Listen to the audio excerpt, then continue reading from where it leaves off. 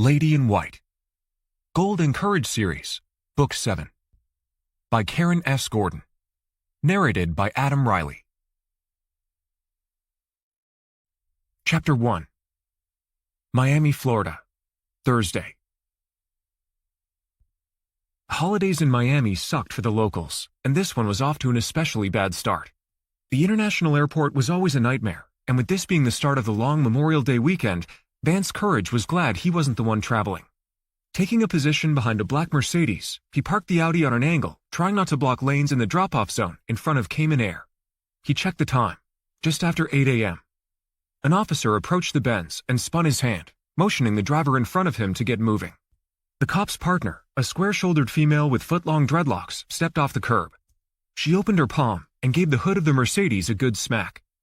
Vance lowered the window to listen in as the driver got out to confront her. Lauren Gold glanced across at him from the passenger seat and shook her head. "I said move it," the woman cop repeated.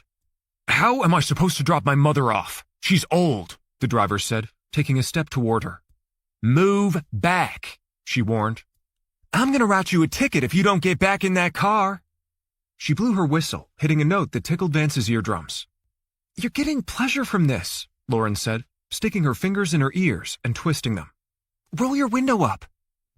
He didn't. He preferred to watch the man cower, plant a hand over each ear, and slink from the female officer. But the crisp morning air was changing quickly and thickening like a sauna. A sweat broke under his shirt. He powered up the window and cranked the AC to low. Welcome to Miami, where if you didn't like the weather, wait 5 minutes. If you didn't like the people, too bad. Lauren's phone rang an odd tone. She held it so he could see the screen, then yelled at it. "You have the wrong number!"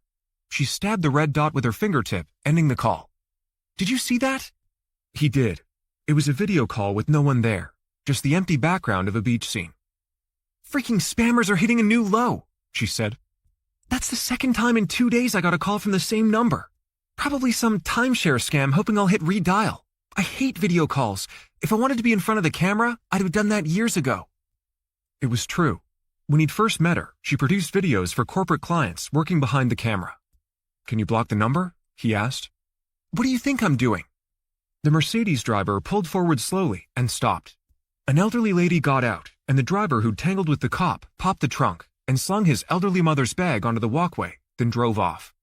Vance swooped in to take his spot. The female cop who'd wrapped the hood of the Benz approached. He rolled down his window. She was about to rip him a new one when she hesitated and flashed a grin. "I'll be damned," she said. "I ain't seen you in, hell, I don't know how long. Heard after you quit the force you went to law school or something." "Something like that," he said. The roots of her dreadlocks had turned salt and pepper since the last time he'd seen her. "I see you're still on the job." "Not by choice," she said, leaning over and peering inside the vehicle. "You dropping someone off?" "I am." "Looks like you're doing okay these days," she said, shaking her head, making a series of sounds. "Shouldn't you be retired by now?" he asked. The driver behind him honked. She sent a clenched fist his way.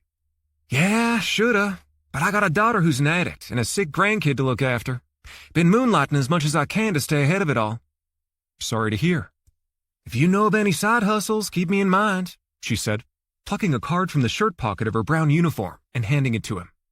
Back in the day, they dubbed her Zoe, a derivative of Haitian Creole meaning hard to the bone, an apt description of Officer Jean Delgado. She slapped the window frame. "Good to see you. I mean it. Keep me in mind." "Will do," he said. "Who was that?" Lauren asked. "I used to work with her." "I got that much," she said, before going back to checking the flight schedule on her phone. He'd driven her Audi instead of his car at her request. What he'd learned later in life than most was the secret to a happy relationship was to figure out what she wanted, then insist on it. Besides, his Porsche 911 had almost no room for luggage. It seemed like Miami was a lot angrier these days. It was a temperamental place before the transplants from New Jersey and New York invaded. With a little luck, they'd tire of the hot summers and hurricanes. He smiled at the thought. Hurricane season was only a month away. Back when he was a homicide detective, before he'd graduated law school, Miami International Airport was a safe zone in no need of off-duty cops. The police who moonlighted back then worked the doors at the discotheques and private clubs and were paid to look the other way when it came to illegal activity. When the drug cartels ran things, it was more lucrative to do business with them than with honest folks. Gunshot wounds were the leading cause of emergency room visits. Dirty cops ripped off drug dealers. Body bags were on back order. The city was so violent, no one in their right mind wanted a job as a police officer. The department resorted to lowering hiring standards. Applicants with misdemeanors made the cut. Record-keeping wasn't as good back then. Rumors swirled about felons graduating the academy. But that was then, and this was now. Lauren was flying to the Caribbean to visit her old friend, Davis Frost. He'd called several times over the last couple of months, trying to sell them on a business venture to launder some of their dirty money through a scuba diving operation. The outfit, Sea Otters, was located on the small island of Little Cayman, located some 130 kilometers east-southeast of Grand Cayman. According to Davis, the British couple who'd opened it 30 years ago were getting on in age and wanted to retire and return home to England to spend their golden years in the fog and rain. It was probably a solid proposition, but when it came to business, he self-identified as a gifted chemist who could turn money into dust. Vance had given the prospect some thought. The business had potential. Little Cayman was remote. It had no military installations or international banks to attract outside attention. Davis's proposal went something like this. Purchase a fleet of small dive boats, hire additional dive masters, and cook the books by claiming tons of fake customers. Vance had been interested enough to Google the business. The pictures on the website were tantalizing. The offer included a luxury villa, though the word luxury was up for debate. Visitors could snorkel and dive year-round. Tourists had contributed dozens of photos and videos of stingrays, sharks, and reef fish. The monster grouper was his hands-down favorite. But none of it hooked him. Scuba diving made him claustrophobic. During the 10 minutes he'd spent thinking it over and looking at pictures, he decided the greatest risk would come from the local population of a couple of hundred people who'd scrutinize them. Unlike the obese, hard-partying, flip-flop-wearing Davis Frost, newcomers like he and Lauren would attract attention.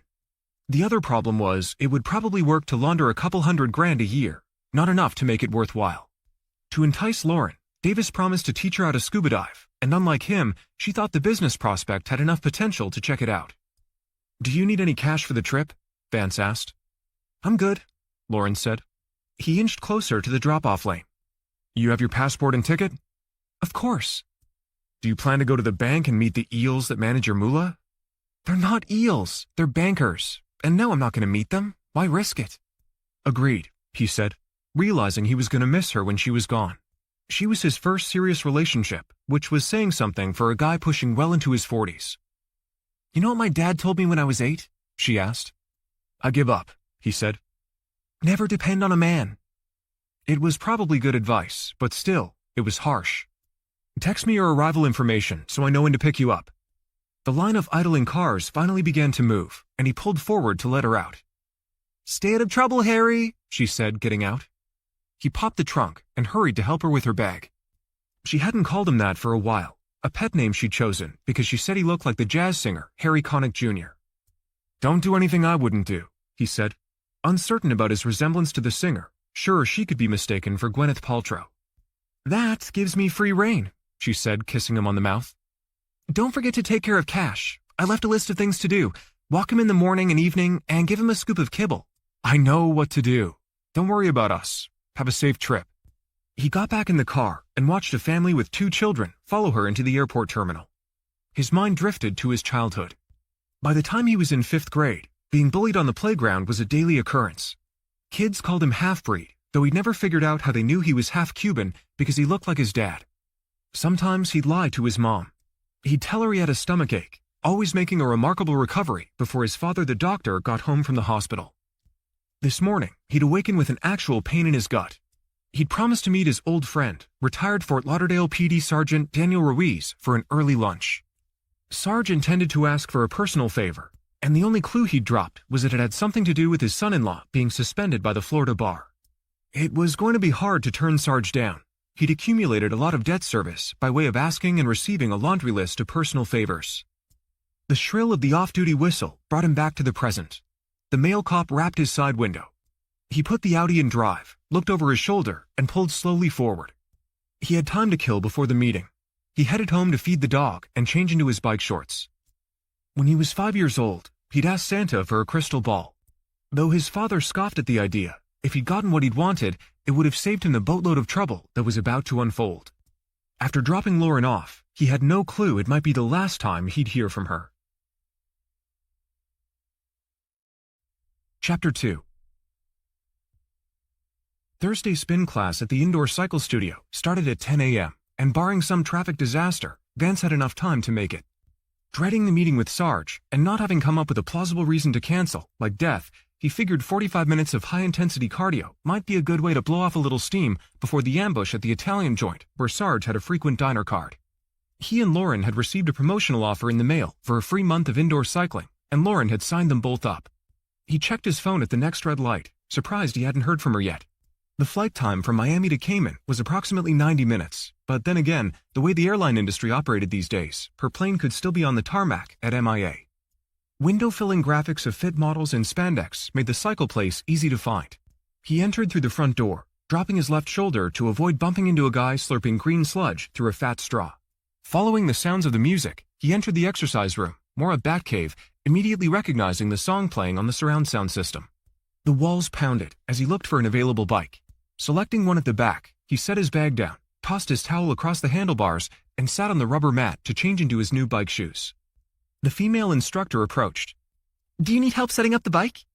"I got it," he said. "But thanks." She tipped at the waist to get closer.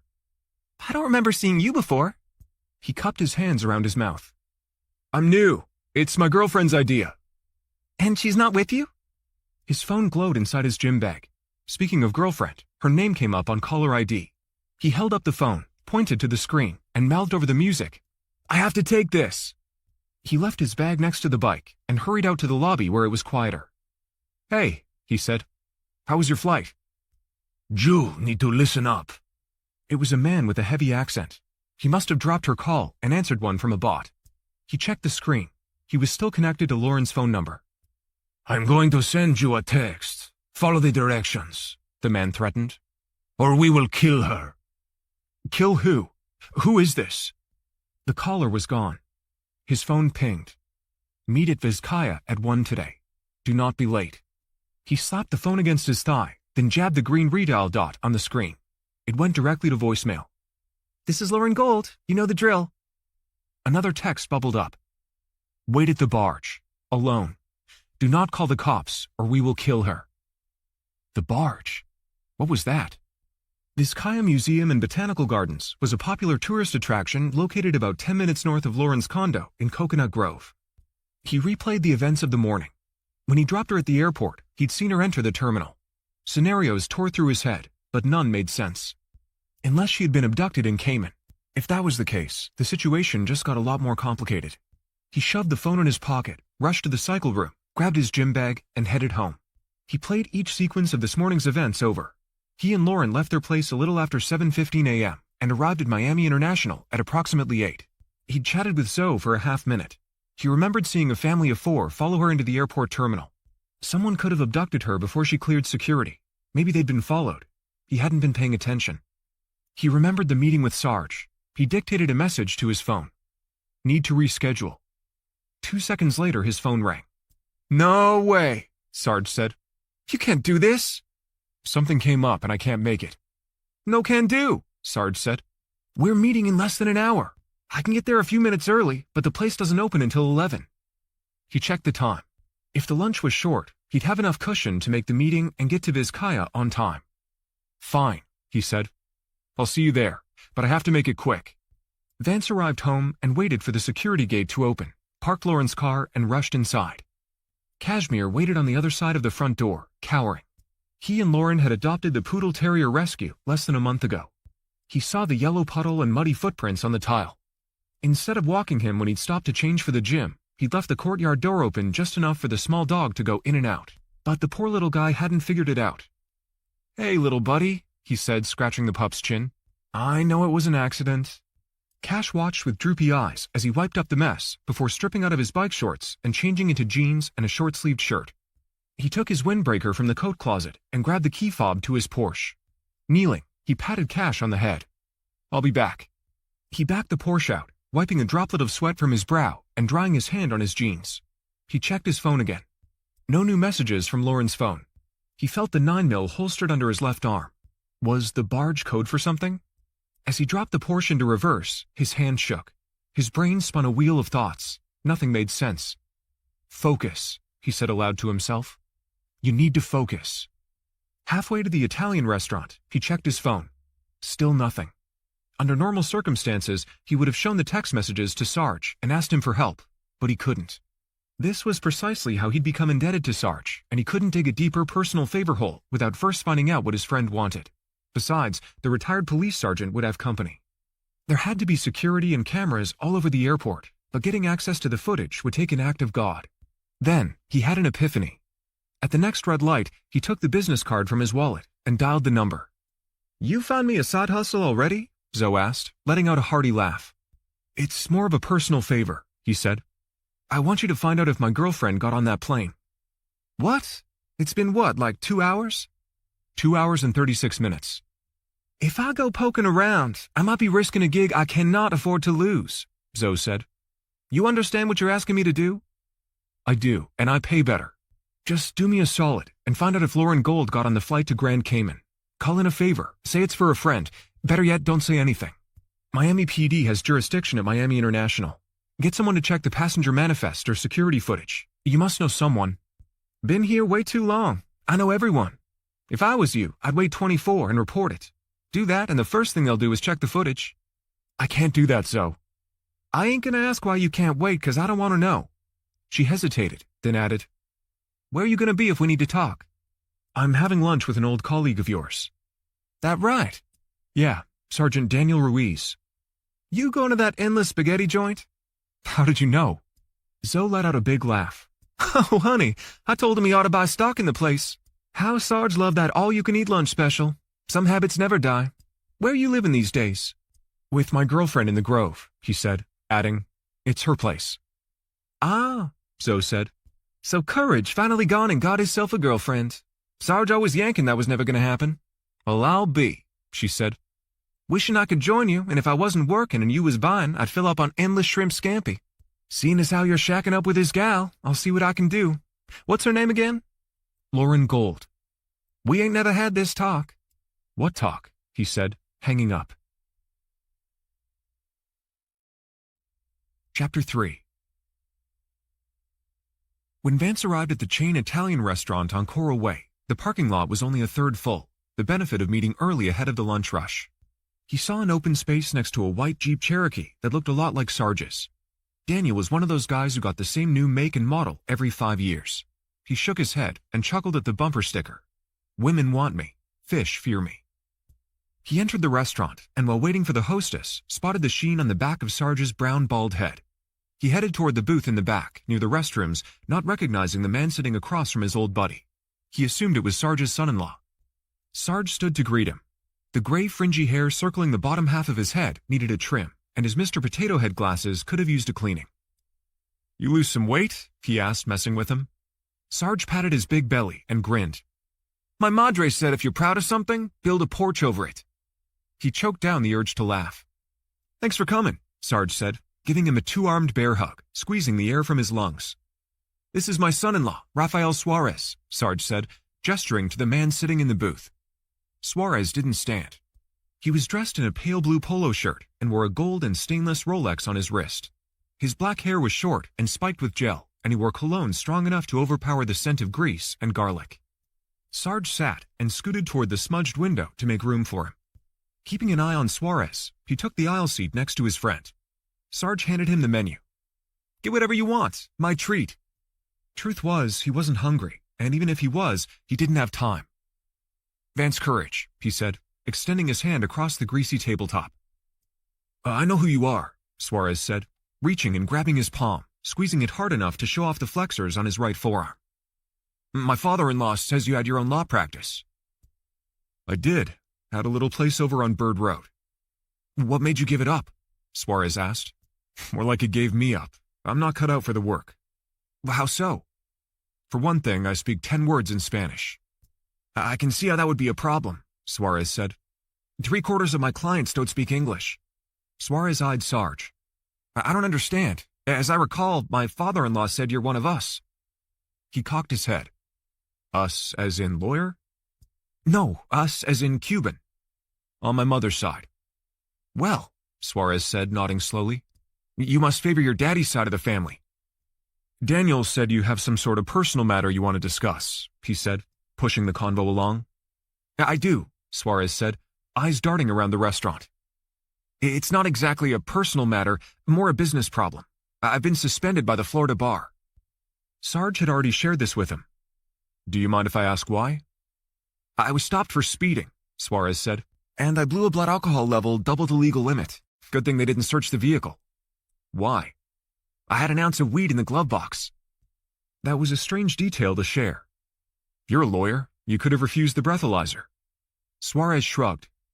There was no point. The cops had body cams, and as much as I'd have liked to get out of it, the video would show me struggling to get out of the vehicle. I can barely remember the field test, even though I didn't think I drank that much. If I refused, they'd have drawn blood at the jail, not to mention the possession charge. He'd been around enough alcoholics to know most of them couldn't remember how much they drank. You could have fought it by demanding a warrant. You would have sobered up by the time a judge signed it. It was Lawyer 101. They could have suspended his driver's license temporarily, possibly up to a year, but it beat a DUI. Chances are it would have been dismissed. I've used my get-out-of-jail-free card already, Suarez said. This is my second DUI. Last one was 16 years ago. If it was less than 5, I'd be facing mandatory jail time and a felony. Good thing the judge is a golfing buddy. I got a nudge from the judge. A nudge to do what? He asked. Go to rehab, do community service, pay the fine. Do you have any idea how much a felony and a stint in prison could screw up my life? I do, he said, checking the time. You need to be somewhere? Suarez asked. Sarge side-eyed him, acknowledging the talk they'd had earlier this morning. I'm listening, he said. I agreed to plead it down to a misdemeanor, Suarez said. What's important now is to keep the matter private. The worst part is the Florida bar suspended me for 30 days. What's any of this have to do with me? Sarge cut in. It sounds worse than it is. Ralph was just out having a little fun. It was Easter, and who isn't out enjoying themselves, right? He was just driving in the wrong place at the wrong time. Easter? What was he doing? Searching for eggs and found a bottle of scotch instead? For a retired cop, Sarge was like anyone. His judgment was impaired when it came to family matters. The Florida bar is forcing me to do 30 days of inpatient rehab before they'll reinstate me, Suarez said. After I graduate rehab, I'll be back to work like it never even happened. What do you get at graduation? An autographed bottle of Jack Daniels? Sarge took umbrage. Is that supposed to be funny? It was supposed to be funny. He stared at the laminated menu with splats of fossilized food. The purpose of the meeting was beginning to take shape. Sarge laid his menu down and studied him, looking for a reaction to the news of his son-in-law's DUI and suspension. He kept a poker face. It didn't take much of an effort, because between being an ex-cop and a washed-up lawyer whose girlfriend had just been abducted, he was numb. When I was in law school, he said, I had a classmate who wanted to be a police officer. Is there a punchline? Suarez asked. The academy rejected him because he had a felony conviction for heroin. His parents did everything they could to get the charges dropped, but couldn't. He applied to law school instead. Today, he's a judge. Imagine that. Not approved to make a traffic stop, but approved to preside over people's lives. It's strange, don't you think? Suarez shrugged. My father-in-law said you're the right man to cover for me while I'm gone. I need someone I can trust. The lawyer leaned in and spoke softly. Someone with discretion. I heard you were a heck of a plaintiff's lawyer. It doesn't matter if I'm F. Lee Bailey reincarnated. I'm not your guy, he said, fish-eyeing Sarge, who twisted the fake diamond pierced into his right earlobe. I told you, I don't speak the right language. I have people, Suarez said, and the language won't be a problem. Look, I'd like to help you out, but I can't. I'm not sure my law license is active. I had my office check, Suarez said. Your license is current, and you're good to go. I plan to make it worth your while. It'll be low-key. Keep my clients happy until I come back. It's a part-time gig. Just cover the basics. File motions for continuances, and if you can't get delays, appear in front of the judge and find creative ways to buy more time. You know the drill. The courts are clogged. Dump documents, reschedule, do whatever you have to do to get continuances. He looked at Sarge. He'd never seen him so stone-faced. If he agreed to do this, which was becoming increasingly impossible to avoid, any debt service to Sarge would be wiped out now and forever. What did you tell your clients? A male server with turquoise hair appeared at the table, interrupting. Are you gentlemen ready to order? We're still looking at the menu. Suarez said, waiting until the waiter was out of earshot before continuing. I'd rather not have to tell them anything. Most clients don't want a drunk for a lawyer. Is that what you are? A drunk? He asked. Sarge's brow folded into horizontal rolls of flesh. No, he said, in a tone bordering a growl. Like I told you, Ralph was in the wrong place at the wrong time is all. That's what the drunks usually said, not their retired cop in-laws. His radar went higher, and he made a mental note. Maybe Sarge was embarrassed. Denial was a security blanket that kept people from the truth until they were ready to deal with it. On the other hand, he'd never known Sarge to be willfully blind. But he was human. The situation involved family. Suarez was the father of Sarge's 2 granddaughters, and Raphael was trusting his father-in-law with something highly confidential, and Sarge was trusting him. There was a saying about the direction sewage flows. It's okay, Ralph said to his father-in-law before addressing him, ignoring the "are you a drunk" question. You wanted to know what I told my clients? I haven't told them anything, and when the time comes, they'll be told that I took a leave of absence because my wife had a medical emergency. On top of being a drunk, Suarez was a liar. On the other hand, that pair of character flaws often went together. You said 3/4 of your clients speak Spanish. My crack paralegal Lola is fluent in English and Spanish and can brief you on everything. She knows every case file and client, and she's an ace at keeping things running. She can handle anything that doesn't require a lawyer. That's not true. She can handle anything a lawyer can, but she's not licensed, and that's why I need you. I also have a part-time investigator, Franco, who can pitch in. Sarge leaned sideways and spoke directly into his ear hole. You owe me courage. It was true. He owed him big time. Let me think about it. What's to think about? Sarge said. Ralph doesn't have time for you to think about it. He has to leave for rehab at 5 o'clock tomorrow evening. How many times have you asked me for help? And how many times have I asked you for anything in return? Ambushing him at the last minute was a strategy. Sarge knew if he gave him enough time to think about it, he'd have found a way out. Time kills deals. He'd rather drive a honey wagon on spring break, slurping sludge from porta potties with a fat hose on an unseasonably hot day than spend another minute in court. But, Sarge was right. He owed him. How many cases do you have, and how many are set for trial over the next 30 days? He asked Suarez. I have about 50 files in various states of litigation. I have a couple of probates, 3 or 4 divorces. You know how the deep pocket cases go. The insurance companies are always finding ways to delay. Deep pocket was code for anyone worth suing, regardless of how frivolous the case was. It was true. If they settled too quickly, it sent the wrong message. Plus, lawyers working for the insurance companies lived for billable hours. I have one case that'll settle while I'm out, Suarez said. I'll give you my contingency fee, 40% of 200 grand. That's a lot of clams for a month of part-time work. It was good money, but he didn't need it. More importantly, it meant Sarge hadn't shared his financial well-being with his son-in-law. Only a handful of people knew about his offshore bank account, and Sarge was one of them. What about your investigator? You said he works part-time. That's right. Lola will handle him, Suarez said, plucking the corner of the plastic menu with his thumbnail. What's that supposed to mean? He asked. Suarez didn't answer. Every muscle from the waist up felt like an overstretched rubber band. He placed his elbow on the table, cupped his chin in his palm, and massaged his lower jaw with his fingers. I guess I should look at the upshot, he said. Which is? Suarez asked. You didn't ask me to hire a hitman to kill your wife. Sarge's head snapped back, and his eyes narrowed.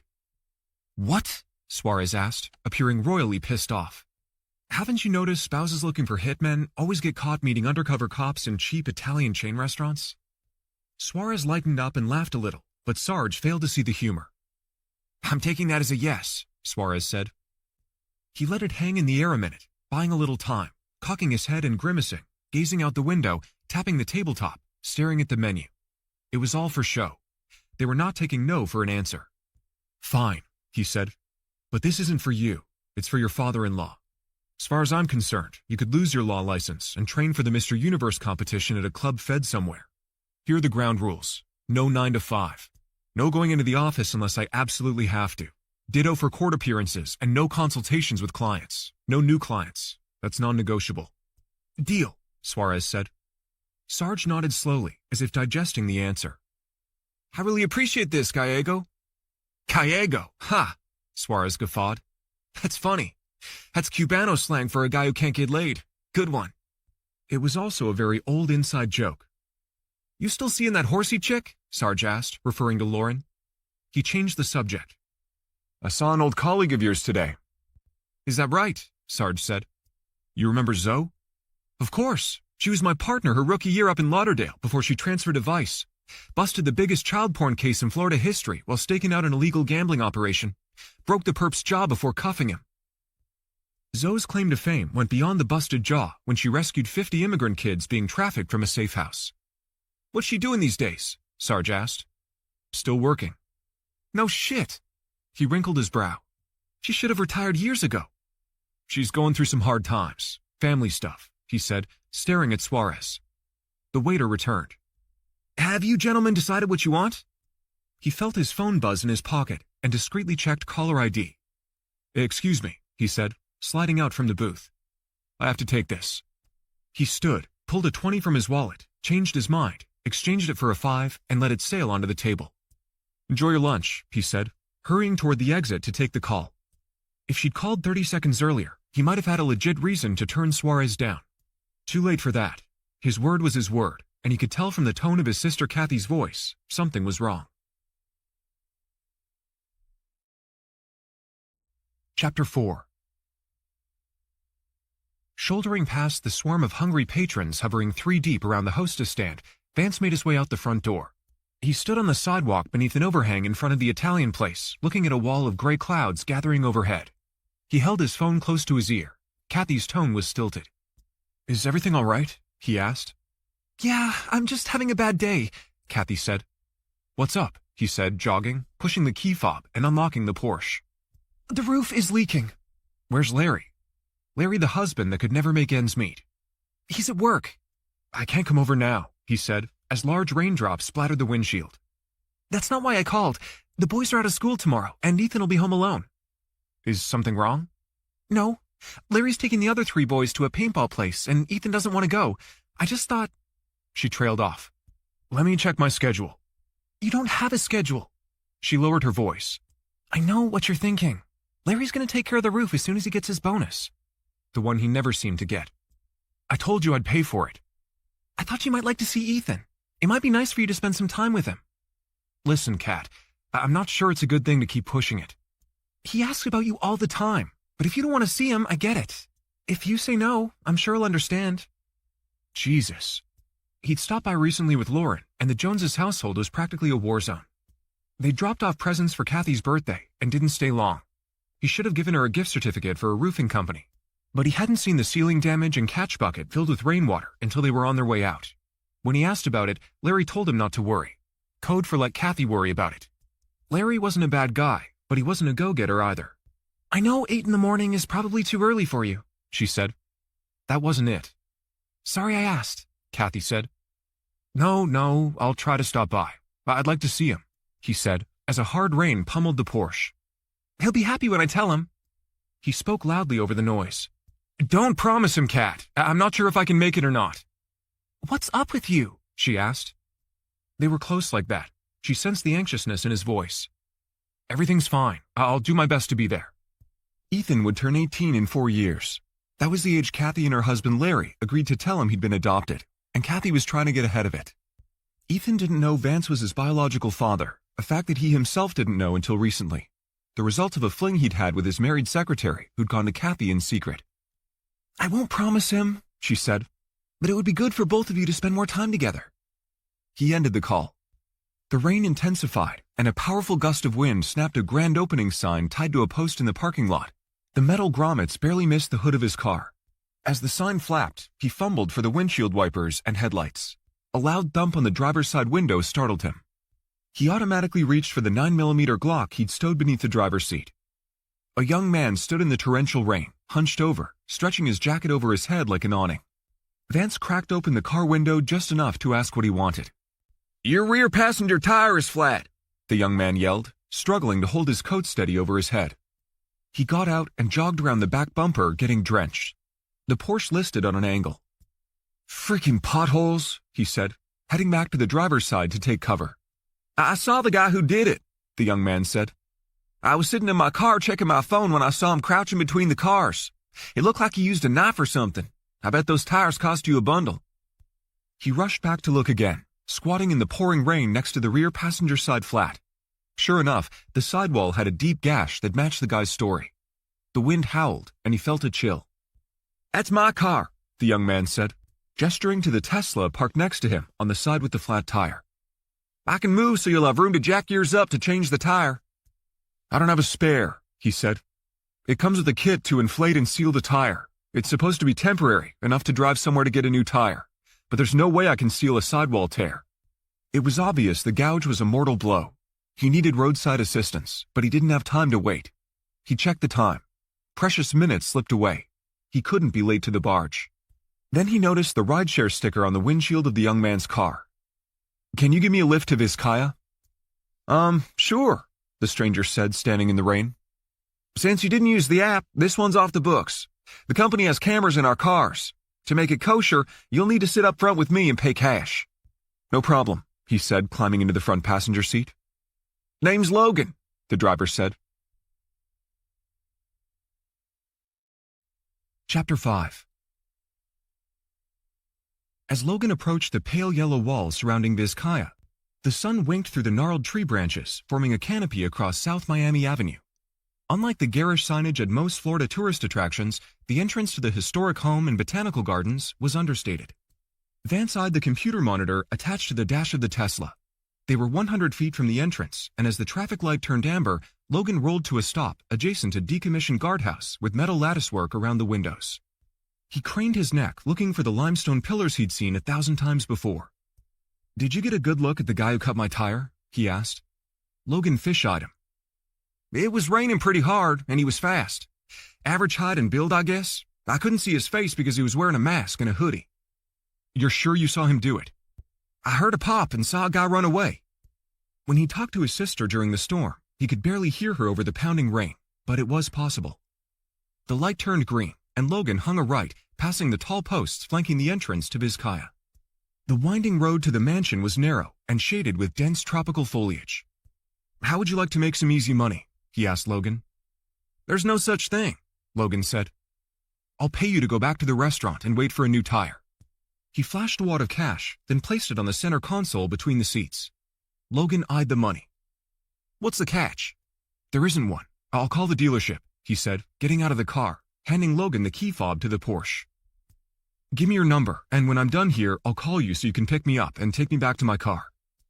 "You got business here or something?" Logan asked. "Something like that," he said, rattling off his mobile number as Logan entered it into his phone. A few seconds later, his phone rang with a call from the rideshare driver. "I bet the Porsche people will be there by the time you get back to the restaurant," he said, saving Logan's number in his contacts list. As Logan turned the Tesla around, he trotted alongside the vehicle, trying to get his attention. Logan powered down the window. "Do me a favor," he said. "If anyone asks what happened, tell them you don't know. If they ask for ID, say you're my cousin or something. Call me only if you need to." "No problem," Logan said, lifting his right hip to stuff his wallet in his pants pocket. The edge of a silver object stuck out from under his thigh. "I'll call you when I'm ready," Vance said. Beelining past mazes of geometric hedges and life-size nude stone statues covered with moss, he called the Porsche dealer and reported the flat. They promised to send someone right away to replace it. The sun was out, and the walkway shimmered from the recent rain.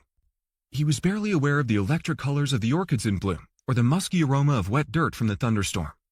In the distance, he zeroed in on a large group of people milling in the shade beneath the portico. He approached the mansion, a sprawling 2- and 3-story Baroque-style estate with a red clay roof. It was more impressive in person than in the photos he'd seen on the net. He joined the line of tourists waiting to pay admission, inhaling the salty air wafting from the bay. On high alert, he watched as throngs of visitors chatted and pointed, admiring the meticulously manicured gardens and endless architectural details. Weaseling his way to the front of the line, he ignored the dirty looks and searched for metal detectors.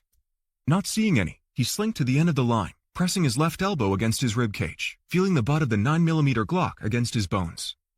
He clenched his fists in his pockets and stretched his neck from side to side as the line inched forward, then checked the time.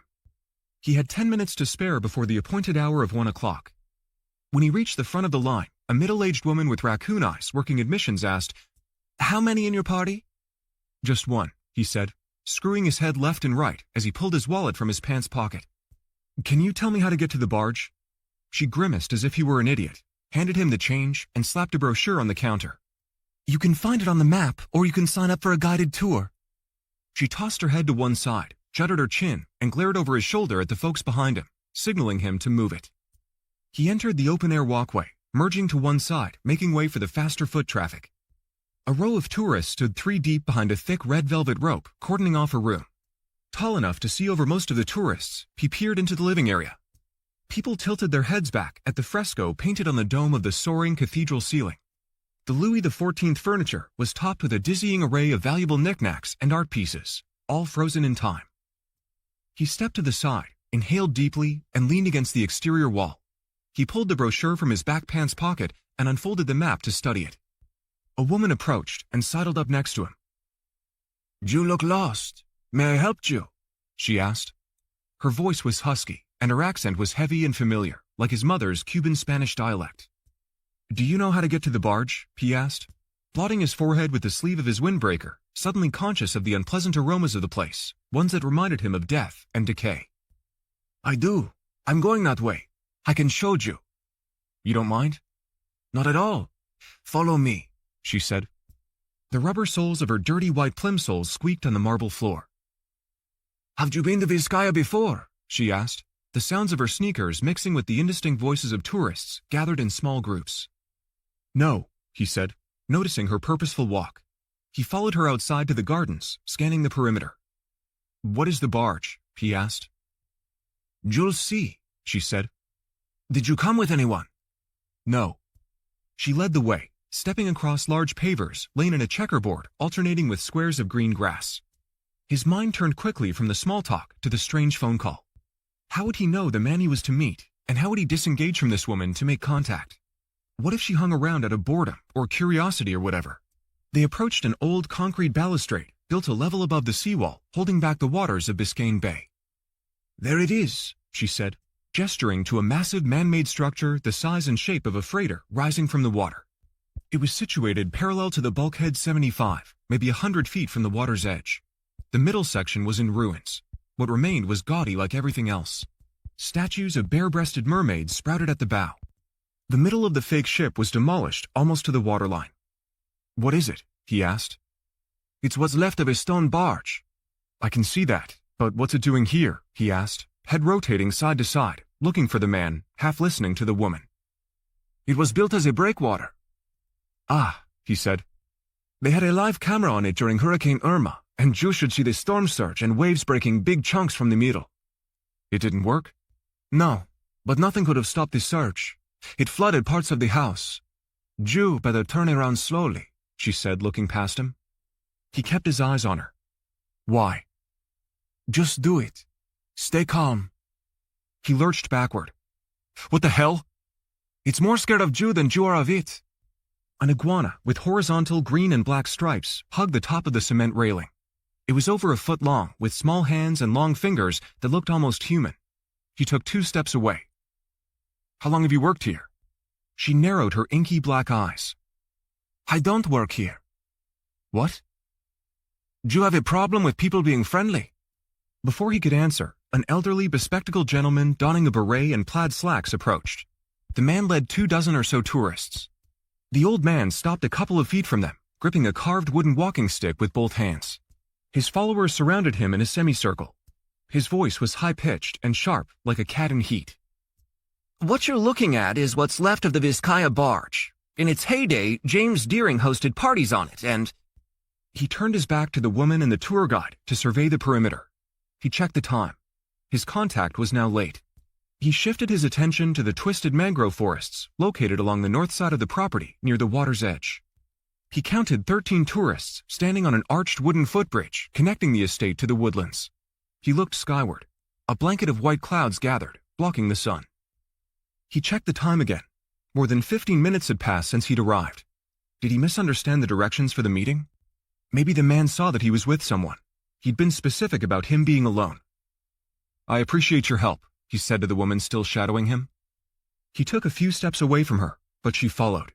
For God's sake, didn't she have something better to do? She'd been helpful so far, but now she was in the way. He stopped and leaned against the railing, clenching his teeth, thinking of ways to get rid of her. The old guide chattered in the background.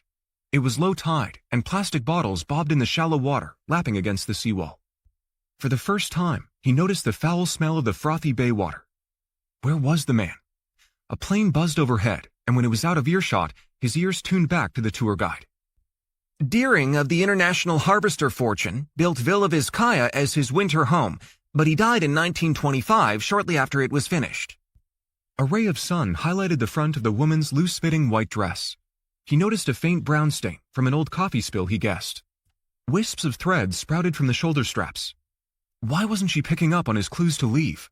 His phone pinged in his pocket. Using one hand to shade it, he read a text message from Lauren's phone number. Look for the arch at 3 o'clock. Using the hands of an imaginary clock for directions meant the stranger had eyes on his position. He looked to his right and spotted a brick archway in the distance, beyond the footbridge. A silhouette stepped out into a small clearing in the dense woodlands. The stranger's face was obscured by the forest shadows. He calculated the distance to be about a half a city block from where he stood. The man raised his hand in the air. He shaded his eyes and squinted to see better, but in low light at 500 feet, he couldn't make out any details. But the thing he held in his hand glowed in the dim forest. I hate to be rude, he said to the woman, but I have to go. He spun and rocketed on foot toward the woods, shouldering people, apologizing as he skimmed the tour group. He bolted past pockets of distracted tourists, startling them. He'd noticed the pop-up farmer's market when he'd arrived, and zigzagged on foot along the walkway between the portable tents with vendors and tourists milling around the folding tables. As he turned the corner toward the path leading to the forest, a young mother pushing a navy blue baby stroller crossed in front of him. He cut hard left to avoid T-boning the infant, bumping into a wedding photographer hovering over the lens of a camera, almost knocking him over. The photog grunted. Asshole! The groom yelled at him. Sorry, he shouted over his shoulder, spooking a flock of roosting seagulls that launched vertical and swooped horizontal over the bay water. He had eyes on the limestone archway in the distance, where he'd spotted his contact and sprinted toward it. By the time he reached the opposite side of the footbridge, he'd lost sight of him. He felt his phone vibrate in his pocket. He read the message. The lady in white is your contact. Do what she says if you want to see your girlfriend alive. He stopped, out of breath, and held the wooden railing of the bridge for balance. The side he was on opened to a shaded tropical jungle, and the man who taunted him was nowhere in sight. He sprinted into the forest, eyes darting, head twitching, before he stopped beneath the canopy of an old oak. He bent over, gripped his knees, and panted. He looked at the text message again, then tapped the gray dot with Lauren's initials at the top of the screen, redialing the number. He heard a phone ringing. He felt for the 9mm, his shoulder muscles tightening as he drew it. Crouching, he followed the narrow sandy footpath, soggy leaves and palms squashing beneath his shoes. Heading toward the small clearing where he'd first spotted the man, he stopped to listen. On the 6th ring, the mystery phone went to Lauren's voicemail. He redialed and cupped his right ear to tune into the sound. He saw something glowing in a pile of decaying palm fronds. He picked up the phone and tapped the red button to end the call. It was bare bones with a solid blue screen, no apps. A burner. He dialed Lauren's number again from his phone. The one he'd just found rang in his hand. He stared at it. How could this be? He stuffed both phones in his pants pockets and jogged toward the bridge leading back to Vizcaya. People standing on both sides cleared a path and glared at him. Heading back to the barge to find the woman in white, he stopped near the base of the footbridge to regroup. Hey! The still photographer yelled, hands funneled over his mouth. You're in my shot! The groom turned and flipped the bird at him. His betrothed, a buxom woman wearing a low-cut satin bridal gown with breasts billowing like blooming dough, rotated on her heels.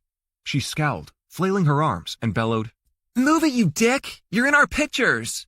He raised both hands with open palms in an apology and headed back to look for the woman in white. When he arrived at the same spot, the old tour guide and his followers were gone, but the lady was there, standing alone, gazing at the bay. As he approached her, a lone seagull dive-bombed a group of tourists, forcing them to scatter and duck for cover. I am your contact. Give me that phone. She held her hand out. Why didn't you tell me up front? You need to know I don't work alone. Her tone hardened. Give it over. I'll give it to you as soon as you tell me what you want. I speak for Damas de Blanco. Who? He asked, gritting his teeth, surveying the perimeter. He was exposed from every angle, a sitting duck. The stranger who dropped the burner could still be out there somewhere. If something went down, there were dozens of tourists who'd be witnesses, but that guaranteed nothing. They'd scatter at the first sign of trouble. He moved closer to the woman. She backed away from him as she repeated herself. Damas de Blanco. I don't speak Spanish. He took another step toward her. She stepped back. You're joking, she said, eyes narrowing. No. Your name is Vance Courage. Your mother was born in Cuba and left after the revolution. Your aunt and your uncle Tony fled the homeland with her. Your uncle is an FBI fugitive. He's in Panama now. You used to be a cop before you went to law school. Should I go on? She asked, lifting a delicate silver crucifix hanging from a thin chain around her neck. She twirled it between two fingers before releasing it where it disappeared into the soft V between her breasts. A tsunami of adrenaline flooded his system. Who are you? He said, fighting the impulse to grab her by the neck. He reached inside his jacket and walked his fingers up inside his windbreaker until he felt the hard polymer grip of the Glock holstered under his left arm. Don't be stupid, she said, folding her arms across her chest. You don't know how many of us are here. She was right. He didn't know. Relaxing his right hand, he slowly lowered his arm to his side where she could see it, then hooked both thumbs through the belt loops of his jeans. If you hurt her, I'll kill you. Meet our demands, and you won't have to worry. What are your demands? He asked, sucking saltwater air through his nose, inflating his lungs till they hurt. Her smile sent a chill down his spine. Your fat American friend in Grand Cayman has a big bank account and a bigger mouth. Do you know the expression, loose lips sink ships? For you, loose lips bragging about rich friends will cost you a fair share of your stolen dinero. He stared at the waterline, at the ugly, crumbling cement ship rising from the bay waters. Does the name Monkey Morales ring a bell? She asked, cocking her head ever so slightly. The hair bristled on the back of his neck. Morales had been dead for decades, shot in a bar fight, and died in a local hospital. It had been a big news story. When karma caught up with certain characters from Miami's sordid past, there had been a visceral euphoria that permeated the city. Like when terrorists and serial killers are caught. From suburban neighborhoods to newsrooms, the death of Monkey Morales evoked that sort of cause célèbre. He stared at the wave of charcoal clouds erupting offshore to the east. Whitecaps churned along the tops of choppy waves, breaking against the fake barge before lapping at the seawall. What's Morales have to do with kidnapping my girlfriend? He wants what Jews stole from him. Chapter 6. She had her facts wrong. He'd never stolen a red cent from Ricardo Morales. Maybe the dinero you and your friends took might help you remember. El Mono wants it back. That was one of the 5 words he knew in Spanish. Dinero equaled money. He hadn't stolen it. He and Lauren had been fairly compensated for helping salvage drug cash purported to be hidden in the hull of a powerboat sunk offshore in the 1980s. The loot was hidden inside the hull of a boat all right, but the rumor it was offshore in Key Biscayne wasn't accurate. It was true he and Lauren had been handsomely paid, but so had others. El Mono, the monkey in Spanish, had nothing to do with it. Not now, not then. Damn Davis Frost and his fat mouth. If you want to see your girlfriend alive, give me that phone, now. He hesitated, then handed it over. The counter-revolution is coming, and El Mono needs his dinero. This was beyond nuts. What counter-revolution? Don't call me. I called you, she warned. Don't think about following me unless you want to get yourself and your girlfriend killed. You wait here for 15 minutes before you leave. You follow my directions, and your girlfriend will be okay. Understand? He could hear his heart beating. When will you call? By this time tomorrow. Wait 15 minutes, she said. You try to follow me, and we put a bullet in her cabeza. Do you understand me? I do, he said, watching her disappear in the crowd. He couldn't think for a moment. The days of El Mono were a distant memory. He leaned against the cement balustrade, recalling what he knew about Monkey Morales. There was his appearance, of course. Big ears, even bigger teeth. If he were still alive, which he wasn't, he'd have to be in his late 70s, early 80s. Years ago in his prime, he was an enigma in the strictest sense of the word.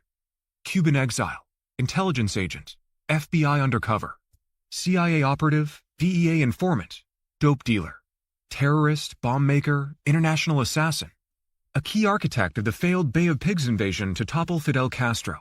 suspected enemy of Castro's Cuban government, but no one really knew for sure what side he'd been on. If information on the internet was to be believed, Monkey was a master planner for Operation 40, a U.S. government-funded group of international assassins.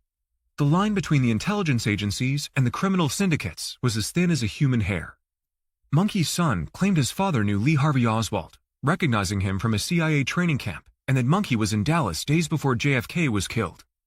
Rumor had it he told his son he had nothing to do with the assassination and that he'd been deployed by the CIA as part of a cleanup crew in case something went wrong. Every Cuban counter-revolutionary with a checkered past claimed to be 6 degrees removed from the killing of the American president. He'd seen El Mono for the first time at the Hotel Mutiny. There was a time when the Cuban and Colombian drug cartels ran the biggest drug trafficking operation in American history out of the swanky upper deck. More recently, the era of the cocaine cowboys had experienced a renaissance by way of popular culture. A streaming channel had released a series based on Griselda Blanco depicting the narco godmother as a Hotel Mutiny VIP, holding court behind velvet-roped stanchions. What a load of crap.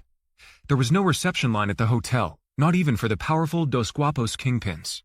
Traffickers were discreet, placing a gold paper Burger King hat on the table to signal a big shipment of cocaine had arrived from Colombia. In historical reality, the gatekeepers at the Mutiny denied Griselda access to the private club. They saw her as a low-class operative with a lust for violence. While it seemed nuts now, it didn't seem strange then to see drug traffickers and gun runners rubbing shoulders with local law enforcement and U.S. intelligence operatives. Monkey was a regular at the hotel. He spent late nights hanging out at the upper deck, snorting blow, flashing wads of cash, orbiting Dos Guapos. Miami's most powerful cartel, Dos Guapos, was run by a pair of Cuban-born high school dropouts, Chago Marino and his partner Tony Famosa. Tony also happened to be Vance's uncle. But like most things from that era, even that wasn't true. Tony was a blood relative, but he wasn't his uncle. There was a streaming series about them too, and it was well done. The last Vance had heard about Morales was when news broke in 1983 that Monkey had been shot during a bar fight at a Key Biscayne discotheque. He died days later in a Miami hospital. Described by his attorney as a real-world James Bond, given his reputation as an accomplished assassin and skilled bomb maker, he had more in common with Osama bin Laden than 007. The words echoed in his head. A counter-revolution is coming, and El Mono needs his money. He checked the time. 15 minutes had passed. He jogged toward the open-air market to retrace his steps and work off the adrenaline, wondering about the identity of the man who dropped the burner. He slowed as he approached the photographer whom he'd almost tackled earlier. The guy was packing up. "Excuse me," he said. The young man with a red beard turned around and cocked his head, not looking pleased. Aren't you the dude who pissed off my wedding couple? Sorry about that. I hope I didn't ruin their wedding memories. I wouldn't worry about it. 50% of all marriages end in divorce. Odds it helped my business. It's me that hopes you're not in any of the shots. I'm already going to be stuck photoshopping every picture. She was sweating. Nothing worse than rings of Saturn on the underarms of a bridal gown. If you're in any of the pictures, I'll voodoo curse you for every picture I have to digitally clean up. Can I get your card? You need a wedding photographer? Maybe someday, he said. I'd like to pay you a little something for your time, in case I wrecked any of your shots. Why would you do that? I'm a nice guy. Right, the photog said, laughing. My guess is it has something to do with whatever you're looking for. What? You were chasing something, he said, reaching under a folding table and handing him a business card. Kent Clark's name was printed on heavy white stock with a figure 8 embossed in gold. I bet you get your share of wisecracks. A few, Kent said. It's a bird, it's a plane, it's a wedding photographer. It gets old. He turned away from Kent and studied the background where the bride and groom had stood. It had an unobstructed view to the coastal woodlands where he'd seen the man who dropped the burner phone. He pulled his wallet from his pants pocket, slipped the business card behind his driver's license, and removed several $100 bills. Kent saw what he was doing. Seriously, dude, you don't have to pay me. It's part of the deal. I build it into the price. These days, my clients choose the most touristy places and want me to work around it. You'd be surprised what I've seen in the background. Gophers, men mooning me, guy taking a dump, drug paraphernalia, you name it. It's like those puzzles where you have to find the hidden objects, not to mention the damn weather. He spotted Kent's laptop on the tabletop. I have something else in mind. What? Kent asked, loosening the legs on his tripod. My girlfriend was kidnapped. Kent stopped what he was doing. No shit. That's why I ran through your shot. I was supposed to meet my contact, but he got spooked and disappeared in the jungle over there. How much to upload those wedding pictures to see if you might have gotten a shot of the guy? I don't know about that, Kent said. He glanced around, then dealt a $100 bill on the folding table. Kent continued to pack up his camera gear while watching out of the corner of his eye. He set another 100 down. Kent stared at the money for a moment, but didn't speak. Listen, I'll pay you $500 to help me out. Every minute that goes by, the chances of finding her goes down. He looked around for eyewitnesses, and when he didn't see any, opened his windbreaker. Kent's eyes widened when he saw the gun. If you've got something that will help me, I need a high-resolution copy, that's all. Easiest money you ever made. Yeah, okay, Kent stammered, grabbing the cash and stuffing it in his pants pocket. Kent pulled a wooden bar stool to the folding table. You sit here, he said, while I set things up. A raindrop slapped the tabletop. Crap, Kent said, pushing a hard plastic shipping case under the table and snatching his laptop. Come on, we can work out of my van. Kidnapped, he said. That's some crazy shit. Yeah, crazy shit, he said, following him to a white Ford van in need of a wash. Kent flung open the back doors and climbed in first. The sky opened and a lightning bolt struck. Dozens of tourists milling about the farmers' market shouted as they took cover from the storm. Vendors scrambled, packing their displays. Others carried what they could, sprinting past the van, heading toward the parking lot. As he stepped into the vehicle, he felt a clap of thunder rattle the roof. He squatted and leaned against one side of the interior of the truck while Kent clambered to the front and started the engine. Another lightning strike hit the windshield. He covered his eyes as the sky flashed bright green. Listen, dude, Kent said. I can't do this here. This storm's gonna get worse, and I need to get out of here. I got a long drive home, and my wife's expecting me. The kids are out of school for the holiday, and she's gonna be pissed if I don't get on the road. I'll check the files as soon as I can, and I'll let you know. I promise. You better be good for your word, he said. I used to be a cop, and I'm also a lawyer. He pulled Kent's business card from his pocket. And I know where you live. Unlock your phone and give it to me. What? Just do it. Hurry up. He entered his number into Kent's phone and texted a hello message to himself to save the number. I don't want my money back. I want those pictures. If you don't get back to me ASAP, I'll find you and I'll break more than your camera. No need to threaten me, dude. I have a wife and family. I can't imagine how I'd feel if someone kidnapped one of them. He returned the phone. The photographer's hands trembled as he looked at the screen. Nice to meet you, Vance. I'll be expecting your call, he said, flashing the Glock one last time for good measure. Then he called Logan. As Vance climbed in the Tesla, Logan tossed him a roll of paper towels and handed him the key fob to the Porsche. You were right. The roadside guys were already there waiting when I got back to the restaurant. They put a new tire on. This weather's nasty, Logan said, turning toward the exit leading to South Miami Avenue.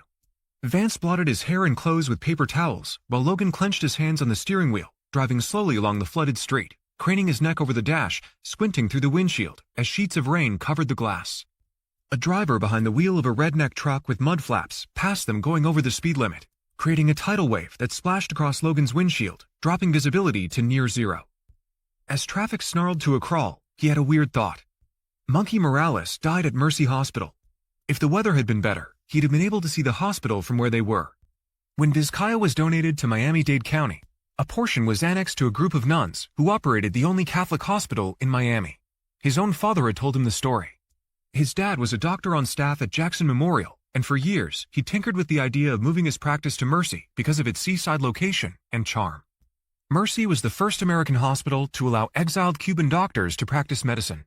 It was the only one offering free medical care to veterans of the failed Bay of Pigs operation. That must have been why Monkey Morales was taken there after he took a bullet. He and Lauren followed a podcast about true Miami crime and had caught an episode with Ricardo Morales' son. He told the hosts after his father was shot, the hospital called to tell his mother that his father was on life support. They had to hurry because the hospital staff was keeping him alive long enough for the family to say goodbye. The son told the story about the priest who waited bedside and of the machine with big blue hoses attached to his father's face and the rhythmical sounds of forced air doing the work of his lungs. At the time, eyewitnesses claimed his mother had made a scene. The younger Morales confirmed that she had to be forcibly removed from the room after screaming that the man on the ventilator was not her husband. Up till now, Vance thought it was a conspiracy theory. Chapter 7. Lauren Gold's flight to Grand Cayman had been eventful. The commuter jet encountered turbulence, and the fellow in the seat behind hers filled 2 barf bags, which left her and other nearby passengers struggling to keep their pretzels down. In the better news department, the flight had landed on time, and the views of the ice-blue water and pearly sand settled her stomach. It had been over a decade since she'd set foot on the island, and she'd forgotten how small it was and how claustrophobic she'd felt during her last visit. Located south of Cuba in the Greater Antilles, compared to Cuba, Grand Cayman was a microdot, 22 miles long and 4 miles wide. Every time she'd seen a hurricane forecasted to hit the island, she'd thought about how there was nowhere to escape the winds and storm surge. While she waited at the gate at Miami International, Davis Frost had texted to remind her that he didn't have a car and had asked her to catch a taxi. He'd sent her a link with directions to a popular local restaurant in Georgetown where they could have lunch together before boarding a charter flight to Little Cayman. She'd opened the link after boarding the plane and had decided on the jerk chicken. "First time here?" the friendly taxi driver asked. "I've been before," she said, "but it's been a long time." "Welcome to Caymankind, where everyone loves the Americans." She smiled at him in the rear view. What they loved were American dollars. The open windows on the taxi invited the balmy weather inside. Being a month away from summer, the days were getting longer and warmer. She stuck her head partway out and glanced up at the cotton balls of white clouds floating beneath a clear blue sky. She hadn't checked her phone since she'd landed, mindful of the nightmares about distracted travelers who'd lost luggage to scammer jammers pretending to be skycaps, and even gotten in vehicles driven by shakedown artists masquerading as cab drivers. Fishing her phone from her purse, she expected to see a message from Vance. Instead, the screen was black. She tapped it, and when it didn't light up, she pressed the start button to bring it back to life. Nothing happened. That was weird. It had worked when she'd left Miami. She was sure she'd charged it last night before leaving, but it had been a hectic morning. Then she remembered the bizarre video call she'd received just before Vance dropped her off at the airport. She recalled the name of the restaurant, and the driver knew his way around, expertly navigating a hilly driveway and letting her out at valet. The place was a converted pink colonial home built on a bluff overlooking the water. She paid and tipped the driver cash for the fare posted on the vintage meter on the dash and entered the restaurant. Davis Frost saw her before she spotted him. He lumbered toward her, flip-flops slapping the white marble floor. "How was your flight?" he asked, widening his arms, pulling her in and giving her a literal bear hug. The wraparound sunglasses hanging from his neck dug into her chest. She gently pushed him away, eyeing him up and down. Though he was dressed casually in shorts and a parrot print shirt, the expression on his face suggested something was wrong. For a grown man who towered over her, she'd always marveled at his facial expressions, which did nothing to hide his feelings. Often, he wore a wide-eyed look of childish amazement. Today his brow was furrowed, strands of wispy white hair hung over his ears, and his pale blue eyes were dull and marred by dark circles. "Are you okay?" He nodded like a grizzly and adjusted the wire-rimmed bifocals on his nose. "You hungry?" he asked. "A little." A waif of a hostess rushed over when she saw him. "Hello, Mr. Frost," she said in a squeaky voice. "Would you like a table for 2? The hostess studied Lauren with an ambiguous look on her face that might have been disapproval, or simply curiosity. "May I get my regular table?" Davis said, reaching into his shorts and handing her a folded 20.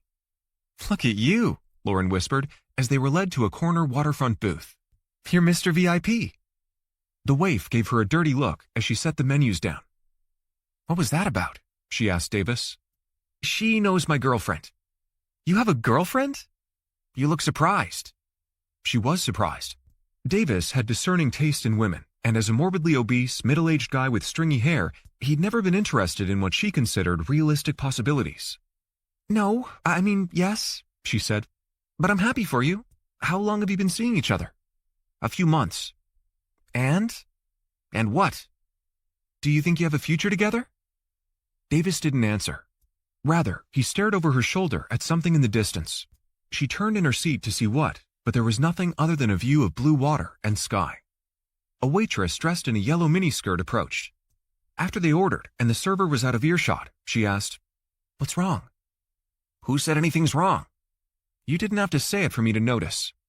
He ducked the question. "How was your flight?" "It was on time." "Best kind," Davis said. "You still didn't answer my question." "Nothing's wrong," he sniped. She'd obviously hit a nerve and would come back to it later. "How do you like living on Little Cayman?" He rolled his beefy shoulders in a display of indifference. "It's quiet." His cavalier response wasn't what she'd expected.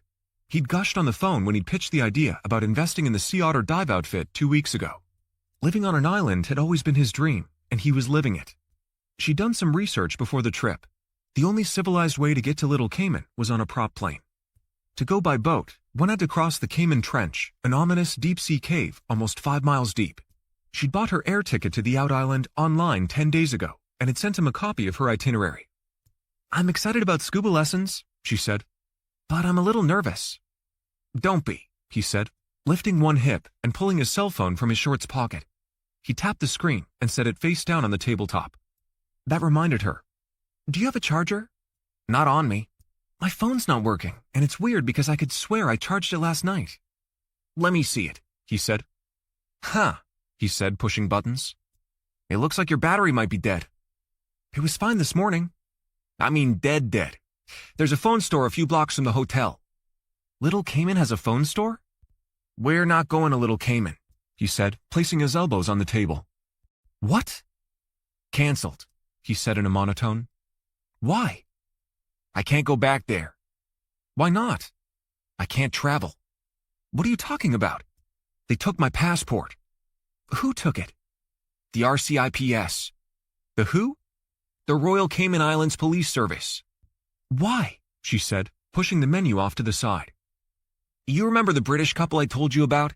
The ones who want to sell the dive shop?" "Of course." "They're missing." "But what do you mean missing?" "They disappeared." "To where?"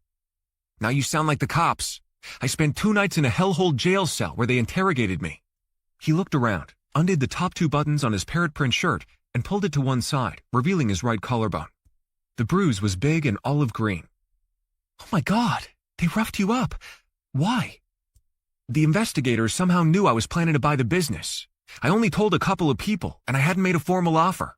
I've been racking my brain trying to think of anyone who'd want to hurt the owners, and I can't come up with anything.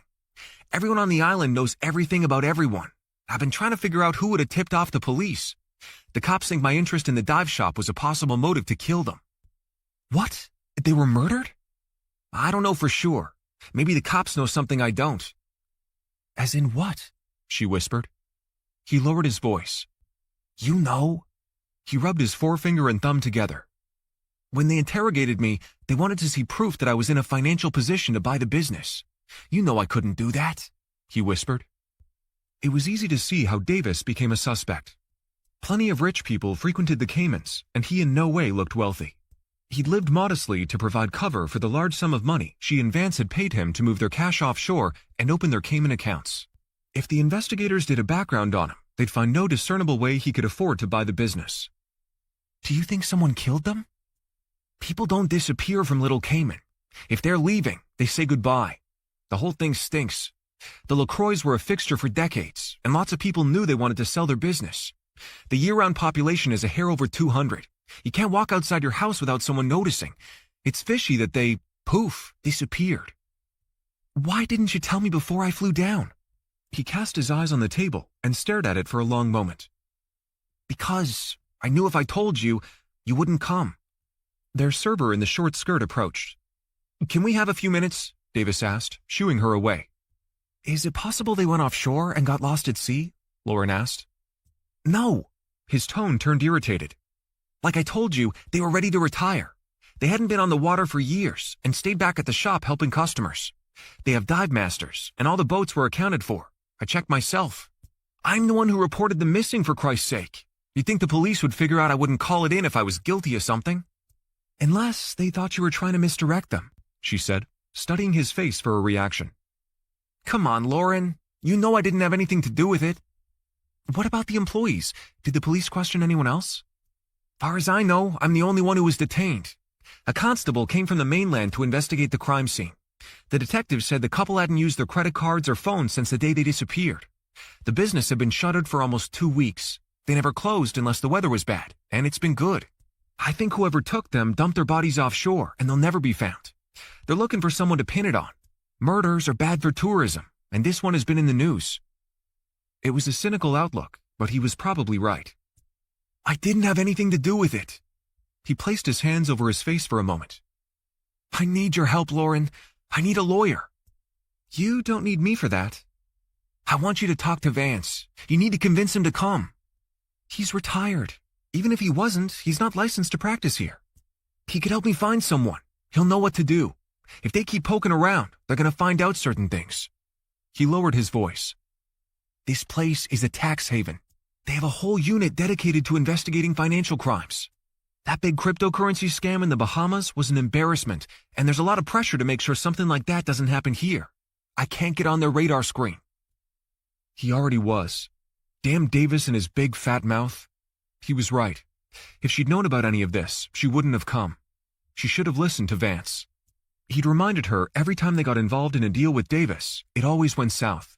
She defended him, reminding Vance that without him, they wouldn't have been able to move tens of millions of dollars in cash to Cayman. If Davis had been honest with her, she might have been willing to help him while she was still in Miami.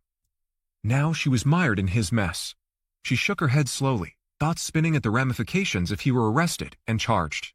Local police would be surveilling him, and by now they were watching her too. She and Vance had interests to protect, ones they'd worked very hard to keep secret, ones if revealed could be prosecuted as crimes. I hacked your phone, Davis said, looking sheepish. What? Why would you do that? I'm sorry, he said.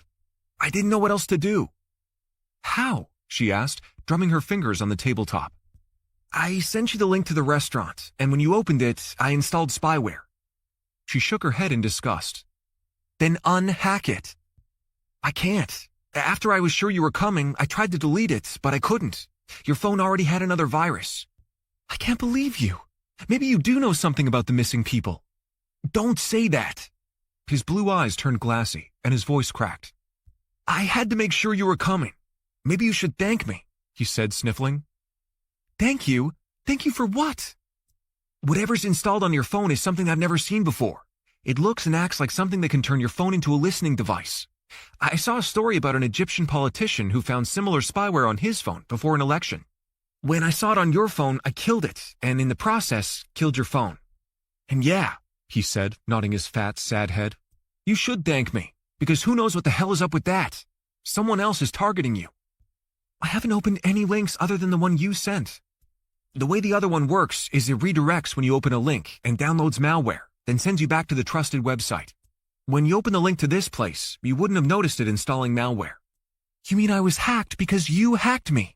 Damn you, Davis, I can't believe this. I didn't mean for you to get mixed up in it, I swear. But I don't have anyone else I can turn to. There's this woman.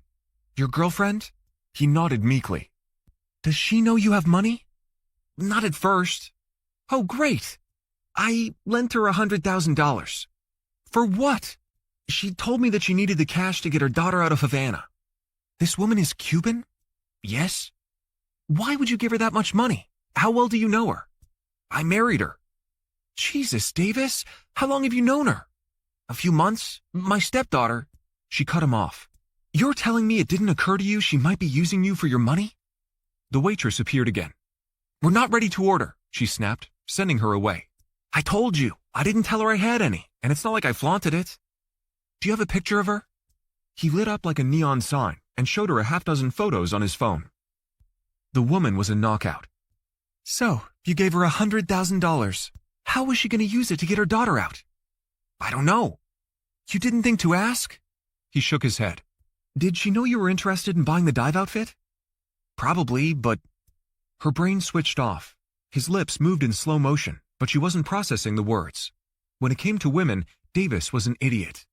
The question running through her head now was whether he'd compromised her and Vance in the process. Davis likely told his wife that she'd be traveling from Miami to visit him, and the reason for the visit. Davis was a notorious oversharer, and if he was high on lust or testosterone or whatever, there was no telling what he'd leaked in the way of confidential information.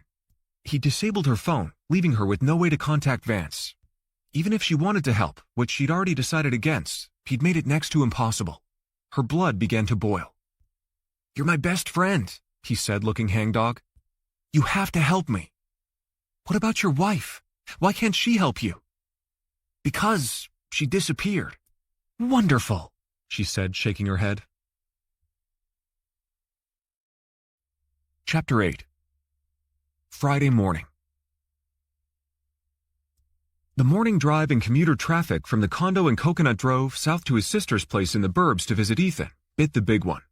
As Vance glanced in the side mirror to merge onto U.S. Highway 1 south toward Kendall, he felt a thud as the right front tire of his Porsche 911 dropped into a deep pothole, jerking the steering wheel from his hands. That was going to cost a front alignment and maybe another new tire. The idiot in the BMW next to him jumped lanes, forcing him to jam the brakes. Keeping his hands off the horn, he muttered "asshole" to himself and pulled up an inch off the guy's bumper. It was becoming increasingly difficult to own nice things in the concrete jungle. He took a shortcut west on 72nd Avenue, passing a sign for Dadeland Mall, wondering how many people who shopped there knew its history. In 1979, in broad daylight on a hot July afternoon, rival drug cartels opened fire gangland style at a liquor store, killing 2 and injuring 2 others. Some in the media blamed the Dadeland massacre on the cocaine cowboys, but that wasn't true. Dos Guapos operated more like a corporate entity than a goon squad, careful not to bring unwanted attention. He believed it was the work of Griselda Blanco's thugs. He entered the residential development where Kathy lived and parked the Honolulu blue Porsche curbside in front of her house. He lowered his sunglasses, checking himself in the rearview mirror, gently touching the half-moons hanging beneath his eyes. He'd gotten 1, maybe 2 hours of sleep, and to top it off, he'd done a couple of shots of whiskey and mixed it with Benadryl at about 3 a.m. in a last-ditch effort to put himself to sleep. He rang the doorbell and waited. Normally, mornings in her neighborhood were a beehive of activity, with dog walkers, yellow buses, and parents hustling to work. But school was out Friday ahead of the Memorial Weekend, and other than a leaf blower humming in the distance, it was quiet. Ethan appeared at the door in his plaid pajamas. He wriggled his nose to move his glasses higher on the bridge. "You smell like booze," he said. "And you look like crap." "Good morning, and right back at ya," he said, entering the house. "Got any coffee?" Kathy emerged from the hallway with her purse slung over one shoulder. "He's right. You look like shit. There's a pot of coffee in the kitchen. Milk's in the fridge. I'll be back by 10. Thanks for doing this," she said, giving him a sisterly peck on the cheek. Kathy leaned over and kissed Ethan on the top of his head, then tousled his hair. "Mom!" Ethan ducked and backed away from her. "You should have let me pay for the gardeners," he said. "You need a shower," she said to him. "Feel free to use mine, and you two have fun." He headed to the kitchen for coffee. Ethan followed. "You didn't have to come, you know." "I know. How are you doing, bud?" "Better," he said, lifting his pajama top and showing him the 6-inch crescent-shaped scar from the kidney transplant. It was still bright red. "Impressive," he said. It had been stressful last year when Ethan was diagnosed with renal failure. Waiting for a kidney donor was hell. He tried to give Ethan one of his own and was a perfect match, but was disqualified for an old health issue. That's how he found out he was Ethan's biological father when Kathy was forced to tell him. "I'm going to get dressed," Ethan said. "Maybe you should put some cucumbers on your eyes. That's what Mom does." "Who knew? Go on, go get ready." Alone, he grabbed his coffee, opened the sliding glass door, and sat on the wooden bench under the veranda in the backyard. The words the lady in white had spoken played like a broken record. "Loose lips will cost you all your money. Loose lips bragging about a sunken ship will cost you all your money." In the midst of his insomnia, he tried to call Davis at 2 a.m., but it went directly to voicemail to a woman speaking Spanish. Davis had been living in Cayman for almost 2 years and likely had a new number. He'd been around Davis Frost enough to know he was careless, and it was possible he'd shot his mouth off about the money. "Your fat American friend in Grand Cayman has a big bank account and a bigger mouth. Do you know the expression? Loose lips sink ships." But it didn't explain how the lady in white knew so many personal details about him and his Cuban family. Davis didn't know any of that. His phone pinged. He fished it from his pocket and looked at the text on the screen. "You've been selected to win $100 by filling out this simple survey." He stared at the link with the weird web address, then deleted it. He tossed and turned most of the night, getting out of bed once to check flights to Grand Cayman, but there weren't any available seats. He went back inside to pour more coffee. Ethan sat at the breakfast nook, dressed in shorts and a t-shirt, eating a bowl of rainbow-colored cereal. "How come you didn't want to go to the karting track with your brothers?" he asked. "You mean paintball," Ethan said. "I'm not inclined to partake in a game that causes bodily pain." "Good point," he said. "Where's the sugar?" "In the blue jar next to the coffee pot. You have to wear goggles and a jockstrap to play. It's stupid." "Ah," he said, grabbing a half-dozen individual packets. Shaky from lack of sleep, he tore one open and spilled half. "Do you want to play a game of chess?" Ethan asked. That was the last thing he wanted to do. "No thanks. You'll kick my butt. I have a better idea." "What?" "Go get your laptop." Ethan hurried down the hall and returned with it under his arm. Vance chugged his sugar coffee, trying to remember the name of the group. Damas something? Damas de Blanco. Damas de Blanco. "Fire it up," he said to Ethan, spanking the top of the breakfast nook with his palm. The screen came to life. "Now what?" Ethan asked. "Search Damas de Blanco. It's spelled D-A-M. Ethan furrowed his brow. "I know how to spell it." "How do you know that?" he asked, pulling his chair close enough to shoulder surf the boy's computer screen. "That's easy," Ethan said, typing Damas de Blanco into his browser. "It means ladies in white." He pressed the return key, and the screen filled with results. Ethan clicked the top link and began to read, then shared aloud. "Damas de Blanco is a movement that began in Cuba about 20 years ago." "What kind of a movement?" "I'm still reading." "I didn't know you could read Spanish." Ethan laughed. "Duh, everyone does." Everyone but him. He got up from the table and rinsed his cup in the sink. "They're a group of Cuban women who dress in white and protest every Sunday in front of a Catholic church in Havana." "Protest what?" "Something called the Group of 75. 75 what?" "Hang on," Ethan said. A long moment later, he said, "It stands for 75 missing dissidents rounded up by Fidel Castro. Damas de Blanco was organized in Havana in 2003 to call attention to the disappeared. They got the idea to wear white from the Madres de Plaza de Mayo, who demanded information from the Argentinian government after their children went missing." He knew nothing about either group. He got up from the table and paced the small kitchen. "What kind of dissidents?" The boy ran his finger beneath the text. "Mostly journalists, human rights activists, librarians, engineers, scientists, anyone who criticized the Cuban government. They were jailed and denounced as subversives and terrorists. The ladies wear buttons that have pictures of their loved ones with the number of years they've been missing or lengths of prison sentences." "I've never heard of them," he said. "That was by design," Ethan said. "According to this story, Fidel Castro rounded them up on the same day George W. Bush invaded Iraq. Castro knew the international media wouldn't report it because they'd be following the Iraq war news. It was called the Cuban Black Spring. It also says that hours before the American president visited Cuba in 2016, the women protesters were rounded up and detained so our president wouldn't see them. Look at this." He sat next to the boy, eyeing the bulleted list on the laptop screen. Dozens of men had been sentenced to long prison terms, many over 20 years. Ethan closed out of the link and opened a Wikipedia page. "It says here that some of the men were released and exiled to Spain. Their leader died in 2011. Her cause of death was reported by the Castro regime as dengue fever. But this story says some people think she was poisoned by the Cuban government while she was in a hospital." "Is the group still active?" "I don't know," Ethan said, scrolling farther down the page, studying the results.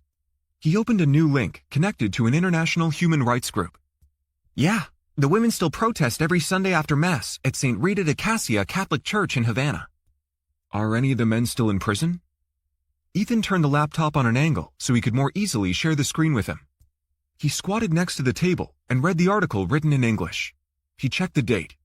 It was less than a year old, and someone had leaked information to at least one human rights organization listing dozens of detailed reports with names, times, dates, and descriptions of the Cuban government's misdeeds.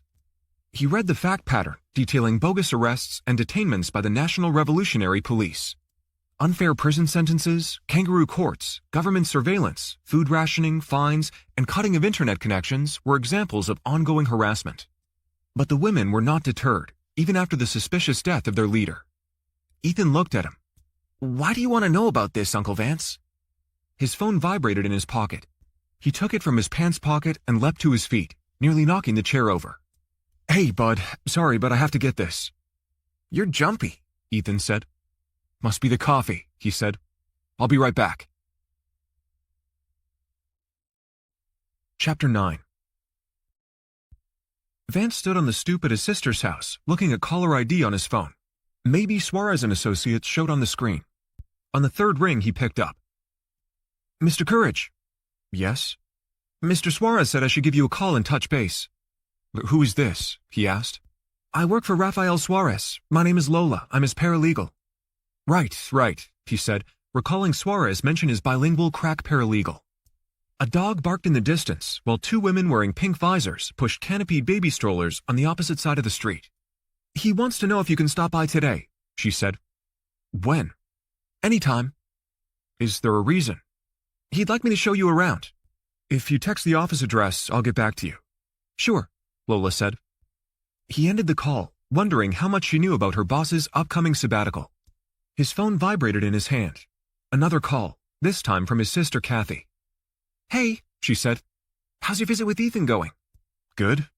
He told me you asked him to do some research about a group in Cuba, she said. What's that all about? Ethan wanted to play chess, and I didn't. You're a lousy liar, she said. Why don't you and Lauren come for dinner tonight? I'm making Mom's ropa vieja. That's tempting, he said, but I have plans. How's your doctor appointment going? The usual. Been waiting for over an hour. The office was full when I got here, and now it's standing room only. You'd tell me if something was wrong, right? Of course, she said. It's a routine screening. I'm glad you're spending some time with Ethan. He seems like he's doing great, but he's perceptive, Kat. I think you shouldn't try to push so hard to make things happen. He's gonna know you're up to something. He gets that spidey sense from you. I don't expect you to wait for me. Ethan's fine on his own, but you're gonna miss a good dinner. Maybe next time, he said. I'll talk to you later. He heard a voice from behind. Who's perceptive? Ethan asked. I don't know, but I know who's nosy, he said, grabbing Ethan's shoulders and mock wrestling with the boy. Push to make what things happen? The boy asked. Ask me when you're 25. Very funny. Your mom said it's cool for you to hang out on your own. Duh, I don't need a babysitter. I never get any time by myself, and I don't have anything in common with anyone living in this house. I swear I must be adopted, Ethan said, heading back inside. His phone pinged. He looked at the screen and saw the link to the address at Rafael Suarez's Coconut Grove office. What am I not supposed to figure out? Ethan asked. Nothing. Yeah, right. Like anyone else under our leaking roof could be described as perceptive. He messed the boy's hair. Don't do that. Next time you come over, Ethan said, I want to drive your Porsche. Deal, he said. Soon as you get your license, and that'll be in about 2 years. Vance left his sister's place and took the shortest route back to the Grove, planning to stop at the house to check on Kashmir and swap vehicles. He parked the Porsche in the condo lot and hurried inside, noticing dirty paw prints on the entryway tile. Cash cowered in the corner near what looked like the remains of one of Lauren's shoes. He picked up a ball of mauled leather. You're gonna get me in trouble, he said, kneeling to scratch the dog's ears, then sat on the bottom stair. Come here, he said to Cash. The dog wagged his tail, but didn't move. I wish I knew where your mom was, he said. Cash got up, walked over, and laid at his feet with his chin on his paws. He'd overslept and hadn't walked him before he'd gone to Kathy's to see Ethan. He'd been running late and left the sliding glass door to the walled courtyard open, just enough for the dog to let himself out. How about a quick walk? When he lifted the leash from the hook next to the front door, the little dog sprang into action, twirling, chasing his tail. He'd restricted the walks to inside the gated area to avoid the mushrooming homeless encampment that had taken root at the public park across the street. Cash sniffed the hedges lining the private parking lot, balancing on one back leg, peed on the tires of the neighbor's parked car before spritzing the plants until his bladder was empty. He grabbed the keys to Lauren's car, got behind the wheel, and backed out. Waiting for the driveway gate to roll open, he tapped the link to the address Lola had shared. Suarez's office was just over 3 miles from the condo. He hung a right onto Shipping Avenue, headed east to Mary Street, then drove north on Bayshore Drive. The morning rush hour traffic should have dissipated, but the road was congested on both sides of the grassy median, with cars traveling 5 miles an hour tops. He'd have rolled his window down, but every time there was a small gap in traffic, the guy in front of him driving a diesel pickup gunned the engine, spewing a cloud of black exhaust, as if that would do something to move things along. The blue-black bay water was rough, with whitecaps and sailboats in the bay thrashed in their moorings. As he approached the address Lola texted, he was surprised to see a 10-story modern waterfront high-rise overlooking Biscayne Bay. When he'd practiced law, he'd worked out of a dump, a freestanding bungalow adjacent to a no-name strip mall near a Cuban cafeteria that did a brisk lunch business. The windows leaked, the traffic noise had given him temporary tinnitus. It never occurred to him during law school that he should have learned a second language, namely Spanish. When he spoke to Lola, she'd said any time worked, and he intended this to be a reconnaissance run to get a lay of the land and size things up. He parked the Audi at the marina across the street from the high-rise office building to gather his thoughts. God, he was tired. He tilted his head back and closed his eyes for a second. He must have dozed off and awoke in a panic, not sure where he was. He'd only been asleep for a few minutes, but he felt as refreshed as he might have been from a full night of sleep. He pulled his phone from his pants pocket and redialed the number he had for Davis Frost, giving it a second try. This time, a woman answered. Hola. May I speak to Davis Frost? You have wrong number. I don't know no Davis Frost. Vance tossed the phone on the passenger seat and pressed the back of his neck against the headrest. Davis had a habit of not thinking before he spoke and had an alligator mouth to go with his elephant ass. If he'd shot his mouth off like the mystery woman claimed he did, he might have compromised his and Lauren's financial secret. He clenched his fist thinking about it. Your fat American friend in Grand Cayman has a fat wallet and an even bigger mouth. A rich American expat living in Grand Cayman wouldn't be all that conspicuous, but Davis didn't look or dress the part. His weakness was he was reckless and gullible in a childlike way. A flock of seagulls mewled as they passed overhead. White droppings splashed the hood and windshield of the Audi. The woman he'd met at Vizcaya promised to call in the next few hours. He checked the time on his phone. There was a missed call from Sarge. His phone hadn't rung, and there was no text or voicemail. He redialed the number. It rang once before a woman answered. I'm sorry, he said. I must have the wrong number. You have the right number. It's Maria, Daniel's wife. Hi, he stuttered, not expecting her. How are you? She sighed into the phone. I'm fine. I wish I could say the same about Danny. Why? What's going on? I'm at the hospital. Why? What happened? He was having chest pains, so I called 911. They admitted him to Jackson Memorial Hospital. When? Early this morning. Did he have a heart attack? I don't know yet, Maria said. I'm waiting to talk to the doctor. Danny asked me to call you and let you know. He seemed fine when I saw him yesterday. Is there something I can do? No, he just wanted me to let you know. Do you want me to give him a message? No, that's not necessary. He'll want to know I talked to you, but if you don't want to leave a message, he'll understand, Maria said. There was an awkward pause. Maybe I'll come see him, he said. There's no need. You know how he is, a man of pride who doesn't want anyone seeing him in a hospital gown eating pudding in bed. Will you call me as soon as you get an update? I will, she said, and I'll let Danny know we talked. You take care of yourself. He spotted a bench near the seawall where he'd parked across the street from Suarez's office. He got out and took a seat near the bulkhead, watching a guy sailing a Hobie cat, jumping the whitecaps. Poor Sarge. At least Maria had the good sense to get him to a hospital right away. He stared at his phone, then scrolled through recent text messages, rereading the ones from the kidnapper looking for clues he might have missed. But there was nothing. He redialed Lola. I'm in the neighborhood. I could stop by now, he said. Like I told you earlier, she said. Anytime works. He waited for a break in traffic, crossed the grassy median, turned into the building's parking lot, and drove around back. He saw an empty spot, and as he prepared to park, saw a big man and a petite woman hurrying out of Suarez's office building. He backed the Audi into an available space and watched as the couple got into a Jeep. There couldn't be very many white Jeep Cherokees in Miami with a Women Want Me, Fish Fear Me sticker on the back bumper. He waited, then followed the vehicle onto the main road as it headed north toward Mercy Hospital. Staying 2 car lengths back, he gambled Sarge wouldn't recognize him in a black Audi sedan. The Jeep stopped at the red light where Bayshore Drive turned into South Miami Avenue. He pulled up close enough on the rear quarter panel to see the back of the driver's head. He redialed Sarge's phone number. The passenger, a woman who fit Maria's description, showed the phone to the driver. As the light turned green, a text pinged from Sarge's phone. Still at the hospital. No news yet. Unbelievable. Sarge wasn't in the hospital. He'd just left Suarez's office. At the next intersection, he did a U-turn and headed back to meet Lola. He felt the sweat on his palms as the leather steering wheel slid through his hands. As far as he knew, Sarge had never lied to him, and this one was a whopper.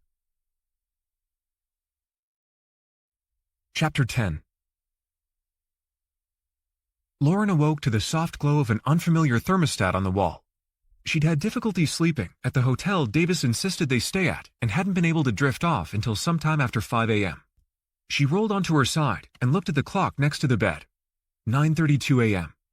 She switched on the bedside lamp and massaged the joints of her jaw with her fingertips. A couple of weeks ago, her mild case of TMJ, temporomandibular disorder of the jaw, had flared up, and she'd followed her dentist's advice, getting Botox injections. This morning, the pain was back. Davis wanted to stay in an American-owned hotel. She understood his reasoning, though she doubted the hotel would provide any actual protection. He'd already spent 2 nights in the local jail and had been interrogated and roughed up by the local police. Though he'd been living in Cayman for almost 2 years, he was still a U.S. citizen. The RCIPS must have thought the case against him was strong, or they wouldn't have confiscated his passport. Randomly pulling travel documents from an American citizen risked a diplomatic nightmare, not to mention what it could do to tourism. She'd stayed awake most of the night doing mental gymnastics, running scenarios of what might have happened to the LaCroix, but she had very few facts other than their disappearance. Davis stuck to the story that the couple planned to sell the business and return to the UK.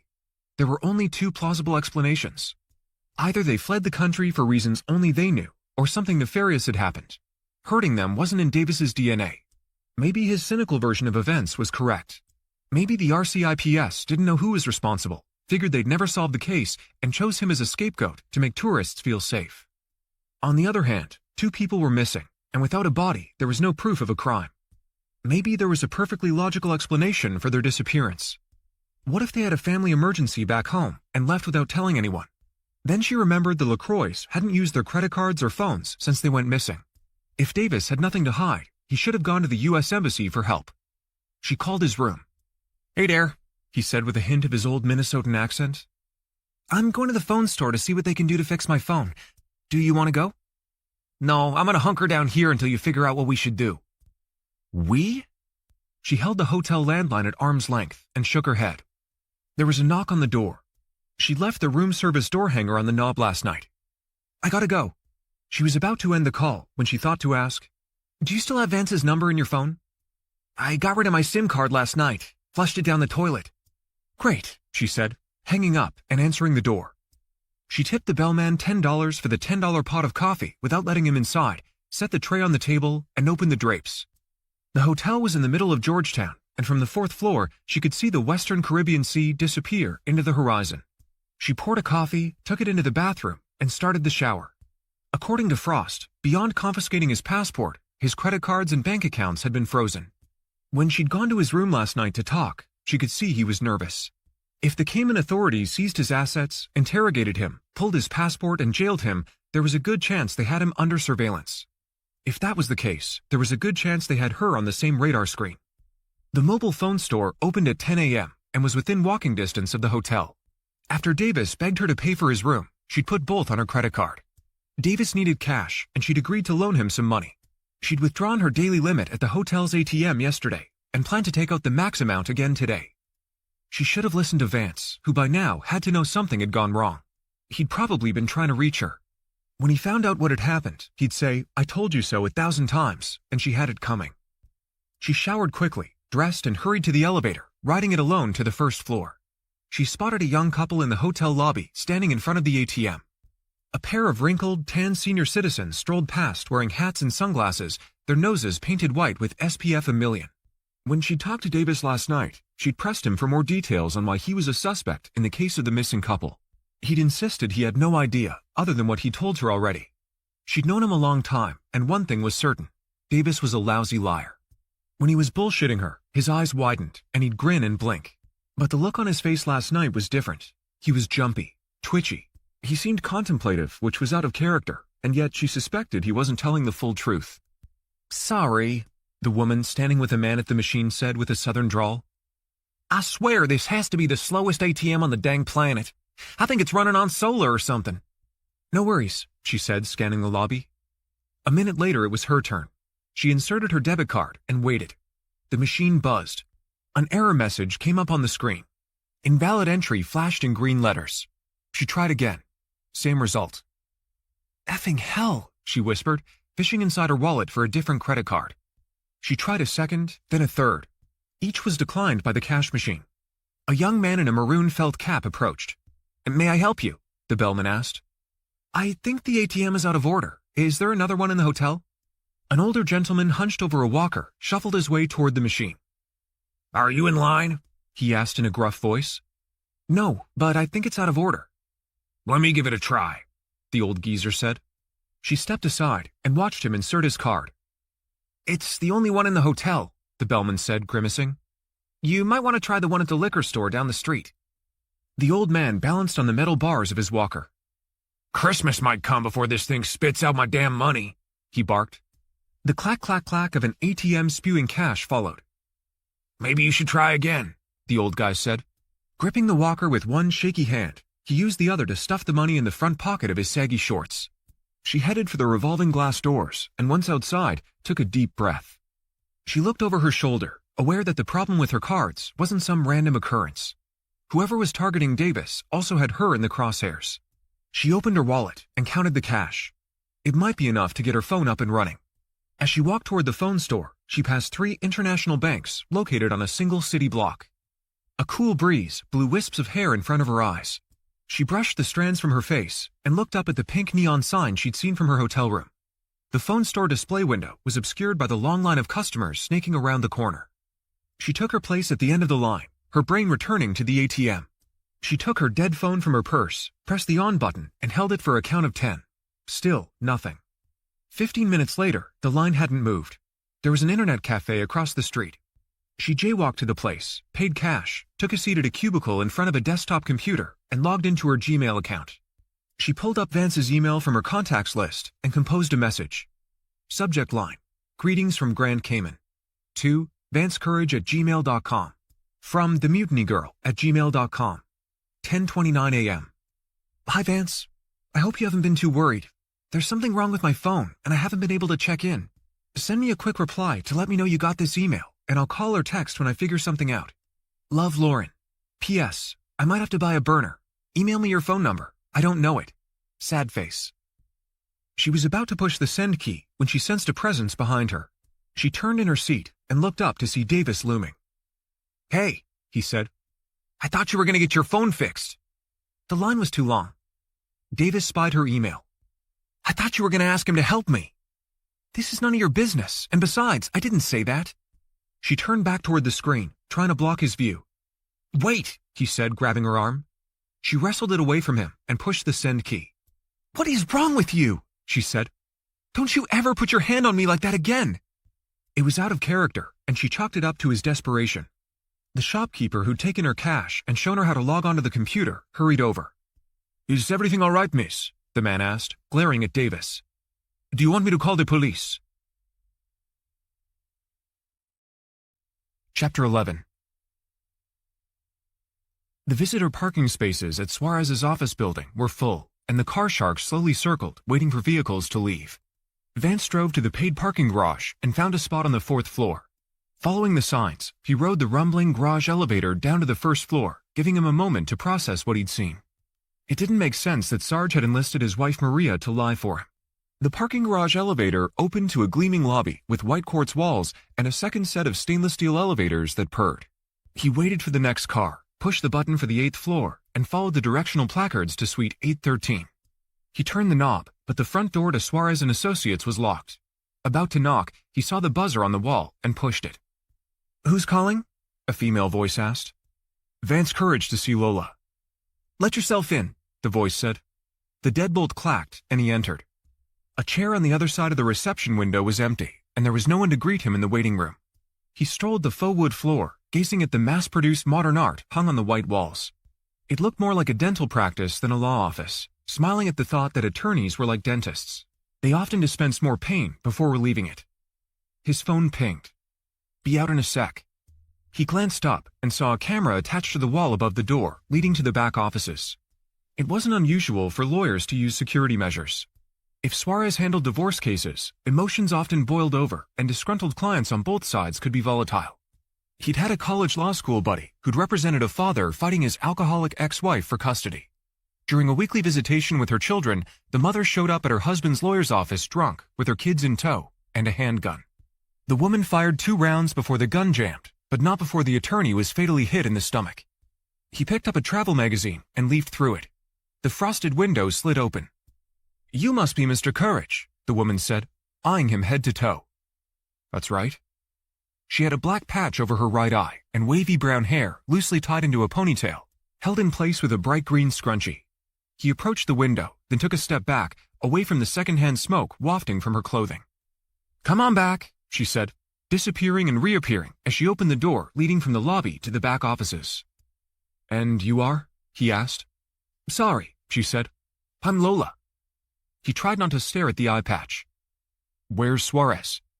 "He's not here. He had some last-minute business to attend. It's just me." Suarez's rehab started at 5 p.m., and Vance thought Suarez might be at the office tying up loose ends. He followed her to an office at the end of the hall. She walked like Frankenstein's sister, with her granny skirt brushing the backs of her lace-up combat boots. She turned and pointed to the patch over her eye. "Don't worry, it's not contagious, unless we share a pillow." "Good to know," he said. She stopped in the hallway and gestured to an open door. "This is the boss's office," she said. "You'll be working out of here." As she waved him in, he noticed the Cuban flag tattooed on the inside of her right forearm. "How long have you worked for Mr. Suarez?" "As long as he's been in practice." "And how long is that?" "Let's see," she said, narrowing her good eye. "Going on 15 years. Suarez's diplomas hung on the wall. He'd graduated from Florida Atlantic with a Doctor of Jurisprudence in 1984. "He's not a drunk, you know," she said. "I didn't say he was, but it was good to know she knew the score. If any of his clients ask, he's on vacation." "Whatever you say, as long as you hold up your end of the deal." "What deal?" "I made it very clear to your boss that you handle everything that doesn't require a lawyer," he said, scanning the large office with the tasteful furnishings. "Not a problem," she said, straightening the file folders on the desk. "I only come into the office when I have to." "Sure," she said, pulling the blinds. "Nice view, don't you think?" It certainly was. The corner office had an unobstructed view of Biscayne Bay. There were no high-rises on the opposite side of the street. It wasn't because the city of Miami had building ordinances. It was because there was a seawall and no beach or land to build on.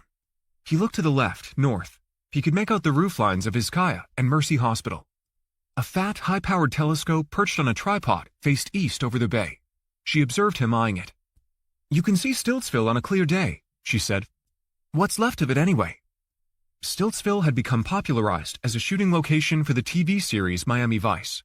Located 1.5 miles offshore in Biscayne Bay, the houses built on stilts hovered above the water, but only a handful had survived the recent hurricanes.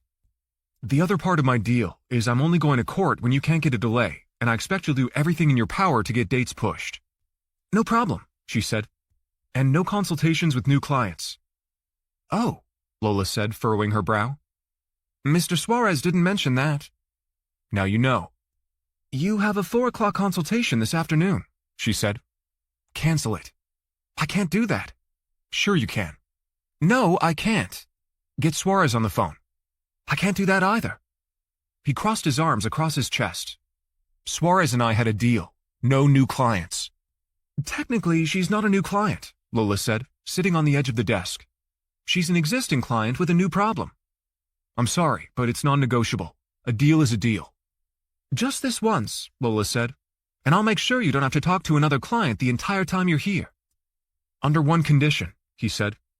"Name it." "You tell me what your boss's father-in-law was doing here." "What are you talking about?" "I saw Daniel Ruiz and his wife leaving the building when I arrived." "I've never met them," she said. "We're not the only business in this building. Why don't you go home and come back for the meeting? You have time. I need to leave soon. I have an appointment with my doctor." She pointed at the patch over her eye. "I might do that," he said, adding, "and I might not come back." "You won't do that." "Sit," he said, dropping into the ergonomic chair behind the desk, "and brief me on the meeting." Lola took the client chair opposite him. He listened, taking notes. "Wait a minute," he said. "I've never practiced immigration law." "Mr. Suarez isn't an immigration attorney either, but sometimes he takes special cases for friends and family." "This one will have to wait." "It can't wait." "Then refer it to another firm." "I can't do that either," she said, fiddling with the green scrunchie holding her hair. "Why not?" "Because it's personal." "If it's a personal immigration matter, you knew about it long before now, and so did your boss." "I told him I wasn't handling any consultations, no exceptions." "I told you she's not a new client. She's been out of the country, and she's here now on a temporary travel visa that's going to expire in 5 days. I already confirmed the meeting." "I don't know anything about visas." "You don't have to know anything. I already filed the Form I-907 from the revised H-1B. She paid for premium processing, but there was a hiccup. You need to sign the G-28 form. He vaguely knew what an H-1B visa was from news stories he'd read. It was the application corporations filed when they wanted to hire skilled workers from foreign countries. What's premium processing? He asked. A man entered the room. You can pay $2,500 extra to move the application to the front of the line. DHS USCIS processes the paperwork in 15 days instead of 6 months or longer. Years sometimes. DHS US what? He asked. Department of Homeland Security, U.S. Citizenship and Immigration Services, Lola said. Franco, meet Vance Courage. Vance, meet Franco Frank, our PI. The investigator was an unremarkable skinny guy with a nervous twitch. Good to meet you. Franco set a business card down on the desk. Call me anytime, 24/7. I mean that, he said, before disappearing down the hall. Lola pulled a file from the stack on the desk and pushed it toward him. He opened it and scanned the USCIS form I-907. What's this for? You need it for the meeting. She pulled another file and set it down in front of him. He read the top line. U.S. Department of Justice, Notice of Appeal to the Board of Immigration Appeals. Lola interrupted. The short version of what happened is we filed the documents and paid the fees for fast-tracking, but DHS denied the application. On what grounds? It's all there. Like I said, she'll be here at 4 o'clock. You can go over it with her. This wasn't the arrangement. We're past that point, Lola said. If you need anything, Franco and I are here to help. His phone pinged. He pulled it from his pocket and looked at the screen. That's my cell number, she said. He was rapidly recalling why he quit the profession. The paperwork and deadlines were a big part of it, not to mention that justice was for sale, even to speed up a visa application. He'd agreed to do this as a favor to Sarge, and in return, his friend lied to him, and Sarge's son-in-law misled him. As a lawyer, Suarez was trained to say whatever he needed to get what he wanted, but Sarge was a retired cop, a brother. Everything you need is in the file, Lola said, getting up to leave. He looked at the label. Natasha Popova-Morozova. A Russian? He asked, scanning the first page. Only in name. I gotta get going to make my doctor appointment. I'll be back in time for the meeting. Hold up, he said. When you said it's a personal matter, what did you mean? It's all in the file. Sit back down. He gestured to the open chair on the other side of the desk.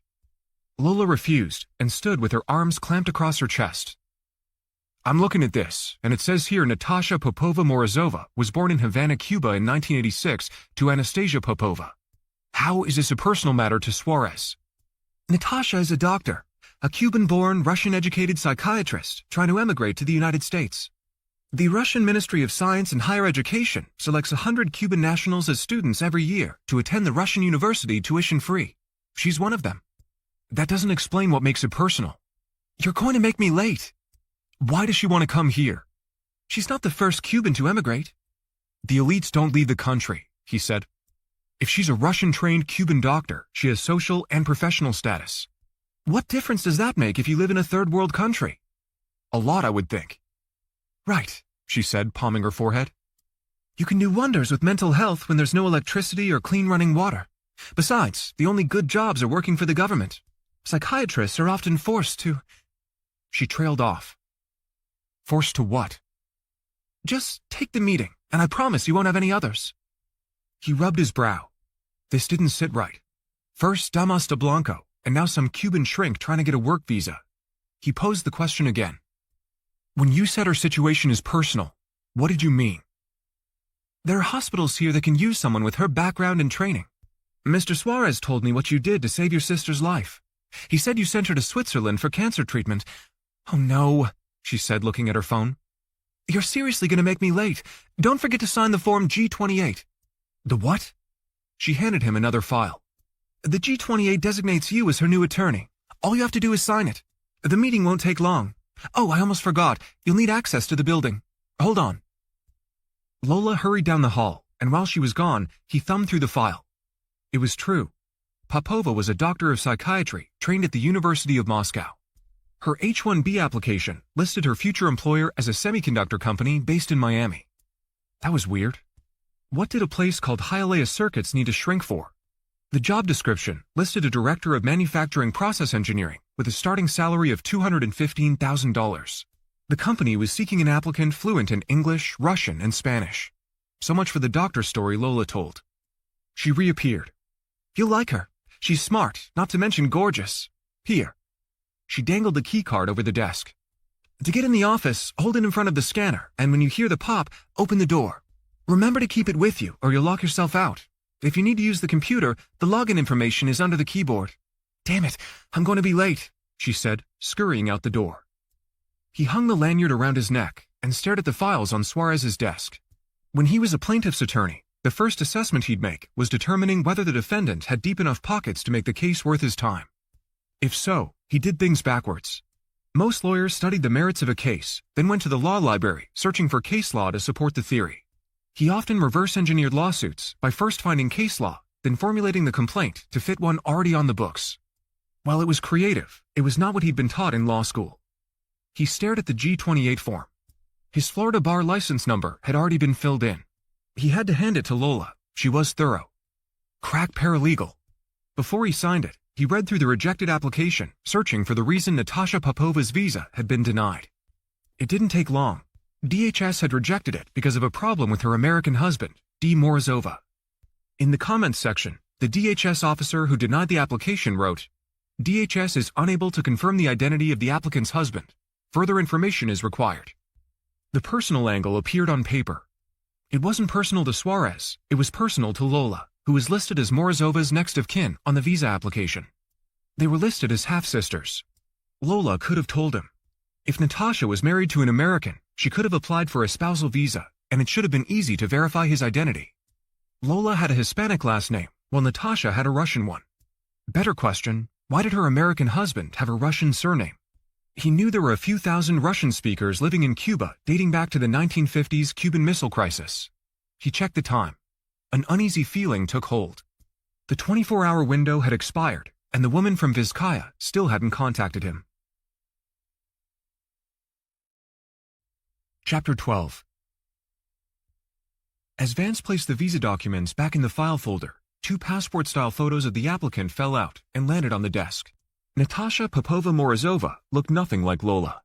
The girl with the Russian last name had green eyes shaped like a cat. An idea of how they were related began to form inside his head. The logical explanation for the difference in surnames was that Natasha's mother or father may have been a Russian stationed in Cuba during the Cold War. He drummed his fingers on the desk, then grabbed the Popova Morozova file and headed toward the waiting room intending to leave, but when he got to the office lobby, he backtracked and strolled the hallway, reading the nameplates on each door. Franco's office was sparsely furnished with a metal desk and an empty bookshelf. He wandered around, opening drawers and checking the trash.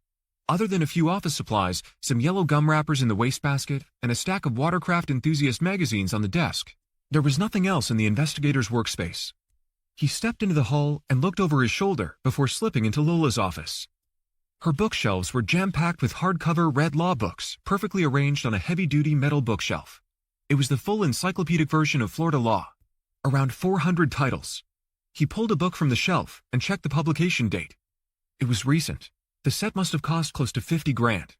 He'd not been able to justify the expense when he was practicing, going instead to the law library to do legal research. He snapped the cover closed and returned the book to the empty slot on the shelf. He picked up a framed 5x7 photo on the credenza behind Lola's desk. It was an old picture, with shades of black and white and sepia, and a spiderweb of cracks and scratches. The photograph showed 3 pencil-thin men wearing overalls over bare chests, posing in front of a pair of oxen hitched to a primitive plow about the size of a push mower. All 3 wore straw hats with ratty fringed brims, their faces deeply wrinkled from the sun. He could see their ribs. They reminded him of scarecrows. The one with the widest grin was missing a front tooth. Another leaned on a pitchfork. The third one's hand rested on the oxen's neck. He wondered who they were and how old the photo was. He turned it over and looked at the back, but found no hints other than the tiny gold Made in China sticker on the black cardboard backing. He sat at Lola's desk and opened the drawers, starting on the left-hand side, skimming through her hanging folders arranged in alphabetical order. He checked the P's and M's, but found nothing labeled Popova or Morozova. When he opened the bottom left drawer, he popped up like a gopher. The blast of secondhand smoke coming from an ashtray hidden in the desk drawer made his eyes water. He turned his attention to the framed picture, picking it up again to examine it. The men were someone to her, and it was the only hint of anything personal in Lola's office. They were too old to be her siblings. Uncles, maybe. One of them could have been her father. He guessed Lola to be about 40, and the men in the picture to be in their 50s at the time the photo was taken. But he couldn't gauge the age difference without knowing how old the image was. He set the picture back on the credenza and stared at it for a long moment. Tucking the Popova immigration file under his arm, he headed toward the exit. Then he had a thought. What if he really didn't come back to the office? What could they do about it? Fire him? Ha! His phone pinged in his pants pocket with a text message. After more or less threatening the wedding photographer, he'd assumed the pictures were a dead end when Kent didn't call last night. He assumed wrong. He read the message from Kent Clark. Got something. Call me. Important. Chapter 13. Never grab me again like that, Lauren warned Davis. You realize that guy could have called the police. She got up from her chair and strode out of the internet cafe. The fellow who'd offered to call the cops watched her as she and Davis left the building together. The line in front of the phone store seemed even longer now. Davis lumbered along next to her in silence. My credit cards aren't working, she said. I might have enough cash to get a new SIM card. Davis grimaced. I don't think you can buy a SIM card if you have an American cell carrier. You could probably buy a burner. I could use one too. She glared at him. A bead of sweat was about to drip in his eye. He flicked it away. I have an idea, he said. What, rob a bank? Close. We could go to our bank and withdraw cash. It's walking distance from here. She glanced around and lowered her voice. I thought you said your accounts were frozen. My checking and debit accounts are, but I don't know about my offshore account. He reached inside his pants pocket and removed something. He opened his palm and showed her a thumb drive. I didn't bring mine with me, she said. Come with me. I can withdraw cash and you can pay me back later. Do you think that's a good idea? Just because we don't have phones doesn't mean we're not being watched. Correction, she said. Doesn't mean you're not being watched. Go without me and I'll meet you back at the hotel. I could introduce you to our account manager, he said. I don't want to meet him. He's a good guy. They're very discreet and security-minded. That's nice. It would be even nicer if I could get enough money to change my plane ticket and go home. You'd have to pay cash at the airport, and that might raise red flags. Red flags for whom? How can you be so sure they haven't frozen that account too? The privacy laws are tight for the offshore banks. I checked my bank balance online 2 days ago, and it was all there. Come on, he said. The bank is only a few blocks away. She couldn't believe him. He knew he was being investigated for murder, and he checked his secret bank balance online. He was paranoid enough to flush his SIM card down the toilet, but willing to walk into a bank. She felt a raindrop smack her forearm. It's either that or we get soaked while you wait half the day at the phone store for them to tell you they can't sell you a new SIM card for an American carrier. Besides that, if you buy a new phone, what good is it without your contacts list? She hated to admit it, but he was right. What she needed most was money. Fine, I'll go with you, but I don't want to be introduced. If you can withdraw cash, you have to promise to give me enough to get home. Okay, he said, and then he perked up. Last time I checked my balance, I was surprised. Did you know the dividends and interest we earn are tax-free? It's enough for me to live comfortably without having to touch the principal. The man walking in front of them turned his head. She smiled at the stranger, and when the man was done eavesdropping, she stood on tiptoes and spoke directly into Davis's ear. Shut up, she said. The Cayman Offshore Bank and Trust Building looked more like a British colonial residence than a branch office.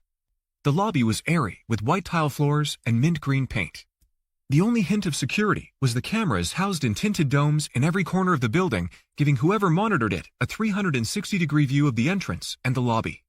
There were 3 bank tellers standing behind shiny brass bars and a smattering of customers leisurely waiting in line. I'll wait here, she said, taking a seat near the window. Davis left to speak to a bank representative while she watched the rainstorm strengthen with brisk winds that bent the palm trees and cleared the sidewalk of pedestrians. She turned her attention back to Davis, who chatted with a petite, stern-looking woman seated behind a mahogany desk. While the woman made a call on the landline, Davis returned to talk to her. This is your chance to meet our banker, he said. I told him you were coming for a visit. What? I specifically told you I didn't want to meet anyone. I already promised to introduce you when I was here last week. He leaned over and added, "Before the problems began." She gritted her teeth, fighting the urge to scream at him. The small woman who'd made the phone call got up from her desk and approached. She was dressed in a gray power skirt and jacket. "Mr. Green is ready to see you." She looked at Davis and shook her head, then followed him as the woman showed them to a door leading past a large vault and offices. An older man dressed in an Italian suit, mid-60s she guessed, intercepted them and led the way to an office at the end of the hallway. "I'm John Green," he said.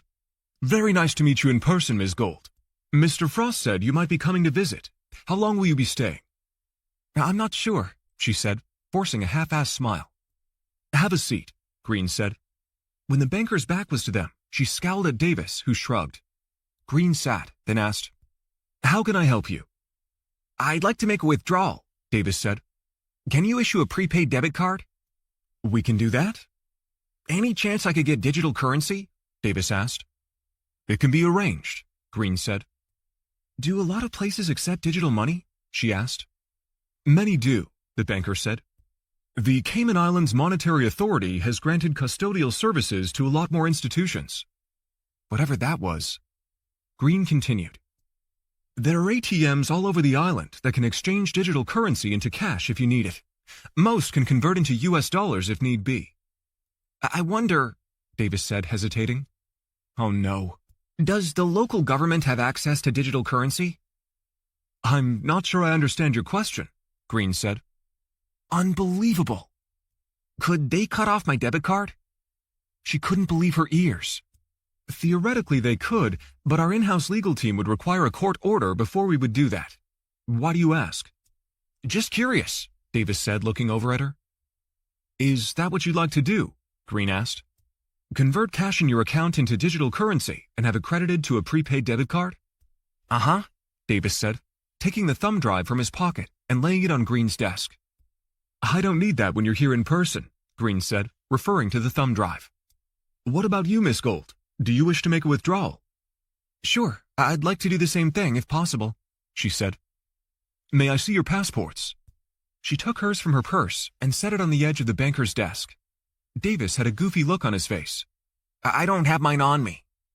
"That's fine," Green said. "I know you, and I believe we have a copy of yours on file." He handed them each a document. "Fill this out," Green said, taking her passport. "I'll be right back." She scanned the paperwork, and when they were done, glared at Davis. Part of her wanted to punch him. Instead, she said, "Maybe you should say a little less." "About what?" "About everything," she said, noticing the line on the paper where she was supposed to enter her account number. She didn't know it. Green returned and set her passport down. "I don't know my account number." "Don't worry," Green said. "I need today's date, the amount, and your signature. We can fill out the rest. For digital currency, we issue a Visa card. It looks like a normal credit card, but it's only accepted at approved ATMs and businesses. I recommend you ask the merchants first." She filled out the form, requesting $5,000 linked to the Visa card. That would be plenty to get her phone fixed, pay for a hotel for a night or two, and go home. Her plane ticket was tied to the airline app on her dead phone. If she couldn't find the flight details for her return reservation some other way, she'd have enough to purchase a new one-way ticket back to Miami using a credit card. The woman in the gray skirt returned and stood in the doorway. Green invited her in.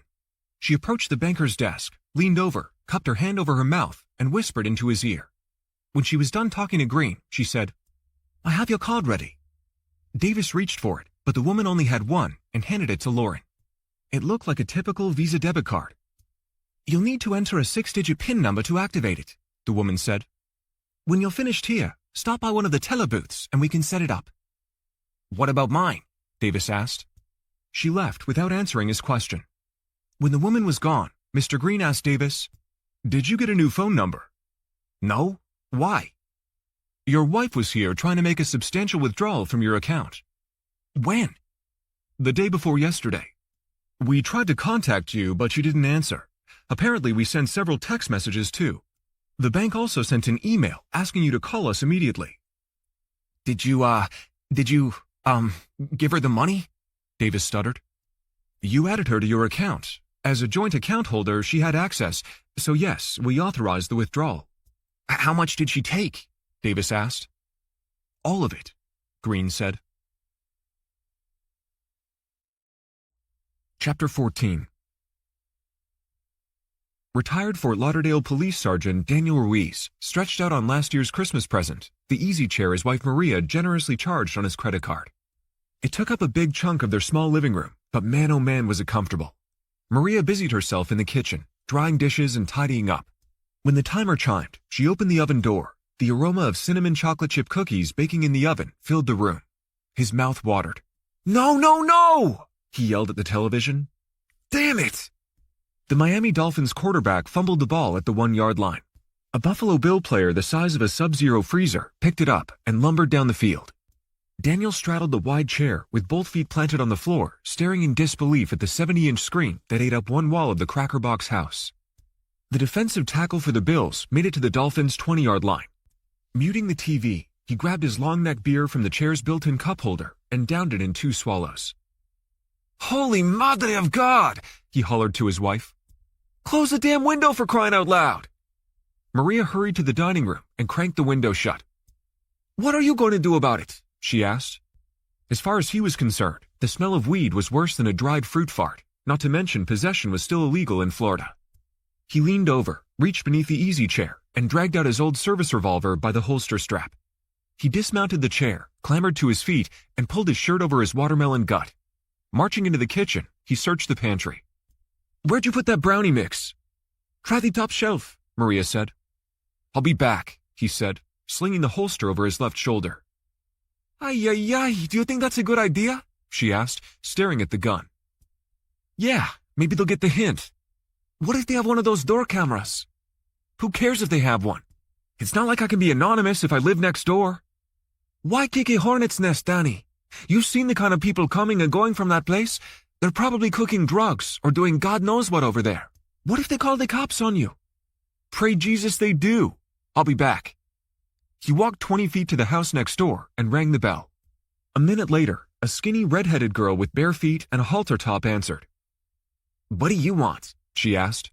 He held out the red box of brownie mix. "Ever heard of edibles?" She stared at the gun holstered and hanging over his left shoulder. He pushed the box at her.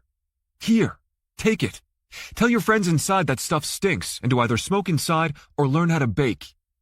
The scrawny girl grabbed the box and slammed the door in his face. His phone vibrated in his pocket. He looked at the screen and sprinted home. "What did they say?" Maria asked as he rushed through the front door. "Here," he said, ignoring the question. "Answer it." She glanced at the screen and held both hands up. "I'm not lying for you again. Let him leave a message." She was right.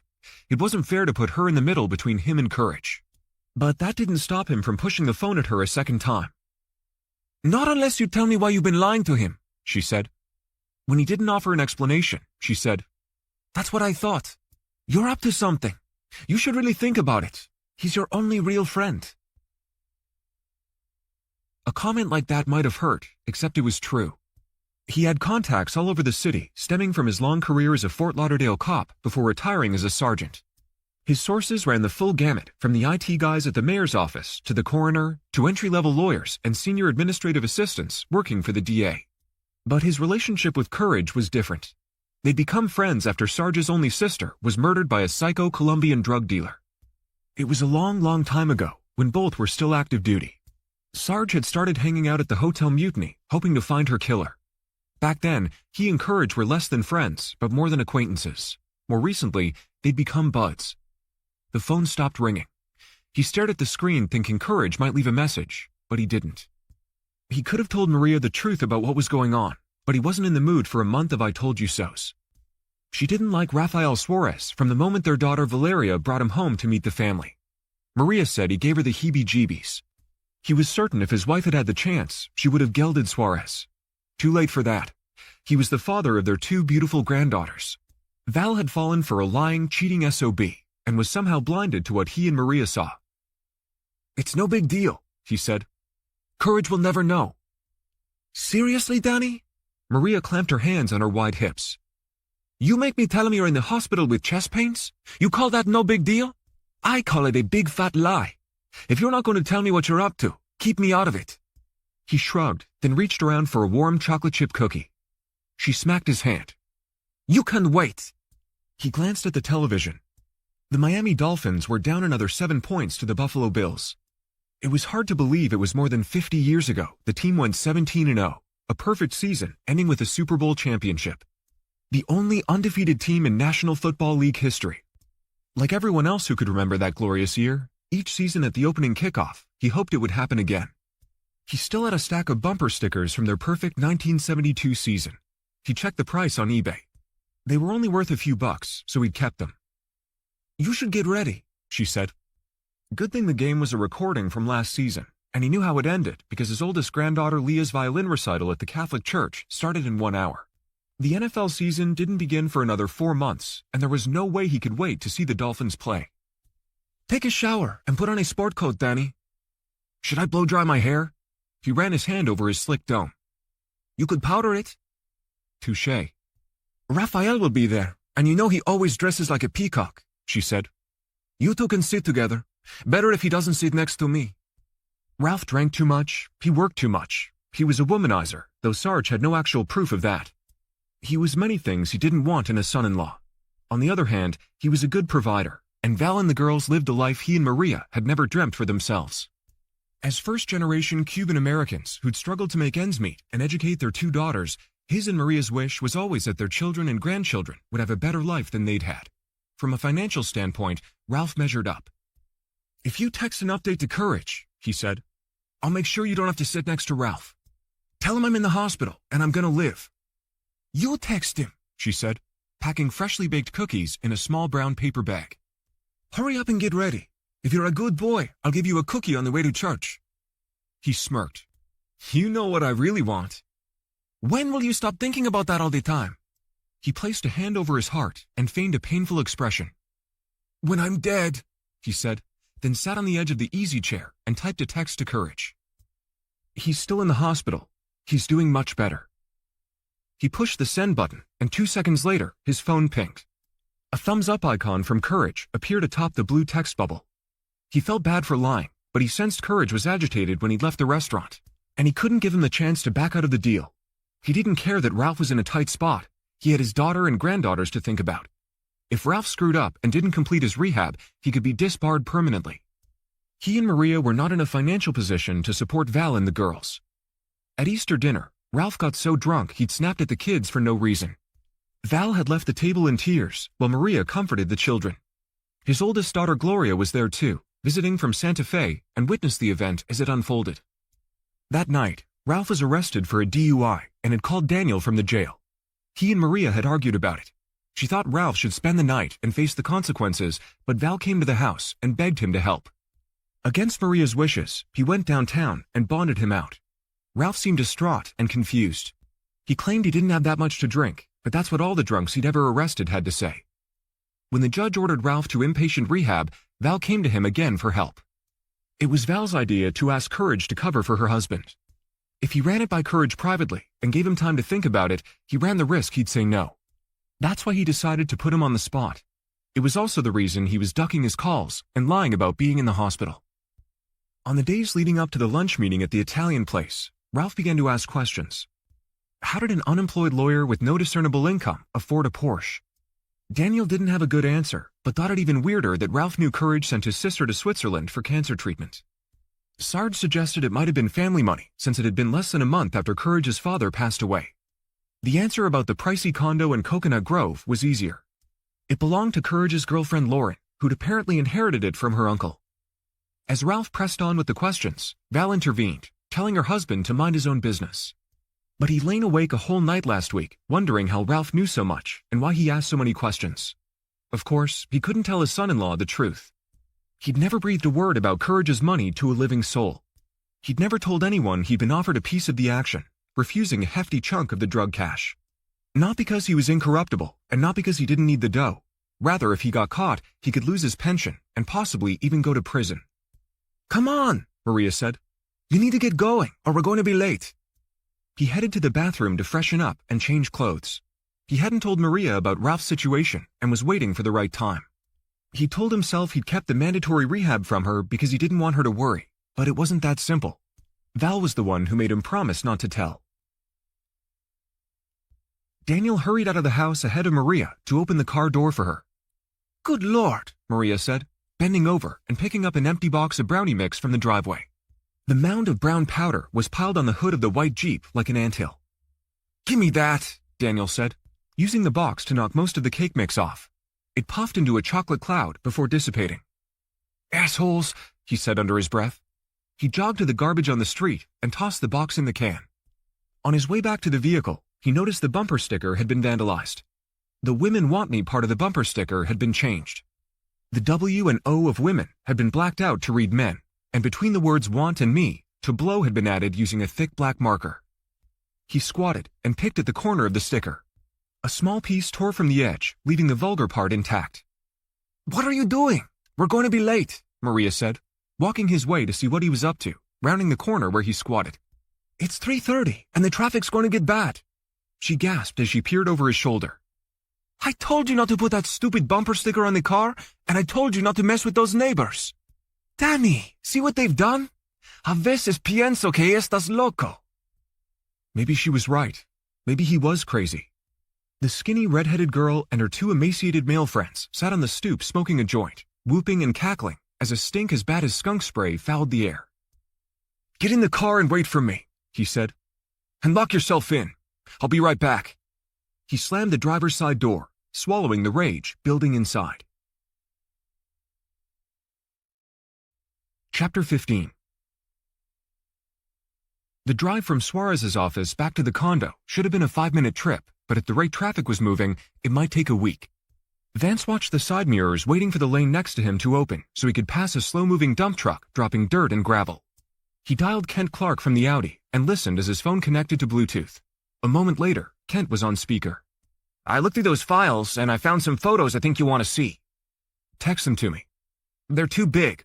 I already uploaded them to my server.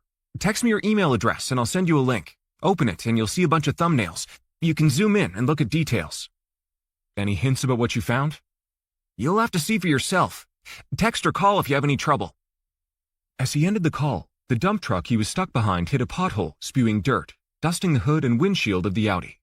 He activated the windshield washer. The wipers mixed a paste of fine dirt with seagull droppings. It took 3 more rounds of spritzing before he could see out the windshield. At the red light, he composed a text to Kent. "My email is vancecourage@gmail.com. A blue thumbs up appeared on the screen, followed by a message. "Give me 5 minutes." Back at the condo, he hurried inside. Poor Cash waited at the front door, yelping softly. "Come on," he said, clipping the leash to his collar. He walked Cash inside the gated area, and as the dog squatted to do his major business, he turned to see where the loud rap music was coming from. Good grief. The electric foot scooters he'd seen buzzing around downtown had made their way to the residential streets. 3 punk kids dressed in black, wearing masks and wraparound sunglasses, rode a lazy serpentine in front of the gate. The music came from small boomboxes hanging around their necks. They slowed in front of the condos and rode a tight circle in front of the gate. He ignored them. There were more sets of dirty dog prints leading from the hallway to the sliding glass door. He stepped into the courtyard to inspect a shallow hole Cash had dug near a sprawling pride of Barbados, blooming dainty orange and yellow flowers. Using the sole of his shoe, he spread the dirt around the base of the plant, making a mental note to water the plants in clay pots beneath the overhang. He pulled the sliding glass door shut, went to Lauren's home office, and sat at her desk. He jiggled the mouse to wake up the computer. A message appeared on screen requiring a login and password. He searched the top of the desk and drawers for the passcode. Cash sat next to him with his pink tongue hanging out and a throw-the-ball look on his face. "Where does your mom keep her password?" he said. The dog lay down on the tile. His eye caught a fluorescent pink sticky note affixed directly in front of him, stuck to the metal strip below the computer screen. So obvious he'd overlooked it. He logged on, signed into his Gmail account, and opened the message from Kent Clark Photography. Tapping the link, 6 thumbnail images from the bridal shoot appeared on the monitor. He moused over the first one and enlarged it to full screen. Kent had cropped out the groom and blurred the face of the bride-to-be, but preserved the right side of the background. He selected the magnify tool, zoomed in and studied different areas of the backdrop, moving the mouse slowly until he came upon a fuzzy shot of what appeared to be a man wearing a ball cap, holding something in the air. It was difficult to see details in the shady low light of the forest, but he was pretty sure it was the man he'd seen holding a phone over his head. He tapped the next photo. It was another shot of the same guy, but in this scene, he looked down at something in his hand. He closed out of the second picture and opened the third. It was a stop frame of the stranger turning to run. His heart pounded at the fourth and fifth pictures. He zeroed in on a bright green wave runner, visible in the bay beyond the woodlands. He zoomed in 500% on the sixth and last picture in the file. A fuzzy image of a woman wearing white sat on the back of the watercraft, behind the man wearing the ball cap. That was how she'd made her escape. He changed screens, pulled up Vizcaya on Google Earth, and enlarged the aerial map. The concrete barge was clearly visible from the bird's-eye view, as were rooftops, buildings, gardens, entrance, parking lot, and woodlands abutting Biscayne Bay, where he'd seen the man. He zoomed in tighter. North of the barge was a narrow concrete walkway leading to a small overwater arched bridge attached to some kind of man-made structure. It was located about midpoint between the barge and where he'd found the burner in the forest. It might have been a small boathouse, but he couldn't be sure. Whatever it was, it had been reduced to large chunks of rubble. Maybe it was damaged during the same hurricane that wrecked the barge. He dragged the mouse to the left and stopped over a marina that wasn't part of Vizcaya. It appeared to be abandoned. He dragged the computer mouse past it, pausing to study the residential mansions bordering Vizcaya to the north. Some had long wooden docks and luxury boats, tennis courts, and Olympic-sized pools. He closed Google Earth and reopened the email from Clark, noticing another new message. Subject line: Greetings from Grand Cayman. To vancecourage@gmail.com. From the Mutiny Girl @gmail.com. 10:29 a.m. Hi Vance. I hope you haven't been too worried. There's something wrong with my phone, and I haven't been able to check in. Send me a quick reply to let me know you got this email, and I'll call or text when I figure something out. Love, Lauren. P.S. I might have to buy a burner. Email your phone number. I don't know it. Sad face. He stared at the screen for a long moment. There was no way to know if it was legit. If the kidnappers hacked her phone, they might have been able to generate an email. He was about to delete it when he scrolled up the page to check the timestamp. He played the timetable from yesterday in his head. If his memory served him, the email had been sent around the time he got the kidnapper's call at the gym. It was possible she'd sent it. He composed a response. Subject line: Greetings from Miami. To the Mutiny Girl @gmail.com. From vancecourage@gmail.com. 2:03 p.m. Lauren, I've been trying to call you, but there's something wrong with your phone. Where are you? Are you in trouble? I need to authenticate this is you. Please add the following information when you answer. What is the long and short name of the dog we recently adopted? What kind of car did I drive when we first met, and what was the nickname I gave it? If this is you, please add your new phone number, and I'll call you. VC. He stared at the screen for a second, then added, P.S. I miss you. He pressed the send key, then checked the time. Just after 2 in the afternoon. He Googled Jackson Memorial Hospital, dialed the main number, and asked to be connected to Daniel Ruiz's room. On-hold music played before a woman got on the line. I'm sorry, sir, but there's no one here by that name. Are you sure you have the right hospital? Can you tell me if you checked out recently? I'm sorry, but I don't have access to that information. Is there something else I can help you with today? No, he said, ending the call and confirming his suspicion. He opened the app to Lauren's online shopping account, searched GPS tracking devices, and selected a small magnetic one with free overnight shipping and no activation fees. When he pressed the Buy It Now button, a message flashed on the screen. The online merchant declined her credit card on file. That was weird. He tried a second time. Same result. He pulled one of his from his wallet and charged it to his own card. He grabbed a roll of paper towels and spray cleaner from under the kitchen sink and headed to the entryway to clean the muddy dog paw prints from the tile. While he wiped the floor, he replayed the chain of events. He dropped Lauren off at Cayman Air, had gone to the gym, answered a call from her number that turned out to be from the kidnapper, met Sarge at the Italian place, and drove to Vizcaya to meet the woman at the barge. He discovered the discarded phone in the woodlands, dialed Lauren's number from the contacts list on his phone, and witnessed the burner ring. He wasn't tech-savvy, but he knew hacking a smartphone wasn't easy. When the woman at the barge demanded that he return the disposable phone, he should have resisted. But she delivered a veiled threat, reminding him he was a sitting duck. The new email changed things. He read it again. In the subject line it said, Greetings from Grand Cayman. If true, it was a clue and meant Lauren had made the flight. It also meant she'd been abducted there. He sat in front of the computer and scrolled through his email, hoping to get a response from her. But it had only been a few minutes since he'd answered her email. He checked the time again. It had been more than 24 hours since the woman at the barge promised to contact him with the ransom demand. He tried Lauren's number again from his phone. A call failed message appeared on the screen. He Googled Vizcaya hours of operation. It was still open. He added kibble to Cash's dog bowl, refilled the water dish, stopped at the sliding glass door to the courtyard, hesitated, then left it open enough for the dog to go in and out. Hurrying to the Audi, he opened the navigation app on his phone to check traffic. He had enough time to conduct a reconnaissance run at Vizcaya before meeting the Russian. Passing Suarez's high-rise office building, he rolled down the car window and took in the saltwater air, rehashing the recent barrage of strange, seemingly unrelated events. There were too many moving parts to make sense of anything. One detail did come to mind. If he'd remained at the seawall after the woman in white left, he might have seen her leave on the back of the Wave Runner. The woman took a gamble that he'd assume she arrived by car and that he'd focus on the parking lot. She'd guessed correctly, but she hadn't counted on his chance meeting with Kent Clark. Or the wedding photos. Chapter 16. Vance parked and joined the line of tourists waiting to enter Vizcaya. The queue was shorter than before, and within a few minutes, he stood in front of the seawall, surveying the perimeter using the concrete barge as his point of reference. To the north, his left, he spotted a short rainbow-shaped concrete footbridge that led to what appeared to be an old boathouse jutting out from the bay like a tiny island. He opened Google Earth on his phone and compared the aerial picture to the ground view where he stood. It was the same one he'd seen on the computer. He walked toward the bridge, hoping it might give him a vantage point to observe the routes the pair may have used to escape by water, but it was cordoned off with yellow caution tape. Retracing his steps from when he'd sprinted from the barge to the woodlands, he headed to the spot where Kent had shot the pictures that captured the green Wave Runner in the background. Unlike the day he'd bumped into the photographer while running through the crowds, there was no farmer's market and only a handful of people strolled along the walkway. He stopped midway on the walkway to the footbridge leading to the woodlands and pulled up one of the wedding photos he'd downloaded to his phone. He compared the image on the screen to the view from the ground, then jogged toward the wooden bridge leading to the forest to search for the abandoned marina he'd seen on Google Earth. When he reached the other side, it was at least 10 degrees cooler in the tropical shade, and rotting vegetation mashed beneath his shoes, each step releasing a woody, musky smell.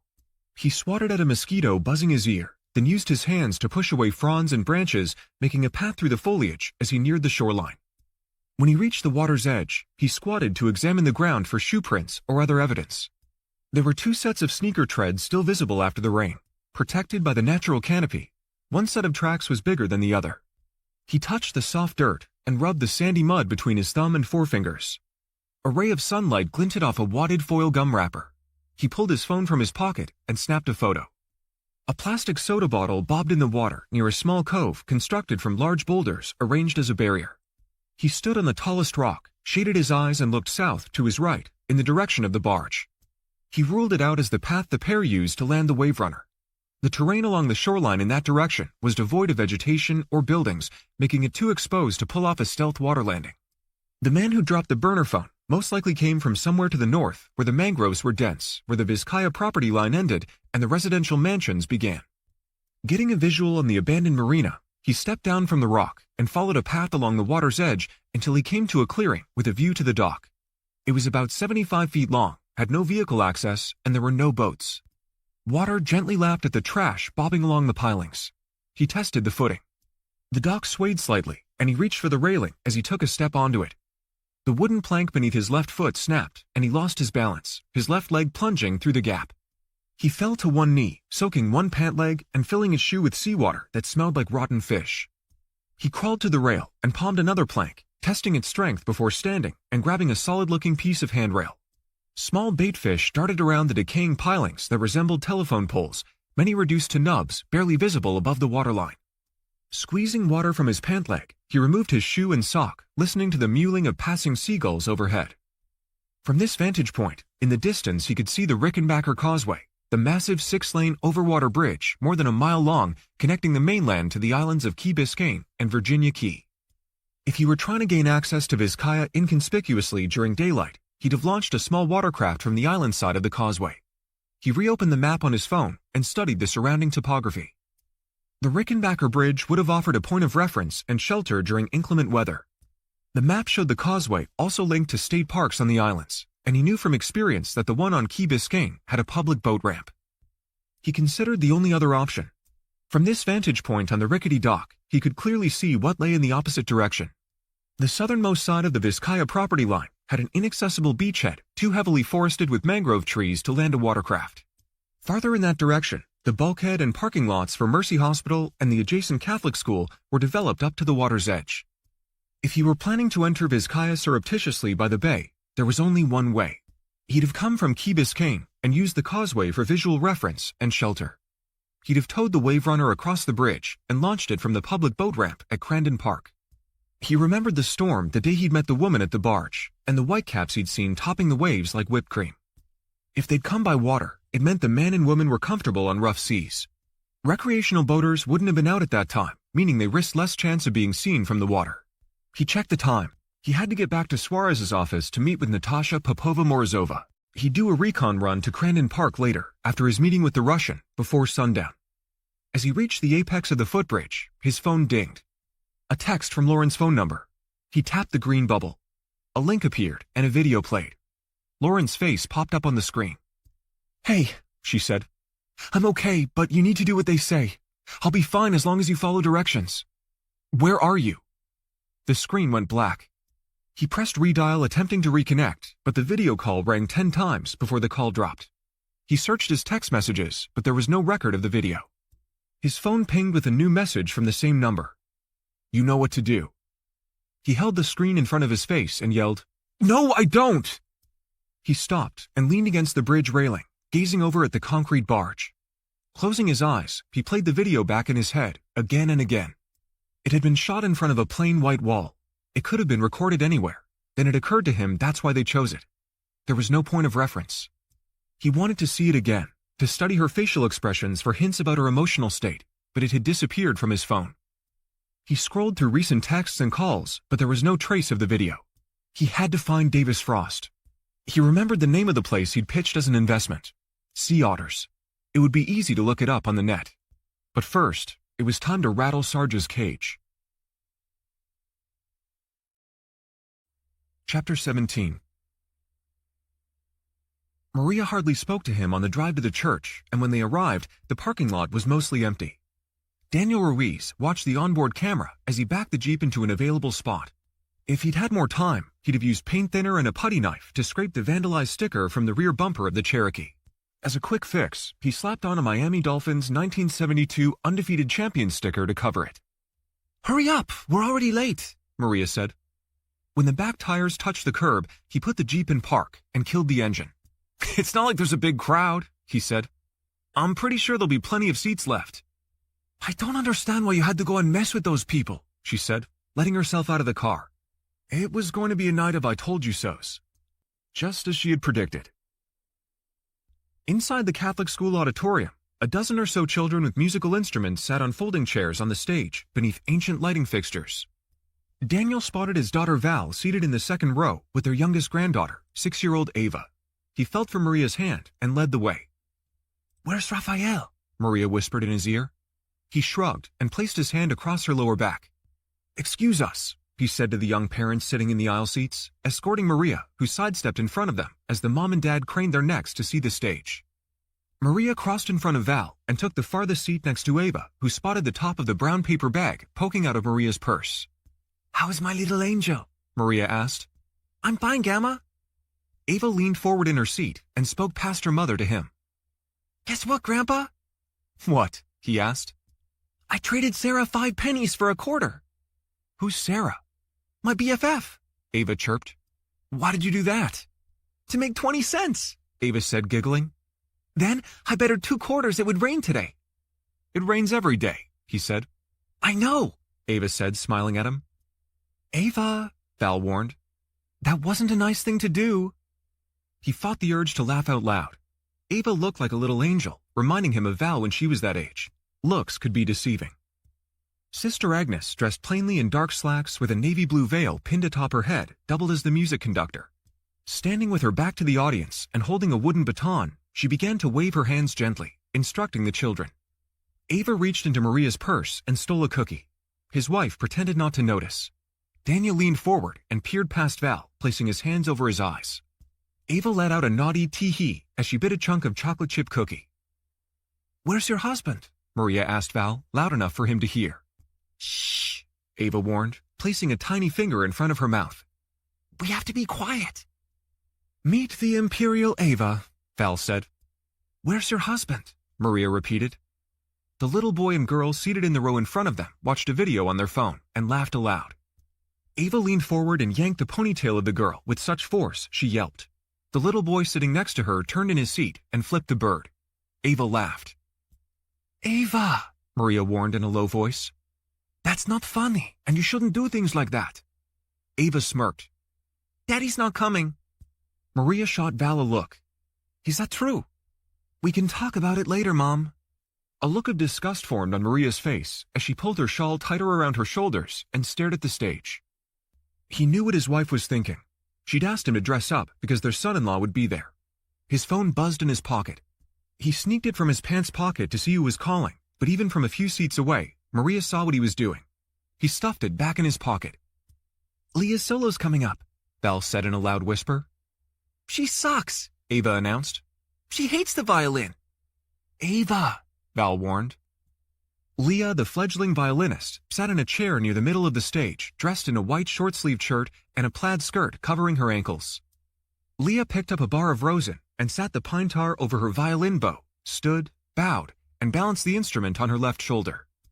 The conductor, the nun, raised her arms. On cue, a young boy sitting behind the piano began to play Over the Rainbow. Maria clasped her hands with a look of prideful joy. The woodwind section joined the piano, and on cue, 8-year-old Leah ran the bow across the strings of her violin, making a noise he could only describe as a cat in heat. The audience groaned. Poor Leah. The only thing she liked about the violin was the horsehair strung taut to make the bow. She'd asked for a pony for her 7th birthday, and her father gave her the violin instead. The girl nearest Leah fell out of her chair, dropping her flute, and hit the stage floor with a thud. The small crowd gasped, and the music stopped as Sister Agnes rushed to help. Val jumped to her feet, grabbing the shoulders of strangers as she scrambled past, sprinting to the stage. Daniel scrabbled from his seat to follow her. The families rushed the stage, and when he got close enough, he saw the child was face down on the stage floor, convulsing. She's having a seizure, Val yelled, dropping to her knees and rolling the girl onto her side, cupping her neck in the palm of her hand. Give me that, Val said to the teacher, waving her hand in the air. Give you what? The nun asked with a look of terror. Your baton. Val inserted the wooden stick sideways inside the girl's mouth. Daniel knew what his daughter was doing. She was preventing the child from biting or swallowing her tongue. The girl's parents pushed their way onto the stage. She's epileptic, the dad yelled. Leah spotted her grandfather in the crowd and ran down from the stage. Her eyes were wild. He pushed his way toward her. Hey, he said, kneeling to hug her. What's happening, Grandpa? Everything's gonna be okay, sweetheart. Go get your violin.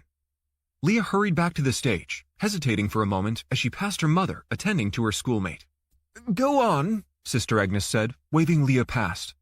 He wanted to help, but watched instead while Leah grabbed her violin, dropped it in the case, and took a wide berth around the scene.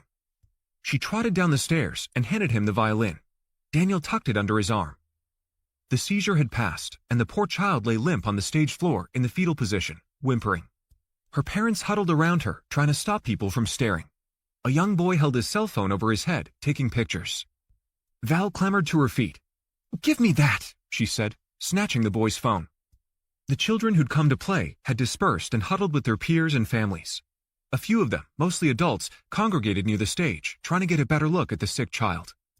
There were always a few that couldn't help themselves. He remembered them from his days as a cop. They jammed up traffic whenever there was an accident. The worse the wreck, the slower they drove. He'd taken his eyes off Leah for a moment, and when he didn't see her, his heart raced as he scanned the room looking for her. He spotted her with a group of schoolmates. He approached the stage to check on Val. I don't know how we can thank you enough, the mother of the stricken girl said to Val. Maria approached with Ava in tow. Oh my gosh, that poor child, she said.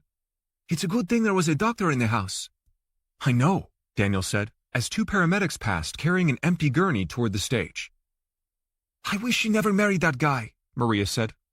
Val's perfectly capable of managing her own life. She could do fine without him. This is a perfect example. Enough of that, Daniel said. It's her life. You know how she is. She does what she wants. I'm telling Mommy you said she can manage her own life without Daddy, Ava said in a snotty tone. You should mind your own business, young lady, Maria said. It was true. Valeria was the daughter born with a mind of her own who could do just fine without Raphael. Mommy shops all the time, and Daddy asks her not to, but she does it anyway, Ava said. It was another truth. Raphael kept Val and the girls in style. New cars, clothes, vacations, a big house. All the things Daniel hadn't been able to give his own family.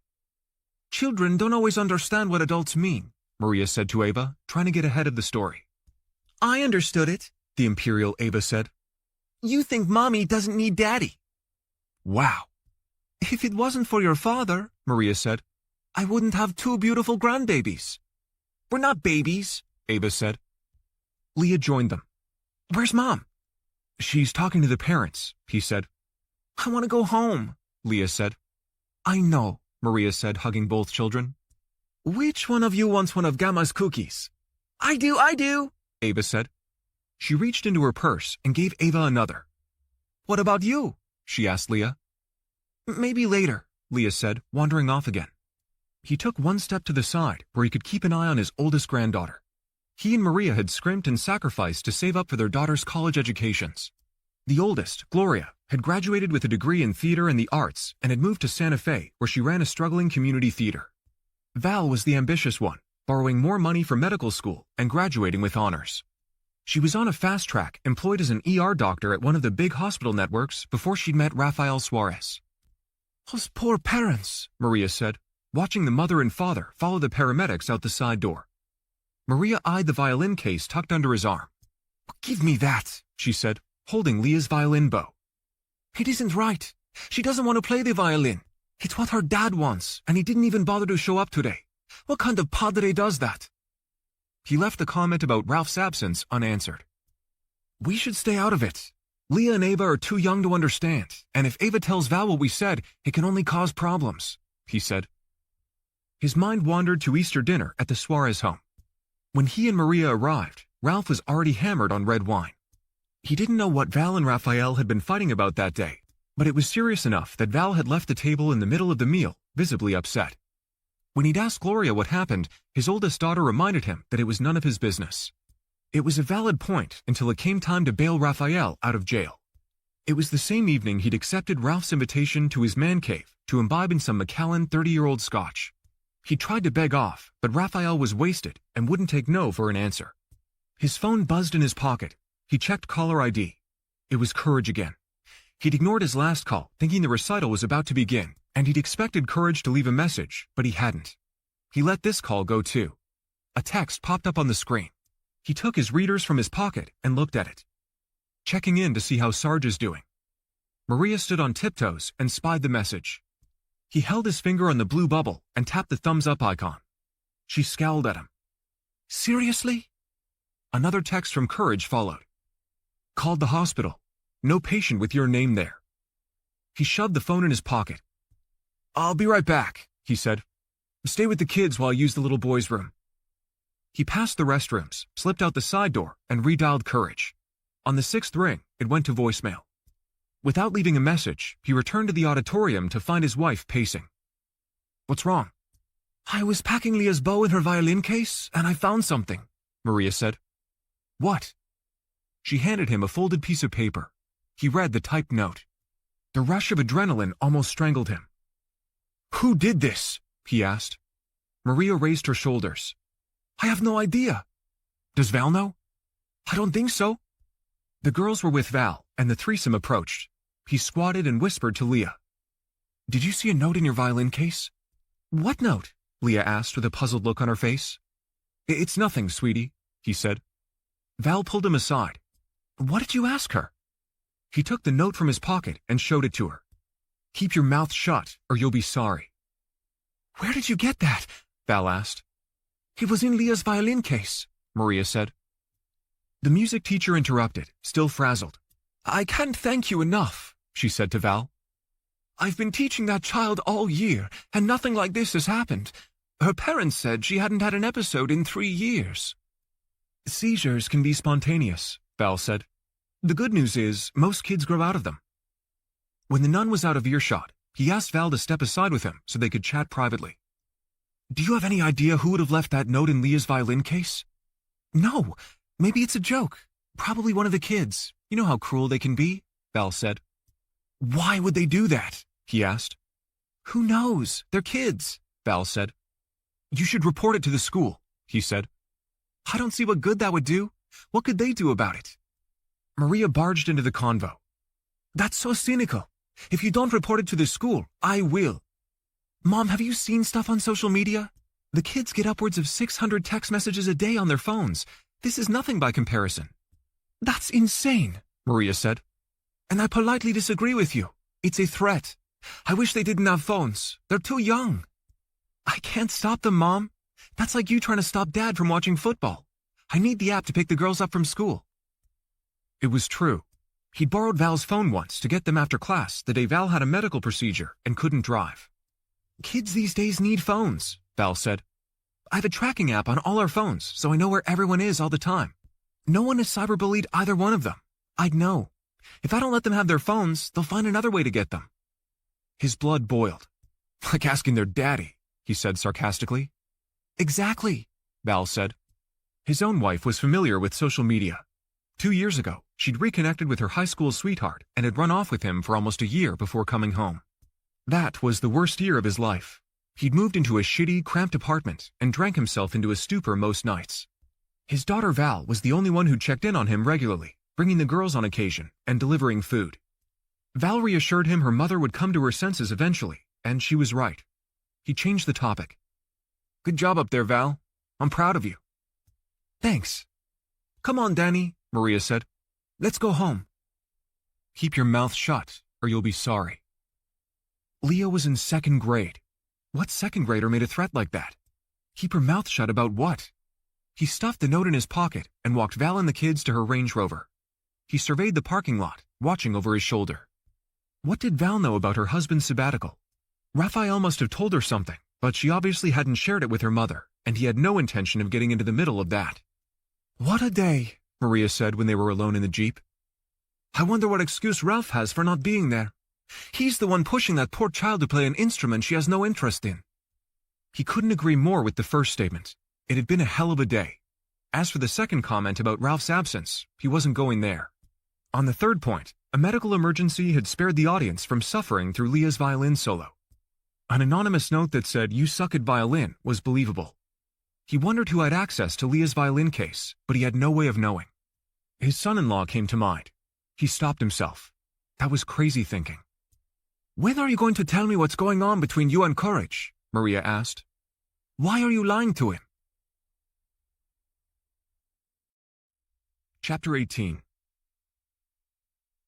Vance stepped out of the elevator onto the 8th floor of Suarez's office building. It was just after 3:30 in the afternoon, leaving him a cushion time to review the client file again before the Russian was scheduled to arrive. He checked his phone for any updates. He'd missed a call from Sarge, but his phone hadn't rung. The text he'd sent busting his chops for lying about being hospitalized with a heart problem must have gotten his attention. He'd deal with Sarge after the meeting. Waving the key card hanging around his neck, he listened for the door to unlock, then headed down the hall and entered Suarez's corner office. He stood in front of the window for a moment, taking in the panoramic view overlooking Biscayne Bay. He could see the rooftop of the Hotel Mutiny, where once upon a time in Miami, his blood relative Tony Famosa and his partner Chago Marino ran their drug empire. These days, Tony was a fugitive hiding in Panama, while Chago was serving a 205-year sentence at the Supermax in Florence, Colorado. In a strange twist of fate, decades later, their drug smuggling empire made Vance a rich man. He hadn't thought about it in a long time, the day he'd accepted a fat envelope stuffed with cash. He, the once incorruptible detective who'd never taken an illicit dime nor snorted a line of cocaine, took the money without hesitation. He, the lawyer who stood on the highest moral summit, refusing a ridiculously generous offer right out of law school to join a white powder firm specializing in defending drug dealers, had finally succumbed to temptation. The moment he'd stuffed the first installment of dirty cash in his pocket, he'd waited for the heavens to open up and a lightning bolt to strike. But it didn't happen. No clap of thunder, not even a pang of guilt.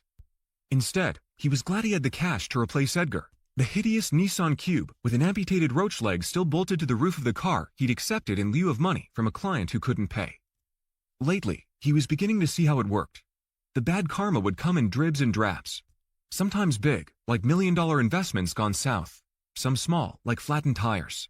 Others were huge. Ethan's nearly fatal kidney failure was an example. Lauren's abduction was another. There was yet another inconvenient truth. He'd grown fond of the money, and he intended to keep it. Not to exert power, nor be a slave to magpie syndrome chasing shiny objects. Rather, he was married to the freedom and security it provided. Financial air cover. FU money. Nice to have. He turned away from the window and approached the desk, noticing something he hadn't seen before. A strip of gray metal was visible in the narrow vertical gap where two large barn doors hung behind Suarez's desk. He'd seen them when he'd met with Lola and assumed they were a facade. He rolled one side open, discovering a safe hidden in the wall. It was big, about 5 feet tall and 4 feet wide, reminding him of the gun safes at the old police precinct where they stored tactical weapons and contraband. He opened the middle desk drawer and searched for a key or a combination to the safe, but saw nothing but pens and paper clips. He inspected the decorative items atop the desk, turning them upside down looking for clues, finding the computer login and password information under the keyboard where Lola said it would be. He rifled through the rest of the drawers, searching every nook and cranny. He got on his knees and inspected the underside of the desk. Crawling out from under it, he stared at the safe a moment, then jimmied the heavy handle. It was unlocked. He pulled the door slowly open and looked inside. There were no weapons or ammo, no cash or jewelry, only a manila letter-sized envelope on the bottom shelf. He removed the document and scanned the cover page titled Manifesto por la Contrarrevolución Cubana, and beneath it on the same page, a subtitle, Bahía de Cochinos 2.0. The first part of the translation was simple, even for him. Manifesto for the Cuban Counter-Revolution. He flipped the pages. All were written in Spanish. He set the document down, sat, and logged into the firm's computer system. Using an English to Spanish translation website, he entered Bahía de Cochinos 2.0 and waited for the result. Bay of Pigs 2.0. Wow! Flipping the pages, he scanned for words and phrases he might recognize, but found nothing he could translate. He got up from the desk and paced, then walked to the window and peered through the lens of the high-powered telescope. It might have been possible to see Stiltsville, but not this afternoon, not through the smoky storm clouds brewing to the east. Maybe this was the plan. Maybe Suarez banked on him finding it. On the other hand, maybe the lawyer had been in a hurry and simply forgotten to lock the safe. Either way, there had to be a reason he kept the document in a fireproof vault. He sat, placed the manifesto on the desk, and signed into his Gmail account, hoping to find a reply from Lauren. Still nothing. He opened the browser, typed Damas de Blanco, and waited. Dozens of hits filled the page, and all were in Spanish. He refined the keywords, adding English to the search terms. He scrolled past the Wikipedia page and clicked on a story from the New York Times. It linked to a paid subscription. He backspaced and selected a free article published by a British online magazine dated 2011. It was an in-depth obituary for Laura Polan, the deceased ringleader of Damas de Blanco. He read on. Laura Polan was born in a small village in Cuba in 1943, 10 years before the revolution. Like many young idealists of her generation, she was a strong supporter of the Castro regime. As a child, she volunteered to participate in a government program enlisting 1 million young people willing to leave their homes to live with rural families, teaching them to read and write. The experience had led her to become a teacher. But all of that changed during the Primavera Negra, the Black Spring of 2003, when her husband, a nuclear engineer and journalist, was arrested and jailed. The British article intimated that the Cuban government may have played a role in her death. He opened the Wikipedia page, the same one Ethan had shown him earlier, and noticed a recent update to her bio just hours old. Her cause of death had been changed and was listed as cardiorespiratory arrest. There was no mention of dengue fever or the conspiracy theory that the Castro regime may have had her killed. It listed the date and time of the update but made no reference about who'd made the changes or what source material had been used. He backspaced to the British story.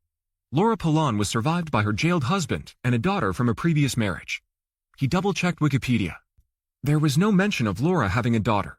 He returned to the search page and clicked on a different link, loading a crudely translated blog written by a Cuban doctor claiming there was substantial medical evidence to prove that Laura Polan had been poisoned by the Castro government. The blog had been updated with a footnote. The doctor had been stripped of his professional license and branded a dissident. He logged out of the computer and opened the Popova Morozova client file.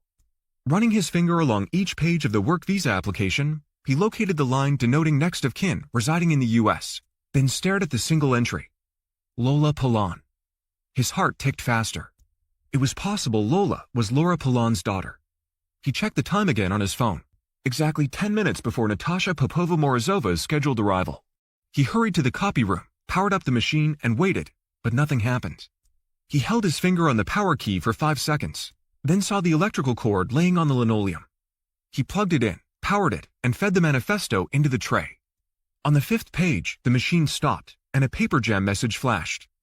He opened the lid and pulled gently, but the paper was stuck between the black rollers. He pulled harder, tearing it, leaving half a sheet of the original document stuck in the copier. He heard the buzzer. The client had arrived. He grabbed the original document and the copies, left the torn sheet in the machine, and hurried to Suarez's office, placing the documents back inside the safe and closing the vault, but not locking it. The woman at Vizcaya had warned him. The counter-revolution is coming. Maybe the manifesto was the blueprint. Maybe Suarez left the document in the unlocked safe on purpose. Maybe he was supposed to find it. That was too easy. More likely, it was a trap. It was obvious what they wanted. The lady in white had told him. Revolutions cost money. Money that can't be traced. Maybe Monkey Morales was alive, and this was Almano's last chance to free Cuba. Chapter 19. Lauren's mind drifted while Davis continued to question Mr. Green at the bank. When Davis raised his voice, she tuned back into the conversation. "I want to see the withdrawal form," Davis demanded. "If you'll take a seat, I'll have a copy of it printed." The elegant banker attired in a tailored Italian suit picked up the phone, turned his back to them, and made a call. A moment later, 2 uniformed security guards arrived and stood on either side of the doorway to Green's office. "Even if you have a document," Davis complained, "I didn't authorize you to deplete my funds. How could you possibly give her all of it?"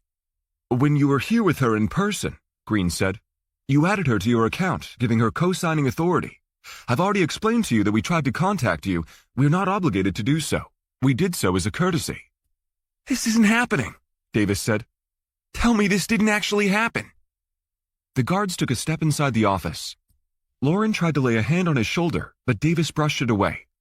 "You need to calm down. Take a deep breath," she said. "May I speak to you privately?" she asked Mr. Green. "Of course." "Wait out in the hallway," she said to Davis. "I need a minute." "I'm not leaving," he said. "This is my money and my life you're talking about." "You don't have any money," she said matter-of-factly. "Please, leave the room and let me have a moment with Mr. Green." One of the armed guards approached.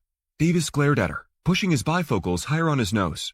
He used the chair arms to raise his obese body and lumbered into the hallway. Green instructed security to close the door. "I'm sorry," Green said to her when they were alone. "We followed all the protocols." The banker had probably seen it all, and Davis couldn't have been the first rich rube to get rolled by a hot woman. "I know," she said. "I want to talk to you about something else. This is embarrassing, but I dropped my phone in the tub this morning. Without it, I don't even know when my plane leaves for Miami." Green nodded sympathetically.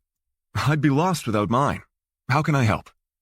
"You have Vance's cell number, and without my phone, I don't. Would you do me a favor and share it with me?" Green hesitated. "I'm not authorized to do that." "Why not? You know our situation. We opened our accounts at your bank at the same time." "I'm very sorry, Ms. Gold, but we have tight procedures in place. Our clients value trust and discretion above everything." "You know who I am. I'm sitting right in front of you. You saw my passport. What else do you need?" "I can appreciate your situation, but I can't infringe on our customers' privacy." "Then call him for me. Ask him if you can give me his number." "Again," he said, "I can't do that. I am truly sorry for the situation you and Mr. Frost find yourselves in." "I don't think you do." "I can appreciate your frustration, but—" "May I remind you," she said curtly, leaning closer to Green, who sat behind his desk. "Mr. Courage and I have quite a bit of money in this bank. There are plenty of others, I'm sure, who would be more than happy to take our cash." "You are more than welcome to move your account elsewhere, but I'm not sure if you know what it entails." She scoffed. "What?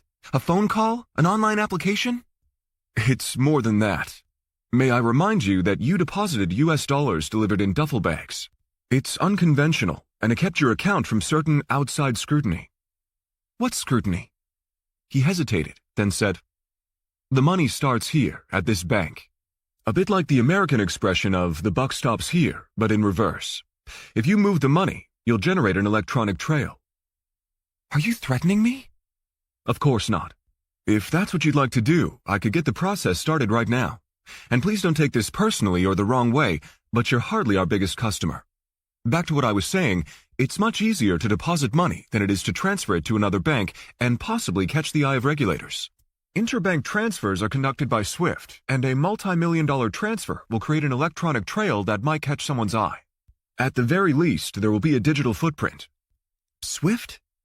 Society for Worldwide Interbank Financial Telecommunications, the agency that monitors all wire transfers. They are open to scrutiny by world governments that have anti-corruption units watching for terrorist organizations, sanctions, and other suspicious activity. I see, she said, slipping the credit card preloaded with $5,000 of digital currency into her wallet. It's my job to advise you on how to best protect your assets. Like you did for Davis? I'm sure you know he's not the first man to let a pretty woman cloud his judgment. Surely there was something you could have done to alert him? Green leaned back in his chair and placed his hands on his desk. I've been in your situation before. It's not my situation, it's Davis's. I was referring to your phone. It happens all the time here. People drop them in salt water, which is no friend of the electronic gadgets. Your SIM card is likely protected. If you get a new one, I'm sure your contact list will still be there. Right, she said, wishing it were true. Is that all I can do for you today? Yes. We close at 5 o'clock, and the private banking office is not open over the weekend, so if you believe you'll need more money before Monday, I highly recommend doing it today. Good to know, she said, following Green's lead as he got up from behind his desk, signaling the meeting was over. The banker opened the door for her. Davis leaned against the wall, flanked by the beefed-up security guards stationed outside Green's office.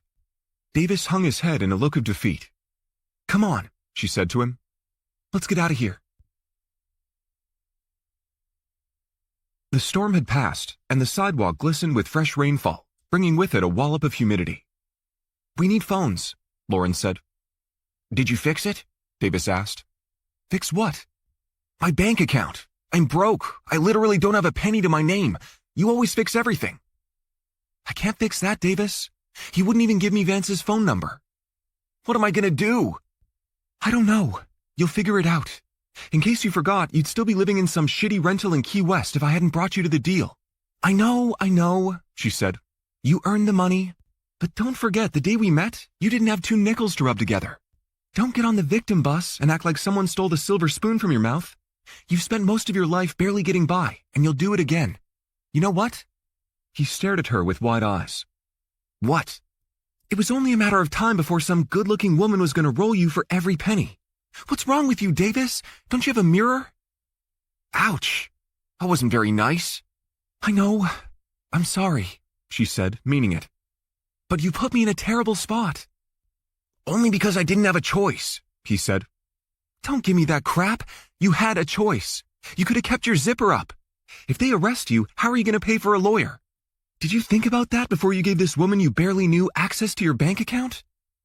You're right. It was stupid. How much was in the account? A little over $5 million. Where's the rest of it? I spent it. On what? I don't know. You know what? I should find an ATM and get enough cash to catch the next flight out of here. You won't do that, Davis said. She paced the sidewalk with her hands on her hips and punched the air. 2 young men passing the opposite direction saw her do it. They laughed, then mimicked her, giving the air a few comical uppercuts. Assholes, she said under her breath. We need Vance's help, he said. Here, she said, opening her wallet and giving him all her cash. Go buy a couple of burner phones. Where are you going? To have another talk with Mr. Green. Chapter 20. Vance hastily organized the immigration file on the desk, wondering what the office was like when Suarez was there. He pegged him as a loudmouth who yapped on the phone all day, a showboater who made Lola do all the grunt work. It certainly wouldn't be as quiet as it was now. From what he'd seen, nothing about Suarez was understated. The office doorbell buzzed again. As he headed down the hallway to answer it, he dialed Lola's number and let it ring 6 times. So much for the crack paralegal who was supposed to help him. The bell sounded again, this time in a continuous buzz that reminded him of a hornet's nest. The woman at the door mostly matched the picture he'd seen on Natasha Popova-Morozova in the client file, but it was hard to say because she wore mirrored sunglasses and a hat. His eyes traveled down toward the sounds of heavy panting. Her left hand gripped the square handle of a leather harness attached to a guide dog. The black Labrador sat at attention, tongue hanging out, breathing loudly. "You're early," he said, opening the door wide, wondering why Lola didn't mention the client was blind. The dog stared straight ahead, not in a threatening way, rather as if waiting for the next command. "I no recognize your voice. You my new lawyer?" the woman said. "I am." "I'm Natasha," she said, holding her hand out. He grasped it, and having no experience with someone blind, wondered what he was supposed to do next. "I'm Vance Courage. Come in. You're a few minutes early." "On time late in my book," she said. "Let's meet in Mr. Suarez's office," he said, confused about how this was going to work, starting with how to hold the door open while she passed through, wondering how he'd deal with making sure she knew what document she was signing. From a legal perspective, he needed a witness, and neither Lola nor Franco was there. "If you lead way, Noir follow," she said, adding, "Noir is my dog." He processed the insane situation. A blind woman wearing mirrored aviator glasses being led by a black dog named Noir. He waved the key card, opening the middle door leading to the back offices. At the sound of the clack, he shouldered it open, and as he sized up the doorway, wondering if the dog would lead or if he should, the front door flung open. "Sorry I'm late," Lola said, rushing ahead and holding the door open for the dog and the woman. He hurried down the hall to Suarez's office to triple check he'd left no sign he'd been in the safe. As he sat at the desk and opened the Popova file, it triggered the things he hated about being an attorney. One big thing he didn't miss was the clients. Many needed a therapist more than they needed a lawyer. Grifters and crazies were the ones who often hit the jackpot. It wasn't random or that the universe had it out for the good guys. Rather, most stable folks preferred to find a more amenable way to settle disputes. On the other hand, an immigration case was new territory, and he sensed there was more to it than he knew. Lola entered the office ahead of Natasha, pulled a chair for the blind woman, then turned to leave. "I want you to stay," he said.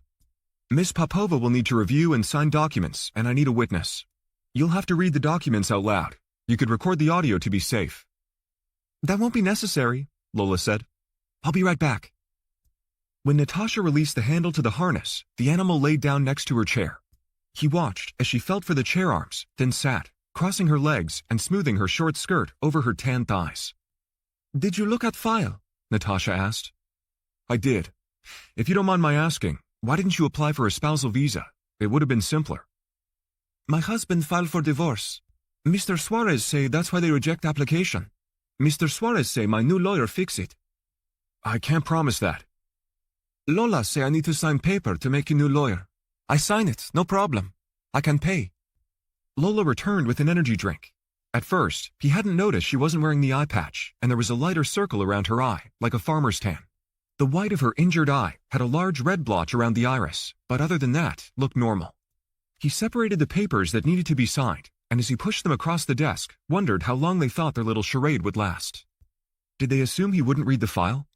He might have been retired, rusty, and beyond disinterested in filling in for Suarez, but he wasn't an idiot. While Lola arranged the pen in Natasha's fingers and guided her hand to the signature line, he watched himself become her new attorney.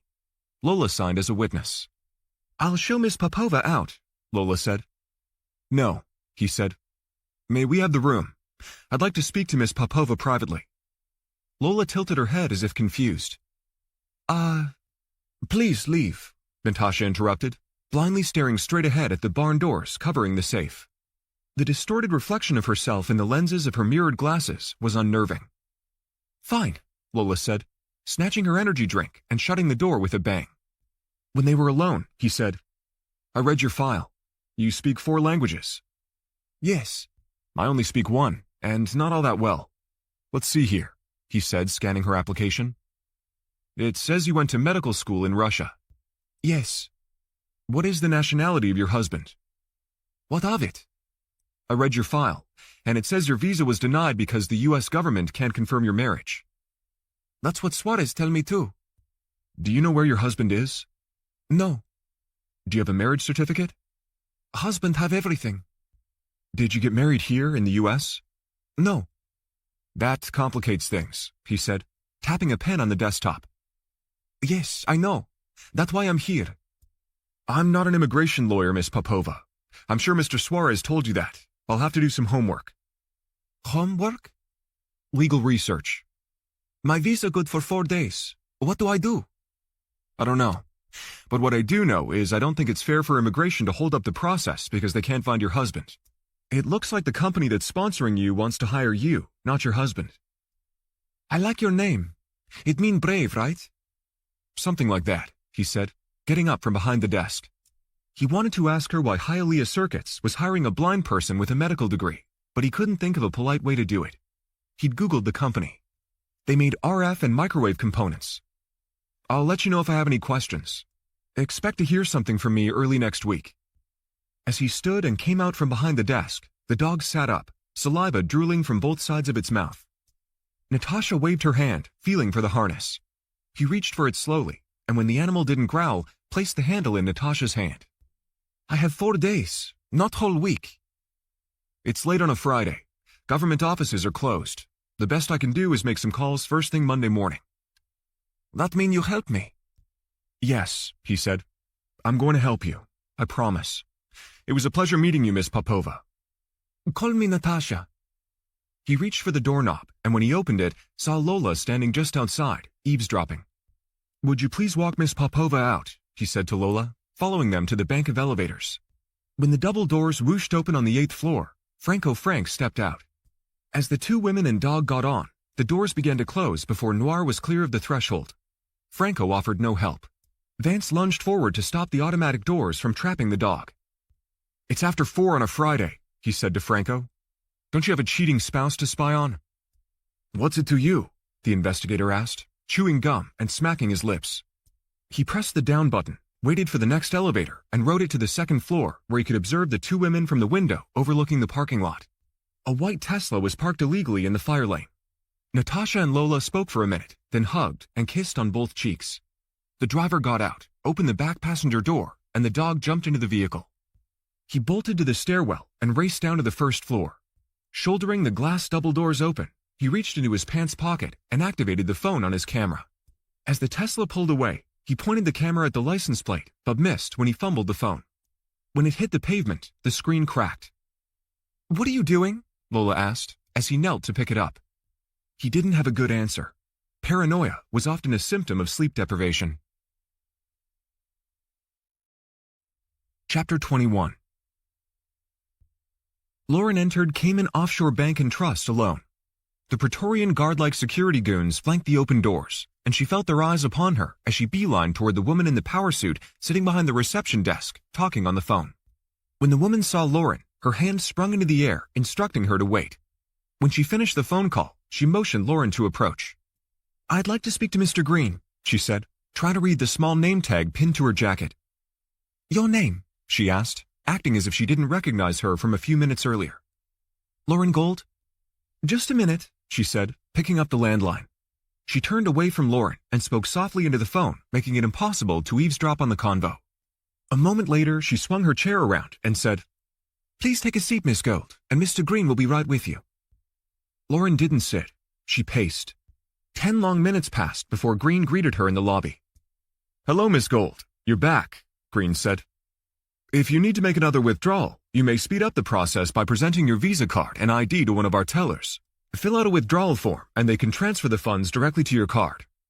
That's not why I'm here. I'd like to see my bank file. What file? Green asked with a perplexed expression. I'd like to see a copy of the application I filled out online. Green seemed annoyed at the question, and rather than answering, approached the woman at the desk. Sadie, would you please print out a copy of Miss Gold's application on file? He turned towards Lauren. That should do it. Sadie clacked away at the keys while she trotted behind him. Hold on, she said. I'd like to speak to you, in private. Come along, Green said, as he marched to his office. What is this about? He asked as she followed him in. Sadie hand-delivered a printed copy of the application she'd filled out on the bank's secure portal when she and Vance first opened their Cayman accounts. May I? Lauren asked, tilting her head in the direction of the document on his desk. Sadie excused herself while Green pushed the application across the desktop. Lauren leafed through it and without looking up asked, May I use your pen? Green handed her a nice fat one with the bank logo on it. She stood, grabbed the notepad from his desk, copied Vance's phone number from the emergency contact line on her application, tore the paper from the pad, and handed it to Green. Would you please call him? I'm sorry, Miss Gold, but I can't do that. I've already explained to you the bank has very strict privacy policies. He's a client and so am I. How is contacting him breaching bank policy? I don't have access to a phone and I need to speak to him. Call him, please. Green shook his head no and pushed the note away. Listen, we're customers and I need to speak to him urgently. You are, Green said. I'm what?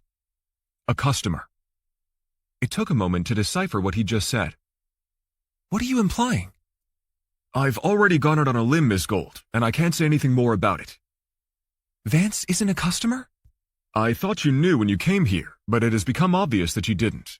If you want more information, you'll have to ask him. You have his number. That's what you wanted. I see, she said, staring over his shoulder at a historic black and white photo of the bank hanging on the wall. Did you warn him that it could expose him to, how did you put it, scrutiny? We advise all of our clients about risk. I'd like to make another withdrawal, she said. Certainly. I'd like $50,000 US in cash. I'll get that going. Is Davis Frost's account still open? We keep zero balance accounts open for 30 days. Good. I'd like to transfer $100,000 into his account. Anything else? Yes. Can you refer me to an attorney? Green narrowed his eyes. What sort of lawyer? Criminal. The banker didn't seem surprised. I will see what I can do. How would you like the cash?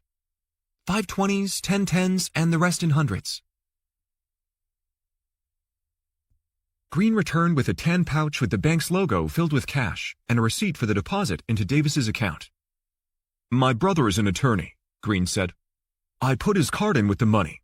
He doesn't do criminal work, but he should be able to make a referral. But please, Green said, I'd appreciate it if you didn't tell him who referred you. I understand, she said, taking the bag of cash. It's been a pleasure doing business with you, Miss Gold. She passed Sadie's desk, clutching her purse with $50,000 US hidden inside. Have a nice weekend, Sadie said without looking up.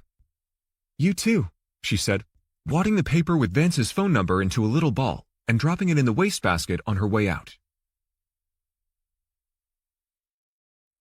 Chapter 22. Vance finished the bottle of water he'd taken from Suarez's office and tossed it into the back seat of the Audi. As usual, traffic heading north on I-95 to Broward County was crawling. He tuned in to an AM radio station broadcasting regular traffic reports. His phone rang, interrupting the news program in progress. Badass came up on caller ID. Hey, Zoe, any news? Yeah, called in a favor. Looks like your girlfriend got on the plane to Cayman. Watched the video myself. Can you meet me later so we can talk? He asked. I'm working tonight. Barely getting enough free time to get 6 hours of shut-eye. Where are you working? Nowhere you want to meet. Try me, he said, turning the AC to low. A concert.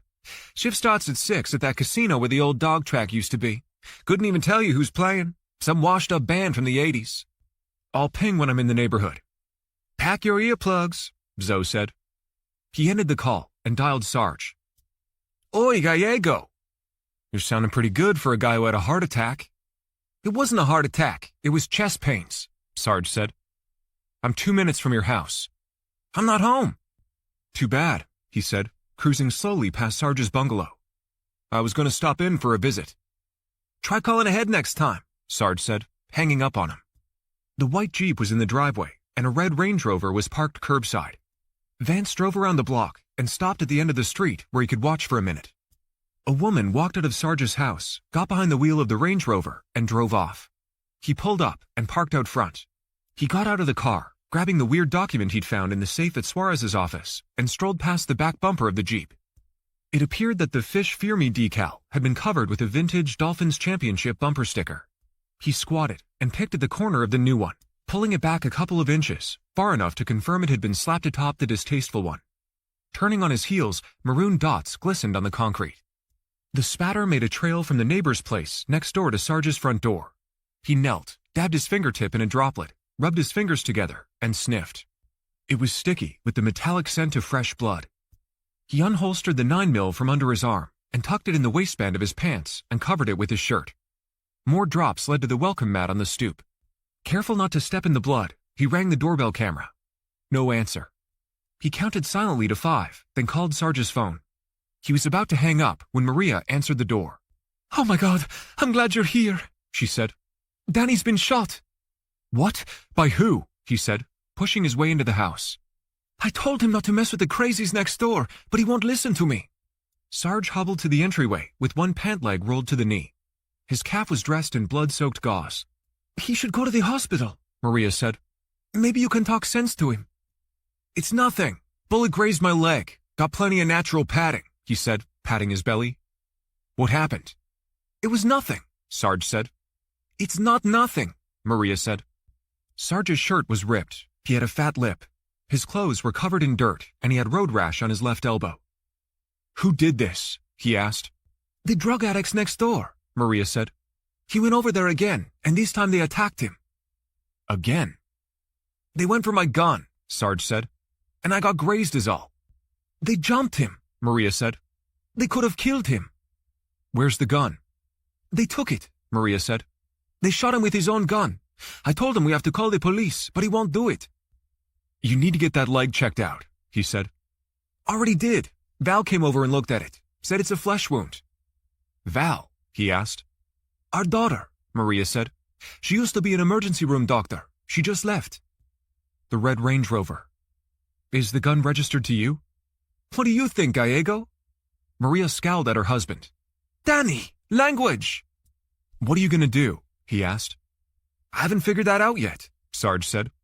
"What are you doing here?" He handed him the document. "I want you to take a look at something for me." Sarge downed a swig of booze from the bottle, then sat on the edge of the big recliner and began to read. "What is that?" Maria asked. Sarge held up his finger to silence her and turned the page. Vance walked to the kitchen and looked out the window at the neighbor's house next door. Maria followed him. "It's been a nightmare," she said. "The constant fights, the late-night parties blasting music, hooting and hollering, and now this. I can't open the windows when the weather's nice because it smells like something died in the yard." Sarge got up from the recliner and joined them. "What happened to the bottom half of page 5? "Copy machine ate it. Can you tell what it is?" "It looks like some kind of a battle plan," Sarge said. "For what?" He had a serious look on his face. "To invade Cuba. They're calling it Bay of Pigs 2.0. Whoever wrote it thinks it's a good time to try to topple the Cuban government before China completes their military installations. Where did you get this?" "I found it at your son-in-law's office." "What were you doing there?" Maria asked. Sarge made an ugly face, then said, "He's filling in for him."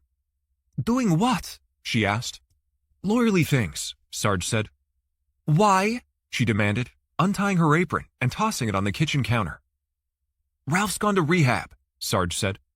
"Is that why you've been lying to me, Danny?" "I didn't want you to worry," Sarge said, twisting the fake diamond post in his earlobe. "That's not why he's been lying to me," Vance said. "But now that you mention it, why did you lie about being in the hospital?" "Because I knew you'd be pissed off I ambushed you, and I didn't want to give you the chance to back out of the deal before he left for rehab." "What ambush?" Maria asked. "Val wanted me to ask Vance to cover for Ralph while he's out of the office. He's already gone to rehab." Maria planted her hands on her hips. "I knew this had something to do with him. I told Val she shouldn't marry that good-for-nothing pedazo de mierda. Who in this family ever listens to me?" That was one of the few expressions he could translate. Pedazo de mierda. Piece of shit. "Do you think it's possible your son-in-law is involved in some kind of underground operation?" "I don't know," Sarge said. "He's not much of a Cuban patriot, if that's what you mean." Maria added her 2 cents. "He's never sent a dime to his poor relatives left behind in the old country. Not a red penny." "Is this the whole document?" Sarge asked, holding it up. "No. There's a half page that's stuck in the machine, and a few others I wasn't able to copy before I left the office."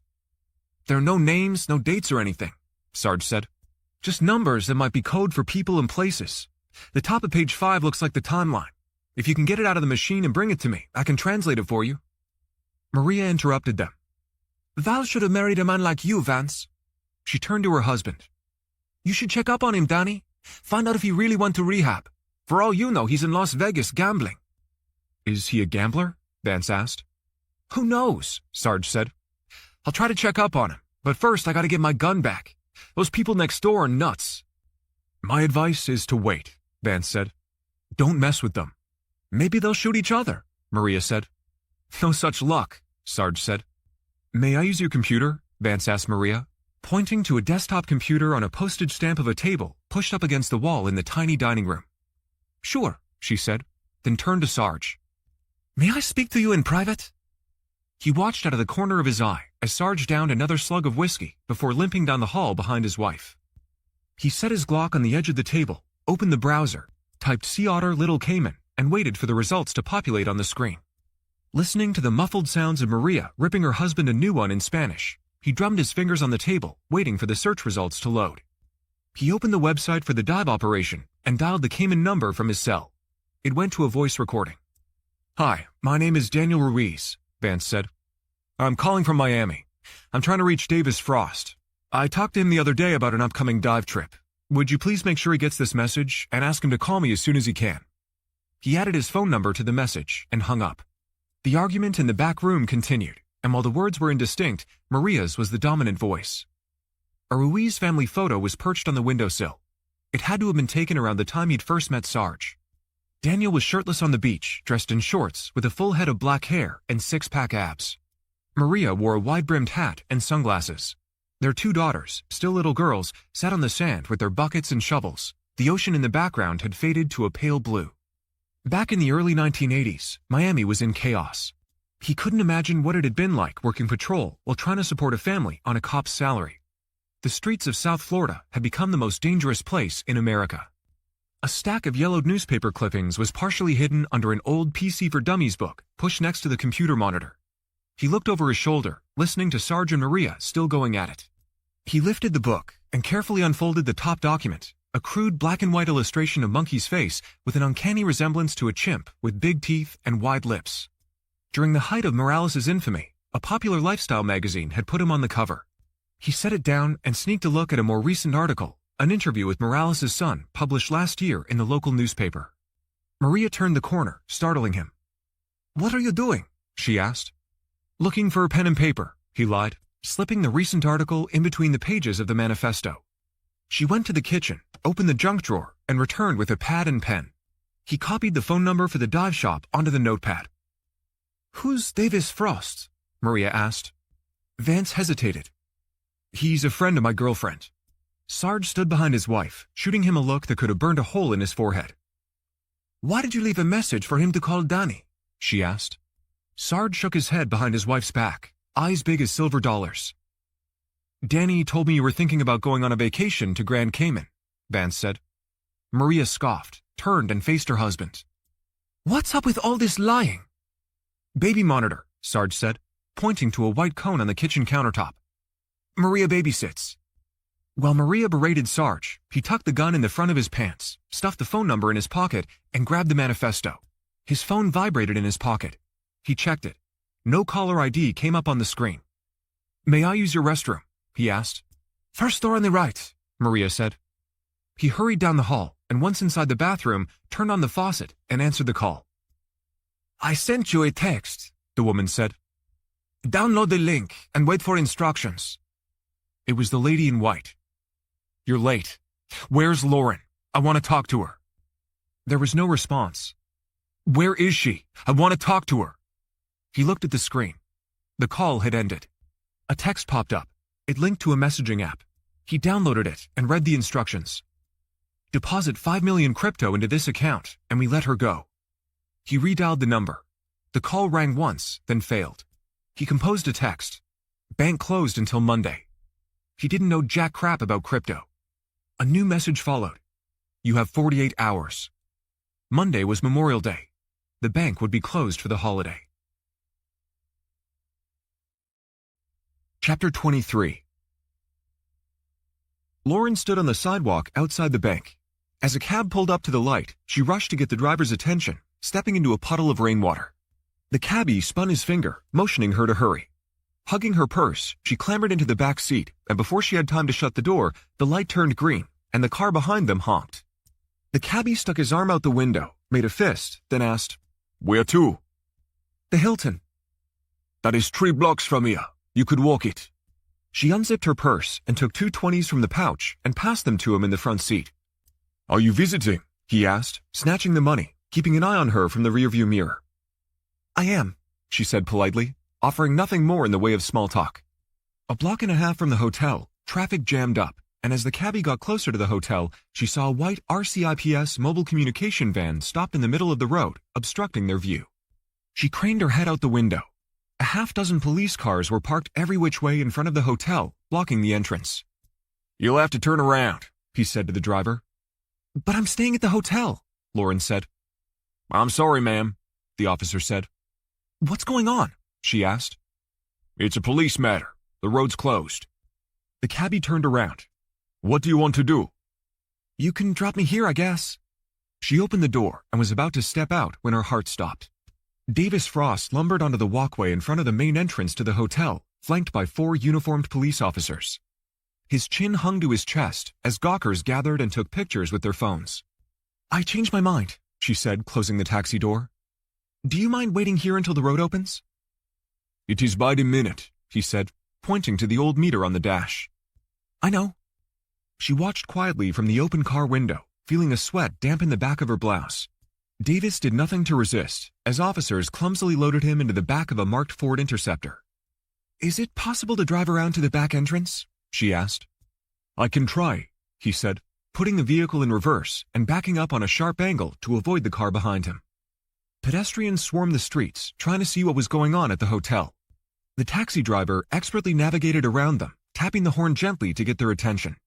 He drove briefly on the wrong side of a one-way street before turning at the next corner to access the back entrance to the hotel. 2 white RCIPS sedans were parked in a V formation blocking the hotel parking garage. She leaned forward between the seats. "I changed my mind," she said. "Keep going." "Where do you want to go?" "I don't know. I'm having a problem with my boyfriend, and I think I better find somewhere else to stay tonight." "What kind of a problem?" "He had too much to drink at the bar. I thought I had time to go to the hotel and get my stuff before he comes back." "You're not safe?" he asked. She shook her head. "What about your clothes?" he asked with genuine concern in his voice. "I'll get my things later." "I can go back to the hotel and ask them to bring your luggage down," he said, driving slowly past the back entrance and stopping curbside. "No, really, it's okay." "Where should I take you?" "I'm not sure," she said. "I'm having a bad day. I lost my phone this morning." "I'm sorry," he said. "My cousin manages a rental place over on 7 Mile Beach." "Do you think it's available?" "I can ask." The cab driver made a call, while one of the police cars that had been blocking the parking garage passed, followed by another. The rental house was a 2-story duplex built on stilts, a gem located along 7 Mile Beach north of Georgetown with an unlimited view of white sand and turquoise water.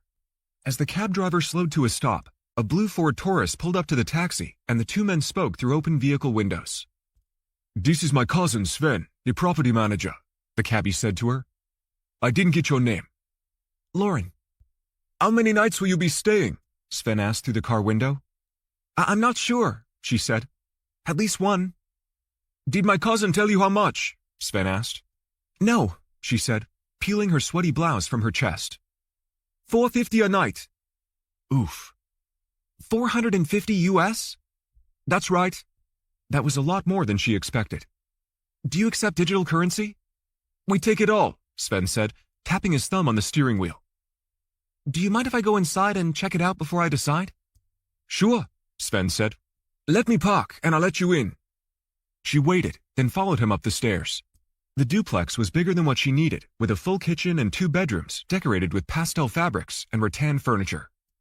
"There's a coffee maker, water in the fridge, clean towels, everything you need," he said. She handed him the Visa card preloaded with $5,000. "Can you put 1 night on it, and if I decide to stay longer, I'll let you know?" "No problem. May I see your passport?" She took it from the side pocket of her purse. Sven opened it, eyes traveling from the picture on the document to her face. He took his phone from his pocket, inserted a portable credit card reader, and swiped her Visa card. "I heard you lost your phone. That is a bummer." He showed her the screen. With taxes and fees, the total for 1 night was more than $500. She signed for it. "What about internet?" "The password and login are in the kitchen drawer. Do you need anything else?" "Not right now." "My cousin said you had a problem with your husband." "Boyfriend. I'm sure he'll calm down when he sobers up." Sven was about to return her credit card when he pulled it away. "Are you going to tell him where you're staying?" "I hadn't planned on it." "The owner lives right next door. If you need help, go to him. Okay. I'm serious, Spence said. If that boyfriend bothers you at all, I want you to knock on Arthur's door. All right. He's a nice guy. He handed her the Visa card. You'll like him. He's a cop. Chapter 24. Another text chimed on Vance's phone.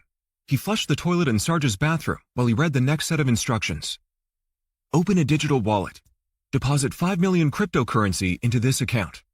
He stared at the QR code on his cracked phone screen and composed a message. I need proof she's alive. A text bubbled up. Sent a video. He typed, I need more than that. Then he heard a knock on the bathroom door. You okay in there? Sarge asked. Be right out, he said, running the water, washing his hands and buying time while he mentally processed the new instructions. When he opened the door, Sarge stood in the narrow hall, leaning against the wall. Let's go for a beer, Sarge said. I wish I could, but I can't. Besides, you should stay off that leg. Sarge lowered his voice. Why did you use my name when you left a message for Davis Frost? Maria interrupted them. Maybe you can talk him into filing a police report against those maniacs next door. I'm not doing that, Sarge said. I have to go, Vance said. I'll walk you out, Sarge said, hobbling toward the front door. They stepped outside onto the stoop into the baking afternoon sun. He gagged for a moment on the aroma of weed. I have to smell that shit 24/7, Sarge said. You and everyone else these days, he said. One man's buzz is another man's buzz killer. It's not worth getting shot over. I want to know what's up with that call. Why'd you leave a message for Frost and drop my name? A single blast of gunfire erupted.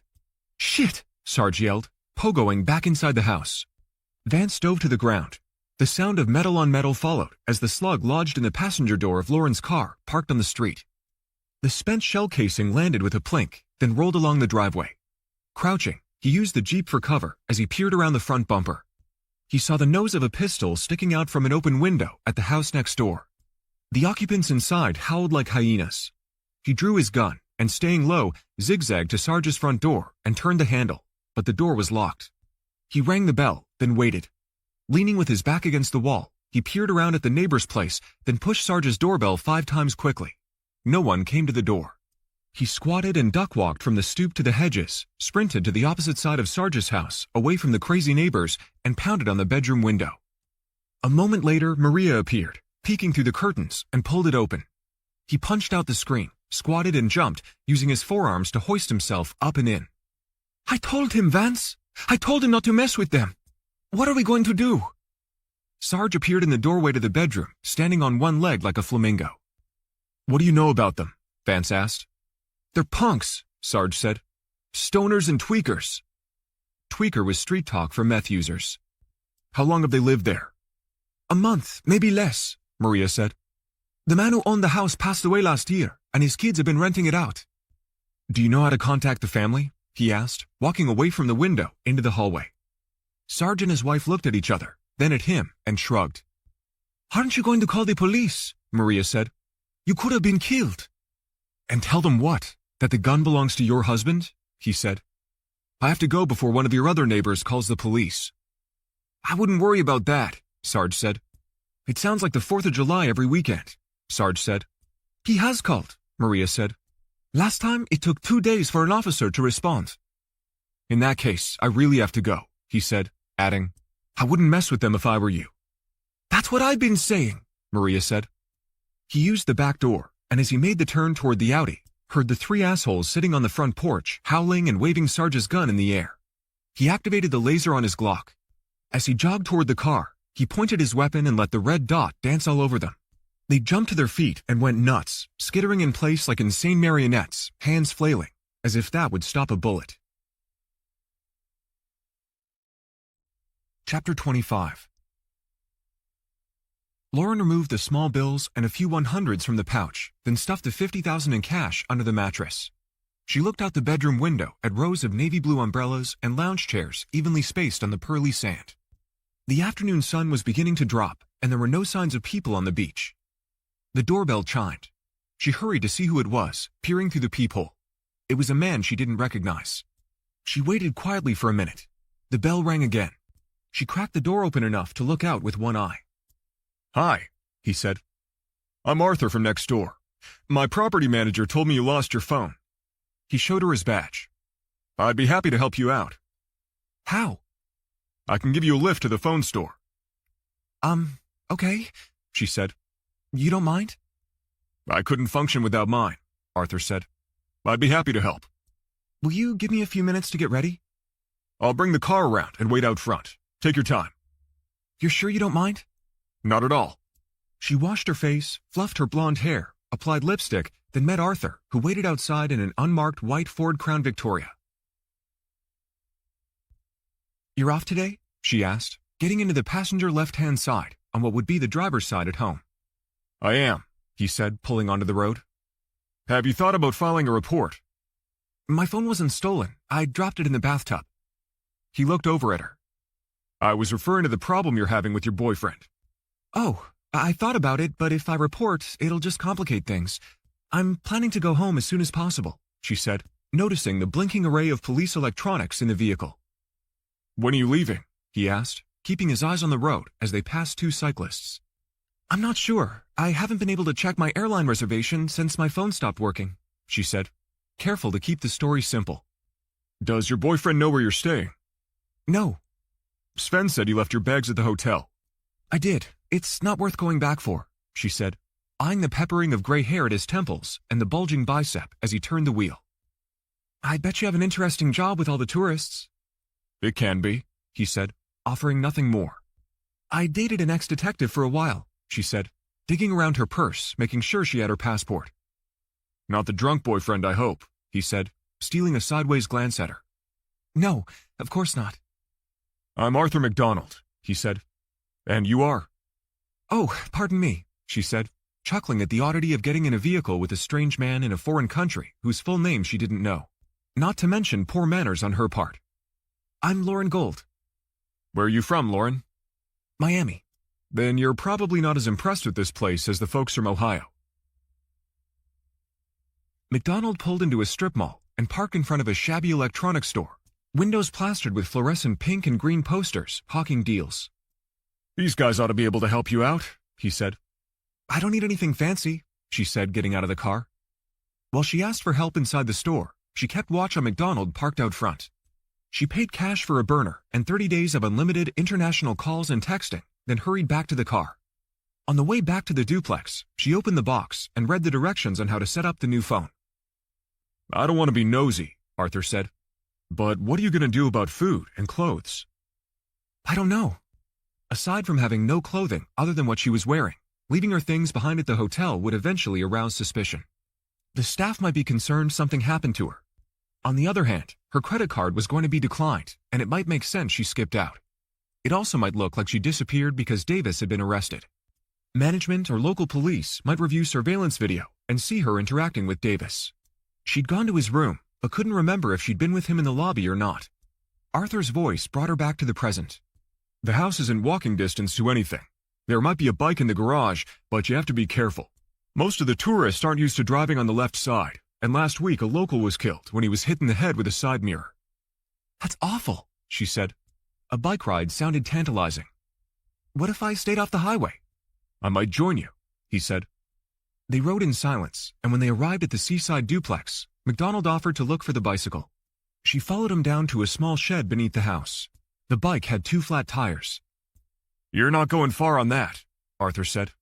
"I could go get a couple of inner tubes and fix it, but I don't think you should ride it." Arthur hesitated. "On another note, I know you don't have a change of clothes, and I know it's going to sound weird, but I have an idea. I hope you'll hear me out." Chapter 26. It took 30 minutes to drive from Sarge's house to Officer Gene Delgado's off-duty gig in Little Havana. While he waited at a red light, Vance held his phone over the steering wheel and reread the ransom message. 5 mil US. A souped-up Japanese import with tinted windows pulled up next to him, idling loudly. He opened the digital voice assistant on his phone and dictated a question. Siri, are banks in Bermuda open on Memorial Day? The automated female voice answered, Can you repeat the question? He spoke louder. Siri, are banks in Bermuda open on Memorial Day? I'm sorry, I don't understand the question. The driver next to him revved the engine. He despised the sound of street racers. Running out of patience, he yelled at Siri. Does Bermuda recognize American holidays? Bermuda is a British island territory. It does not recognize American holidays. When the light turned green, the lowrider Japanese import drag raced ahead of him. He motored slowly, searching for a quiet place to park on a side street near the casino. Getting a lay of the land, he circled the block, passing a shoe repair, beauty salon, and 3 small used car lots where prices were crudely spray-painted in white on the windshields. He passed the casino, a one-story affair that didn't hold a candle to anything in Vegas. Maybe it looked better at night. He'd been to the dog track and had seen the welfare and Social Security recipients spending rent money, hoping to hit a jackpot. He imagined this place through the same clientele. He parked on a side street and texted Zoe, then fished the newspaper clipping from inside the pages of the manifesto and began to read. Monkey Morales' son drops bomb 60 years after JFK's death. Decades after the failed Bay of Pigs operation, rumors about Cuban expatriates having been trained by the Central Intelligence Agency to topple the Fidel Castro Cuban government continue to circulate. Many Americans still have questions about the 888-page report known as the Warren Commission ordered by President Lyndon Johnson, who succeeded President Kennedy after he was assassinated in Dallas, Texas on November 22, 1963.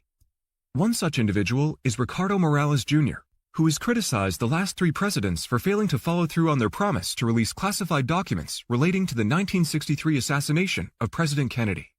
Ricardo Morales, Jr. is the son of the late Ricardo Morales, also known as Monkey Morales, who was shot and killed in a bar fight in Miami in 1982.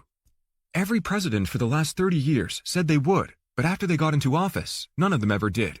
You have to wonder why, Morales, Jr. said.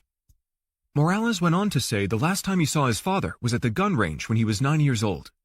He told me it might be the last time he had a chance to spend time with me, that he'd spoken to a writer researching the JFK assassination, and then he might have said too much about his work with the CIA in Venezuela. Morales claims his father told him that he'd been sent to Dallas and was there the day Kennedy was shot and that the CIA organized it. My father was a sniper with an assault team assigned to the Bay of Pigs operation. Later, he went to work for the CIA training snipers. He said he recognized Lee Harvey Oswald from television news stories and that he trained Oswald as a sniper. My father said there was no way Oswald could have made the shot from the book depository. He was a terrible aim and couldn't hit the side of a barn. When the day comes and they finally release the report, I'm sure it will mention my father and other Cuban nationals. I just hope I'm still alive to read it. His phone rang on Bluetooth. What up? Zoe asked. I'm here. Can you talk? He asked. Where are you? I'm parked across from a funeral home on Northwest 3rd. Give me a minute and I'll meet you there. What are you driving? Same black Audi sedan. While he waited for Zoe, he scanned the rest of the newspaper article. He'd never realized the Warren Commission report was 888 pages long. That seemed like overkill to make the case that Lee Harvey Oswald was a lone gunman.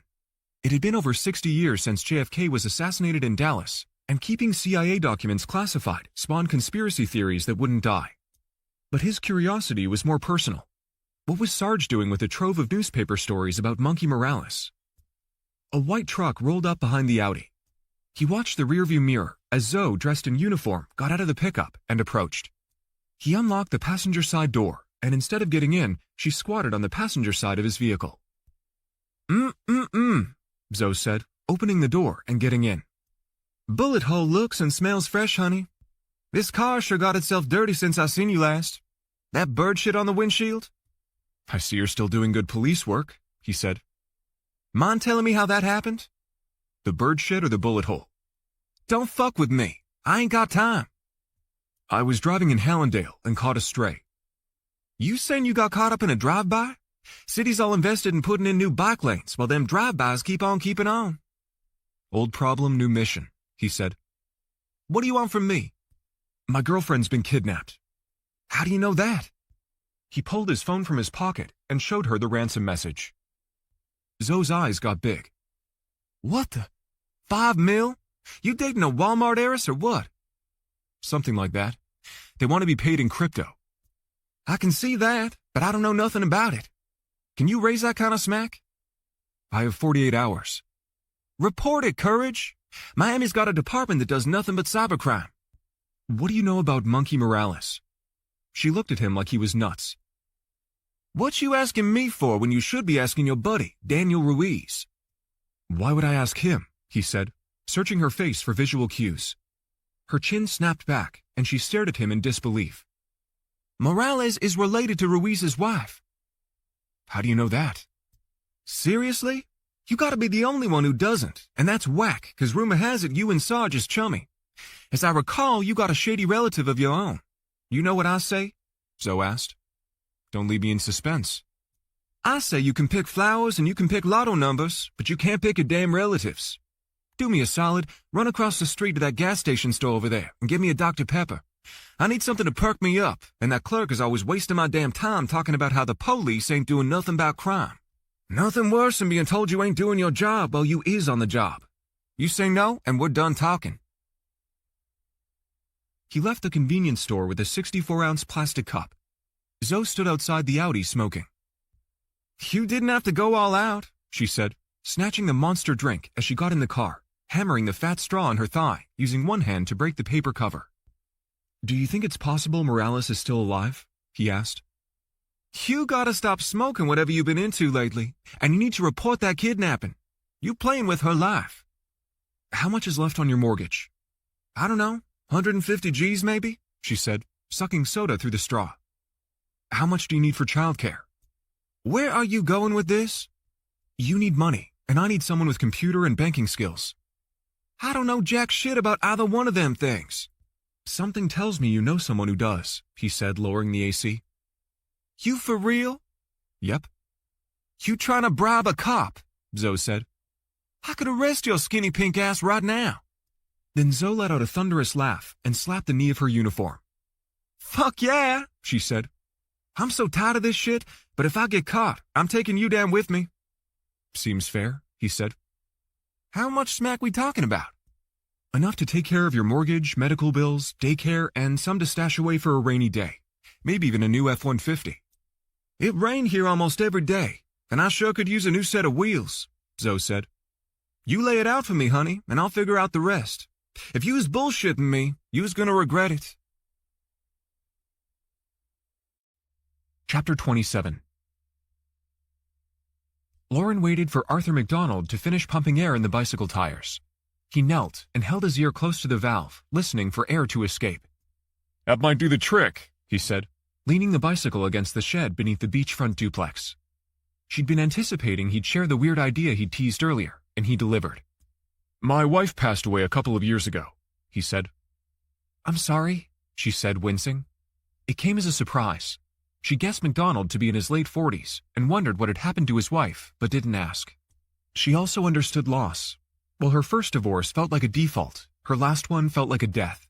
She'd been in a dark place for months after it was finalized, never having dreamt she and Peter would break up. Though it was Peter's idea, she'd not been able to imagine herself with anyone else. But that was before Vance came along. What I was thinking, McDonald said, is if you need a change of clothes, I have a whole closet full of hers. I haven't been able to give them away. You're about the same size. Ugh. She hadn't seen that coming either. She folded her arms across her chest. I know, he said. It's weird. Holding on to her belongings has given me comfort. Never mind, he said. It's a bad idea. No, I get it, she said. My uncle died, and I inherited his house. For the first year, I didn't get rid of anything except the rotten food in the fridge. McDonald laughed at that. Speaking of food, are you hungry? Starving. Why don't you let me take you out to dinner? I could find something for you to wear, he said. She hesitated, thinking before she weighed in on the delicate subject. Do you think it might be weird seeing her clothes on someone else? I don't know. I've never tried. Like I said, I've had a hard time letting go. If you say yes, it might be good. You know, give me a little push to move on. He paused, then said, It's up to you. Either way, I want to take you off the beaten path and buy you a proper Canadian dinner. You don't have to do that. I insist. A lovely lady such as yourself deserves to be treated better. She threw one leg over the bike, sat on the seat, and tested the handbrakes, squeezing the levers. I'll take you up on both offers, she said. But only if you let me buy. When she was alone again in the duplex, she lifted the mattress and removed the pouch with the cash, took out the business card the banker had put in it, and placed a call to the law firm. A moment later, the receptionist connected her to Sheldon Green. Who am I speaking with? He asked. My name is Lauren Gold. I'm hoping you can help me. With what? I need a referral for a criminal defense lawyer, she said, putting the burner on speaker. Are you acquainted with our firm? Not directly. I got your number from a friend, she said, sitting on the bed. I see. We don't do criminal work, but I can certainly make a referral. There are only a handful of good criminal defense lawyers on the island. For full disclosure, I must tell you one of them is a relative. If you'll hold the line, I'll have my assistant help you. A minute later, she had 3 referrals. 2 were men, and 1 was a woman named Margaret Terry. She checked the time, 4:32 p.m. Then she placed the first call. Terry in Sheffield, how may I help you? She introduced herself and the reason for the call. Please hold. A minute of mindless music later, the lawyer was on the line. After she introduced herself, she said, I'm trying to find a criminal attorney to help a friend charged with a crime. He's a U.S. citizen, and so am I. Why isn't your friend calling me? He's being held at the jail. What is he being charged with? The woman asked. He was questioned about a couple who went missing on Little Cayman. Oh, I heard about that, the lawyer said in a velvety smooth voice. Is our conversation confidential? Lauren asked. I can't guarantee it unless I'm your attorney, and from what I gather, I might become his. If that's the case and you're called as a witness, you'll need your own attorney. I promise you he didn't do it, she said. How does this work? Do you need a retainer? I would, Margaret said. How much? In a case like this, $25,000 US, and I need to be paid before I go to the jail and talk to him. It's Friday, and it's almost 5 o'clock, Terry said. You can stop by my office first thing Monday morning and arrange payment. What if I can get the money to you tonight? Can you see him sooner? I can't promise, but I can certainly try, the lawyer said. I'm having dinner with a friend tonight. Can I text you and maybe you can stop by the restaurant to pick up the money? Margaret Terry paused. Sure. Where are you having dinner? I don't know yet. Is this your mobile number? It is. I'll text you and you'll have mine. Give me a call with an update. Make sure you have your passport with you. She ended the call and tossed the burner in the air. It landed on the bedspread and bounced before hitting the floor. She closed her eyes, laid back, and placed the pillow over her face. Margaret Terry had asked to see her passport. She had no idea if that was standard operating procedure or if something else was going on. Paying Margaret Terry would connect her closer to the crime. It wasn't as if she had other options. She was mad at Davis, but she couldn't leave him in jail with no way to help himself. She picked up the burner from the floor, searched the kitchen for an outlet, put it on charge, returned to the bedroom, and took the pouch from under the mattress. Spreading the stacks of bundled $100 bills on the comforter, she counted out $25,000, wrapped it in a washcloth, and stuffed it in the bottom of her purse, along with her passport. The doorbell rang. She peered through the peephole. Arthur stood on the other side, with women's clothing slung over his arm. I'm betting something fits, he said. She took the pile of clothes from him, still on hangers. Hang on a sec, she said. Let me give you my new cell number. Arthur waited on the deck outside while she jotted it down. Here, she said, handing him the note. Call me so I have yours, and I'll text you when I'm ready to go. She heard the burner rattle on the tabletop, then hurried to the bathroom and showered. When she was done, she toweled off and tried on a couple of the late Mrs. McDonald's outfits. Everything fit to a T. Margaret Terry pushed her rolling chair back from her desk and spread her lardy legs while bending over. She opened the bottom drawer and, using a gold letter opener, ripped the cellophane from a package of chocolate-frosted cupcakes, stuffing half of one in her mouth. Turning her chair toward the window, she looked out over the center of Georgetown and beyond. The endless ocean glittered beneath the setting sun, the wispy clouds casting a pattern of white lace with gold trim. Extraordinary natural beauty was one of the benefits of working out of the tallest office building on Grand Cayman. The other was being born into the bloodline that controlled half the island nation. She took the second cupcake from the 2-pack and shoved it in her mouth. Struggling to her feet, she closed the door to her office, then chased the creamy delight with a can of cola that had gone flat. She lifted the landline on her desktop phone and made a call. Sheldon Green answered on the first ring. Let me guess, he said. She called you? She did. Did you ask for a retainer? I did. How much? $25,000, Margaret said, trying to get one of her elephant legs up on the desk. She'll pay you in cash. How do you know that? Never mind, she said. I don't need to know. She wants to meet tonight. Does that mean you're canceling date night? She gave up, putting her leg up, and leaned back in her chair. I certainly hope not. Did she tell you who referred you? Sheldon asked. No.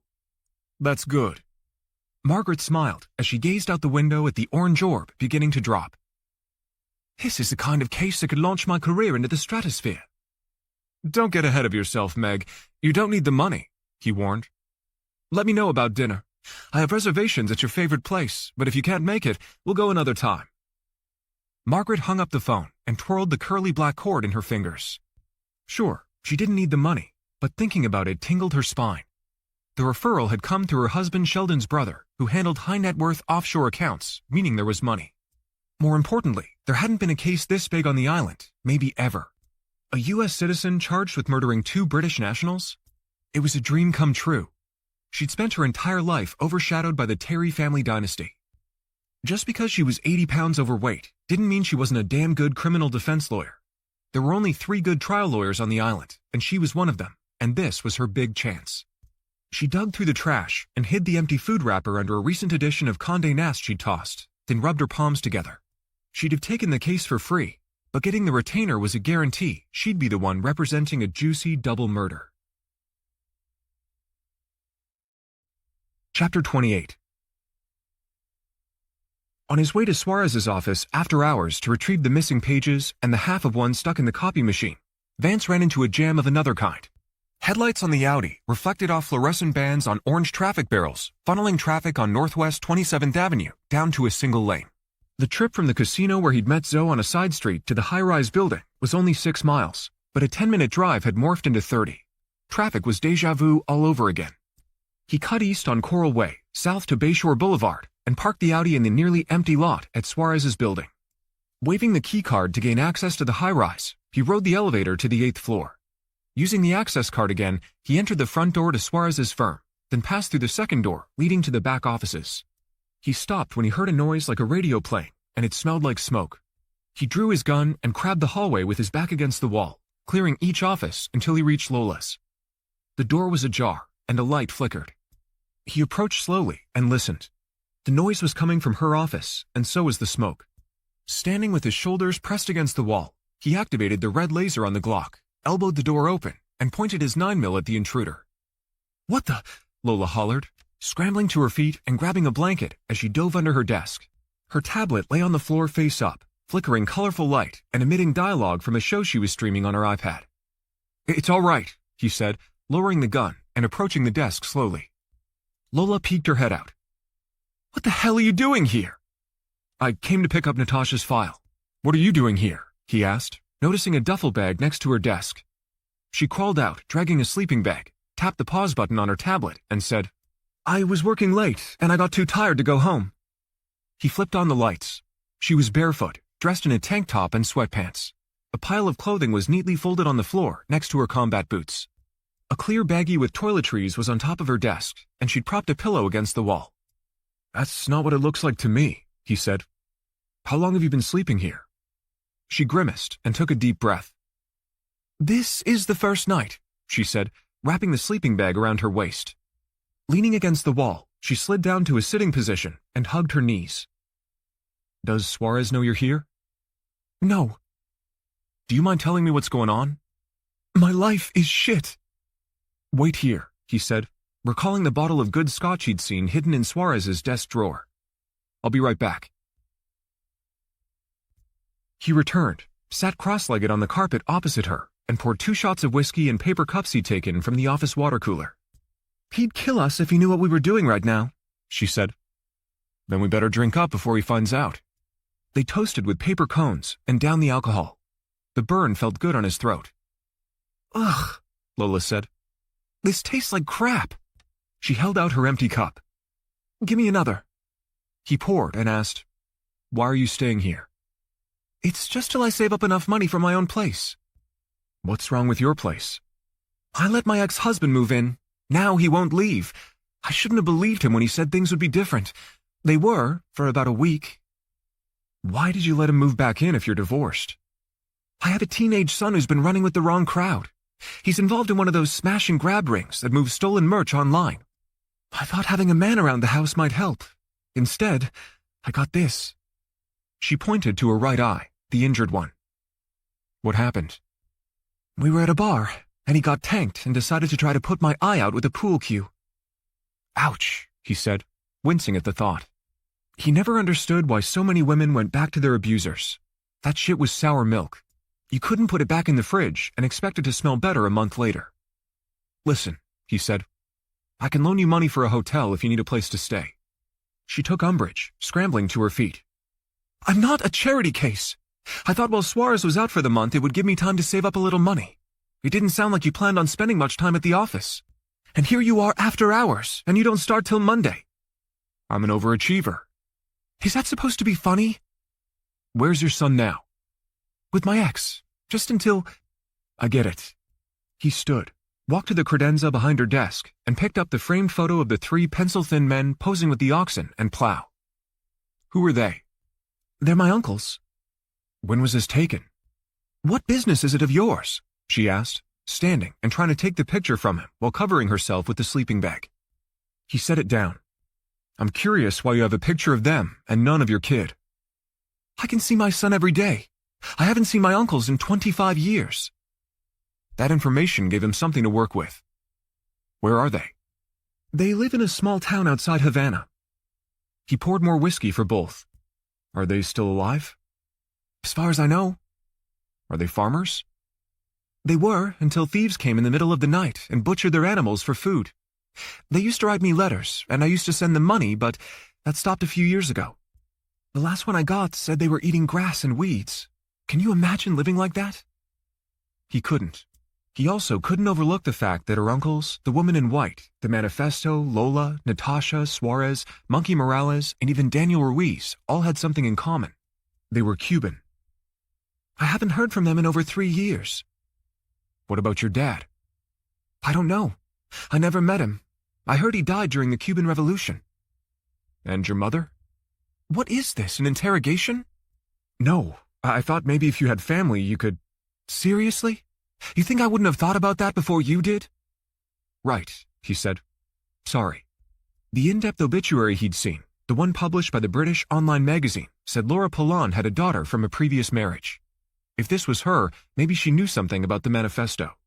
Or maybe he was barking up the wrong tree. Lola might have gotten her surname Polan from the guy who tried to put her eye out with a pool cue. "If you want to sleep here, I have no problem with it." He took a $100 bill from his wallet. "Treat yourself to something. Order some food and have it delivered. I'm going to get Natasha's file, and I'll see you Monday." "Why are you being so nice?" she asked, taking the money. "I don't know if nice is the right word. I know Natasha is your half-sister because you're listed on the application as her next of kin. Why didn't you say so?" "I figured you wouldn't read the file. Now I know better. I didn't tell you because I was afraid if you found out, you'd blow off the meeting."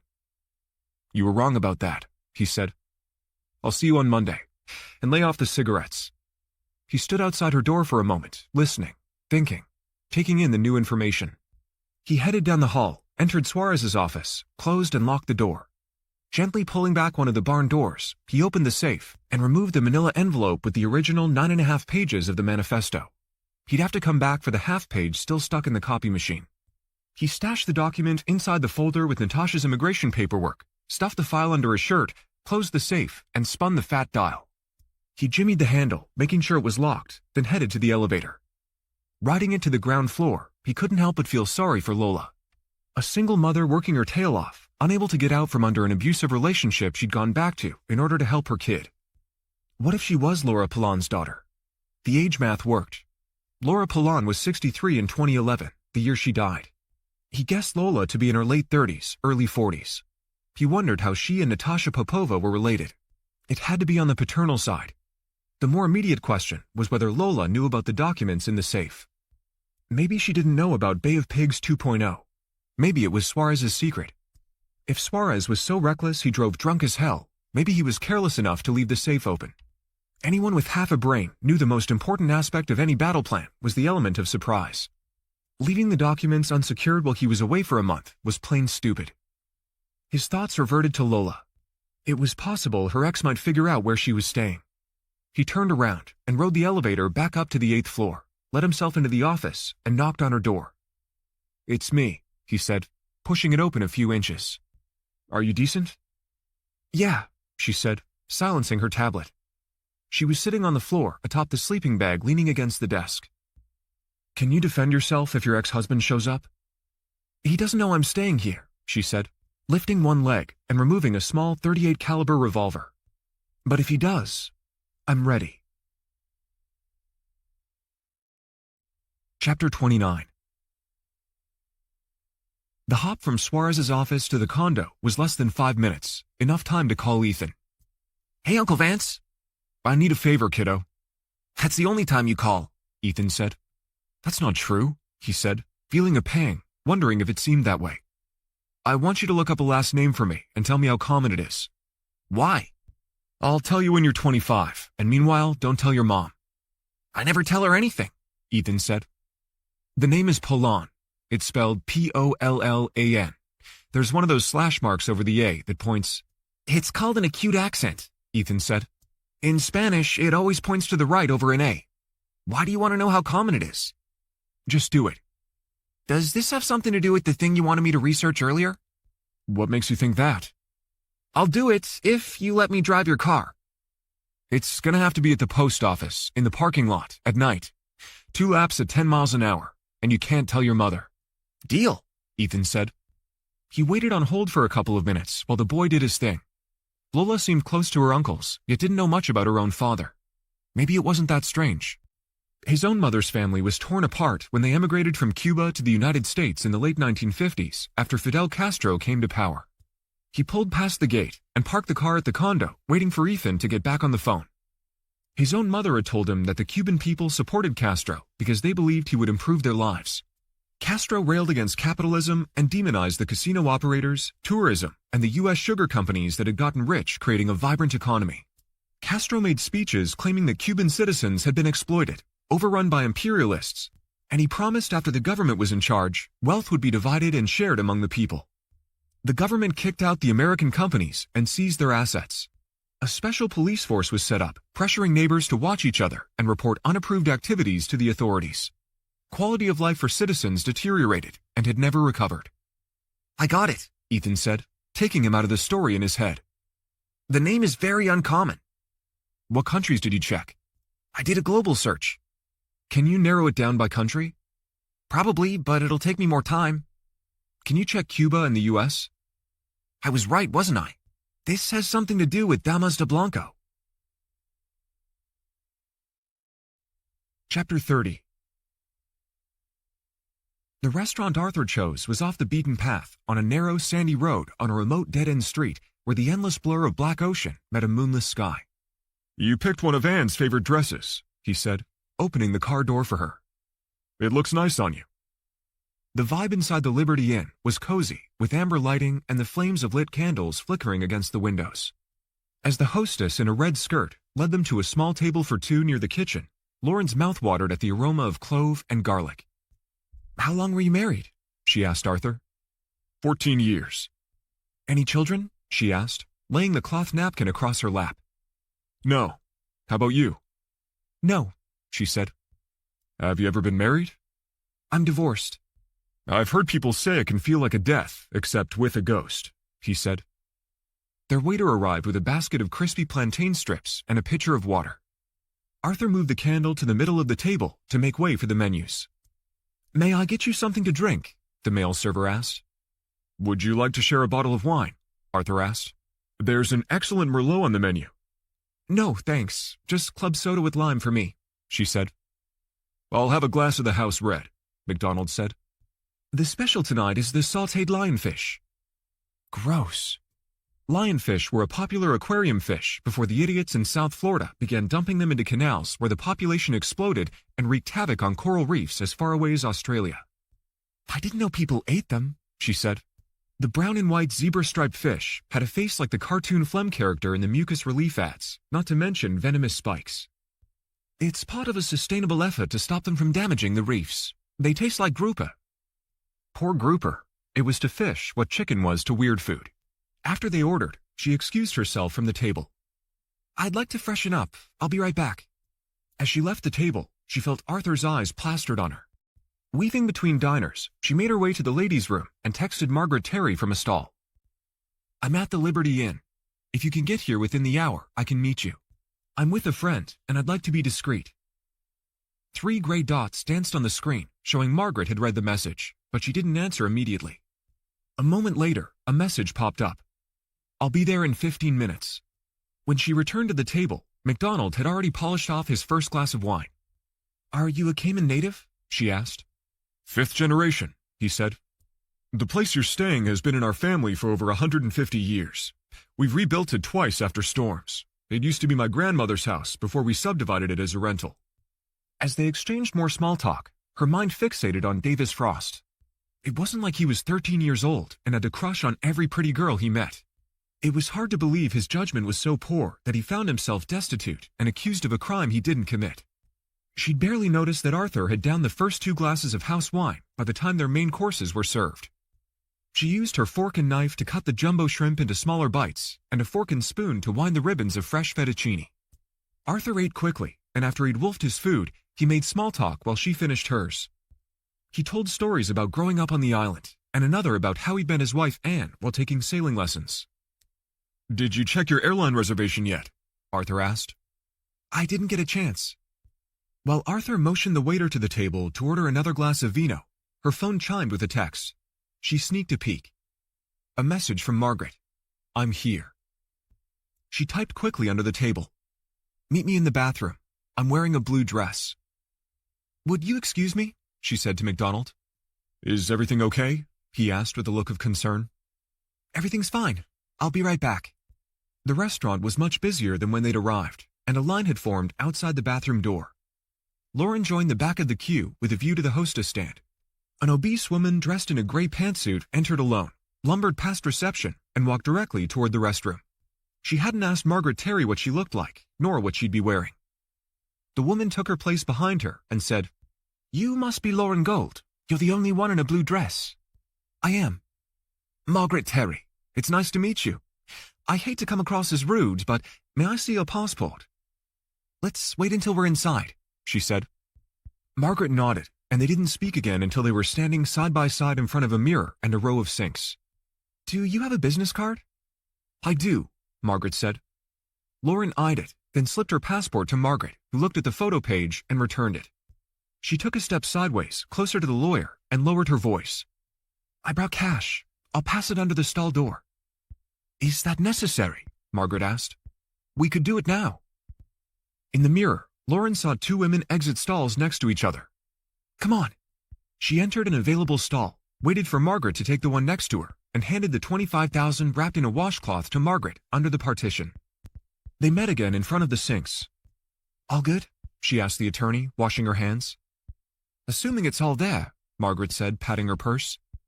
"They're calling him the sea otter killer." "What? He didn't kill anybody." "You know how the media is. Come by my office on Monday, and I'll give you a receipt for my retainer." "That won't be necessary. You can give it to Davis when you see him," she said, following Margaret out of the ladies' room. "As a lawyer," Margaret said, "I should advise you." Holy crap. MacDonald stood outside the restroom, leaning against the wall like some kind of creep. "Hello, Margaret," Arthur said. "Is Sheldon with you?" They knew each other. "No, I just finished dinner with a client," Margaret said. "What a nice surprise to see you out and about. How have you been?" "Good," Arthur said. "There she is. You were gone from the table for so long I was beginning to worry." A curious look crossed Margaret's face. "Lauren, meet Margaret. Margaret, meet Lauren. Lauren is staying at my rental over on 7 Mile Beach." "Is that right?" Margaret said. "I'm sorry, but you'll have to excuse me. I'm meeting my husband for cocktails, and I'm running late." When they returned to the table, the waiter set a fresh goblet of wine in front of Arthur. "That was odd, running into someone you know," she said. "Not really," he said. The waiter interrupted. "Have you decided on dessert?" "I'm waiting for my date to decide," Arthur said. "Date? Can you give us a minute?" she said, pressing her credit card into the waiter's hand. The man nodded and left the table. If they didn't accept digital currency, at least Arthur would know she'd tried to keep her promise to pay. I highly recommend the chocolate eruption cake, Arthur said. That sounds good. She paused before broaching the subject a second time. That was random, running into someone you know. Not really, Arthur said. The island is what the Americans call a small town. You can't go anywhere without seeing someone you know. How do you know her? She's my second cousin twice removed. Her side of the family is a lot richer than mine. They own half of downtown. Meg's family opened the first bank on Cayman over 100 years ago. Wow, she said. She's a lawyer, Arthur said. Is she a good one? Rumor has it. Lauren picked up the cloth napkin and placed it over her knees. How long have you been a police officer? I started as a constable 12 years ago, he said. I made detective after 4 years, and 5 years ago I was promoted as a special agent in the CID. CID? Criminal Investigations Division in the FCIU. FCIU? The Financial Crime Investigation Unit. That tidbit released a rush of adrenaline. I bet that's an interesting job, she said, trying to sound calm. Not really, McDonald said. It's mostly boring. A lot of small fry cases, like internet fraud and stolen credit cards, but on occasion it gets interesting. Cayman is one of the biggest offshore banking and tax havens in the world. Now and then we're contacted by foreign intelligence agencies investigating international money laundering operations. Some people try to hide money here illegally, and on occasion we get called in to help. Really? She said, setting her hands on her lap where he couldn't see them shaking. Chapter 31. Arthur jogged to the Crown Vic. Hurry up before the mosquitoes have us for dessert. Lauren felt the stinging sensation on her bare legs and high-stepped in place, waiting for him to unlock the car door. Buckling into the front passenger seat, she wondered if he was sober enough to drive. If he wasn't, there wasn't much she could do about it. Even if she bailed out and took a cab, she had no idea how to get back to the duplex. All she knew was the place was located somewhere along 7 Mile Beach. The dirt road was rough, and McDonald drove slowly, cutting the wheel to avoid the deepest potholes. She powered her window halfway down, letting fresh air in and the red wine on Arthur's breath out. She stuck her head out and gazed up at the starless sky, resisting the urge to scratch the fresh bumps swelling on her ankles. Financial Crime Investigation Unit. The restaurant accepted digital currency, and she'd stupidly paid for their meal on her credit card, leaving a paper trail to her Cayman bank account. Arthur broke the silence. Have you heard the weather report? She fish-eyed him. No. There's a Category 3 hurricane in the Atlantic. What? It's forecast to strengthen overnight, McDonald said, keeping his eyes on the dark road ahead. How do you know? I got a text alert on my phone while you were in the bathroom. It's not even June yet, she said, scratching her leg. Where's it going to make landfall? There's no way to know for sure, but we're in the path. You're going to have a tough time finding a flight out. The government issued a travel advisory recommending tourists leave the island. A lot of them usually do, and the airlines add flights. I might get called into work tonight. Why? She asked, still trying to digest the weather forecast. Police presence is increased at the airport during evacuations. They add more security as a precaution. I thought you were a special agent. I am, but during emergencies, we all have to work. She took the burner from her purse and opened the weather app. McDonald was telling the truth. The storm was south-southwest, traveling on a north-northwest path toward Cuba, Haiti, and the Dominican Republic. Grand Cayman was in the mix, but the tiny island was a speck on the computer models. Hurricane season hadn't officially begun, and she was staying at an oceanfront duplex while a Cat 3 churned offshore. Granted, the house was raised on 20-foot stilts, but the storm surge could be higher, depending on wind speed and proximity to the eye wall. The chance of us taking a direct hit is remote, McDonald said. My guess is it'll turn north and scrape Jamaica. Chance and guess were the operative words. The light ahead turned red. Arthur glanced across at her. The streetlights overhead cast a dark shadow on one side of his face, giving him a resemblance to the Joker from a deck of cards. There's a 100% chance you'll have trouble booking an earlier flight home. That was the last thing he said before turning onto West Bay Road and following it past the brightly lit beachfront hotels. He slowed and turned into the driveway of the duplex, putting the Crown Vic in park. He left the engine running, hurried to the passenger side, and opened her door. Let me walk you up, he said. That's not necessary. I had a nice time this evening. He grabbed her shoulders and, reeling her in, planted a sloppy kiss on her mouth. Whoa, she said, thumping him on the chest with the palm of her hand. She wiped the acidic stink of red wine from her lips. MacDonald backed away. I'm sorry, he said. I'm really, really sorry. I just thought... You thought wrong. What's the matter with you? She said, fumbling for the house key. She turned away from him and climbed the stairs, shut the door, and locked it. Yuck! She opened the fridge, grabbed a bottle of water, rinsed and spit in the sink, then pressed the cold plastic on the bug bites dotting her legs. She peeked through the blinds. MacDonald stood leaning against the car, gazing up at her, as if debating what to do next. Dropping her purse on the sofa, she sat for a moment, then walked out onto the balcony to get some air.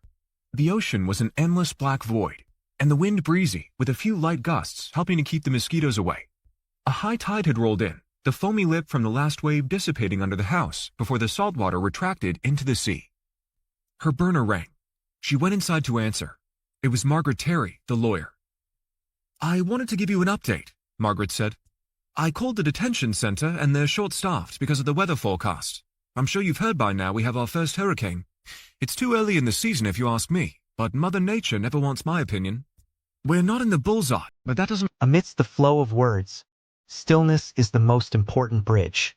Now let Anapos. Listen to a relaxing meditation piece together. Gently close your eyes, turn your attention inward, and rediscover your own inherent balance.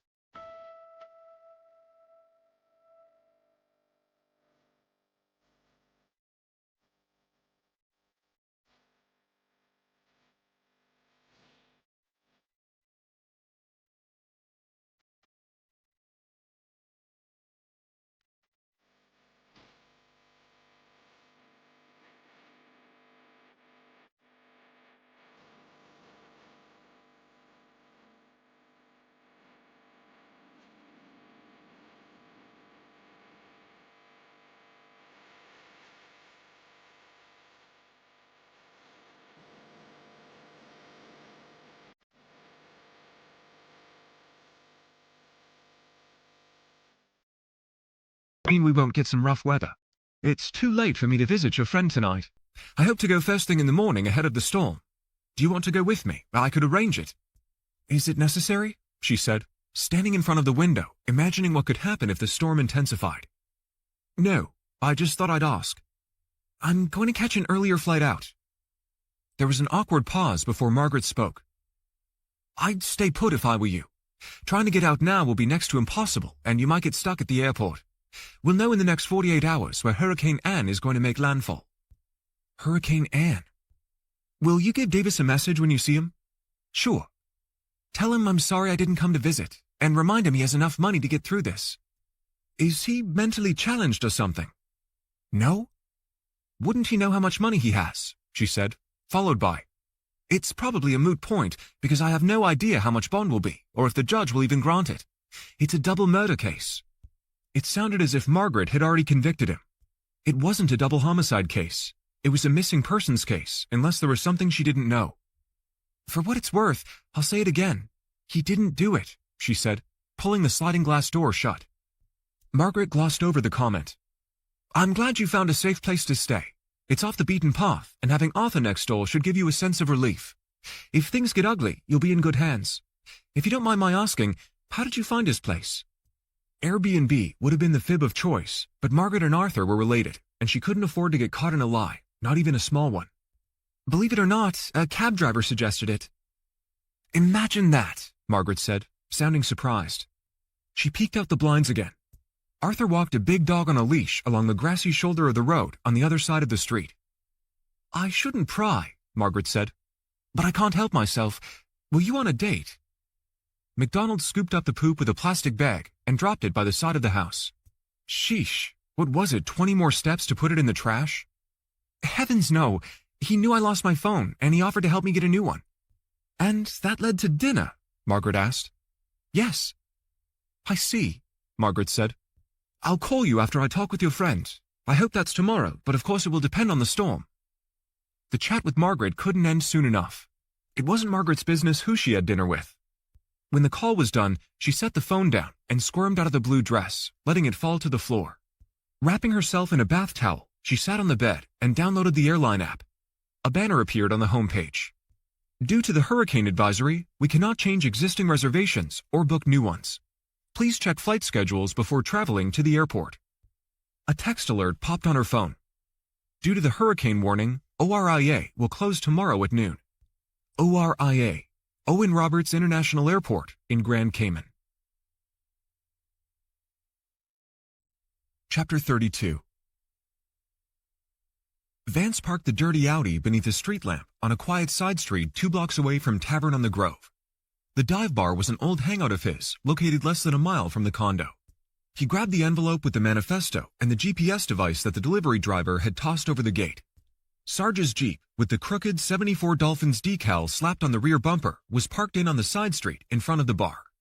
He strolled past the vehicle, circled back, dropped his key fob, and used the back quarter of the Jeep for cover as he planted the magnetic tracking device beneath the rear fender.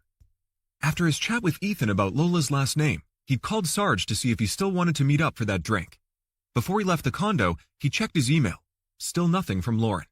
Whoever was behind her disappearance knew a few key things about him: his identity, who his girlfriend was, and that he had money. The list of people who knew all three was short. He opened the door with the peeling red paint, his throat tightening at the smell of sweat and mold inside the tavern. He spotted Sarge sitting alone at a corner table near the pool table, clutching a mug. It was a slow night with a smattering of patrons sitting at the bar. A guy 2 tables from Sarge sucked on an e-cigarette, exhaling a cumulus cloud of white vapor while staring at his phone. "How's the leg?" he asked, taking a seat opposite his friend. "Hurts. How's the car door?" "Power window doesn't work." "What did you tell the horsey chick?" "Her name is Lauren, and I haven't told her anything yet," he said. "You need to dig that slug out before she calls her insurance company. Some ambitious claims adjuster might turn it over to the police, and I don't like the idea of what could happen. Either report it stolen and you won't have to worry about it, or face the fact you're never getting it back." The waitress stopped by the table. Vance ordered, then got down to the reason for the invite. "How come you never told me your wife is related to Monkey Morales?" "You never asked." "Give me a break." "Who told you?" "Doesn't matter," he said, drumming his thumbs on the tabletop. "It matters to me, and for the record, it's not me keeping a secret, it's my wife. He's family." He felt a slow burn coming on. "She'd rather not have people know. Monkey's not exactly Santo Pedro in the Cubano community. Besides, what would you know about keeping the wife happy?" That was a well-earned barb. "How's she related?" "Her sister was married to Monkey's half-brother." "Was?" he asked, attempting to unravel the family tree in his head. "She's divorced. They're twins." "Maria has a twin? You never mentioned that." "You know what they say, double the—" "Save it," he said. Sarge was the most unfiltered human he'd ever met. "Is it possible Morales is still alive?" Sarge scoffed. "Right. The missus and I imagined we attended his funeral." That was another secret Sarge had kept from him. A funeral doesn't mean jack all if he was CIA. "You're like the rest of them. All the rumors about Almano. He was a CIA spook, a gun runner, international assassin. Can't think of anything he wasn't accused of being, other than Jimmy Hoffa. I'm not defending him, just saying there's a conspiracy theory about everything. So, how do you like being a lawyer again?"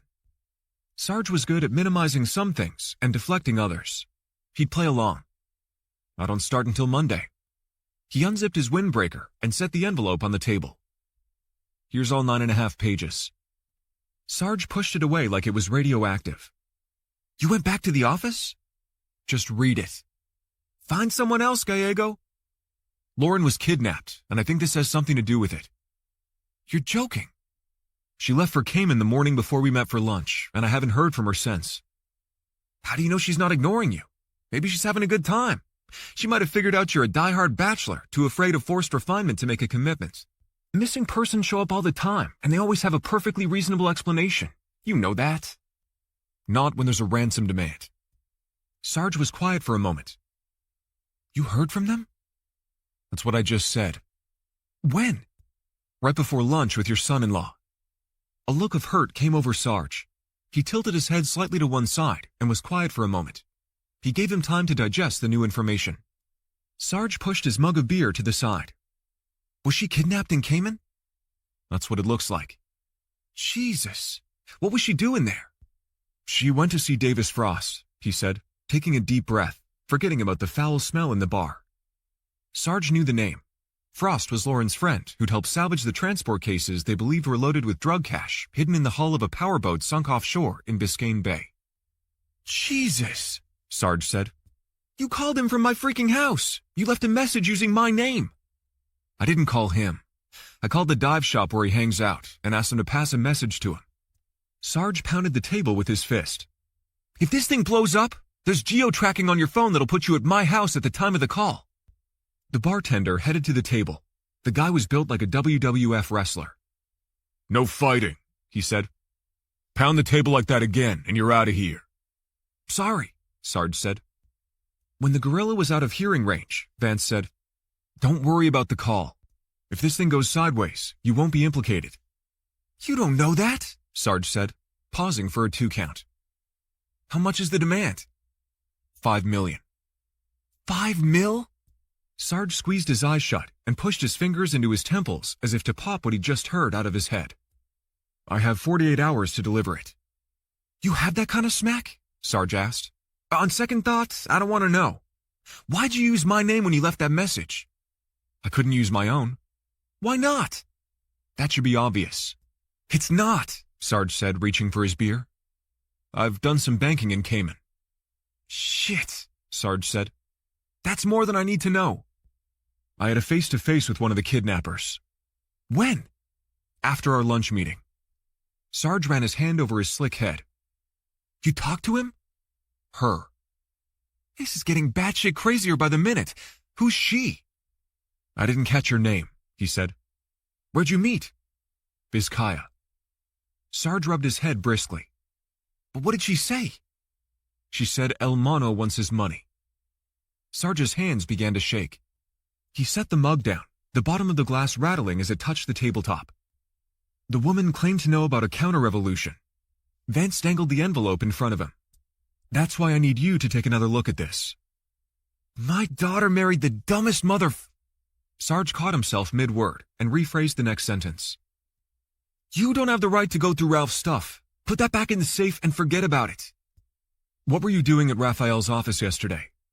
Not that it's any of your business. I was getting my teeth cleaned. A dentist buddy of Ralph's works out of the same building. He gives me a senior discount. I saw you leaving with Maria, and I followed you. I called your phone and you didn't answer. You sent a text about how you probably weren't going to die of a heart attack. Correction, you had your wife send it because you were driving. I called the hospital. You were never there. Okay, so I lied. Mea culpa. I already told you why. I was worried you'd try to back out of the deal with Ralph. The bartender remotely changed the channel to a soccer game. Vance could give a rat's ass about European football because he didn't understand the rules. Have you ever heard of Damas de Blanco? Sarge didn't answer. He stared at the television. Vance waved his hand in front of Sarge's face. Ladies in white? Sarge said absently. No, why? The kidnapper said she speaks for them. A minute ago you said Ricardo Morales rose from the dead to start a revolution. Which is it? I think it's all connected. The women are a group of Cuban activists whose loved ones are missing. Their husbands, sons, and brothers were jailed as dissidents for speaking out against the Castro regime. I think they're linked to the manifesto. That's interesting, Sarge said. Damn it, he yelled at the TV. Vance dragged the table to one side and placed his chair in front of Sarge, blocking his view to the television. It's more than interesting, he said. What if the Bay of Pigs 2.0 is a plan for a coup? All revolutions need money, and what if that's why Ralph kidnapped Lauren? That sounds loco, Sarge said. Maria already told you Ralph doesn't have a patriotic Cuban bone in his body, nor American for that matter. He lowered his voice. That might be, but you don't demand $5 million ransom unless you know someone can pay it. The woman at Vizcaya knew details about me and my family. Someone leaked it to her. Sarge leaned to the side to see the soccer game. Crap! That's a bullshit call! They need to get rid of that ref! Vance carried his chair beneath the wall-mounted television, stood on the seat, and manually turned off the TV. The bartender noticed and glared at him, but stayed behind the bar. You're worse than my wife, Sarge said. All I'm saying is only a handful of people know about the money, and you're one of them. Hold up, Sarge said. You're accusing me? Simply pointing out a fact. I got some questions of my own, Sarge said. Let's start with why you waited until now to tell me Lauren was kidnapped. I couldn't say anything in front of your son-in-law. When I tried to call you, Maria told me you were in the hospital with heart problems. When I figured out you were ducking my calls and lying, I wanted to confront you in person, look you in the eye so I could see your reaction. That's why I came to your house tonight. Then that other shit went down. You're implying I betrayed you? Sarge said, looking genuinely hurt. Where's Raphael doing his rehab? I don't know. Somewhere in Arizona or maybe New Mexico? My daughter Val knows. Listen, Sarge said. You're implicating my family into something I can't get dragged into. He pushed his black-framed glasses higher on his nose. I'm sorry about Lauren. Really, I am. But I don't see what I can do to help. You're already involved. I'm working for your son-in-law, and the woman at Vizcaya said your ex-half-brother-in-law is the one behind the ransom demand. That's on you. As far as I'm concerned, El Mono is dead. If you want to hallucinate without the benefit of smoking crack, be my guest. This was how gaslighting worked, and he could sniff it a mile away. Dead or alive, not a nickel of it was ever Monkey's money, and you know it. He leaned into Sarge's personal space. Who did you tell that I have money? Sarge raised his voice. Fuck you, he said, struggling to his feet, pushing the chair over, hobbling on his good leg toward the exit. The bodybuilder bartender raised the service bar hatch and beelined toward them. Vance threw 3 20s on the table and followed Sarge outside. Chapter 33. Sarge staggered toward the Jeep, parked beneath the streetlight. Vance jogged ahead and blocked him from getting in. Who did you tell about the money? Get out of my way, Sarge said. If you told Suarez, be honest, he said, refusing to move. Sarge grabbed his forearm, but injured and overweight, he was no match for Vance. Sarge let go, then said, Why would I do that? A blue BMW with blinding headlights stopped parallel to the Cherokee, blocking a lane of traffic. I'm not saying you did it on purpose. Maybe it was a slip. The car stuck behind the BMW honked. Find another spot, Sarge yelled, then turned to him and said, I haven't told a living soul. Val told him I recommended you as someone who could help him while he was away. He asked me a few questions. I know, he said. Maybe I should have given you a heads up, but I thought if I did, you'd act like this. It was reasonable for Suarez to quiz his father-in-law about the guy who'd be filling in for him for a month, but not about his finances. The punk behind the wheel of the BMW rolled down the passenger window and hollered, Are you leaving or what? Fuck off, Sarge yelled back. The BMW driver flipped the bird at them and laid down some rubber. What else did he want to know? He asked, steering the convo back to the topic of Ralph. Like how you could afford your lifestyle, even though you don't have a job. Vance folded his hands across his chest, feeling the 9mm holstered beneath his windbreaker. What did you tell him? Nothing really. I told him the condo belongs to your girlfriend. You wanted to know how you could afford to send your sister out of the country for cancer treatment. I told him I thought you inherited some money from your dad. How did he know my sister was sick? Sarge shrugged. Not from me. He couldn't think of anyone in Sarge's circle who would have known about Kathy's illness other than Sarge. If she was abducted in Cayman, it's FBI business, Sarge said. I told you, I'm not reporting it. You're a hypocrite. You tell me to report my gun stolen in front of my wife, but you're going to try and drop a $5 million ransom on your own? You should think that through. I already have. Sarge stood on one leg like a fat flamingo and leaned against the Jeep for balance. My leg hurts and I'm tired. Get out of my way so I can go home. I have a plan. Hear me out. Make it fast, Sarge said.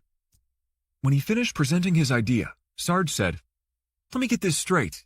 You want me to use my wife to get my daughter and granddaughters out of their house so you can go in and search Ralph's home computer? That's right. No, Sarge said, shaking his head. I'm not doing that.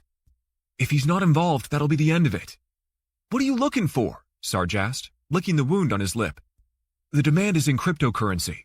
The woman I met at Vizcaya sent a link to an account, and I want to see if the information matches anything on Ralph's computer. You're making a big leap. Hypothetically speaking, what if my son-in-law has something to do with it? What's the endgame? To find Lauren and bring her home. If Ralph's involved, I'm not helping you prove it. Sarge pressed the key fob and unlocked the driver's side door. What if you're wrong and you're barking up the wrong tree? Every minute you're chasing a dead end, the less chance you have of finding her. Vance clenched his fists and half his face twisted into an involuntary snarl. What if it was Maria or one of the girls? The red door to the bar opened. The extra-large bartender stood holding it open. You two better get moving, or I'll call the cops. We're not bothering anyone, Vance said, taking a step toward the beefcake, wondering what would happen if he accepted the dare. Finish your little soiree, then hit the road, he said, disappearing inside. Sarge grabbed the door handle to the Jeep. You should have thought about this before you took a pile of drug money. You should have known there were people out there who'd never stop looking for ways to get their hands on it. There are guys still getting out of prison after serving 20 years. No one forgets about $75 million, especially guys locked in a cage without much else to think about. All valid points. He opened his arm in a gesture, signaling Sarge was free to go. Sarge yanked the car door open. You had to know you'd be a target, he said. I could have done the same, you know. I could have taken a couple of million as my cut. You know why I didn't? Because I have a family to look out for, and you don't. Someone in my inner circle told someone. The BMW returned after making another lap around the block and honked. It sure as hell wasn't me. How do you know they haven't killed her already? He didn't, but he couldn't say it out loud. I saw a video of her. Show me, Sarge said. I don't have it. You deleted it? The red door flung open again. I warned you before. The two of you need to hit the road. Vance approached, keeping a safe distance under the streetlight. This is a public sidewalk. He opened his windbreaker and flashed the Glock holstered under his left arm. It's registered, and I have a concealed carry license. Go ahead and call the cops. I'd love to see what happens. Response time is probably about 2 hours this time of night. Or maybe they'll get here in time to have a latte with you in the morning. Asshole, the bartender said, loud enough for two girls with pink hair to hear as they approached. They made a wide berth around the goon. He's right, Sarge said. You're an asshole, and for all you know, Lurch's brother is a state senator. If Monkey's alive and he's got anything to do with this, you better watch your back. I thought you said he's dead. On the off chance he's not, he's CIA trained. If he's alive, he's an old man with one last chance to topple the Cuban communists. You're on your own, Gallego. Fine. He stepped away from the Jeep. I'll go see Val myself and show her this. He held the envelope in front of Sarge's face. I'll tell her if she doesn't let me look at Ralph's computer, she can find someone else to cover for her drunk-ass husband for the next month. Sarge used the back of his hand to wipe the sweat from his brow and dried it on his pants. If I agree to help, then what? You're no computer expert. Zoe's got someone. She's in on this? Sarge said, shaking his head and making a fist. Who else? Just Zoe and her guy. What guy? He's one of her sources. He's got the skills. Why is Zoe helping you? Before he could think of a way to deflect the question, Sarge reached into his pocket and looked at his phone. I gotta get this, he said, limping to the front bumper of the Cherokee for privacy. The call was brief. That was my other daughter, Gloria. He'd forgotten Sarge had two. She operates a little community theater in Santa Fe that runs on hopes and dreams. She's staying with Val, and that complicates getting in the house. She's in town meeting with someone who might throw a little money at her theater. Why would someone in Miami want to invest in a struggling theater in New Mexico? Hell if I know, Sarge said. What are you looking for on Ralph's computer? I want to check his search history, get his IP address, see if he set up a digital bank account. I hope you're disappointed, Sarge said. Slimeball, yes. Dumb enough to shake you down? I don't think so. Go back to thinking like a cop. You and I both have a good idea what a lot of people will do for a $5 million payday. Most people would be tempted by a lot less, Sarge said. He wanted to go through the list of arrows pointing at Ralph, starting with quizzing Sarge about where Vance had gotten his money and the fact he'd found the document in Ralph's safe. He decided on a different course. I get why your wife didn't want people to know her sister was married to Morales, but Zoe said everyone knew but me. Why didn't you trust me? You and I were hanging out at the Hotel Mutiny when he was shot, and you failed to mention you spent Christmas with him. He was never at my house. Never. Not for Christmas, not for Thanksgiving, not ever. It was meant in jest, but man, Sarge got bent out of shape. Suarez could have planned the whole thing. It would have been easy to set himself up to get stopped for a DUI. All he had to do was over-imbibe and drive erratically. Sarge said Ralph and Val had a blow-up at Easter dinner, but Sarge claimed he didn't know what it was over. He stepped into Ralph's head for a moment to see it from his perspective. Ralph got drunk in front of his in-laws, had a fight with his wife in front of his kids, then went out for a drive. He didn't resist the field sobriety test and allowed himself to be charged with a DUI. Suarez wasn't the type of guy to acquiesce to authority, especially drunk. Maybe your son-in-law went out and got himself stopped on purpose as part of a bigger plan to shake me down for money. He held the document up again. He's not that smart, and you're insane, Sarge said. I know you're worried about Lauren, but this thing is messing with your head. What about Lauren's friend, the fat guy with the boat who helped salvage the money? He lives in Cayman. Maybe he knows something. I'm assuming that's why you left a message for him when you called from my house. Lauren goes to visit him and disappears. Frost was part of the heist. He knows about your money. It was a solid theory, and one he'd been grinding on, but there were a couple of things wrong with it. First, he couldn't figure out how Suarez knew he'd sent his sister Kathy out of the country for cancer treatment. It was possible Lauren had mentioned it to Davis Frost, but Suarez and Frost didn't know each other. The more troubling aspect was the manifesto. Frost was from Minneapolis, with no ties to the Cuban community, much less to a group of female freedom fighters he himself had never heard of until recently. Plus, Frost didn't speak a word of Spanish. My son-in-law's no angel, Sarge said, but he's not a bad guy. Do you know if he has money problems? He asked. Gambling, extramarital stuff, anything that would make him financially vulnerable? Nah, but it's not like Val would tell me. Look, Sarge said, I know you're not going to take your foot off my neck until I agree to help you get inside the house. I'll do what I can, but here's what you're going to do for me. 1, you're going to get my gun back from my asshole neighbors. 2, my wife and daughters are never going to know about this. And 3, he said, taking a piece of paper from his wallet, you're going to find out who put this note in my granddaughter's violin case. Chapter 34. Lauren spied on Arthur in the dark through the blinds as he wrangled outdoor furniture from the beach to somewhere beneath his side of the duplex. Talk about awkward.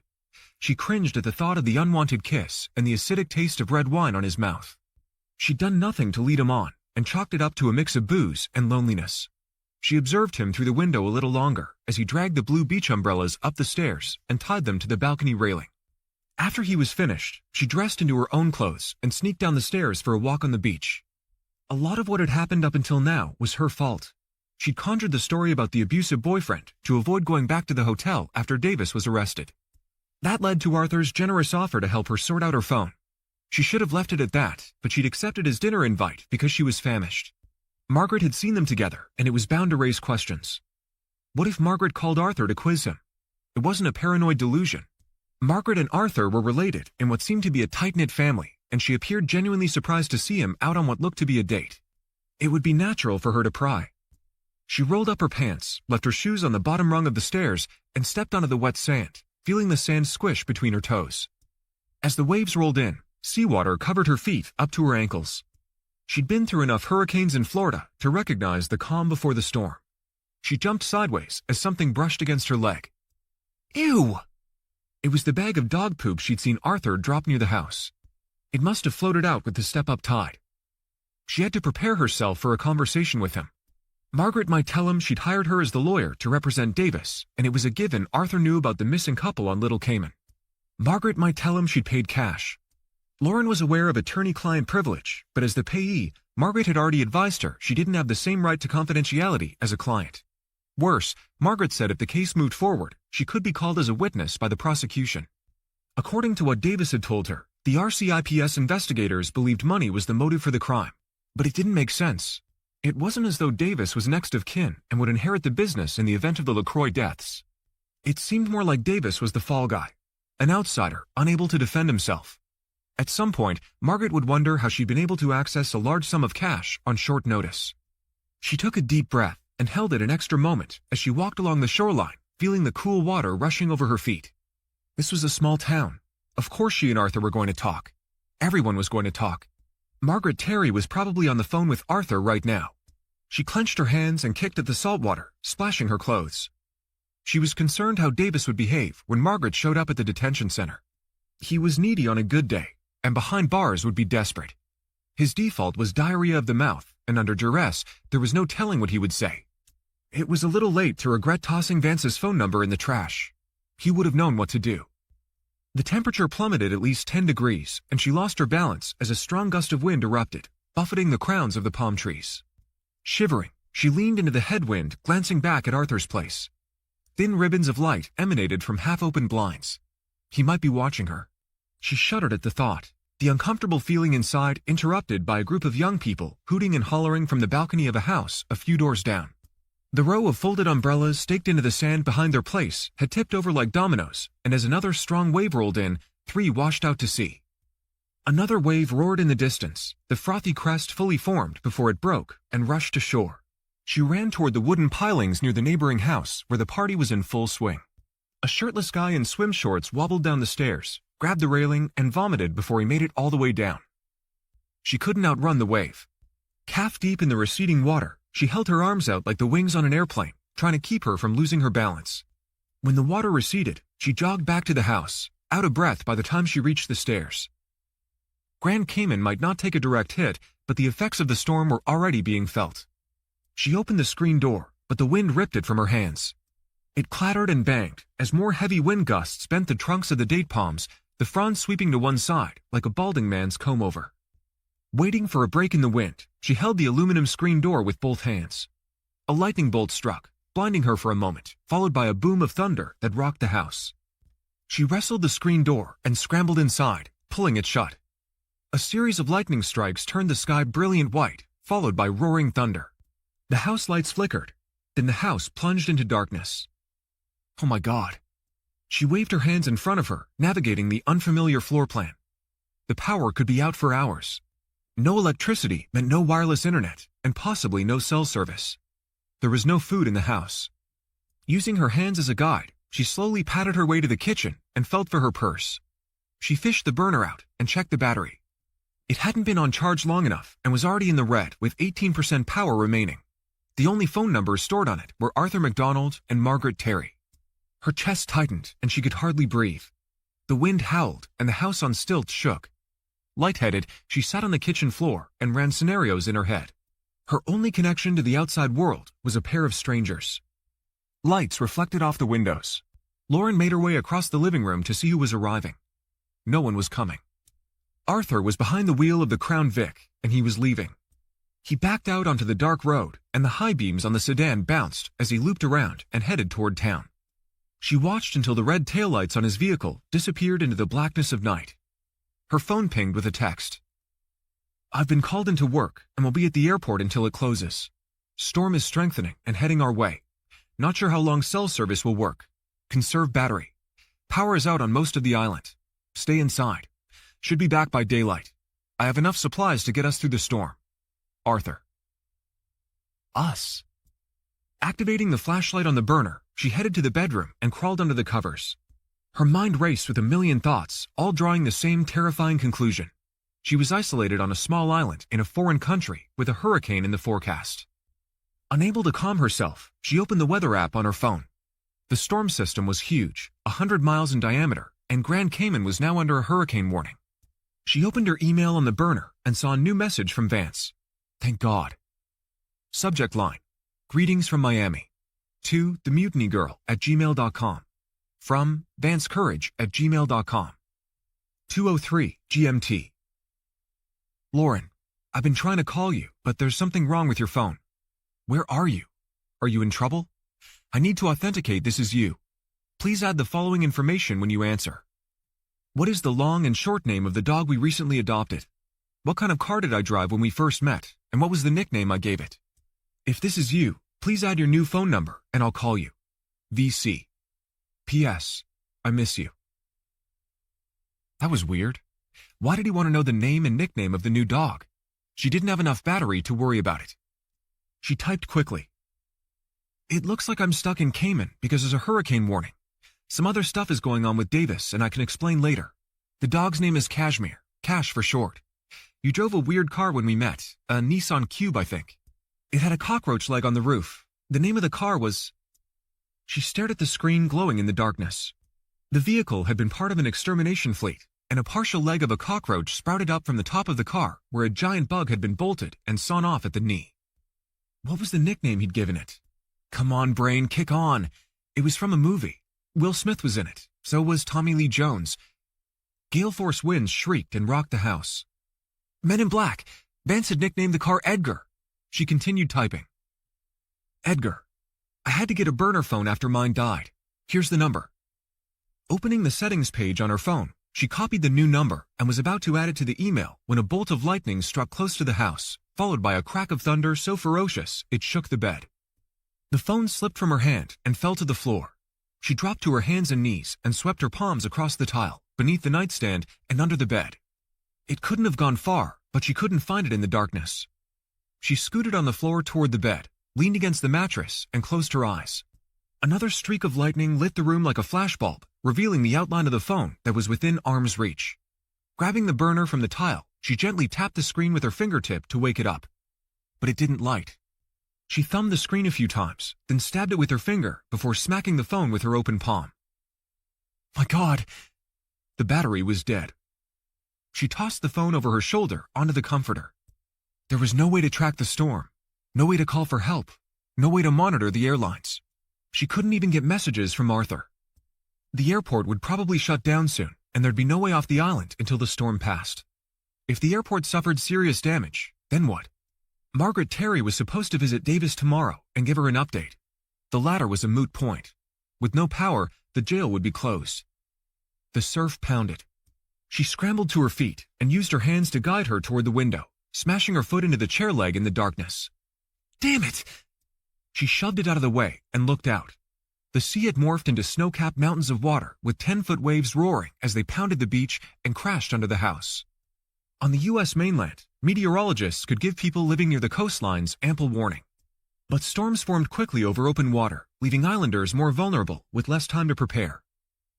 Her mind turned to Davis trapped inside a dark jail cell with no contact to the outside world. She'd seen a television series about Americans jailed abroad. The prisons were unimaginable, rampant with diseases, insects, rotten food, rats, and human waste. Her situation was scary, but Davis was entombed inside a living nightmare.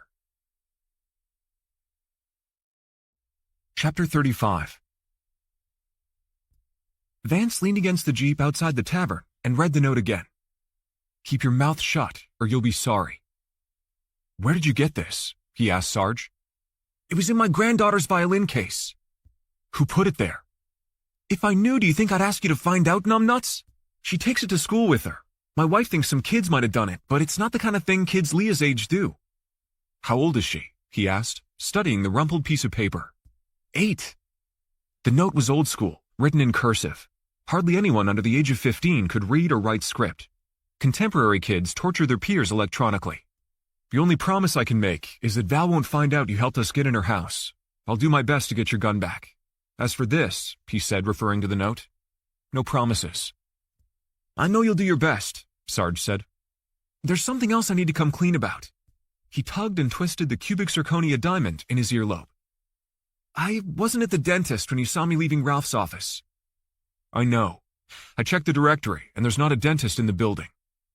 I went there to introduce myself to Ralph's gal, but I got cold feet, Sarge said, slapping at a mosquito.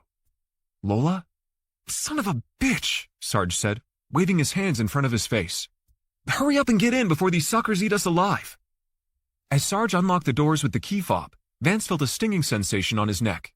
He jogged to the passenger side and climbed into the Jeep while Sarge started the engine and lowered the AC. I should have been honest with you, Sarge said, turning the volume down on a Spanish-speaking station on the car's radio. A shrill passed his ear, and he felt another bite on his neck. Damn it, he said, spotting the mosquito as it landed. He swatted the dash, but missed. Why did you want to talk to Lola? I was going to tell her how important it was to treat you decent, Sarge said, reaching in the back seat for a roll of paper towels and mopping the sweat from his head and neck and throwing the used ones over his shoulder. What makes you think I can't handle my own business? He said. Val told me Lola's a royal bitch, and I knew you wouldn't put up with that crap for a month. He was reminded of Lola's plight. I don't know what Val's talking about. I met her and she's fine. Do you mind if I keep this? He asked, referring to the note, thinking he could search Ralph's office for a writing sample and analyze it himself. Sure, keep it. I'd like to punch whoever did it in the face. My granddaughter's a little girl. Who does that? I have no idea, he said. Work on the plan to get inside Ralph's house. The girls have been bugging Maria to go see the new Disney movie. I'll drop a hint.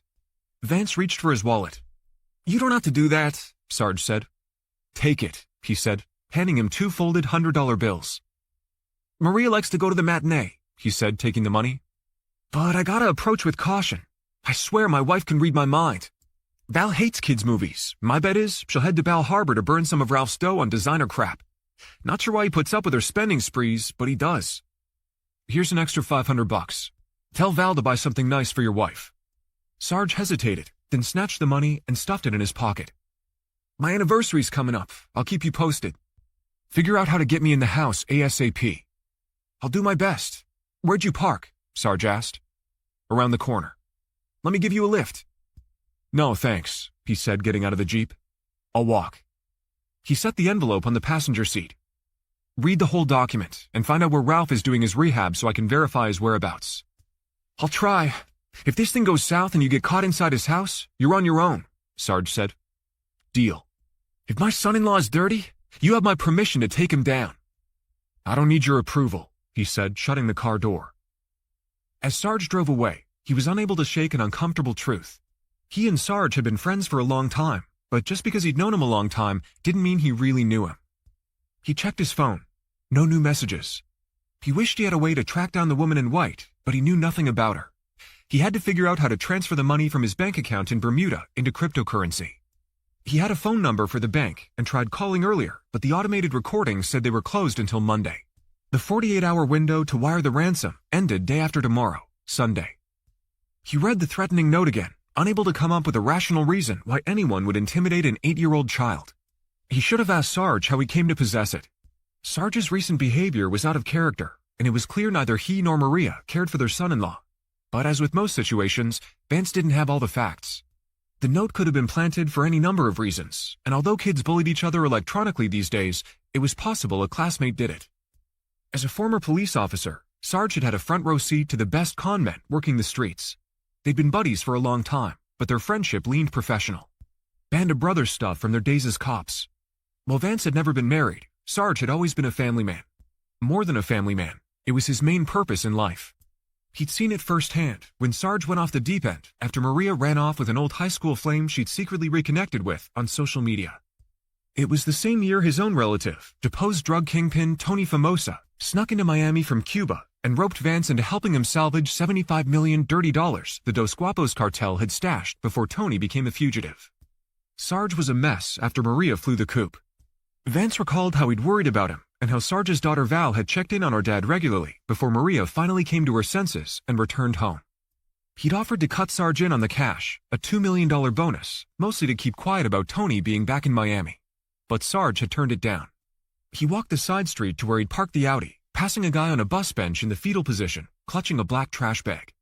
The man's legs were exposed, oozing bloody sores that glistened under the streetlight. Vance reached into his pocket and took some cash from his wallet.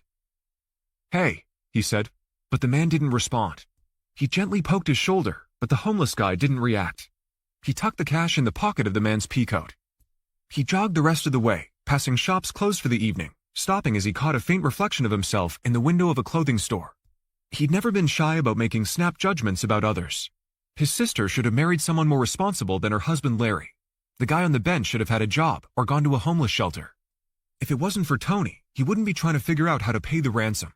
It was Sarge's fault he was stuck covering for Raphael. As he stared at the ghostly reflection of himself on the glass, it was as if looking at a stranger. Sarge had needed money more than he did and had turned it down, worried how it would affect his family if he were caught. Sarge agreed he'd help search Raphael's home computer, but he was uncertain how far he would go to protect Val and the girls. Sarge said if Raphael was dirty, Vance should take him down. But when push came to shove, whose side would Sarge be on? He'd already gotten a sneak preview. If Sarge had gone to Suarez's office for the reason he claimed, to grease the skids with Lola, why the sudden change of heart? He unlocked the Audi, got behind the wheel, and composed a text to Zoe. Getting it organized. Trying to get access to the house tomorrow. Firm it up with your guy. I'll call with details. Next, he opened the app that came with the tracking device he'd ordered online and installed on Sarge's Jeep. The screen showed a yellow dot traveling north on Bayshore Drive, heading toward Hallandale. Sarge was on his way home. Zoe texted back, 10-4. His phone rang. Ethan came up on caller ID. I have the information you wanted, the boy said. I searched a global database, and Palan is an uncommon name. It occurs most frequently in Cuba and Spain. In Spain, the ratio is 1 in 4.2 million, and in Cuba, it's 1 in 960,000. There's only one incidence in the United Kingdom, and 0 here. That narrows it down, he said. Can you check another one for me? Do I get to drive your car on the street? Sure, after you get your learner's permit. Actually, 2 names. Check and see if the last names Popova and Morozova show up in Cuba. Only women? Ethan asked. No, men and women, he said. Then that's 4 names. Russian women add an A to their last names after they get married. He'd never heard that. Well, why are you looking up Russian names? Ethan asked. I'm looking for a bride, he said. Very funny. There's no one with those names living in Cuba. Is that a guess? No, I'm looking at the database now. There's tons in Russia and Ukraine, and a lot here, some in Eastern Europe, Canada, and in the former Soviet bloc countries, but 0 in Cuba. He heard a voice in the background. Ethan, who are you talking to? He recognized his sister Kathy's voice. I gotta go, the boy said, ending the call. Vance did the math. The population of Cuba was around 11 million. 1 out of 900,000 meant there were about 11 or 12 people with the name Polan, and 0 named Morozov, Morozova, Popov, or Popova. Chapter 36. Davis Frost lay on the bottom bunk atop a thin mattress, metal springs digging into his flesh. It was pitch dark and baking inside the cramped cell he shared with another inmate who'd introduced himself as Blackjack. When Davis had arrived handcuffed in the back of a police vehicle, the place didn't look like any jail he'd ever seen. But for the razor wire and chain link fence, the chalky blue 1-story metal building looked more like a rundown storage facility. The electricity had been out for over an hour, and Davis flinched as something scurried against his thigh. He batted it with the back of his hand, then heard a squeak as the rat hit the floor and scampered for cover. Before the lights had gone out, he'd seen a ridge of dead cockroaches mixed with rodent hairs and droppings that had accumulated along the baseboards. After he was booked, photographed, and fingerprinted, he was given a prison uniform 2 sizes too small that wedged in the crack of his ass and itched his testicles. He unzipped the front and tied the sleeves beneath his belly, giving his balls much-needed relief. He'd purchased 2 burner phones and had returned to the hotel to wait for Lauren and was about to step in the shower when he'd heard a knock on the hotel door. He looked out the peephole and, seeing the housekeeper's cart, had cracked open the door with the chain in place. 2 Royal Cayman police officers stepped into view and pushed their way into his hotel room. While he dressed, they'd searched his belongings. Then they'd arrested him. As he was escorted down the elevator and through the lobby by 3 uniformed RCIPS officers, the hotel staff and guests had gawked at him, some gasping. On the walk to the police vehicle outside, dozens of tourists and locals had lined the street, trying to get a glimpse of him. "That's the sea otter killer!" a woman had yelled. The crowd chanted, "Killer! Killer! Killer!" His throat had closed, and as he gulped for air, he kept his head down, afraid to look up. He'd been loaded into the back of a police vehicle and told he'd be driven directly to the Fairbanks Detention Center, where he'd be held until Monday. That's all he could remember the arresting officer had said. "Be grateful they didn't take you to Northwood," Blackjack said from the bunk above. "What's that?" "HMP Northwood, Her Majesty's prison, or maybe it's His Majesty's now. Either way, trust me when I say the place is an overcrowded shithole. I was transferred out ahead of the storm." "What storm?" "How do you not know we're under a hurricane watch?" "That's why the power's out. Rumor around here is the generator here has been out of service since Hurricane Grace," Blackjack said. "How do you know?" "We're in jail, you moron, not out of Mongolia." "Great," Davis said, rolling onto his side. "It's hot in here." A red pin light glowed from the ceiling, illuminating the smoke detector. Blackjack hung his head down from the upper bunk, the whites of his eyes glimmering pink. "Rumor has it you're being charged with murder." "I didn't kill anyone." Blackjack laughed. "That's what they all say." "Where you from?" he asked, striking a match. A flash of orange glinted, and Davis smelled sulfur dioxide before the stench of ganja filled the cell. "Here," Blackjack said, passing the lit joint down from the upper bunk. "No, thanks," Davis said, holding his breath. He'd been cautious about illegal drug use. Cayman's zero-tolerance policy was medieval, with long prison sentences meted out for possessing even small amounts. "My guess is you're an American," Blackjack said before inhaling deeply. He held his breath, exhaled, and said, "We don't have power or a backup generator. The surveillance cameras are down, so we might as well go on a mental holiday." "Aren't you afraid what'll happen if you get caught smoking weed in here?" "No. How'd you think I got this shit?" "Speaking of shit," Blackjack said, hopping down from the bunk. "I gotta take one. Sorry." Davis rolled onto his side and faced the wall. The toilet/sink was located a few feet from his bunk. Whatever Blackjack had eaten gave him an audible case of diarrhea and noxious gas strong enough to overpower the smell of marijuana. Davis waited for Blackjack to empty his bowels, then asked, "What are you in for?" "Corruption. You got any toilet paper?" Davis reached under his bed and felt for his roll, praying not to touch anything alive, and tossed it toward the toilet. Blackjack lit a match and inhaled another hit of pot. "I was a politician. My opponent had me arrested for bribing a public official." "Did you?" Davis asked. "Of course not." Blackjack flushed the commode, stepped onto Davis's mattress, and hoisted himself to the upper bunk. "How long have you been in?" Davis asked, wishing there was a window he could open. "It's my first day here, but I spent more than a year at Northwood. It's paradise by comparison. The prison at Bordentown's been condemned by a dozen human rights organizations. I'm here because a couple of non-violent inmates had to be moved out of Northwood to make way for the Cuban immigrants." Before the power had gone out, Davis had seen Blackjack. He had the appearance of a seasoned politician, tall and thin, with a smattering of gray hair at the temples, and somehow well-groomed despite the conditions. "Your hope is your government will get you out of here," Blackjack said. "Otherwise, you might never leave this place. After pre-trial detention, they'll transfer you to Northwood. There's only been one other murder case I know of." "What happened to him?"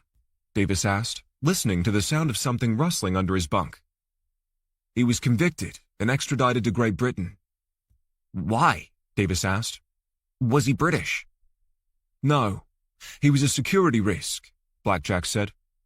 "He was part of a gang in Georgetown that put a hit out on the mayor. He was caught smuggling contraband into the prison. If I were you, I'd try to contact the U.S. Embassy." "I should have before they took my passport," he said, as a deeper sense of desperation took root. "They had to have a good reason to pull it," Blackjack said. "Like they had to have a good reason to charge you with corruption," he countered. "Fair point," Blackjack said. "They matched my DNA to samples found at the business," Davis said. "But I was working there." "Working where?" "I was living on Little Cayman, helping an older couple who owned a dive operation. When they didn't show up for work 2 days in a row, I reported it. Somehow that made me the suspect." "There has to be more to the story," Blackjack said. "How did they die?" "How would I know? There wasn't any evidence of a crime at their place of business. The police don't have anything to go on other than they're missing and haven't used their credit card or phones for almost 2 weeks. They were trying to sell the shop so they could retire and go home to England. I was working for them so I could learn the ropes." "Why?" Blackjack asked. "I was thinking about buying it." "If you had the money to buy the business, why haven't you hired a lawyer?" That was a hard question to answer. "For one," Davis said, "I wasn't given the opportunity to make a phone call. I didn't do it, so I didn't see the need to go to the embassy. As for not hiring a lawyer, I screwed my chance to do that." "How so?" Blackjack asked, cutting a loud fart. "Sorry," he said. "It's the food." A new odor fouled the air. "I fell for a woman who cleaned me out." Blackjack laughed so hard he rocked the upper bunk. "You're not the first fool to fall for that. Does anyone else know you're here? Friends or family?" "No," he said, as his eyes began to play tricks in the dark. He closed them, trying to remember the last time he'd eaten. He had to take a piss, but he didn't want to step barefoot onto the concrete floor. It was quiet for a moment before the bed springs above Davis began to creak, followed by muffled grunts. Blackjack was jerking off. Davis pressed his hands over his ears, trying to shut out the sounds. Beams of light pierced the prison hallway like searchlights. Davis laid motionless on the bottom bunk as footfalls drew closer. 2 guards with flashlights stopped outside their cell. A set of keys jangled, the cell door opened, and 1 guard entered. Davis flinched as something dropped from the upper bunk and landed on his bare belly. He swatted the mystery object away. The guard who'd entered their cell rushed toward it, shining a flashlight on the bag of weed, then straight into Davis's eyes, blinding him. "I saw you toss that," the guard said to Davis. "Hey!" he yelled at the second guard waiting in the hallway. "I found drugs." His partner entered and shone his flashlight at the baggie on the floor, then opened it and sniffed. "It's marijuana." "You!" the guard holding the weed said to Davis. "On your feet." "It's not mine," he said. "Come on, tell them," he yelled to the upper bunk. Blackjack was silent. The guard who'd entered the cell first pulled a nightstick from his belt and banged it on the concrete floor. I said on your feet, now. Davis scrambled from the bottom bunk. We came to tell you your meeting with your lawyer is postponed until the weather clears and the power is restored. But this changes things, the guard with the baton said, holding up the bag of weed. Chapter 37. Late Friday night, the heart of Coconut Grove beat with young people milling around the bayfront bars and restaurants. Kashmir stuck close to Vance's heels as he threaded his way through the crowd, stopping to look at a menu posted on a cafe window. Appetizers started at $18 for pomme frite, a florid name for thin-cut French fries. In the distance, sailboats bobbed in their moorings, pin lights marking the tips of their halyard masts. After meeting Sarge at the bar, Vance was too antsy to sit around the house. The last time he'd walked Cash in the neighborhood near the condo at night, they'd been accosted by a homeless man who'd set up house on a public bench in front of the park across the street. He decided to take Cash for a short ride in the car instead. "Ah," a young woman wearing a short leather skirt said. "Can I pet your dog?" Sure, he said, kneeling on the sidewalk, reassuring Cash, who at first was timid and backed away. "He's so cute," she said, stroking his back. Cash dropped his head and licked her hand. "What's his name?" Kashmir. "He's so soft. What kind of dog is he?" I'm not sure, but the rescue place said he's mostly poodle. Cash wagged his tail. He felt his phone buzz in his pocket.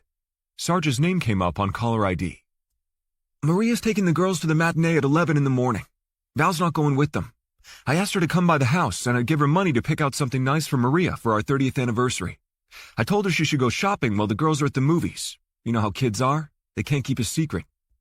Congratulations on 30 years, he said. What's Val's address?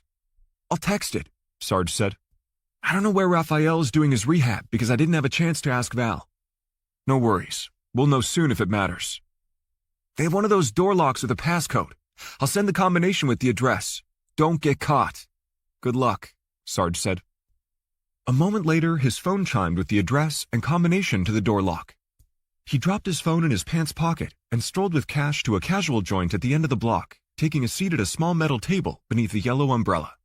Kashmir lifted his leg and peed on the table leg, then lay down under his chair. "May I help you?" the waitress with the gold nose ring asked. Give me whatever beer you have on tap. After she left the table, he called Zoe. "Can't hear you!" Zoe yelled into the phone. "It's a freaking concert for deaf seniors in diapers!" He cupped his hand around the speaker and spoke loudly. "I'll text you." He hung up and composed a message.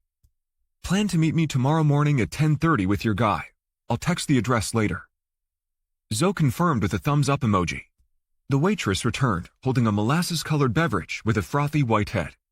He sipped the bitter beer, grimaced, and looked at the menu, unaware he'd chosen a British pub. He ordered the fish and chips to go with the Guinness Stout and watched a parade of luxury imports cruising the boulevard, looking for places to park. His phone rang an odd tone. His sister Kathy's face appeared on screen. Ugh, a FaceTime call. He hated those, but answered it anyway. She said, "I have a bone to pick with you." About what? She spoke over the top of him. "Are you an international spy or what?" What? "Ethan told me you asked him to look up Russian surnames and you said he could drive your Porsche. He's not old enough." But don't make promises you can't keep." Ethan appeared on screen, laughing his head off. "You fell for it, Uncle Vance," he proclaimed with glee. Nah. What are you up to? He was pissed. "That wasn't Bomb. I made the video," he said, still amused. "You got suckered." Let me see it again. He waited as Ethan queued up the video and played it. When it ended, Vance said, You better hope your mom doesn't find out, or you'll be grounded until you graduate high school. "You're not going to tell her, are you?" I won't if you keep it secret. The waitress delivered a plastic basket lined with red and white checkered paper loaded with golden fried fish that shimmered under the outdoor lights. Talk to you later, kid, he said. He bit a chunk of crunchy fish, remembering the weird video call Lauren received when he dropped her at the airport. She told him she'd gotten multiple calls from the same number and joked it might have been a timeshare salesman. It was possible the person on the other end of the call had recorded her face and voice. Maybe the kidnappers created a deepfake video of her. Something had seemed off about it, but he'd only been able to see it once. A shiver ran down his spine. Something else didn't make sense. She'd emailed him to tell him she had a problem with her phone. but she still hadn't answered the email he'd sent with personal questions to prove it was her. Davis Frost hadn't returned the message he'd left at the dive shop using Sarge's name and his own actual number. He reached down and offered Kashmir a bite of fish. The dog sniffed, took a bite, spit it out, and coughed. His phone pinged again. "Have you seen the weather in Cayman?" It was from Sarge. He opened the app on his phone. He'd been so disconnected from the news, he hadn't heard the island was under a hurricane watch. The airport was shut down, and the power was out. He pushed his basket of food to the side and gulped the Guinness. An AI-generated video of Lauren was an effective way to keep him engaged long enough to get him to wire the money. He scrolled through recent calls and sent a blank text to the number with the link to the banking information the kidnappers had sent to test it. A red exclamation point appeared with a not delivered message. He smacked the screen that was already cracked on the tabletop, then waved to the server to bring the check. He paid using a credit card, and he and Kashmir were halfway to the car when he heard someone yelling. "Mr. Courage!" He turned around. "You forgot your credit card!" Under normal circumstances, he would have been annoyed with himself, but his mind was elsewhere.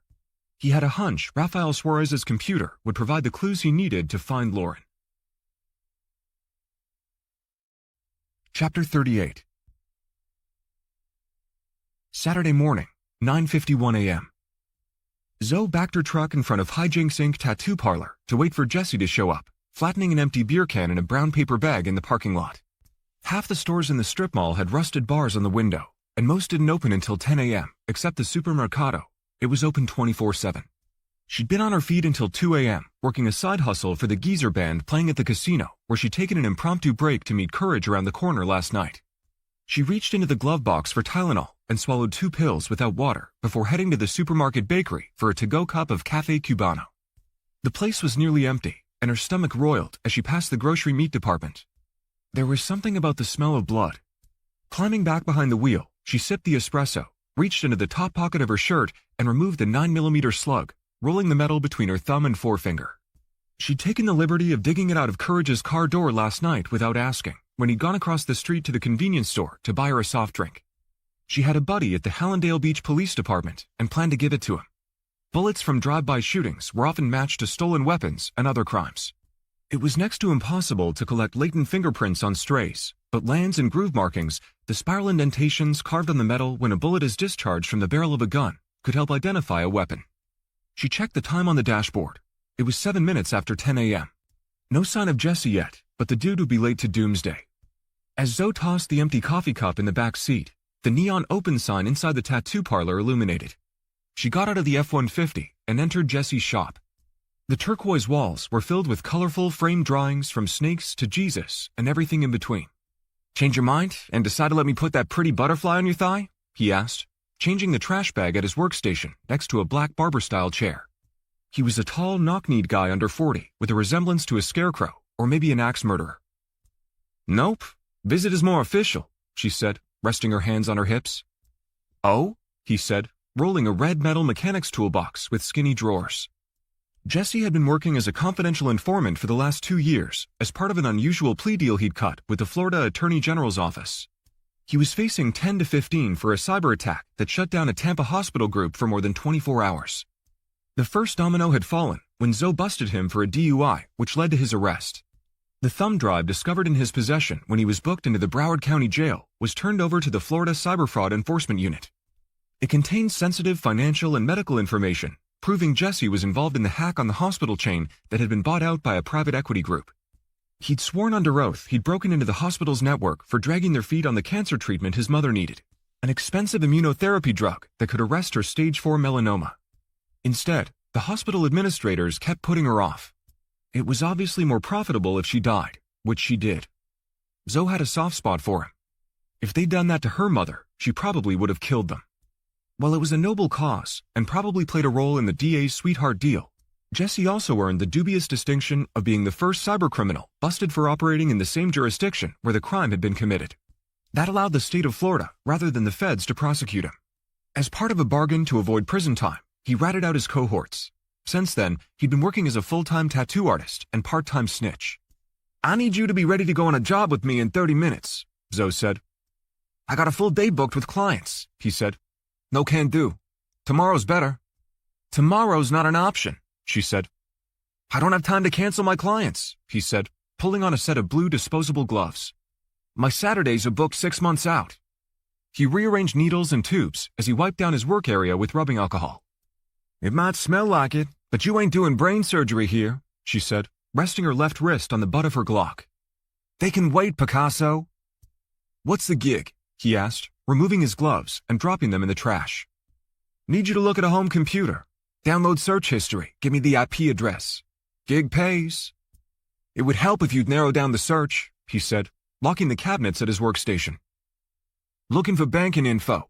Crypto, Bitcoin, whatever you call it. Who's it for? That's not your concern, she said. You open your mouth about this, and I'll tell the DA I caught you smoking weed, and you know your skinny ass will flunk a piss test. Place is over in the Gables. Cover up them tattoos and dress like one of them geeks from the computer stores, 'cause I don't want you drawing attention. You got time to go to the Walmart and get some low-key clothes. I'll text you the address. There's a public park round the block where we're supposed to meet. We're doing a sneak and peek. A sneak and peek was code for a secret law enforcement search warrant, but Zoe left the part out about not having one. If we're breaking and entering, who cares what I'm wearing? I told you already, it's in a fancy hood. Grab what you need. All I need is my brain and my fingers. How long is this going to take? He reached under the reception desk and set a plastic will return sign on the countertop. We gotta be out by 11:30. If you give me the IP address, I won't have to go into the house. He turned the red plastic hands on the flat clock sign to 12 noon. Make it 1 o'clock, Zoe said. I hope this gig pays enough to cover lost business. Have you been to the grocery store lately? Yeah, Edward Snowden. I got more mouths to feed than you do. You owe me a solid on this, and it'll be a nice payday for you, but I ain't giving you a penny till it's done. Zoe left, while Jesse hung the will return sign in the window. Chapter 39. Vance took a left into a gas station and parked the Audi next to a drive-through car wash. He was 10 minutes away from Val's place, prepping to do a quick recon run when he decided to touch base with Zoe. Where are you? Me and my guy are on the way, she said. After he hesitated, Zoe said, We still going in, or you pulling the plug? You pull the ripcord and you still paying me, you know. He'd sent Zoe the address for Majorca Park, not the Suarez residence, as the meet location. What's your ETA? He asked. We're stuck in some bullshit weekend construction traffic, but we doing good to get there on time. Park near the playground. You going in with us? No, he said, as a wet VW exited the car wash tunnel. I'll see you at the park. If this shit goes sideways, I'm taking you down with me, Zoe said. You stiff me on my smack, and I'm taking you down another way. That's the deal. He put the Audi in drive and waited for a break in traffic on Coral Way. It was the second time this morning he'd agreed to go down with the ship. He slowed at Alhambra Circle, double-checked GPS, then took a right-hand turn, cruising past the Suarez residence. A red Range Rover, like the one he'd seen leaving Sarge's place the night of the shooting, was parked in the driveway. He drove around the block and stopped catty-corner from the house where he could keep watch. He glanced at the rear view as a neighborhood patrol car slowed, then parked on his back bumper. The officer got out and approached. He rolled down his window. How are you doing today? The young officer in a well-fitting uniform asked. He was a rent-a-cop working for the community, and he was observant. Is something wrong? He asked. Nope, just patrolling the neighborhood, and I didn't recognize your vehicle. I don't live around here, he said, reading D. Munoz's name tag on his uniform. Munoz leaned over and surveyed the interior of the Audi. Are you visiting someone? I'm waiting for Mrs. Suarez to leave the house. She lives a few doors up the street, and it's her birthday. Her sister's planning a surprise party. I'm meeting a couple of people who are helping to get things going. Well then, Munoz said, I'll keep an eye out for you. I wouldn't want to spoil a surprise. He waited for Munoz to go, then searched party supplies on his phone. The dollar store parking lot 5 minutes away was busy on a Saturday morning, and the line to the cash register was long. Vance grabbed a bouquet of inflated happy birthday balloons and waited in the checkout line, paying cash, then grappling with the shiny Mylars as he hurried to the Audi. He checked the time. Just after 11 a.m. He texted Sarge. Need an update. His phone pinged. Dropped them off myself. Val's going shopping. Picking wife and grandkids up from movies at 12:45. I read the document. Can't figure it out. He dictated the next message into his phone. What do you mean? Then he pressed the send key. Sarge pinged back. Didn't make sense. Don't know enough about Cuba to figure out the locations or targets, names and places I never heard of. He dictated another message. Did you see anything about Monkey Morales in the docks? Ping. Yeah, let's save it for in person. By the way, Val's dog should be friendly. Dog? Should be friendly? He didn't remember anything about a dog. He ran back into the dollar store and bought a pack of bacon-flavored treats. Relying on the side mirrors and backup camera, he reactivated GPS on his phone and followed directions to Suarez's place. Val's red Range Rover was gone from the driveway, and there was no sign of Munoz. He continued past the house looking like a clown with a car full of birthday balloons and headed to the public park to meet Zoe. Chapter 40. The wind howled and the surf pounded, and what was paradise yesterday had turned mean and ugly. Lauren had barely slept, finally dozing off around daybreak when the black sky brightened to medium gray. She had no idea what time it was. She looked out the window to see if Arthur had returned. His car was gone, and the step-up tide had risen to cover the road. She dressed, turned on the faucet in the bathroom, and let the water run while she stared at herself in the mirror. Good grief, she looked like hell with bags beneath both bloodshot eyes. She splashed cool water on her face and ran her fingers through her hair. A rattling started behind the wall and steadily got louder. The room vibrated to the banging of water pipes. Ugh. The tap ran dry. No water and no power. She shut off the faucet, plucked a tissue from the Kleenex box, and wiped her teeth. A car horn blared from somewhere outside the duplex. She rushed to see who it was. A dark green Cadillac Escalade had stopped in the driveway in the half-foot of salt water covering the road. A woman holding an umbrella struggled to get out of the vehicle in the wind, creating a Stephen King version of Mary Poppins. Margaret Terry fought to hold on to an umbrella as she waddled through the water wearing black rubber boots. I can't climb the stairs, Margaret hollered up to her, standing with legs splayed and her arms out to her sides like the Michelin Man, if he was a woman, being buffeted by 50-mile-an-hour gusts. I've been trying to reach you by phone. I called Arthur and asked him to knock on your door. He's working at the airport and said you haven't been answering his messages. I came by to see if you're okay. Lauren rolled up her pant legs and hurried down the stairs barefoot, using one hand to hold the railing and the other to wipe her hair from her eyes. Thank God you're here, she said. There's no power and no running water. I know, Margaret said. The entire island is impacted. I wanted to tell you the jail is closed. I can't get in to see Davis Frost, and I don't know when I'll be able to. She duck-walked to the vehicle and opened the driver's side door. Go on, she said. Get in. Lauren climbed into the passenger side. Margaret flicked on the windshield wipers. The storm is stalled over open water about 200 miles offshore, and it's gaining strength. The rain is about to get worse. She glanced over at her. Goodness, you're barefoot. I only have one pair of shoes, she said.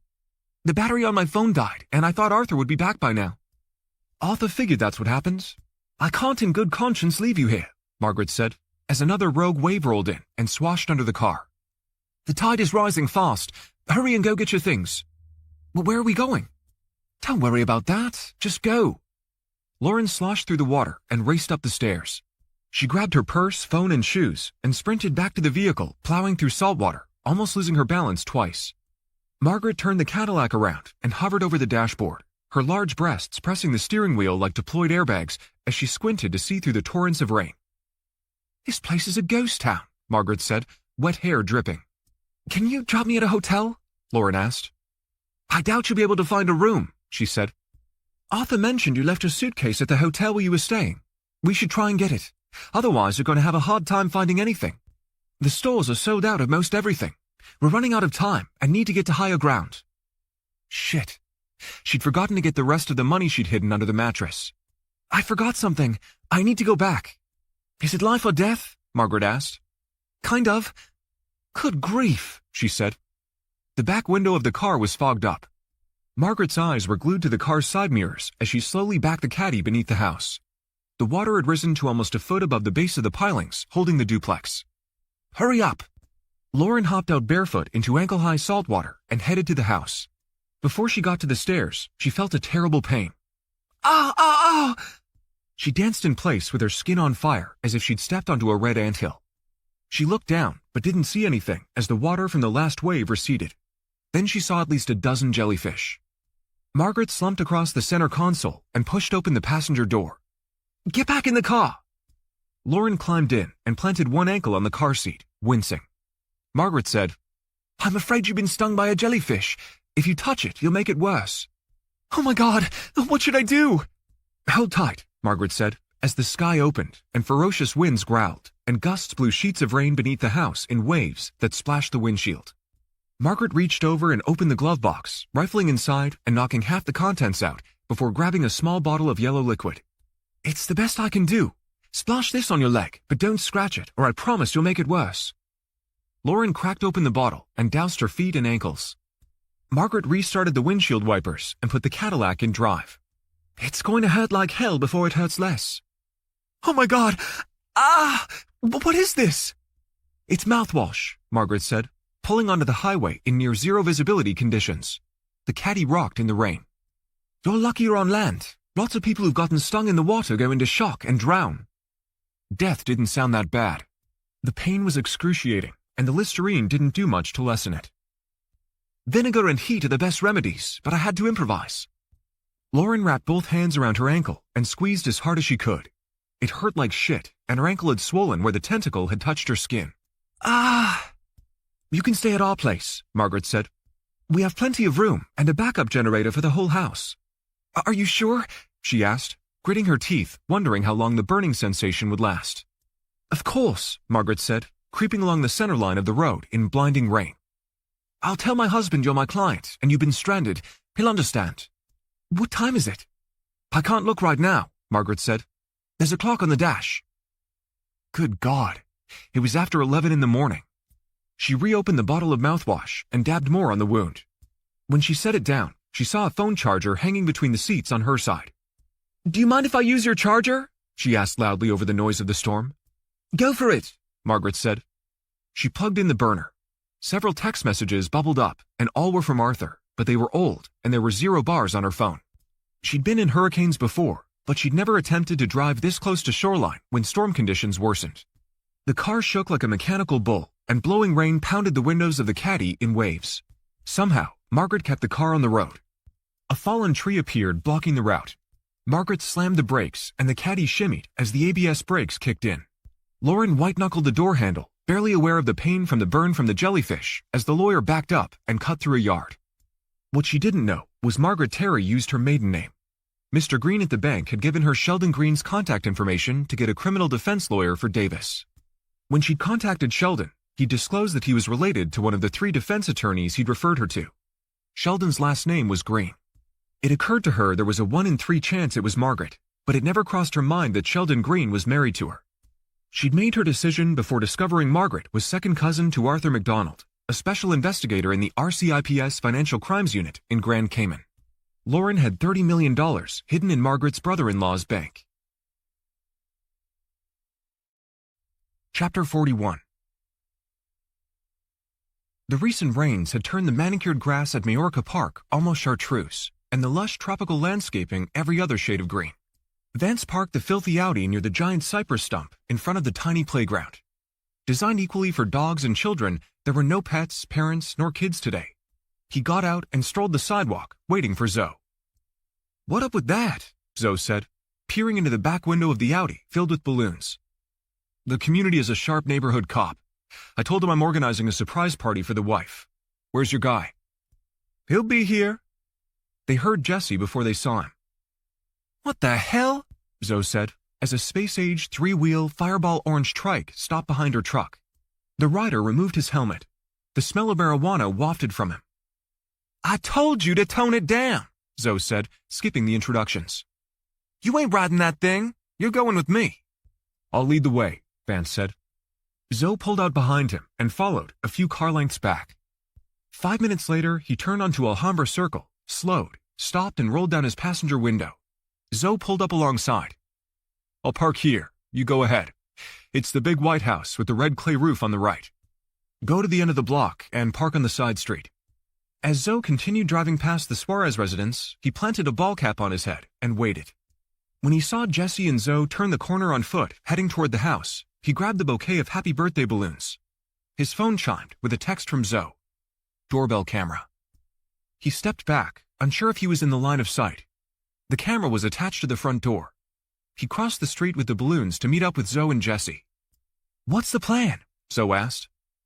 "The camera's on an unsecured wireless network," Jesse said, working the keys on his phone. "Meaning what?" he asked. "I might be able to bypass it. Give me a sec." He studied the perimeter while Jesse typed on the keypad.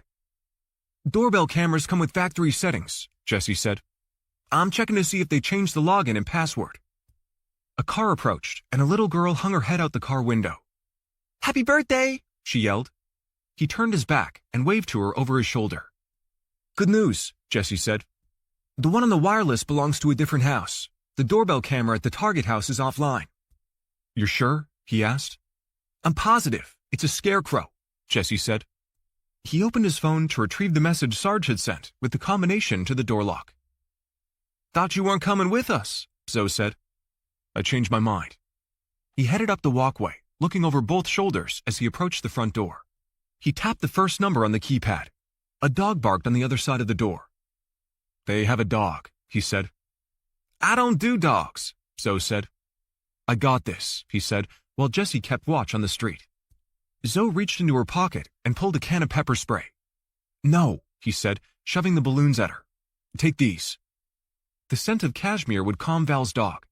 He entered the full set of numbers into the pad, and the pin light blinked green. As he cracked the door open, the dog growled. "Hey there," he said softly. Zoe pointed the can of pepper spray at the dog's snout. "No," he said, taking it from her and reaching into his pocket for a treat. He held the door open a couple of inches, enough for the dog to smell and take the treat. He edged the door open another couple of inches, and a long black nose poked out. "Nuh-uh," Zoe said. "Animals can sense fear," he said to Zoe, holding out another cookie. The dog took it. Offering his hand, the dog sniffed, then licked it. He opened the door wider, bracing it with his knee, reaching in and gently grabbing the animal's collar. The dog was excited but not aggressive. Jesse entered first and then disappeared down the hall. As Zoe passed, the dog growled at her. Jesse hurried back. "They have a home office." He held up a blue thumb drive he'd brought with him. "Give me 5 minutes." "Hurry," he said to Jesse, then turned to Zoe, who'd set the balloons on the hall table near the front door. "You keep an eye from inside the house, and I'll take the dog out." He grabbed the leash hanging next to the door, knelt, and was about to clip it to the dog's collar when the animal broke away and bolted out the front door. "Crap!" He pushed Zoe out of the way, sprinting out to catch the dog. A car passed, and the driver stared at him.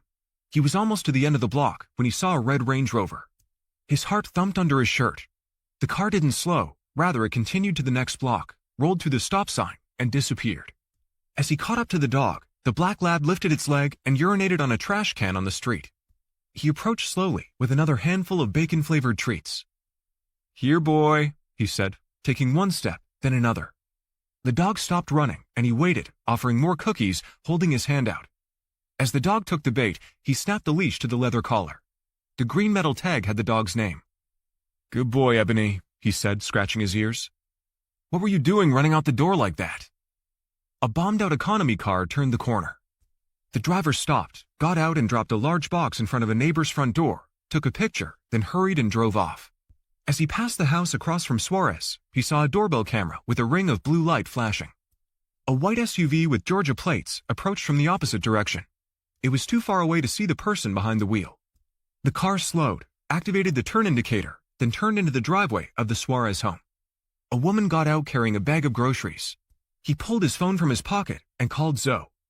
No answer. He texted quickly, "Get out now." A delivered message appeared below the message on the screen, but Zoe didn't answer. The woman in a sundress and heels stood on the stoop and peered into the open door, then pushed it all the way open. Chapter 42. "Are you sure your husband won't mind if I stay?" Lauren asked. "I feel like I'm intruding." Margaret cut the wheel on the Escalade in a serpentine around storm debris scattered along the road. The driveway led to a sprawling colonial-style estate with white columns barely visible in the torrential rain. Margaret pressed the garage door opener, revealing an exotic vehicle parked on the far side of the four-car garage. "Have you met my husband?" Margaret asked. "No," she said, wondering how Margaret thought they would have met. Rain poured from the rooftop of the garage like a waterfall, splashing the windshield as Margaret pulled inside and cut the ignition. "If you'd met him, you know he wouldn't mind," the lawyer said. What do you mean? Let me put it this way, Margaret said. If my last name wasn't Terry, he wouldn't have married me. I still don't understand, she said. Have you ever heard a man claim he married a woman because he liked her family?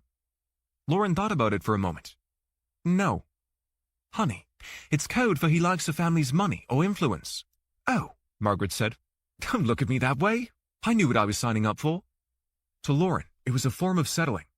On the other hand, men did it all the time. It was reverse trophy wife syndrome. Are you married? Margaret asked, opening the car door and shaking the wet umbrella. No. Pretty gazelle like you should be. Have you ever been? Pretty gazelle? A couple of times. Margaret slapped the steering wheel. Well, good for you, and I hope at least one of them had some money. My husband is a divorce lawyer, and I put him through law school. I had to make a working man out of him, but I made him sign a prenup all the same. Let's go in and get you cleaned up. Do you like tea? Sure, she said, fighting the urge to dig her fingernails into the wound from the jellyfish. I've got something a little stronger if you want. No, tea is fine, she said, gathering her things from the vehicle. She followed Margaret into the house through the side door. It opened to a laundry room where Margaret leaned against the wall for balance as she kicked off her rain boots and slipped on a pair of clogs. Lauren's heart thumped. The suitcase next to the cat dishes looked like hers. That's your bag, Margaret said, waddling toward the kitchen, her wide hips seesawing. Arthur told me where you left it, and I had someone from the office go pick it up for you. Did you know you owed money for one night? I did? Margaret filled an old-fashioned copper kettle with water from the refrigerator dispenser and turned on the gas stove. It was quiet inside the house, almost as if the storm had passed. I paid it for you. The receipt is over there. She pointed to a pie crust table, the type that folded in half, pushed up against a wall in the dining room. You owed for 2 nights, actually, which I find odd since you told Arthur you were escaping your abusive boyfriend. Margaret glanced over at her. Unless, of course, Davis Frost is your boyfriend. No, he's not, she said, taking enough cash from her purse to reimburse Margaret for the hotel expenses and setting it atop the receipt. It's none of my business, Margaret said. But while it's fresh in your mind, if there's anything you can tell me that might help me exonerate your friend, I suggest you write it down while you're here. I have reason to believe Davis Frost occupied the other room you put on your credit card before it was declined, Margaret said. Her attention turned toward the grand staircase right out of Gone with the Wind. A swashbuckler with a pencil-thin mustache and slick dark hair descended and entered the kitchen. He kissed Margaret on the cheek while eyeing Lauren from head to toe. Lauren, I'd like you to meet my husband, Sheldon. Lauren is the one who called you for a referral about the double murder over on Little Cayman. Right, Sheldon said. Hi, he said. Lauren opened her mouth to speak, but no words would form in her brain. Lauren was staying at Arthur's rental over on 7 Mile Beach, Margaret said. The power is out, and there's no running water, so I told her she can stay with us until she can make other arrangements. A low hum buzzed in her brain, like static. You're lucky you chose Meg, Sheldon said. I don't think any of the other referrals I gave you would have rescued you from the storm. That's not the reason she picked me, Margaret said, hitting back at him. Of course not, he said, giving his wife an atta-girl side hug across the shoulder. Meg's one of the top defense attorneys in the country. I appreciate the hospitality, she said, finally able to complete a short sentence. You're Sheldon Green? Indeed, my brother referred you. Margaret took her phone from her purse and typed while she spoke. I'm messaging Arthur to let him know you left something at the duplex. The words faded into background noise, and another wave of adrenaline raced through her body. When her attention returned, she saw Margaret standing on tiptoes, trying to open a cabinet above the sink. She reached for something, but couldn't. Let me get that, Sheldon said. What are you looking for? A dish towel. Margaret poured hot water from the teapot onto the towel. Put this on the wound, she said, then turned to her husband. The jellyfish that stung her was right in the middle of the road. Ouch, Sheldon said. He took the linen towel from his wife, pulled a wooden bar stool from the kitchen island, and gestured. Sit. Lauren sat, crossing her injured foot on the opposite knee. Sheldon laid the hot towel across the wound, reactivating the pain. Ah! Would you like cream or sugar? Margaret asked her, holding a floral teacup with a thin gold handle. She gritted her teeth from the pain. Margaret asked again. Your tea. Would you like sugar? We have milk and cream. No, black is fine, she said, taking the cup from Margaret as she set the matching tea set on the island countertop.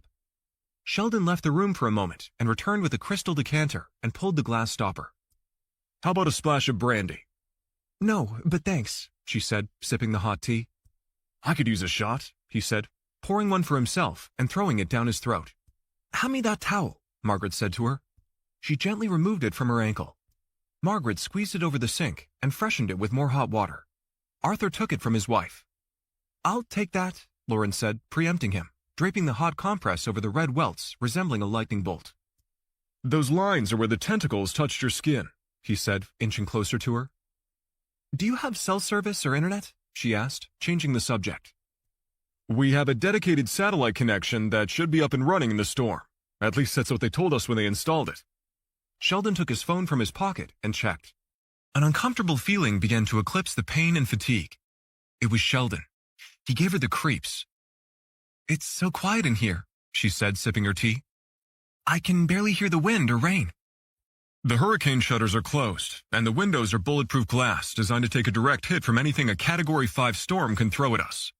He paused, then added, The house is one of the first ever built on the island, and it's on the highest ground. This home has been in my family for over 150 years, Margaret said. How's the ankle? Better, thanks. I'll be right back, Margaret said. Margaret returned with what she thought was an expensive bottle of liqueur. Here, Margaret said, handing her a cotton ball with the dark liquid on it. Put this on the bite. But what is it? 14-year-old vinegar from Modena. White vinegar works, but it's all we have. She swabbed the bite. It burned at first, then the stinging subsided. Good news, Sheldon said. The satellite is connected. He opened a kitchen drawer and removed a pen and paper. Here's the guest password. It meant she could finish the email to Vance. Do you mind if I charge my phone? She'd connected it to Margaret's car charger, but it barely had any power now. Not at all, Sheldon said, grabbing her purse without asking. He set it on the counter near where she sat. My brother said you're a client at his bank. Did you know Margaret's family owns it? Her fingers trembled on the teacup. Sheldon, Margaret scolded. Don't discuss money. She turned to Lauren. You must forgive his manners. Oh no! The teacup slipped from her fingers and hot tea splashed her clothes as the delicate china shattered on the marble floor. I'm so sorry, she said. Sheldon leaned toward her. Let me help you. Wow. Margaret's family owned the bank and her brother-in-law works there. She wondered what else had Mr. Green, the banker, mentioned to his brother. Chapter 43. Where are we going?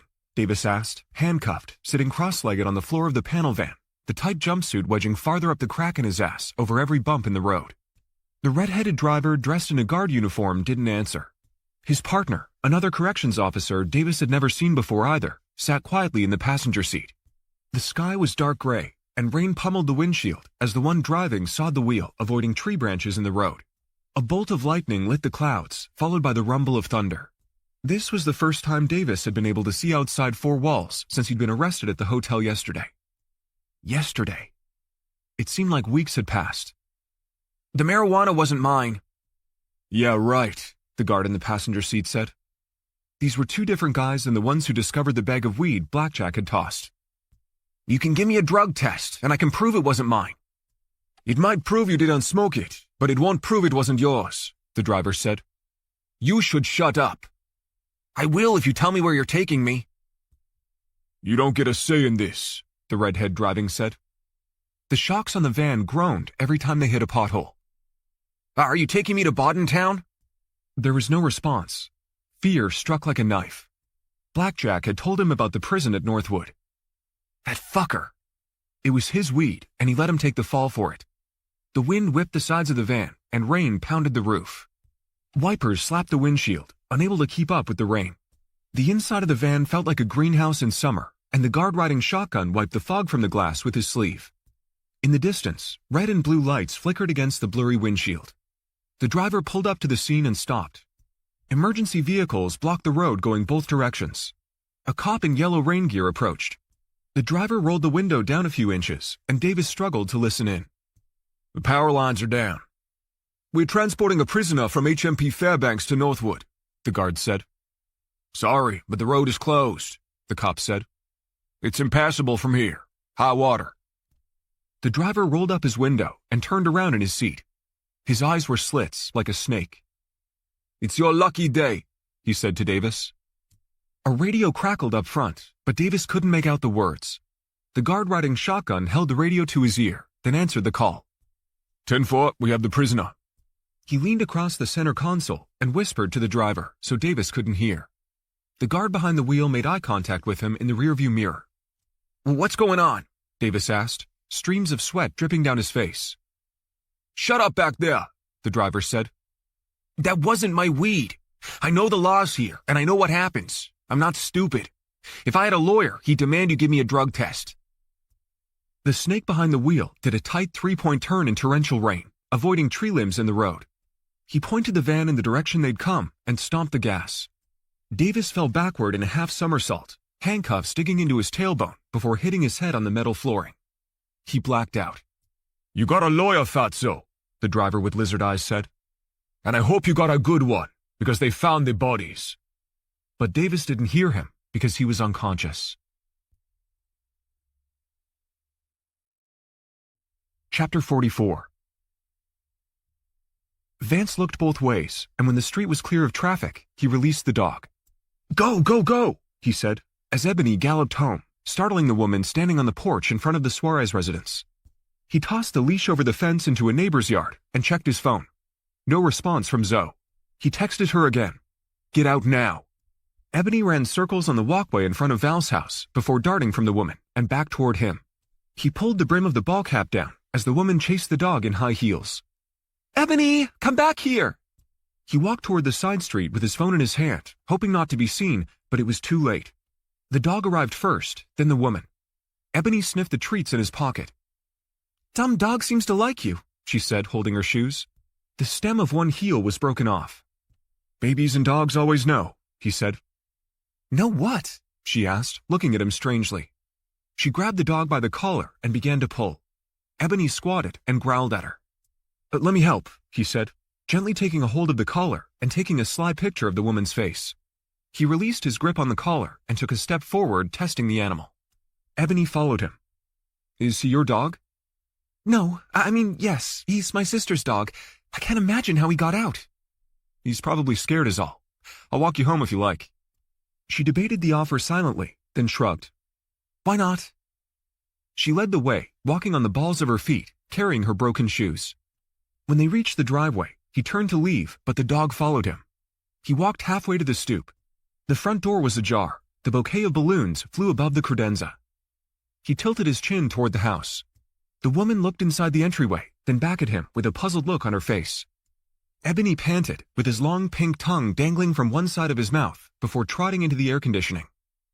"Thank you," she said, turning her back to him, grabbing the bag of groceries before disappearing inside the house. "You're welcome," he said under his breath, noticing Georgia license plates on the white SUV. He checked his phone. No response from Zoe. He walked slowly toward the sidewalk, listening.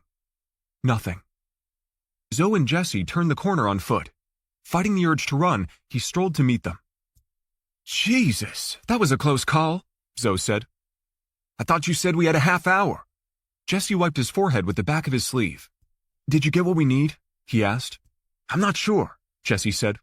"I was in the middle of cloning the hard drive when we had to abort." "Who the hell was that?" Zoe asked.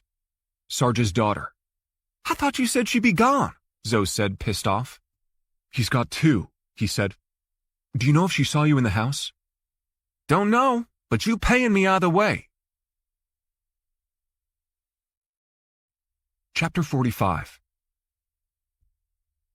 Jets of hot water shot from spigots on the shower walls, pummeling relief into Lauren's back and shoulders. She squatted, stretching her legs, then stood and tilted her head beneath the water, rinsing the shampoo from her hair. It was weird that Margaret's husband hadn't accompanied her to the duplex, letting his wife brave the storm conditions alone. But intimate relationships were like black boxes and wormholes. Most were mysteries, and once inside, it was hard to get out. She stepped out of the shower and wrapped herself in a plush bath towel, pulled another from the rack, and blotted the water from her hair. She opened the Ziploc bag with the travel items she'd brought on the trip, squeezed a dollop of moisturizer on her hands, and massaged her face. She turned on the overhead fan to dry the mist from the mirrors. Everything was surreal. The imprint of the jellyfish tentacles on her ankle had turned magenta, and the burning sensation returned. Running hot water in the sink, she made a compress out of a washcloth. Lowering the toilet seat, she laid the cloth over her ankle, reached across the vanity, took her phone off charge, then opened her email and checked the draft folder. A copy of the message she'd written to Vance during the power outage at the duplex wasn't there. Ugh. She reopened the one she'd received from him 2 days ago and composed a new response with answers to his questions. Mindful her email might not be private on the Green Terry satellite network, she crafted a concise missive revealing minimal information. Hi, sorry for the delay. I'm sure you've heard about the storm in Cayman. The island is out of power, and I finally was able to charge my new phone. I remember when we met, you had a Nissan Cube you dubbed Edgar from Men in Black. How's Kashmir? I miss you both. Give Cash a kiss from me. Here's my new number. Please call ASAP. I can explain more on the phone. It's a long story, but I've met a very nice couple who are allowing me to stay in their home. Miss you. XO. LG. She copied and pasted the burner phone number into the email, then pushed the send button. Placing the phone back on charge, she opened the cabinets, looking for a hairdryer. Plugging it in, she turned her head upside down and ran her fingers through her hair, fluffing it with hot air while her mind drifted to Davis stuck in a jail cell. Maybe Margaret could make a call and get word to him that he had a lawyer and to sit tight until the storm passed. She hung the towels on the hook and opened the door leading to the guest bedroom where she'd left her suitcase. A spike of bad chemistry coursed her veins and her face burned red. She froze, unable to speak. Sheldon sat on the edge of the bed, gazing at her nude body. "But what are you doing in here?" she gasped, covering herself with her hands and rushing back into the bathroom. She slammed the door, grabbed a bath towel, and stood in front of the mirror, heart pounding. What the hell was wrong with him? He'd sat there as if nothing had happened. She put her ear against the door, listening, thinking he would leave. But all she heard was the ambient hum of the air conditioning and the whir of the bathroom fan. She opened the bedroom door an inch and peeked out. Sheldon was still sitting there, staring at his phone. She tightened the bath towel around her chest and stuck her head out. "Excuse me? What are you doing in here?" I wanted to talk to you, he said. "About what?" His legs were crossed, and he placed his hands behind his back, palms planted on the comforter as if he were hanging out with an old friend. Don't make such a big deal about it. I saw you nude. So what? So what? So what? What are you gonna do? Tell my wife? If she could have gouged his eyes out, she would have. "What do you want to talk about?" Who are you? He asked, narrowing his eyes. What kind of question was that? "Will you please leave so I can get dressed? I'd be happy to answer any questions you have with Margaret present," she said, faking civility. He shifted position, covering his groin with one hand. My brother only handles high-net-worth clients. I Googled you, and there's nothing other than an address for an older condo in Miami and a video production website with your picture. You're not wearing a wedding ring, and you paid quite a bit of cash to my wife to represent your friend. "I'm not having this conversation," she said from the small gap in the doorway to the bathroom. Jeez, what a two-timing gold digger. My wife and I have an open relationship, Sheldon said. She must have told you. I assumed that was the reason she brought you here. He placed both hands over his crotch. Knock, knock. Sheldon leapt to his feet. Margaret let herself in. "What on earth are you doing in here?" she said to him, then turned toward Lauren. She braced herself for what would come next. "Sheldon, you leave this room now," Margaret said. "I'm so sorry," Margaret said to her. When they were alone, Lauren spoke first. "Is it true?" "Is what true?" "Your husband says you have an open relationship, and that's why you—" "In his dreams," Margaret said matter-of-factly. "I came to talk to you about your friend.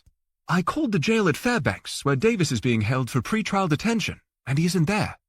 I asked why, and found out he was caught in possession of illegal drugs.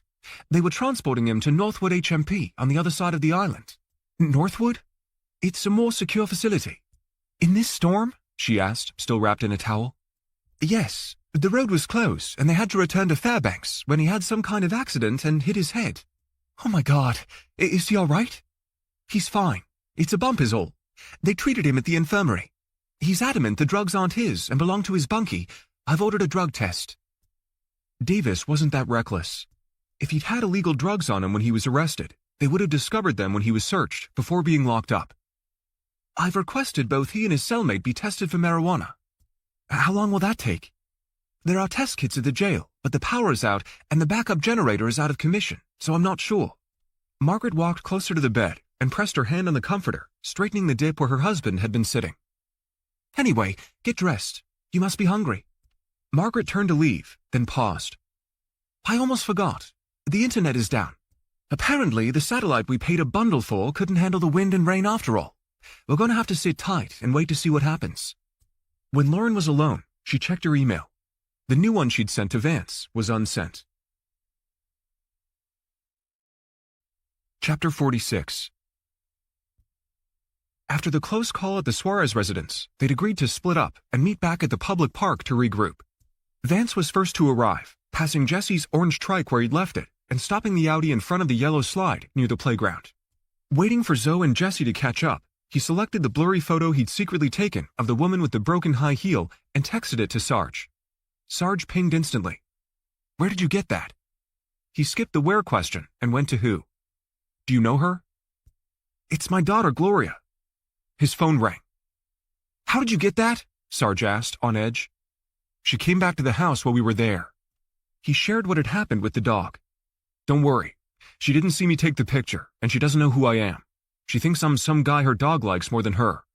Her sister Val's dog, Sarge corrected. You're positive she doesn't know anyone was in the house? I don't think so, he said, leaving out the part about the birthday balloons Zoe had left behind. She's not an idiot, Sarge said. He gave him a moment to cool off, then waited, letting Sarge control the convo. I guess if she thought someone was in the house, she would have called me by now. Sarge took a two-beat. While I was alone, I read through the document again. It sounds nuts, but I think it's a coordinated plan to destabilize the Cuban government. How? He asked. Using tactics for a color revolution. A color revolution was a term for a regime change designed to topple an existing government using propaganda, rigged elections, youth protests, and other covert means to spread chaos, and ultimately a coup. The CIA had been doing it for decades all around the world. Any idea why it was in your son-in-law's safe? No clue, and I don't want anything to do with it. People who get involved in this kind of shit wake up dead one day, Sarge said. Is there any mention of Monkey Morales? Not by name, but no one is. There are code words, and I think they're cover for people and locations. He saw Zoe in his side mirror as she rolled up behind him and parked. I've held up my end of the bargain helping you get in the house. I'm done now, Sarge said. I don't know what they found on his computer yet. I'll keep you posted, he said, killing the call and getting out of the Audi. Jesse hopped out of the truck and held up the blue flash drive. I'm going to my shop to look at the files. Shop? He asked. He's a tattoo artist, Zoe said, looking over her shoulder. I'm going. Join us if you want. What's the name of it? He asked. Hijinks Inc. High is spelled with a GH, Jesse said. We need to leave at different times and use different routes to make sure we're not being followed, he said. You're getting paranoid in your old age, Zoe said. I'll meet you both there, he said. Jesse left first on his rumbling three-wheeler. To kill some time, he walked around the block, working up a sweat in the sweltering midday heat. About 7 minutes later, he got behind the wheel of the Audi, entered the location into GPS on his phone, and took an indirect route, passing the condo, making certain he wasn't being followed. Vance drove past the tattoo parlor, located in a downscale shopping center. The parking lot was full, and there was no sign of Zoe's truck or Jesse's three-wheeler. He cruised around the block, hitting 2 big potholes before spotting Jesse's weird Batmobile parked next to a dumpster in the alley behind the building. A white truck like Zoe's older F-150 was parked in the public lot across the street. He circled the block again, then backed into a spot in front of the Cuban supermarket at the other end of the strip mall. He reached under the seat and tucked the Glock in the waistband of his jeans and pulled down his shirt to cover it. The front door to Jesse's shop was locked and the lights were out. A "will return at 1 p.m. sign hung in the window. He checked the time. noon. He called Zoe. Go round to the alley, she said. I'll let you in the back way. He rested his hand over the Glock hidden under his shirt tail and strolled toward the alley, head on a swivel. He knocked on the back door. Zoe let him in. Using a wooden utility spool for a chair, Jesse sat behind a makeshift desk with a plywood top. He approached and looked over Jesse's shoulder. A thin line with a progress bar inched across the screen of his laptop. Did you get what I need? He asked Jesse. Don't know yet. Still transferring the files. He looked around. The back storeroom could have been a curio shop from the 1800s. dimly lit with dusty glass bottles on shelves and antique furniture stacked on wooden slatted boxes. His eyes returned to the glowing computer screen, transporting him back to the current century. "Do me a favor," Jesse said to him. "Go change the will return sign in the window to 2 o'clock." He walked the dingy corridor toward the lobby, peering into a side room with a narrow, padded bed, reminding him of the chiropractor's office. Another had a barber-style chair with a red metal rolling cart and a steel tray with tools laid out atop a white towel. He removed the will return sign from the window, set the hands to 2 p.m., and was about to rehang it when a woman showed up at the door. She pulled the handle, then shaded her eyes, placing her face an inch from the glass. He ducked behind the reception counter. She knocked on the door and jiggled the handle again, then stepped to the side and looked in through the picture window. A moment later, she turned and walked away. He jogged from the hallway to the storeroom and closed the door. "Are you sure no one followed you?" he asked Zoe. Zoe hovered over Jesse's shoulders. "Don't think so," Zoe said. "Why?" "The lady who showed up at the residence is here, knocking on the front door." "You sure about that?" Zoe asked. 90%, he said. "Let me handle this," Zoe said. Zoe slipped out the back door and hustled down the alleyway, stopping at the corner where she had a view to the front of the building. The woman paced the walkway talking on her phone. When she saw Zoe, she ended the call. "Is everything all right?" Zoe asked, flashing her badge long enough for the woman to see it. "I saw you knocking on the door. Just making sure everything's okay." "I guess," the woman said. "I had an appointment, but it looks like the place is closed." "What time was your appointment?" Zoe asked. The woman hesitated, looked at her phone and said, 12:30. "According to my watch, you're late. I'd call and reschedule if I was you. This ain't the best neighborhood to be loitering in." She took offense. "I'm not loitering. I told you I have an appointment." Zoe folded her arms across her chest. The odds this woman was getting a tattoo was about the same as Zoe scheduling a boob job. "What kind of tattoo you getting?" "You're right," the woman said. "I'll call and reschedule." That's what Zoe thought. She watched her hurry across the street and get into an SUV with Georgia plates. Chapter 47. "It looks like I got most of the files," Jesse said, after Zoe had left to deal with the woman at the door. "Pull up a chair." Vance unfolded a gray metal chair and sat. "Can you search for banking information or Bitcoin or cryptocurrency?" "Let me think," Jesse said, pulling a half-smoked joint from a hiding spot under the plywood desk. "Do you mind?" He did mind. "It helps me focus," Jesse said. "Then go ahead." Jesse flicked a pink disposable lighter, took one long hit on the fat doobie, then knocked the orange head off using the edge of an empty Coke can. He held the smoke in his lungs and closed his eyes. "I need to narrow the search using keywords. I'll start with banks." He typed bank into the search bar and pressed the return key. Hundreds of hits filled the screen. He typed digital bank and nothing came up. On the third try, he entered Smart Wallet into the search browser. A moment later, a tiny blue envelope appeared on screen. A file. "Open it," he said to Jesse. Jesse clicked the folder. "This isn't going to help," Jesse said. "It's encrypted and password protected." It did help. It proved Rafael Suarez had opened a digital bank account. "Can you tell me when the file was created?" Jesse selected the information tab on the browser and checked the date. "It was created 2 weeks ago." "Did you get his internet search history?" he asked. "I did. It's stored in a separate file. I have an app that locates search history. It's the first thing I downloaded off the computer." "And?" he asked. "I haven't looked yet. Do you mind?" He held up the joint and lighter. "Just one more hit?" "Sure," he said.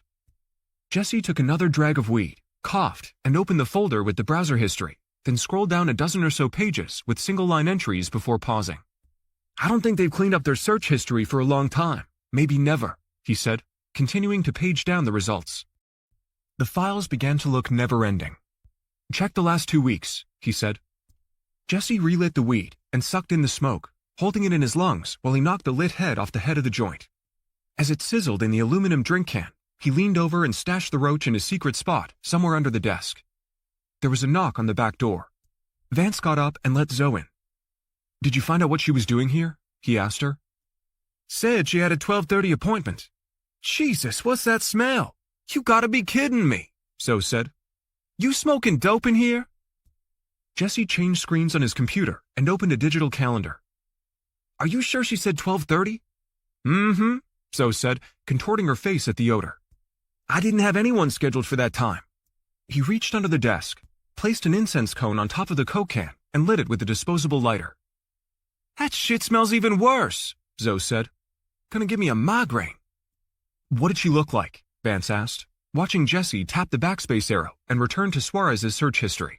Hispanic, 35 to 40, longish hair, Zoe said. Tall, nice legs, fake tits. Those were strange comments. On the other hand, it was Zoe talking. Had Georgia plates on her car. Toyota RAV4, Zoe said. His heart skipped. What color? White? Why? Zoe asked. You're sure no one followed you? He asked. This ain't my first day on the job, Zoe said. The description of the woman and the vehicle fit Gloria. Maybe someone followed your skinny ass here, Zoe said. Have you thought about what you're going to do if the clock runs out? Zoe asked. Meaning? He said. Zoe says the ransom is $5 million. Is that true? Jesse asked. He didn't answer. You should have a contingency plan, Jesse said. Enlarge the font, he said, and go to the most recent searches. Let's assume you have the money, Jesse said. You can't just transfer cash from a bank to a crypto wallet. First, you have to buy cryptocurrency from an exchange. How long does it take? He interrupted. I'm not sure, Jesse said. Can you print out his search history? He asked, now pacing. I can do you one better, Jesse said. I copied a backup to my hard drive. Here, he said, ejecting the flash drive from the computer. You can keep this. Show me recent search history, he said, tucking the thumb drive in his pants pocket. He stood over Jesse's monitor, watching. The newest search was for movie theaters and matinee showtimes. After that, the browser history began to paint a much different picture. Chapter 48. Davis came to in the darkness. His body crumpled on the metal floor. His head pounded, and he was motion sick. Sheets of rain slapped the windshield, and water drummed the roof of the van. The last thing he remembered, they'd been forced to turn back to Fairbanks because of a road closure. It hurt to move his neck, and his left arm was hung high above his head as if he'd been partially crucified, his wrist cuffed to a metal handle near the top of the cargo van. He scooted sideways to relieve the pressure and leaned his back against one wall of the van. Running his free hand on the back of his head, his fingers felt damp and gooey. He looked closely to see what it was, but there wasn't enough light inside the van. He rubbed his fingers together and sniffed. A bolt of lightning pierced the blanket of storm clouds on the horizon like a flashbulb. He saw blood from where he'd hit his head as a boom of thunder rumbled. The driver cut the wheel hard right, and Davis lost his balance, toppling to one side, torquing his shoulder. Ah! The guards ignored his howl. He righted himself, wondering if he dislocated the bone from the shoulder socket. As the van slowed, he massaged the joint with his good hand and squinted at the windshield, straining to see through the foggy glass. A palm tree lay across the road. He clenched his teeth as the van bounced, front wheels first, and again as the rear tires rolled over the trunk. The guard behind the wheel made a slow right-hand turn and stopped. He recognized the blue metal building barely visible in the blinding rain. They were back at Fairbanks. The guard on the passenger side climbed between the seats and unlocked the metal cuff holding Davis's sore arm on the handlebar. He cupped his left elbow with his right palm, moving it an inch, testing it. He winced, then held the injured arm steady. The guard released the metal cuff holding Davis's left arm to the handle and snapped it to his own wrist. "Ah!" Davis said. "Ah, ah, ah!" he panted. "Get up," he barked. "Let's go." "I can't. My shoulder might be dislocated," Davis cried, sitting on the floor of the van, bringing his knees to his chest, bending forward and rocking, clamping his good hand on his bad shoulder. "I don't give two shits. Move it," the driver with slits for eyes said. The guard cuffed to him, grabbed Davis's good arm, and tried to pull his ass up from the floorboard. "Take it easy and cuff my good arm," Davis pleaded. While the one guarding him obliged, the reptile released the back door of the cargo van from the inside, forcing it open against the wind, and jumped out. A gust ripped the ball cap from the lizard's head, and it disappeared into the wind. While the driver struggled to hold the door open, Davis duck-walked like a sumo wrestler to the opening at the back of the van. He stopped near the edge and sat where he could lower himself to the ground. The wind howled, and a white flash of lightning struck, followed by thunder that shook the ground like an earthquake. "Get moving," the driver ordered, water dripping from his red hair into his eyes, uniform soaked. "There's no one here to look at your shoulder," he yelled over the roaring wind. "We're going to have to wait for the storm to pass, and we can't get you to a hospital now." A frond tore from a nearby palm tree, and word passed the guard struggling to hold the cargo door open. "Come on already!" The snake on the ground shouted as hurricane-force winds howled. Davis gritted his teeth and scooted on his tailbone, placing one foot on the back bumper. Bracing his injured arm against his chest, he stepped down, rain pelting his face. The guard cuffed to Davis hopped down, leaned into the wind, and led him toward the building. His partner unlocked the front door to the jail, and they led Davis by flashlight to a cramped cell with a dirty, deflated blue mattress next to a toilet. The reptile pushed the cell door wide open. "Here," he said, holding a small wax cup with a paper lid. "What do you want me to do?" Davis asked, grimacing, trying to steady his injured shoulder. "Piss in the cup," the snake said. "You're getting the drug test you wanted." Davis braced his left shoulder steady as he fumbled to unzip his pants. Some piss went in the cup, while the rest dribbled down his prison jumpsuit and trickled onto the concrete floor. "You got a lawyer," the redhead said, snapping a glove on his hand and placing the lid on the urine sample. "She got you the test." "A lawyer," Davis said. "When can I see her?" "Not up to us," the snake said.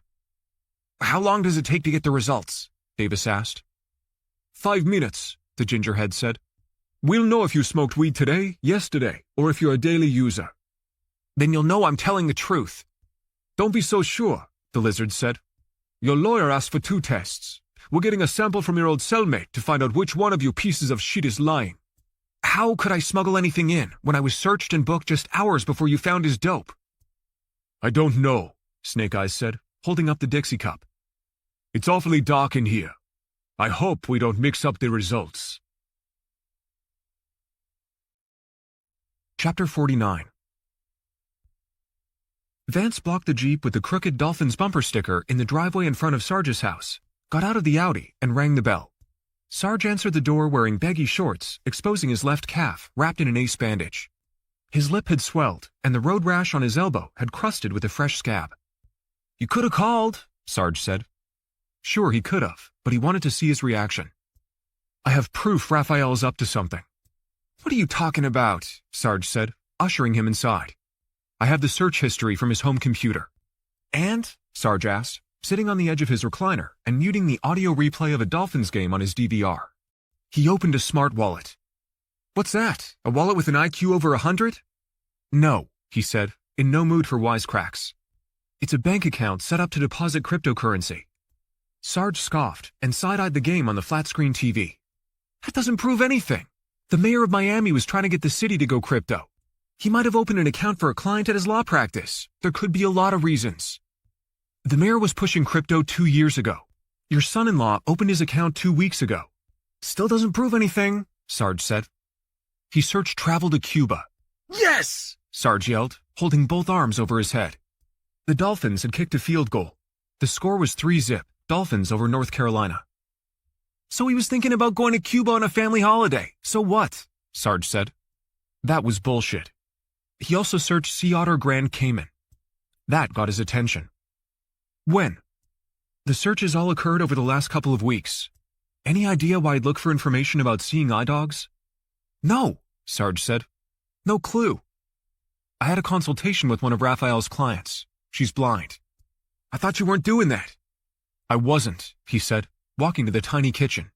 He opened Sarge's fridge and helped himself to a beer. "Give me one of those," Sarge said. He twisted the tops from both and passed one to Sarge, who sat sideways on the recliner with his back to the television. "I did have a deal with your son-in-law. No consultations with new clients. When I stopped by the office on Friday to meet Lola, she roped me into meeting the blind client. Lola said the meeting was already confirmed. The client is a Russian-trained Cuban doctor with an immigration problem." "What kind of a problem?" Sarge asked. "Ralph's been handling her work visa, and Homeland Security hasn't been able to locate her husband to verify her marriage. Thing is, she showed up with a seeing eye dog." The look on Sarge's face changed to one of concern, as if denial was vacating his brain and reality was setting in. Sarge swigged the cold beer. "That's 3 too many coincidences. I asked Val where he's doing his rehab, and she said she didn't remember." That seemed strange, but on the other hand, she was probably pissed at her husband. I'll press her, and I'll find out. Sarge looked at the digital clock on the stove. I gotta go, he said. I promised to pick Maria and the girls up from the theater. I'm going to the house to drop my granddaughters off. I'll corner Val and find out where her husband is now. Soon as you know, call me, he said. Hang on, Sarge said. Sarge left the room and returned with the manila envelope he'd given him outside the bar. Take this with you, he said. You might need it. Suarez's office was on the way home. The pharmacy on the lobby level was open, but most of the businesses located in the high-rise office building were closed for the weekend. He took the elevator to the 8th floor and rang the buzzer. Lola came to the door wearing sweats, hair piled atop her head and held in place with a neon green scrunchie. Guess you can't stay away, she said. Do you know anything about this? He asked, handing her the envelope with the manifesto. She took a seat in one of the armchairs in the lobby and removed the document. She read the first page, then looked up. Where did you get this? I asked you first. I've never seen it before, she said, thumbing through the pages. It's a plan to invade Cuba, but that's nuts. Is it? He asked. I imagine you would support it. What's that supposed to mean? You have family in the old country. You still haven't answered my question. Where did you get this, and why are you showing it to me? She asked. It was in the safe in your boss's office. How did you get in it? It was unlocked. He never leaves it unlocked. Maybe that's why she was here, Lola said, standing and pacing. Who, she? His wife. She let herself in this morning. Did she see you? No, Lola said, wringing her hands. Was she alone? Yes. What did she do? She went into his office and closed the door. I don't know what she did. They've had their problems, Lola admitted, flopping into the chair. What kind of problems? Lola pulled the tie from her hair and let her hair fall to her shoulders. The usual. Money, extramarital stuff. Wow, those were big ones. It's weird he got that DUI, Lola said. I've been working for him for a long time, and I never saw him drunk. Did you socialize with him? What do you think? Then you really don't know him, do you? You sound like a lawyer, she said, running her fingers through her hair. Keep the document and read it with a fine-tooth comb. I'd like your opinion. How so? I want you to tell me if you think it's possible your boss wrote it. He stood to leave. One more thing. Do you have a sample of his handwriting? Probably somewhere in my office. I'll wait while you look. Chapter 50. Georgetown, Grand Cayman, Cayman Islands. Sunday morning. Lauren awoke to the droning of a small gasoline-powered engine humming outside the window. She got out of bed and looked out the curtains. The storm shutters had been removed, and workers wearing orange vests and thick gloves cleared the garden of storm debris, while another crew with chainsaws cut fallen tree limbs into stacks of firewood. Spears of sunshine pierced the wall of tired storm clouds on the horizon. The weather had finally taken a break. She'd spent the night bunkered inside the guest bedroom at the private residence with both doors locked to keep Margaret's creepy husband at bay. She went into the bathroom to check her phone for battery, cell service, and a weather update. 72% juice with 4 bars. The hurricane advisory had been lifted, and the storm had moved northeast toward Jamaica. She set her foot on the toilet seat. The swelling from the jellyfish sting had gone down, and with it, the pain. She opened Arthur's barrage of texts and sent him a question. Is the airport opening soon? He called immediately. I was worried about you. I phoned Meg and asked her to go to the duplex, Arthur said. I'm at her place now. I know, Arthur said. Sheldon called and told me. Over dinner, you didn't mention anything about your friend being arrested. Why not? I guess I was trying to protect him. Is that why you lied about the reason for leaving the hotel? She sat in the red velvet chair in front of the dresser. I didn't know he was in trouble until I landed in Grand Cayman. There was a knock at the bedroom door. Hold on a sec, she said to Arthur. It was Margaret. Can I call you back? Sure, Arthur said. I got through to the supervisor at Fairbanks, where Davis is being held, Margaret said, and found out more about what happened. When an inmate is caught with illegal drugs, they automatically move them from pretrial detention to a more secure facility. The good news is the road to Northwood was impassable, and they had to turn back, so he's at Fairbanks. Something doesn't add up, Lauren said, walking to the window and looking out with her back to the lawyer. She turned and faced Margaret. Davis knows the drug laws here are zero tolerance. They must have searched him before they locked him up. I tend to agree with you, Margaret said. His cellmate blamed it on him, and he accused his cellmate. I've asked for another drug test. I'm headed to the jail to see him and wondered if you'd like to go with me. Let me get my things, Lauren said. The streets were war-ravaged from the storm. Margaret sawed the wheel of the Escalade, making last-minute maneuvers around road debris and high water. She hit the brakes when a stray dog darted across the street. Plastic bottles and other garbage floated in the culverts. Lauren powered down the passenger side window and looked up. The sky was white, with mottled patches of baby blue, and the air was as crisp as an apple. Keep your window up, Margaret said. The mosquitoes are out in force. They rode in silence for a long moment, the hum of the Cadillac almost a lullaby after 24 hours of hell. One car passed going the opposite way. A woman swept water from the open door to her ramshackle house, while her children tossed a ball in the yard. Do you have kids? Lauren asked. I couldn't, Margaret said. I'm sorry. I had an IUD injury and had a hysterectomy the year before we married. Sheldon knew. IUD, intrauterine device. What about you? Margaret asked. She shook her head. No children. Why not? Don't you want them? It's complicated. Right now, all I want is to go home. I bet you can get out tomorrow, Margaret said. On another note, I'm sorry about Sheldon's behavior yesterday. That was the pink elephant riding in the car with them. Has that happened before? She asked. I'm sure it has, but that's the first time I've seen it with my own eyes. She glanced over at Margaret looking for a reaction, but the lawyer was stone-faced behind the wheel. You seem okay with it, Lauren said. Margaret slowed the Cadillac and crossed to the wrong side of the road to avoid a large pothole filled with rainwater. That's been there for months, Margaret said.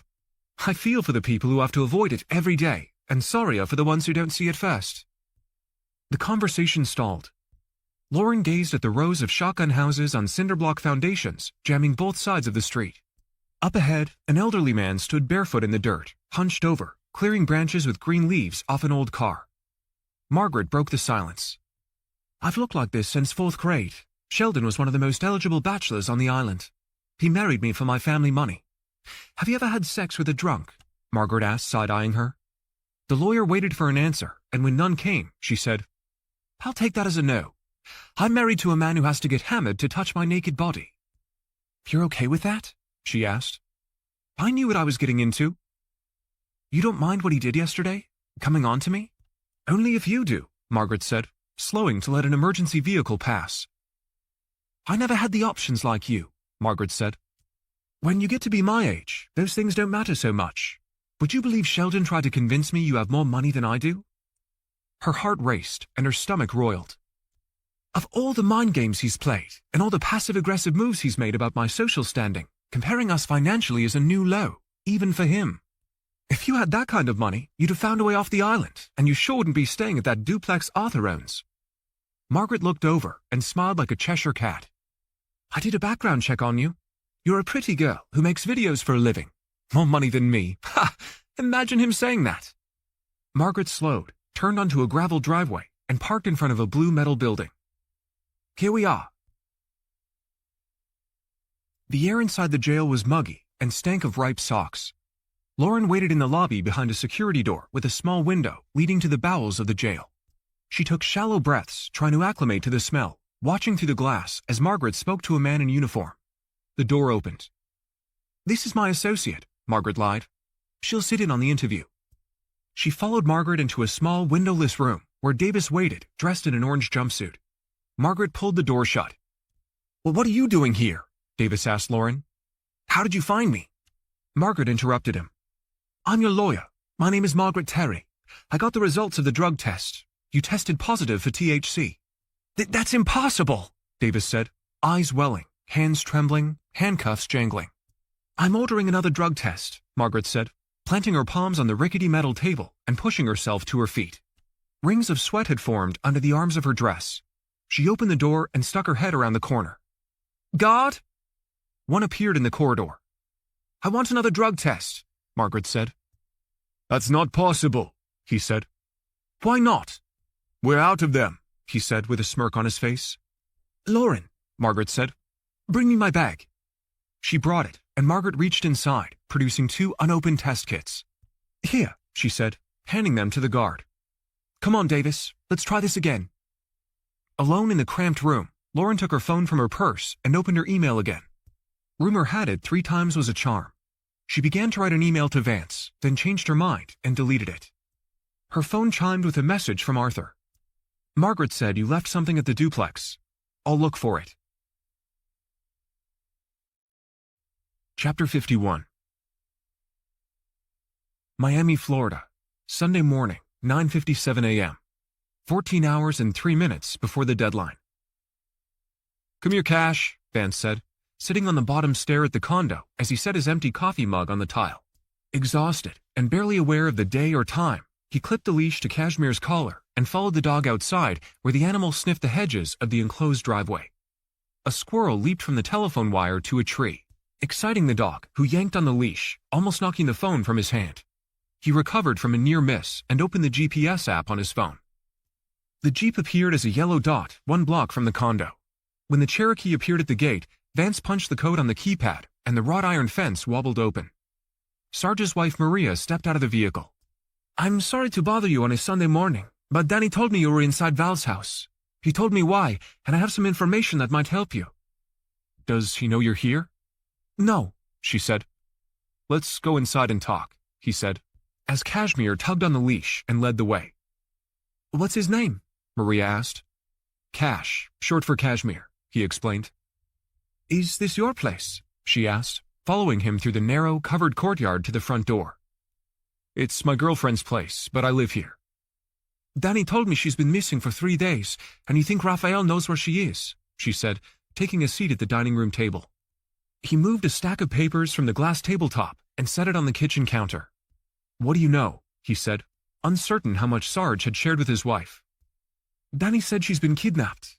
I didn't know until last night when he told me what you found on Ralph's computer. I think this could be my fault." "I doubt it," he said. "I showed Danny a note I found in our granddaughter Leah's violin case, but I lied." "What? Why?" "It was never inside the violin case. I thought maybe Danny would blame Ralph, and I hoped he'd tell Val. I thought it might push her to leave him. I've never liked him, and God knows, Danny and I have tried to get her to see him for who he is, but she loves him." Maria picked up a ballpoint pen and began to tap the glass tabletop. "She's been upset about Ralph going away for a month. He could lose his law license." "I know. Who wrote the note?" "I did," she said, casting her eyes down. "I hid it in my purse and took it to the church. I had no idea Danny would give it to you. I never intended to get you involved." "Does Sarge know?" "No, and you can't tell him. I'll tell you what I know if you promise never to tell him." This from the wife who'd run off with an old high school sweetheart and left Sarge devastated. He'd never tell him, but not because of his promise to her, but because it would rock Sarge's world. "You have my word." "Danny said you're trying to find Ralph to talk to him." "That's right," he said, leaning against the kitchen counter. "Do you know where he is?" "I do." "I need the name and address of the place." "Danny said the ransom demand is $5 million. Are you going to pay it?" "I might not have a choice." "I think Ralph has something to do with that document you found in the safe at his office. Val told me he's been converting his money into digital currency. She told me he opened an account about 2 weeks ago and has been taking an online course about investing. I think he's hiding money from her." "Do you have any evidence?" he asked, wishing she'd stop tapping the damn pen on the glass. "I think you're the one with the proof. Danny told me what you found on his computer. He said the ransom demand is for cryptocurrency." "Do your daughters know about any of this?" "Val doesn't know I planted the note, and they don't know Danny helped you get into the house." "Does Val know someone was inside?" "Gloria told her the front door was open, and someone left birthday balloons inside. The neighborhood security company is going through surveillance video, and one of the patrolmen said he saw a man in a black sedan who said he was a friend of Val's. Something about a surprise birthday party." Wow, Maria knew a lot. "Why don't you just pay the money?" "It's not about the money," he said. "I need to know she's alive." "I don't think she's dead," Maria said, in an unwanted attempt to make him feel better. "But if you don't pay it," she trailed off. A moment later she said, "He's at a detox center up in Boca." "What's the name of it?" He took the pen from her. I can't remember, she said, taking her phone from her purse, using her fingertips to search for it. It's called Gateway to Life. I don't know what good it will do, because they don't allow visitors. He jotted down the name of the place. Let me walk you out. As he opened the Jeep door, Maria made her final pitch. You'll be wasting your time if you try to see him. Danny told me you refuse to get the police involved. I think you should pay the money while you still have time. Point taken, he said to Maria, dialing Zoe on his way back inside the house. She picked up on the first ring. I need you to meet me in Boca. Suarez is at a rehab place up there. Sweeten my deal, Zoe said. You'll be able to retire. Text me the address, she said. I'm also sending a screenshot with the banking information from the kidnappers. Tell Jesse to go ahead and set up the accounts in case I run out of time and have to pay the money. You taking a big risk doing it this way, Zoe said. They might just keep the dough and kill her anyhow. You got a better idea? Don't go getting all crossways with me, Courage. I done already told you what I would have done. I would have reported it. I'll tell Jesse to set it up, but you're going to have to do better by him too, meaning you're going to have to put some more cookies in his jar. His phone chimed. He read the message. I gotta go. Damn. It was as if the lady in white had ESP. You have till midnight to transfer the money, or you'll never see her again. The message vanished from the screen. Chapter 52. That's what I figured, Margaret said, looking at the test results. Lauren could no longer ignore the rancid smell inside the jail, nor tolerate the stifling heat and humidity in the cramped interview room. Margaret showed her and Davis the second round of results, proving Davis was negative for THC, but his bunkmate tested positive for heavy use. Did you call him yet? Davis asked Lauren. Her mind was on Arthur, wondering what the chances were of him looking under the mattress and finding the 25 grand she left behind. Davis asked again and spoke louder. Lauren, did you call Vance? No. Why would I when I hired Miss Terry to represent you? Margaret struggled up from her seat and closed the door to the interview room. Does the name Daniel Ruiz ring a bell? The question was for Davis, but her skin prickled from the rush of adrenaline. Vaguely, Davis said. Any idea why he might have called the Sea Otter dive shop and left a message for you? Margaret asked, shifting her eyes between them. Davis shook his head. He left a callback number, Margaret said. How do you know? Lauren asked, hands trembling. From the investigators who are monitoring the missing couple's business phones. What else did he say? Lauren asked. He said he wanted to talk to Davis Frost and inquired about taking scuba lessons. You see, the thing is, Margaret said, he was calling from Miami. She turned her attention to Davis. Why would someone you claim you don't know call and ask for you by name? How should I know? Davis said. Let me remind you, you're a suspect in a double homicide case, Margaret said. Lauren interrupted. He didn't kill anyone. I don't know the laws here, but how can you accuse him of murder when there are no bodies? Margaret ignored the comment. Here's the other problem, Margaret said. The cell number doesn't belong to Daniel Ruiz. It belongs to someone named Vance Courage. Since Davis asked you if you called Vance, I assume you're both familiar with the caller. Davis attempted to sneak eye contact with Lauren, but Margaret caught him. You know him, Margaret said to her in an accusing tone. Excuse me, Lauren said, getting up from the interview table and pushing the chair back. It screeched on the concrete floor. She tried the doorknob, but they were locked in from the outside. Where do you think you're going? Margaret asked. Out for air. I suggest you stay here. Cool your jets. I'm Davis's lawyer, and I'm on his side, which means I'm on your side. At least I hope the two of you are on the same team. The problem was, she wasn't so sure about Davis. She doubted he killed anyone, but he'd married a woman who'd cleaned out his bank account and disappeared. The owners of the dive shop he was interested in buying vanished shortly before he lost his money. His hands couldn't be spotless.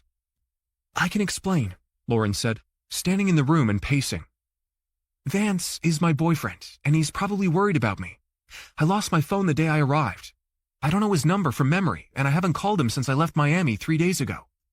Does he know about Davis's situation here? The lawyer asked. I told you, I haven't spoken to him, Lauren said. Davis interrupted. I asked Lauren to. Margaret held her chubby hand in the air to shut Davis up. Why would he call the dive shop and use a fake name? Margaret asked. Why not use his real name if he was trying to find you? I don't know, she said. Who's paying you? Davis asked Margaret. I am, Lauren said, then turned to the lawyer. Davis was arrested at the hotel where we were staying, and then the storm. I know, Margaret said. That story about the abusive boyfriend was a lie. We can't afford to waste valuable time revisiting all that. I have a copy of the charges against you, she said to Davis. Are you aware they found the bodies?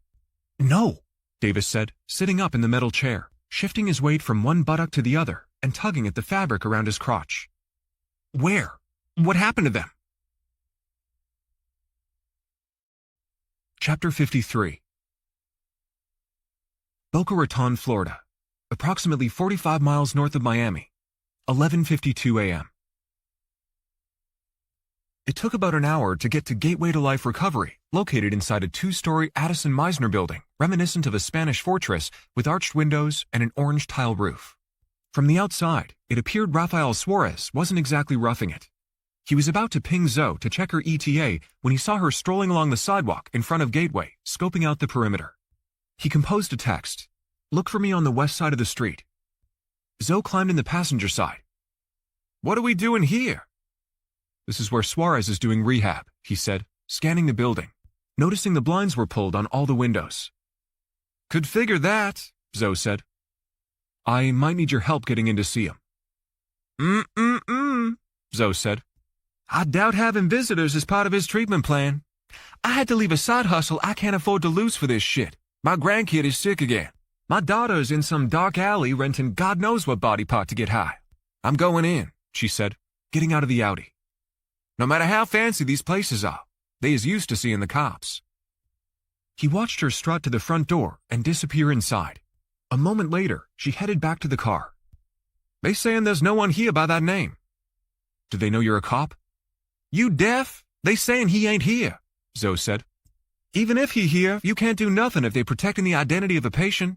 You need a warrant, and you ain't got cars or time. I already going out on a limb for you. This ain't my jurisdiction. This place don't want trouble, and neither do I. What makes you so sure he's here? While he contemplated the question, Zoe's phone rang. For you, she said, handing him her phone. He hesitated. It's Jesse. Take the damn call, she said. Hey, Jesse said. I got a wallet set up, and it's ready whenever you are. I dug a little deeper into Suarez's hard drive, and I found some interesting stuff. It looks like he's in debt. How deep? Credit cards are maxed out. Amex is suing him for over $100,000 past due. He crashed his 401k last month. They haven't made a mortgage payment in almost a year. His Bentley was repoed a week ago. Kids' tuition is past due. Anything else? Yeah, he took out a life insurance policy on himself 3 months ago. Who's the beneficiary? His daughters. What about the spouse? Nope, Jesse said. That put a new spin on things. Suarez was broke. More than broke. He was drowning in debt, but he had enough to take out a life insurance policy. Can you search any cash apps? He asked. Sure. I already saw a Venmo account. Go to last Thursday and look for any payments. Can I get a hint? Jesse asked. Look for the name Logan. Not sure if you know, but the login and passwords for crypto wallets are a mile long. I copied them to a flash drive. I'll give it to you in person. He waited a moment. Nope. I don't see a payment to anyone named Logan, but I see a payment with a note for a tire repair. Can you text me the phone number the payment went to? Sure, Jesse said. Let me know if you need anything else. He dropped the phone in his pants pocket. I'm out of here, Sherlock, Zoe said. When she was gone, he called Sarge. He had another card to play. Chapter 54. The muscled guard standing outside the interview room at Fairbanks unlocked the door and stuck his head inside. Time's up, he said. May I have another minute with my client? Margaret Terry asked. 5 minutes, that's it, the guard said. Now that the missing couple had been found, Lauren figured it might be good news for Davis. Or bad, depending upon the evidence. How did they die? She asked Margaret. The deceased have identities, Margaret said. Martin and Betsy LaCroix. If you knew them, she said to Davis. I find it odd you haven't referred to them by their names. Why not? No reason, Davis said. What happened? The bodies were discovered in the mangroves at the Booby Pond Nature Preserve over on Little Cayman. A group of Chinese tourists spotted their remains from the observation deck at the park, the lawyer said. Bones and clothing mostly. They were positively identified using dental records and DNA. How long have you known this? Lauren asked. I requested the report from the coroner's inquest late Friday afternoon after we spoke. It was delivered to my office email, but the building lost power during the storm and I didn't see it until this morning. You had power at your house, Lauren said. The office has its own server. When it's down, it doesn't forward my email, Margaret explained. Davis turned the convo back to the LaCroix. The preserve is off limits to boats and people, he said. How did they die, and how did the bodies get there? Unknown, Margaret said. Like I said, the remains were spotted from the observation deck. As for cause of death, the medical examiner is listing it as undetermined. The preserve is one of the largest habitats for the red-footed booby, and the land is protected in perpetuity. It's a delicate situation. How so? Lauren asked. It's a national treasure, and finding murder victims there is unthinkable. Have you been? Davis asked the lawyer. Margaret shook her head. It's a mosquito-infested swamp, and it stinks, Davis said, which was saying something coming from him. It's good if you're a bird watcher, I guess, and not so much if it's a dry hole the day you go. My niece works for the Cayman Daily Press, Margaret said. The inside information is the chief biologist suggested the birds may have pecked the flesh from the bones. The Cayman Islands National Trust would rather not have the story in the news. Gross. What happens next? Davis asked. Will I be released? The beefy guard stuck his head in. Time's up. You're not getting out today, Margaret said. We have a hearing in front of the High Court in the morning. 20 minutes after leaving Davis at Fairbanks HMP, Margaret followed the signs for valet at an elegant Victorian hotel in downtown. Like magic, the luxe resort was abuzz as if the storm had never happened. Margaret parked beneath the porte cochere, flanked by ribbed white columns in perfect harmony with the hotel architecture. Are you hungry? Margaret asked. Because I'm starved. I could eat, Lauren said. Cool wheels, the young man parking cars said. I like the dark green color. The valet helped Margaret out of the Escalade, and once inside the restaurant, the hostess recognized the lawyer, and they were seated straight away. Getting back to your friend's situation, there are very influential people who fund the preserve, Margaret said, sipping sweetened tea. The powers that be don't want a story coming out about our prize colony of red-footed boobies eating human flesh. We take our news leads from the British press, and boobies feasting on rotting human corpses would make for a sensational headline. I'm sorry, Lauren said, but I'm not following you. Margaret lowered her voice. The good news is you hired me, and I'm one of those influential people. We have high net worth individuals from every walk of life trusting us to shelter and safeguard billions of dollars in Grand Cayman. It's our lifeblood. We can't have scandals. She was uncertain where Margaret was going with this. The plan to charge your friend with possession of a controlled substance would have put him away for a long time. Long enough for the news to die down and for people to assume the killer had been caught. You think he was framed for the drug test? Margaret shook her head, as if frustrated by the question. Never mind, it didn't work. I can make the drug charges go away, and that gives me a leg to stand on in court. What are his chances? Decent, I'd say. The storm was a distraction, and the news cycle has moved on. I'll contact the U.S. Embassy first thing in the morning. Detaining Americans isn't good business either. The food arrived. Margaret dove into her meal, while Lauren picked at hers. Have you booked your flight back to Miami? Margaret asked, sawing a lobster tail into quarters and dunking it in a ramekin filled with liquid butter. I haven't. I might as well stay another day to see what happens with Davis. He's lucky to have a friend like you, the attorney said. I perish the thought of what would have happened if you hadn't intervened, though to be honest, I wanted very much to represent him in criminal court. The lawyer stabbed a hunk of African lobster with her fork. It's not often there's a double murder in the Cayman Islands. Who's to say I won't still get the chance? The chance to do what? The LaCroix deaths could have been an accident, Lauren said. Exactly, Margaret said, speaking with a mouthful of tail meat. Though I'm having trouble figuring out how. She chewed, swallowed, and said, But that is precisely what I'm going to argue in front of the judge. She'd stay another night. She probably couldn't catch a flight out anyway. Maybe it was wrong, but she didn't care if Vance was worried. He lied about his identity when he left the message at the dive shop.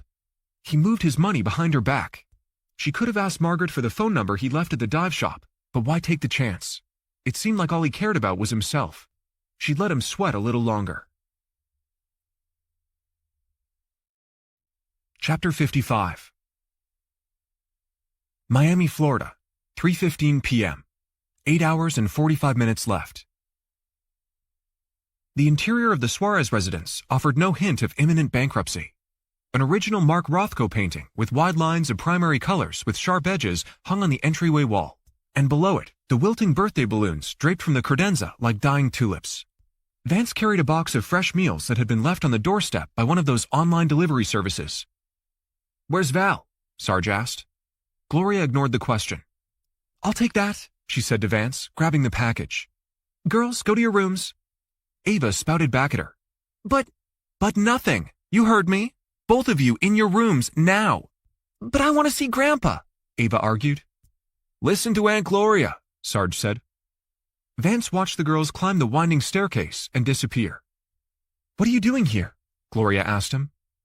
"I talked to Val," Sarge said, "and she knew we were stopping by. But where is she?" "She had car trouble," Gloria said. "What kind of trouble?" Sarge asked, following Gloria to the kitchen. Vance had called Sarge on the way back from Boca and had asked him to set up a meeting to confront Val to confirm Suarez's whereabouts. He'd kept Maria's promise and mentioned nothing to Sarge about his wife's visit to the condo. He also left the part out about the run he'd made with Zoe to Gateway to Life. "I'm not sure what happened to her car," Gloria said. "Help yourself to something to drink," she said, carrying the box of meals to the garage. "You want anything?" he asked Sarge, who declined. He opened the fridge. Inside, it looked like a bag of neon Post-its had exploded. Dozens of sticky notes were affixed to stacks of plastic containers with directions how to reheat. He looked over his shoulder, took a couple of the notes, stuffed them in his pocket, and grabbed a bottle of water. He peeked around the corner to see where Gloria had gone. Backpacks, a violin case, and several pairs of shoes were piled haphazardly along the baseboard in the mudroom. The door to the garage was ajar. He took 4 steps in that direction before Gloria slid past him and pulled the door shut, but not before he saw the hood of Val's red Range Rover parked in the garage. "It's such a mess with all this stuff all over the place. Kids," Gloria said, kneeling to straighten a pair of small sneakers in the middle of the hallway. "I don't know how my sister does it." Sarge stood in the entryway to the mudroom. Gloria looked up at her dad, then glared at him. "Val's upset you let people in the house without her permission." "I don't blame her," Sarge said. "But—" He interrupted. "Just tell me where he's doing his rehab, and I promise to leave you and your sister alone." "It's none of your business where he is," Gloria said. "If Ralph wanted you to know, he would have told you. You're supposed to cover his law practice, not snoop around in his private life. Val's worried you're going to screw up his recovery. I don't know what you know about inpatient treatment, but Ralph couldn't even take his phone with him. He's allowed 1 supervised phone call per day. How could he possibly orchestrate a kidnapping from rehab?" There were, of course, a lot of arrows pointing in that direction, not the least of which was motive. He'd played his cards closely on the ride over to Val's, keeping the Suarez financial situation secret from Sarge. He assumed Gloria would tell Val she'd seen him in the neighborhood. His thoughts were interrupted by a strange noise. "That damn dog," Gloria said. "He paws the glass when he wants to come in." She walked to the sliding glass door and yanked it open. Ebony bounded in, lapped at the bowl of water, then jumped up on him, slobbering on his pants. "Get down!" Gloria swatted the black lab on the haunches. The animal cowered and retreated from the room. "That dog likes you," Gloria said. "Dogs and babies," he said. "Any idea who'd leave a threatening note in Leah's violin case?" "Jesus, Dad, you told him that?" Then she turned to him. "That's personal family business, and something else that's none of your concern." Sarge fumed. "That's enough," he said. "I didn't come here to argue with you. I came to talk to your sister. Let's go." "Take your birthday balloons with you," she said. As Sarge headed to the door, Vance stopped to collect the wilted bouquet of balloons. He spotted a phone in the candy dish. He glanced over his shoulder and on a hunch took it, hiding it in his hand amid the balloon strings. "What was that about?" Sarge asked him on the ride back to his place in the Grove. "Why did you shoot your mouth off about the note?" There wasn't much use in pointing out the obvious, which was Gloria was covering for Val, who was protecting her husband. Still, something seemed off. He wasn't sure Maria was telling the truth about forging the note found in the violin case either. He used his thumbnail to mute the audio button on the phone he'd taken from Suarez's house. "Gloria's right. You're sticking your nose a bunch of places it doesn't belong. I know you're trying to find Lauren, but you need to stop dragging my family into it. You have no proof Ralph had anything to do with it." Technically, Sarge was right. He had no hard evidence, but his gut said otherwise. He debated in his mind whether to tell Sarge he'd seen Val's red Range Rover parked in the garage, but decided not to. Instead, he asked, "Do you have Ralph's number?" "What do you think, numbnuts? He's my son-in-law," he said, twisting and pulling the fake diamond post in his right earlobe. The driver in front of him hesitated when the light turned green, and Sarge laid on the horn. "Jesus, take it easy." Sarge gunned the engine. "Call Ralph's phone." "You're losing your shit, Courage. You heard Gloria? He doesn't have it on him," he said, tapping the brakes, slowing the Jeep for a construction delay. "Humor me," he said. "I'll do you one better. I'll call him and I'll put it on speaker." While they both listened to it ringing on Bluetooth, Vance felt the phone he'd taken from Val's vibrating in the pocket of his windbreaker. It went to voicemail. "No answer," Sarge said. "What a shocker." Chapter 56. Lauren stood next to Margaret, waiting for a valet to bring the escalator out. A bellman in a gray uniform pushed a garment cart loaded with leather luggage to a hotel shuttle idling under the portico. Two gardeners in crisp overalls carried a large ceramic container filled with blooming flowers, carefully aligning it atop a round stain on the walkway. "Have you decided if you're staying another night?" Margaret asked. "I think I should.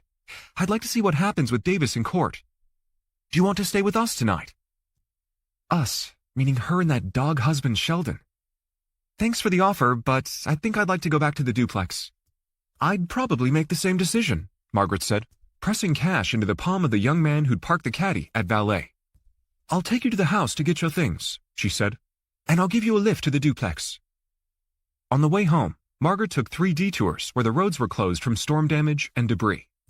They didn't speak much on the short trip back, mostly because in Lauren's mind, there wasn't much to say. As Margaret pulled into the winding driveway leading to her estate, she pressed the remote on the visor, opening the garage door. Sheldon's swoopy red Corvette was gone.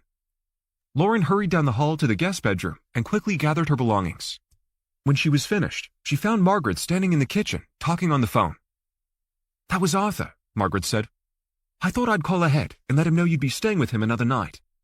"What did he say?" "He said he's getting the place ready." A layer of sand covered the road leading to 7 Mile Beach, obscuring the painted center line. Margaret slowed as she approached the duplex, then turned into the driveway, cutting the wheel to avoid a screen door that had washed up with the storm surge. "What a mess," Margaret said, putting the caddy in park and popping the hatchback. The high tide had receded, and the ground was littered with an array of weird junk. A wooden pallet, a white sneaker, an orange life preserver. Lauren stepped out of the vehicle and slung her roller bag out of the back of Margaret's SUV. She closed the hatch, eyeing Arthur's unmarked RCIPS sedan parked under the adjoining house. Margaret powered down her window. "If you need a ride to court tomorrow, let me know, and I can swing by and pick you up. I should advise you if we're seen together, people may talk. I expect the media might turn out." She carried her suitcase up the exterior stairs. The AC had been set to low, and there was a note on the kitchen countertop. "I'm off work today. I searched the house, and think I found what you were looking for. If you need anything, let me know. Arthur." Heart pounding, she dragged her bag to the bedroom. The linens had been stripped from the bed, and the clothes Arthur had lent her hung neatly in the closet. Peering around the window frame, she looked, but didn't see any sign of him. She pulled the blinds and lifted the mattress to look for the money. Chapter 57. Miami, Florida, 6:17 p.m. 5 hours and 43 minutes on the clock. Kashmir stood near the front door of the condo, wagging his tail with so much vigor he might have won a doggy hula hoop contest. Vance grabbed both phones, tucked the Glock in the waistband of his jeans, then headed out the door. He hesitated. "All right," he said. "Come on." He snapped the leash on Cash's collar. "I wish I knew where your mom was." The dog whimpered as if he understood. He set the pup on the front passenger seat of the Audi. Activating the flashlight on his phone, he shone it where the bullet from Sarge's gun had entered the side door of Lauren's car. Tiny specks of rust had formed, but the slug wasn't visible where he'd seen it lodged. It had probably vibrated loose. "Let's go see Jesse," he said, reaching over and scratching Cash's chin. "Your dog dad is running out of ideas and time." He rolled the passenger window down a few inches, and Cash stood on his hind legs with his nose poking out into the warm night air. 15 minutes later, he knocked on the back door of Hijinks Inc. "Cute dog," Jesse said, as Cash hid behind his left leg. He's a little shy when he meets new people. The smell of freshly burnt incense couldn't mask the smell of dope, an odor he decided was essential to solving this strange mystery with too many moving parts. "Did you get my last message?" he asked Jesse, coaxing Cash into the back room of the tattoo parlor. "I did. Did you bring the stuff?" Jesse asked, sitting on the wooden spool behind the plywood desk. Vance reached under his shirt and set the Glock on the tabletop. "Whoa," Jesse said, leaning back. "It's legal." He removed a folded sheet of 8 by 10-inch paper from his pants pocket. Jesse laid it flat next to his computer and typed the information from the document onto his laptop. "I need your password." Jesse stood and stepped aside while he typed in the login information, opening his Bermuda bank account. "Damn," Jesse said, taking a seat and eyeing his $37,854,813.04 bank balance. "What did you do? Rob the Vatican?" "Something like that. You breathe a word about this, and you and Zoe are going down with me." "No worries, bro. How much crypto do you want to buy?" 500,000. "I don't want to throw shade on your plan, but how do you know she's still alive?" It would be nice if Jesse would spare the commentary. "I want my ducks in a row to pull the trigger on the money if I need to. Transfer the cash." He watched the progress bar on Jesse's computer. The money moved seamlessly into the new account. "That's not enough to pay the full amount." He ignored the remark. "You really think Suarez is the kidnapper?" Jesse said. "Might be." "Zoe says you and his father-in-law go way back." "Meaning Sarge." "The three of us do." Cash came out from under his chair and sat. Vance reached down and lifted the little dog, placing him on his lap. "I have some words of wisdom," he said, gently petting Cashmere on the head. "Money isn't all it's cracked up to be." "Dude, I know," Jesse said. "I'm not sure if you heard my story, but I got busted for hacking a hospital group. I wasn't shaking them down for money. I was squeezing them to stop dragging their feet on my mom's cancer treatment. It's a moot point now, but if I'd had the smack, she'd still be alive." "I didn't know," he said, reminded he'd had the money to pay for his sister Kathy's experimental cancer drugs, saving her life. "What's the plan?" Jesse asked. He didn't have one, at least not a solid one. His gut told him to sit tight, and his stomach was always smarter than his brain. "I'm gonna wait and see if I hear from them. Do you mind if I hang out here a while?" "I have nowhere to be," Jesse said. "Do you mind?" he asked, reaching under the plywood desktop for his dope. "Knock yourself out," he said, moving to an old plaid sofa pushed against the wall. Cash jumped up and curled next to him. He couldn't remember the last time he'd slept. Jesse lit a fresh joint and sucked it, held his breath, and closed his eyes. Exhaling the smoke, he offered it to him. "I'm good," he said, watching as the computer screen with the banking information timed out and a picture of a beautiful snow-capped mountain took its place. "Did you set up the other accounts?" "Yep, one for Zoe and one for me. How much are you paying me anyway?" "I haven't decided." He'd thought about it some, and it depended on what happened next. Vance awoke to the sound of his phone ringing. Sarge came up on caller ID. He let it go. "Jesus, how long was I out?" he asked Jesse, rubbing his eyes and scrambling to his feet. "A half hour. The supermarket next door's open. Do you want me to go get you a coffee?" "Did you convert the cash to crypto?" "Yep," Jesse said. "I'll go. Keep an eye on my dog." He needed some fresh air. He checked his phone for a voicemail. Sarge hadn't left one, and still nothing new from the lady in white, or Lauren, or anyone. As he entered the store, the woman passing him grimaced and shook her head. The stink of secondhand marijuana smoke, he figured. He ordered 2 Cuban coffees, downed one in 2 gulps, then headed back to the shop. He placed the other cup of joe next to Jesse's computer and sat. "Transfer 50 grand to the kidnappers. Add a note that it's a test deposit." Jesse queued up the smart wallet, typed in the amount, and had him verify the information was correct. "Once I hit send, the money's gone. There's no way to dispute it." "I know."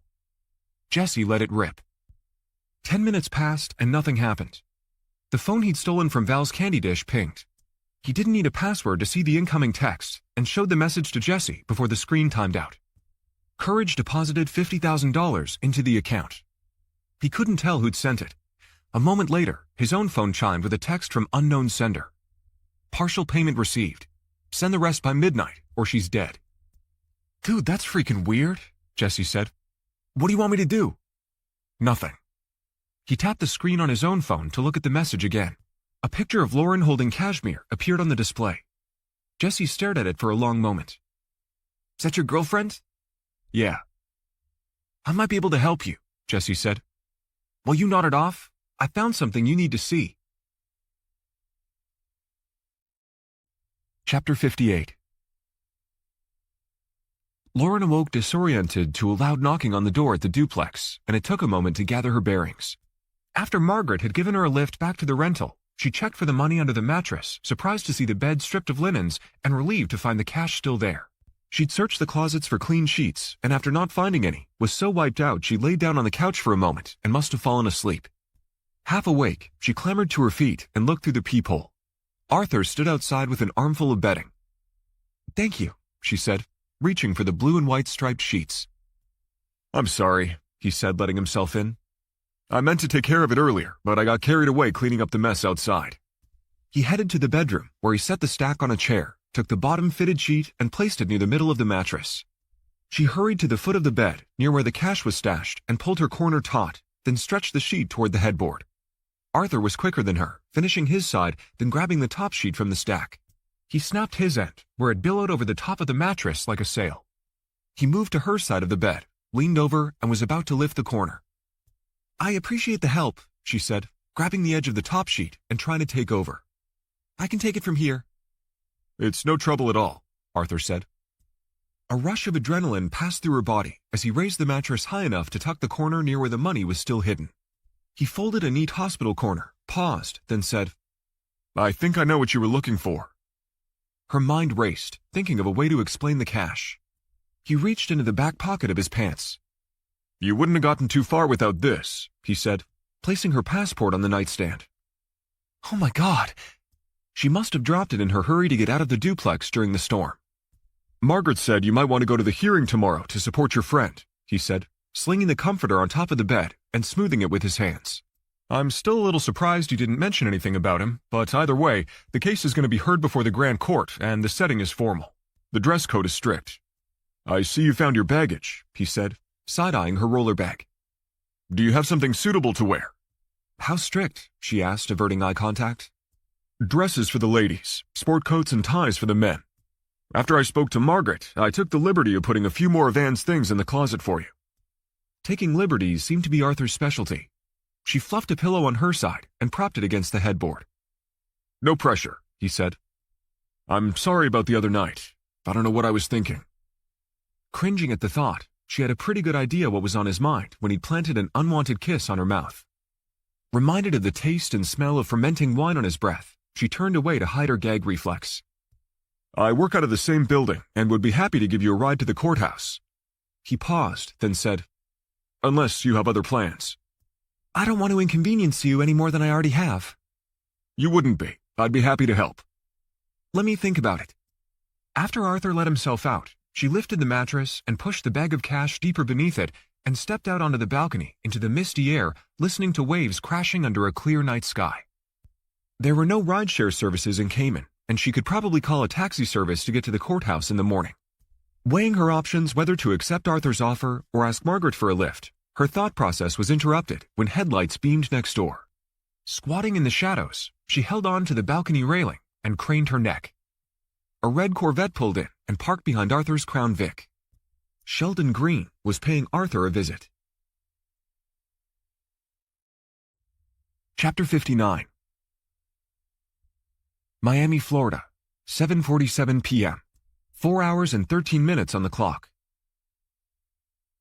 Jesse inserted the flash drive with Suarez's files into a slot on his laptop, giving Vance a quick lesson on how text messages between smartphones and desktops could be linked. Either Suarez didn't know SMS messages were being simultaneously saved as text on his home computer, or he never thought they'd be discovered. Jesse pulled up a video and pressed the play button. Is that her? Holy shit. It was the proof-of-life video of Lauren the kidnapper sent, the one that had played a single time before disappearing. Play it again, he said, massaging his temples with his fingertips. Seeing it a second time, it was obvious now. Her voice lacked inflection, and her face showed no signs of emotion. I'm going to kill Suarez. Before you do that, try answering the text he just sent confirming the first payment. See if you get a response. He was pretty sure what was going to happen, but answered it anyway. The $50K is a deposit to make sure the account is clear for a bigger transfer. He hit send, and a red undeliverable message appeared on screen. "That's fucked up," Jesse said. "How did you get Suarez's phone?" "From his house." "Jesus, you went back? Who knows you have it?" "You do." Cash came out from under his chair and whimpered. "I'm taking him out for a walk," he said, tucking the Glock in the waistband of his jeans. He went out the back door to regroup. The night air was steamy, and misty halos glowed from the tops of the shopping center lampposts like giant white lollipops. Maybe rehab was a cover story. Maybe Suarez planned to take the money and run. He hadn't known until a few hours ago that Suarez was deeply in debt. He replayed the meeting with the lady in white in his head. It seemed like ancient history, but it had only been 3 days since he'd met her at Vizcaya. If Suarez was extorting him, how did Damas de Blanco and Monkey Morales fit in? Cash lifted his leg and peed on the dumpster while an army of kamikaze insects buzzed the streetlights. Seeing the synchronized text messages between his and Suarez's phone, it was obvious Suarez wasn't working alone. He rubbed the back of his neck. If Lauren was dead, the gig was up. If she was still alive, the first 50 grand would be enough to string Suarez along a little longer. Insurance. The back door opened, startling him. Jesse stuck his head out. "You okay out here?" "Yeah." "I can't unlock Suarez's phone, but I found a couple of emails," Jesse said. "There's correspondence from a rehab place called Last Chance Mental Health and Recovery up in Del Rey. Suarez filled out an application and was accepted." Jesse looked both directions in the dark alley. "Why don't you come inside?" If Suarez was there and didn't have his phone, that threw a wrench in the new theory. Suarez probably wasn't there, and it was likely another rabbit hole, but he had to explore it. He checked the time, almost 8:30 p.m. "Text the address to my phone." "Why?" "I'm going up there to hunt down Rafael Suarez." "I'm going with you," Jesse said, grabbing his laptop. Vance stopped at the condo to drop Kashmir off, then he and Jesse headed north to Delray Beach. He checked the navigation app on his phone. 52.3 miles. Drive time 55 minutes. ETA 9:54 p.m. if he drove the speed limit. "What's your game plan when we get there?" Jesse asked. "Depends on whether or not he's there." Jesse took a rolled joint from his sock and was about to light it. "No smoking in the vehicle." His phone rang on the car's speaker. Lola came up on caller ID. "I'm at the office," Lola said, "and I had an unexpected visitor."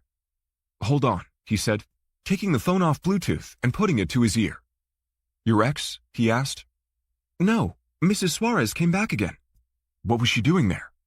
"I don't know. She went into Ralph's office and closed the door." "Did she see you?" "No, but she scared the shit out of me," Lola said. "Text me Suarez's cell number." There was a long pause. "Lola?" "I can't do that. He has a strict policy of me not giving it out." "Okay. Thanks for the update." He killed the call. There could only be one reason Val went to the office twice. She was covering her husband's tracks. "What was that about?" Jesse asked. Flashing blue and red lights appeared in his rearview mirror. He activated the turn signal and changed lanes to let the trooper pass, but he got on his ass and whooped the siren. Vance slowed, pulled onto the shoulder, and watched from the side mirror as the officer got out and approached the Audi. "Don't say a word," he warned Jesse. The cop shone a flashlight in the car and swept the interior. Vance powered down his window. The trooper leaned away from the doorframe. "Step out of the car, sir, and away from the vehicle." "Is something wrong?" he asked, obeying the command. "Driver's license, please," the cop said. He moved slowly, removing the billfold from his back pocket and handing his ID to the officer. The trooper looked at it, then walked around the sedan, pausing on the passenger side before aiming his flashlight at Jesse and continuing around the front bumper.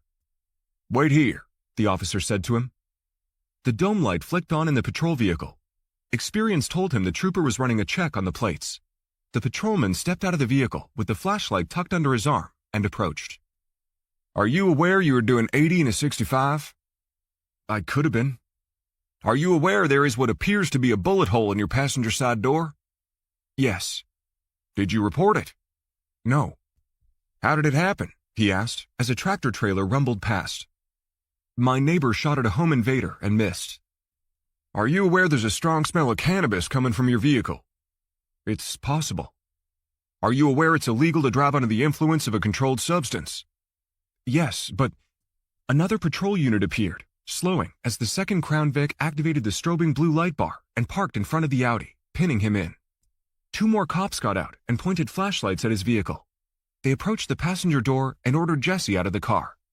"You need probable cause to search my vehicle," Vance warned. The cop who stopped him said, "The vehicle smells like marijuana, and a firearm is visible on the floor mat beneath the driver's seat."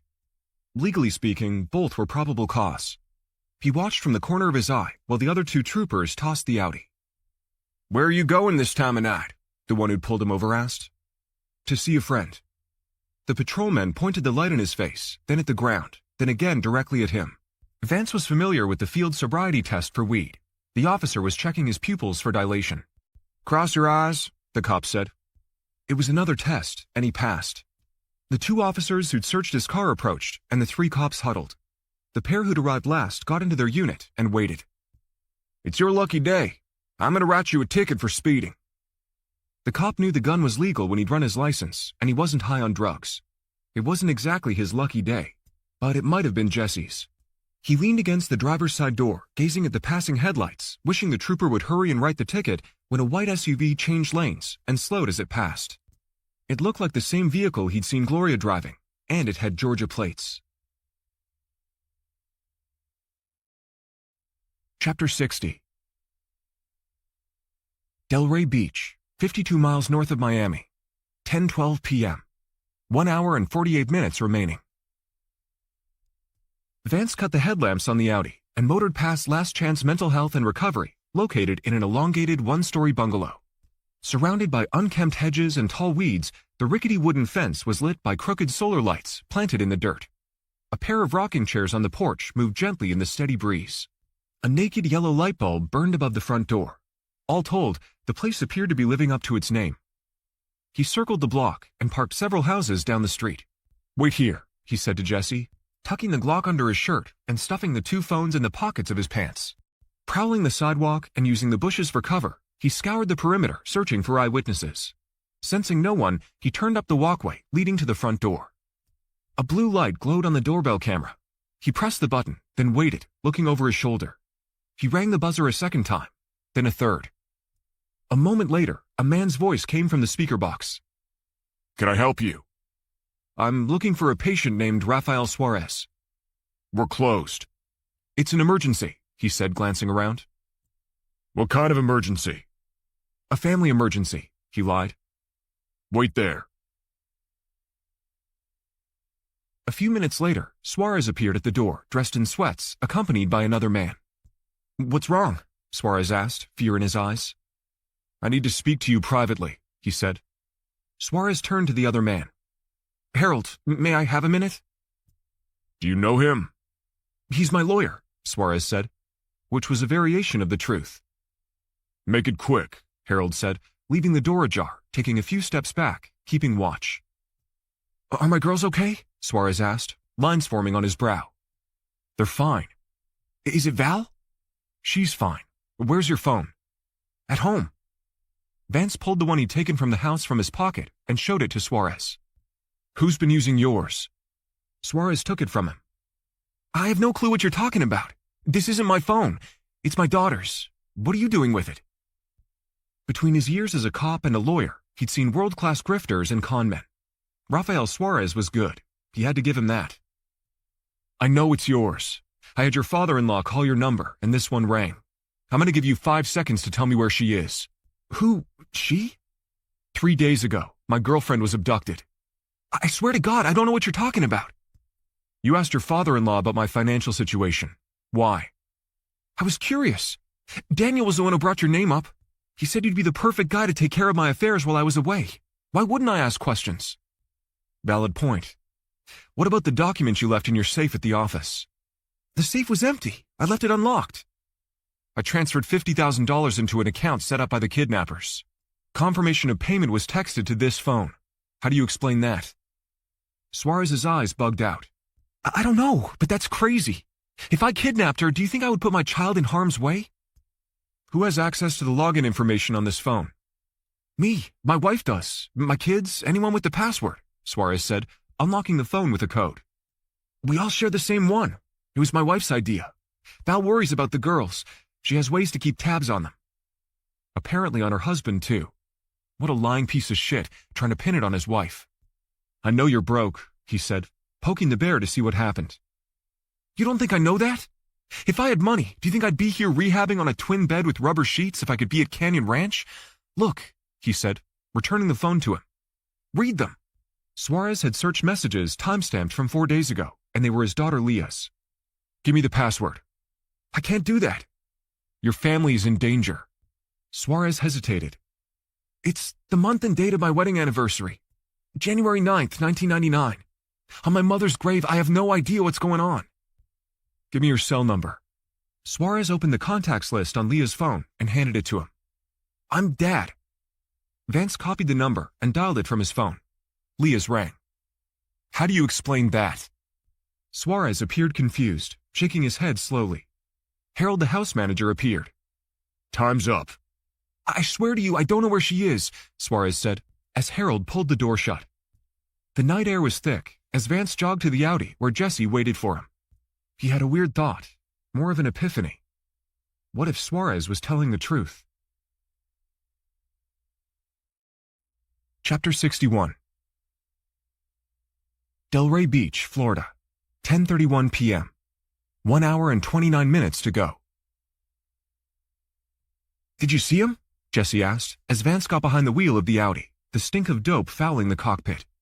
He couldn't believe he had the balls to smoke weed in his car. Yes, he's here, he said, handing Jesse the phone. He says this is his kid's phone. The passcode is 191999. Unlock it, go to the contacts list, pull up Dad, and call the number from your phone. While Jesse did that, he motored past the rehab place with the headlights off, slowing at the stop sign at the end of the street. A moment later, Leah's phone rang. That's fucking weird, Jesse said. The only explanation I can think of is someone forwarded Suarez's phone to this one, but there's no way to know for sure without checking Suarez's. Vance flipped on the headlights and hung a right toward the interstate. A white SUV appeared in his rearview mirror. What are you going to do now? Jesse asked. Leah's phone chimed with a text. Jesse held up the screen for him to see. Time is running out. Transfer $100,000. Jesse turned on the dome light, set his laptop on his knees, and logged into the account. Vance held his phone over the steering wheel and checked the tracking app to see where Sarge was. Expecting to see him home this time of night, his heart skipped when he saw the yellow dot in the vicinity of the Suarez residence. Done, Jesse said. Then it dawned on him. He gritted his teeth until his jaw might crack and pounded the dash with his fist. My God, it was so obvious. Sarge knew about his money. He was the one who'd introduced him to Suarez. He'd convinced him to cover his son-in-law's practice. Sarge lied about being in the hospital. He'd seen him leaving Suarez's office building, and he lied about that too, claiming he was there to grease the skids, accusing Lola of being a bitch. None of it was true. He'd played right into his hand. The note in the violin case. He'd put Maria up to it, then sent her to the condo to muddy his tracks. The Damas de Blanco bullshit, Monkey Morales, the manifesto. Sarge knew Lauren had gone to Grand Cayman. Davis Frost, the cash, the phones, the trip to Val's house. Sarge had to know she was home, and her Range Rover was in the garage. Sending Maria with a bullshit story that Ralph was at a rehab place up in Boca. A web of lies that could have only been fabricated by his old friend. A strategy meant to run out the clock, forcing him to pay. Shock morphed into despair, then ignited into rage. If Sarge needed the fucking money, all he had to do was ask. Check that phone for a tracking app. While he waited, he opened recents on his phone and scrolled through the list until he got to Thursday. He paused the screen with the call from Kathy in the parking lot of the Italian restaurant where he'd first met Suarez. There's one of those parental monitoring apps on the phone, Jesse said. Does it track locations? He asked, switching screens and comparing Logan's phone number to the Venmo account. The rideshare driver who'd been conveniently parked next to the Porsche when his tire was slashed was a match. $2,000 had been transferred into his account. It tracks everything, Jesse said. Locations, text messages, social media accounts. Give it to me. Jesse handed it over, and he tossed Leah's phone out the car window. What the fuck, man? Jesse said. Chapter 62. Suarez residence, 11:53 p.m. 7 minutes left on the ransom clock. Vance killed the headlights on the Audi as he turned onto Alhambra Circle. Sarge's white Jeep was parked in the driveway in front of Suarez's house. There was no sign of the SUV with the Georgia plates. The blinds were pulled, and threads of light leaked from the windows. He completed a lap around the block and parked 5 doors down. "Wait here," he said to Jesse. He reached under the driver's seat for the 9mm and the loaded clip and prowled toward the house, squatting behind the bushes. He ducked, remaining motionless as a car traveled slowly past. Taking a position directly below the picture window with a view to the kitchen and living room, he peered in through a gap in the blinds. Sarge stood next to the refrigerator, talking to a woman whose back faced the window. He guessed she was Val. He cupped the screen on his phone to shade the light and typed a text to Sarge. "Let Lauren go, and I'll wire the money, no questions asked." He watched as Sarge took the phone from his pocket, read it, then showed it to the woman. They appeared to argue, and she stormed out of the kitchen and out of view. Sarge dictated a message on his phone. A moment later, his phone lit with a response. "Don't know what you're talking about." The front door opened, and the woman stepped onto the porch and lit a cigarette. He held his position, heart beating, listening, calculating the distance before making his approach, taking one small step. Then another. A branch crackled beneath his shoe. He froze as Val turned and looked in the direction of the noise, then away. Prey and predator. She dragged on the cigarette, the tip glowing orange in the darkness. A dog barked in the distance. She tapped the ashes in the hedges and sat on the stoop, the outline of her profile visible in the shadows as she exhaled a plume of smoke. He took another small step toward her. He was 15, maybe 20 feet from the porch. He ran his hand gently along the ground, feeling leaves and dirt, careful not to make a sound. He touched a small rock and picked it up. Aiming for the walkway, he tossed it. The stone bounced on the concrete, distracting her. She scrambled to her feet, dropped the cigarette, and stomped it with her shoe as she reached for the door. He pounced, grabbing her from behind, locking her neck in the crook of his elbow, covering her mouth with his hand. "You scream, and I'll kill you," he said, pressing the gun against her cheek. "I'm going to take my hand away," he said, releasing the chokehold and moving the barrel into her periphery, testing her. He put his lips close to her ear and spoke softly. "We're going inside to talk to your father. I'm going to walk behind you, and you're going to act as if nothing is wrong. Do you understand me?" She nodded, but didn't speak. "Open the door." She obeyed, turning the handle and pushing it open slowly. He lowered the gun, pressed the tip behind her ear, and followed her in. He heard Sarge's voice. "Val?" She didn't answer. Sarge turned the corner and saw them. "What are you doing here?" Sarge eyed the gun. "What the hell? Let her go, you asshole!" Sarge rushed him, but stopped a few feet away. "I don't want to hurt her," he said. "Tell me where Lauren is, and I'll let her go." "I don't know what the fuck you're talking about." "If you needed the money, all you had to do was ask," he said to Sarge, nudging Val forward. "Tell me where Lauren is, and I'll walk out of here. Keep what I've already sent. No questions." "I swear to God," Sarge said. "I don't know what the hell you're talking about." Val let out a blood-curdling scream and spun, kneeing him in the groin. He went down on all fours and looked up. He knew her. He'd seen her before. His thoughts whirled. He was sure she was the lady in white. Rage erupted. He sprang to his feet, and he tackled her to the ground. Then, the pain! "Get your fucking shoe off my wrist!" he screamed, rolling onto his side. Sarge kicked the Glock away. It slid on the tile. Sarge picked it up and pointed it at him. "Get the fuck up and get out of here, now!" Val scrambled to her feet and rushed her dad, clasping her hands like a hammer and pummeling him beneath the chin. His jaw crunched and his head snapped back. Sarge lunged, grabbing her shoulders with his hands, restraining her. Val kicked his injured leg, directly in the wound.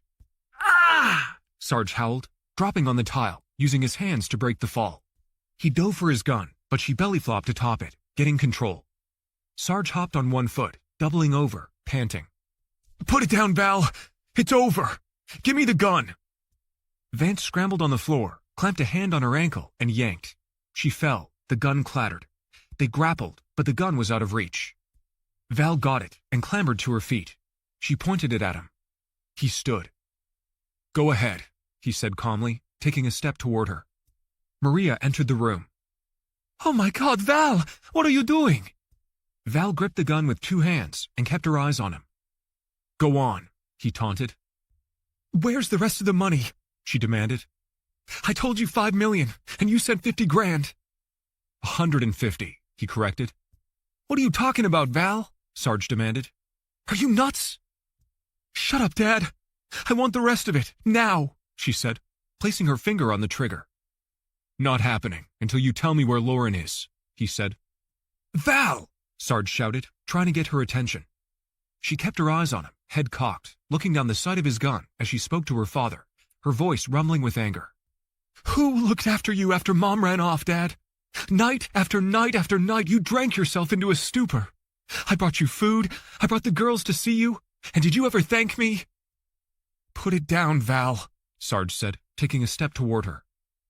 And you, she growled at him. You used my dad to make yourself rich. He helped you get that money. He covered for you. I overheard you talking to him, and my dad was too drunk to even realize I was at his shitty little filthy apartment listening to him play the Boy Scout, turning down the money to protect his family. She raised the gun an inch and activated the laser. A red dot danced between his eyes. Maria shouted, Val, you need to stop. He offered you $5 million, Dad, and you said no. It was your share. You earned it. It was money Mom needed. Money our family needed. We didn't need the money, Sarge said. Is this true, Danny? Maria asked. He ignored his wife.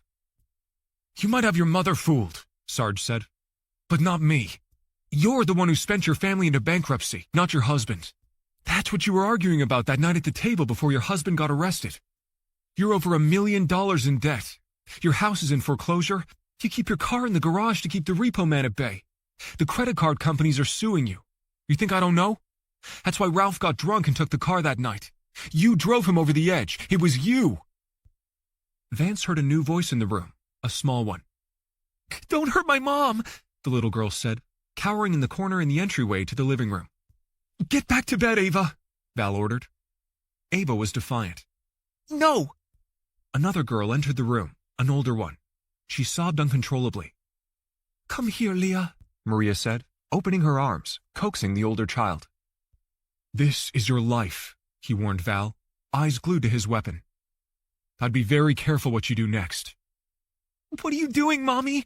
Ava asked, with a bewildered look on her face, walking toward them, breaking her mother's focus for a moment. He pounced, knocking the gun from Val's hand. It landed at Ava's feet, and the child picked it up with 2 hands. Put it down, Maria said, slowly approaching the girl. Where is Lauren? He asked Val coolly. What is wrong with you? Sarge shouted. Ava has a gun! Where is she? He repeated, as Ava clutched his weapon with 2 small hands. Val held her hand out to take it, but Ava turned away, waving it clumsily. Tell me where Lauren is, he repeated. Give it to Mommy, Val said, reaching for the gun. Ava paused, then obeyed, and Val trained the Glock on him. He looked down at the red laser dot on the left pocket of his shirt. Think about this, he said to Val. You don't want to do this in front of your family, he taunted. You missed the deadline, Val said. Whatever happens now is on you. Val, Sarge yelled. Stop! Think about the girls. That is exactly what I'm doing. Thinking about my family. It's so easy, she said to him, jabbing the air with his Glock, then aiming it at him again, the red dot bouncing off his chest. Wire the money, and everything goes back to the way it was. That's not going to happen, he said, testing her, pushing the issue. That little charade was good. That shit about Monkey Morales, Damas de Blanco, the counter-revolution, all of it. Shut up, she warned. I'm just warming up, he said. Did you write the manifesto yourself, or did you hire someone to help you? Don't do it, Val, Sarge said, pulling Ava away. The front door blasted open. What the? Zoe morphed into a bull and charged Val, ramming her in the shoulder, spinning and knocking her to the ground. Zoe kicked his weapon across the tile and stood with her boot on Val's back. What do you want to do here? Zoe asked him, eyes on Sarge, her expression getting meaner as she saw the children in the room. I want her to tell me where Lauren is. After that, I could give a rat's ass, he said, releasing the magazine plate and holding the empty pistol grip so Sarge could see the gun was never loaded. Did you really think I'd endanger your family? He said to Sarge, reaching in his pocket, taking the full magazine and palming up and in. Ebony bounded into the room and growled at Zoe. Nuh-uh, she said, drawing her can of pepper spray.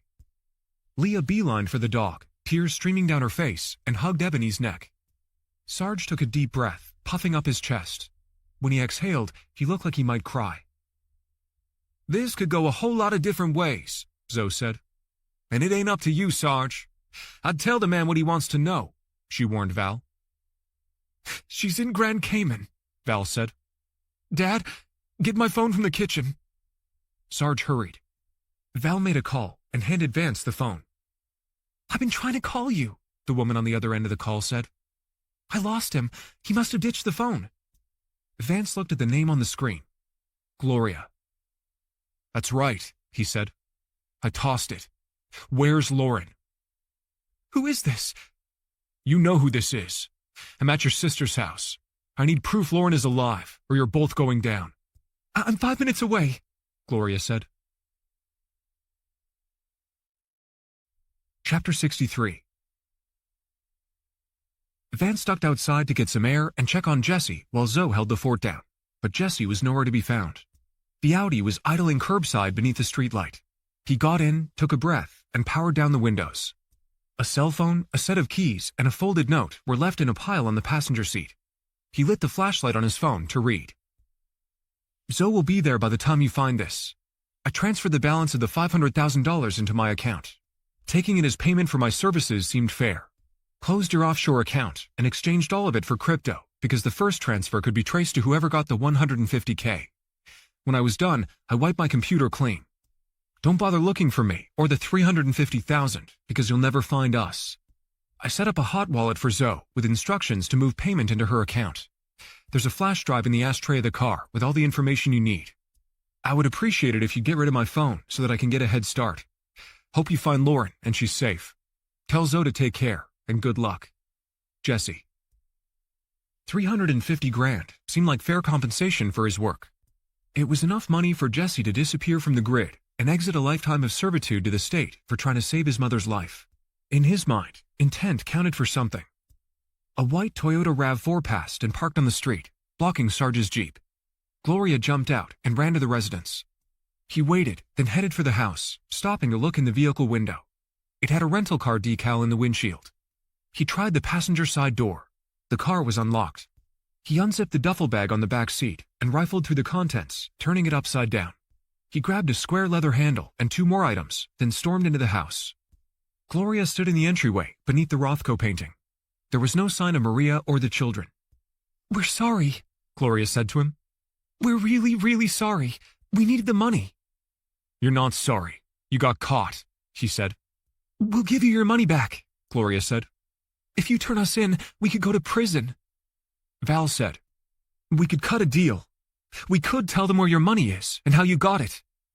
Go ahead, he said, holding up the props. A dog harness, mirrored aviator glasses, and a wig.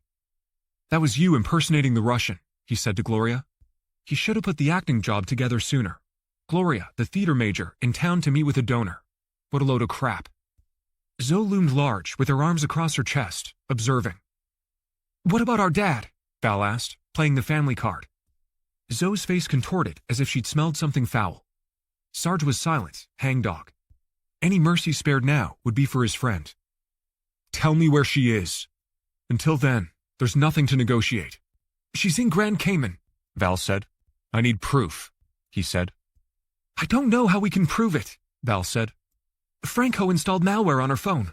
He made the video of her. Frank, Suarez's PI. He'd met him briefly at the office. We were supposed to have the money by now. The storm wasn't supposed to happen, Val said. We never abducted her. It was just supposed to look like we did. I need proof, he repeated. She's trying to help Davis Frost, Gloria said. With what, he wondered. How do you know Davis? Loose lips sink ships, your fat American friend. What does it matter how I know him? She said, shrugging. It mattered because it's how the story hung together. I have a friend keeping an eye on him, Gloria said. Davis is in jail in Georgetown. His hearing is in the morning. You should shut up, Val said to her sister. Why is he in jail? He trained a loaded gun at Gloria. Whoa, Gloria said, cowering. Don't point that at me. The owners of a business he was looking to buy disappeared. Rumor has it he's a murder suspect. Look it up on the internet if you don't believe me. They're calling him the Sea Otter Killer.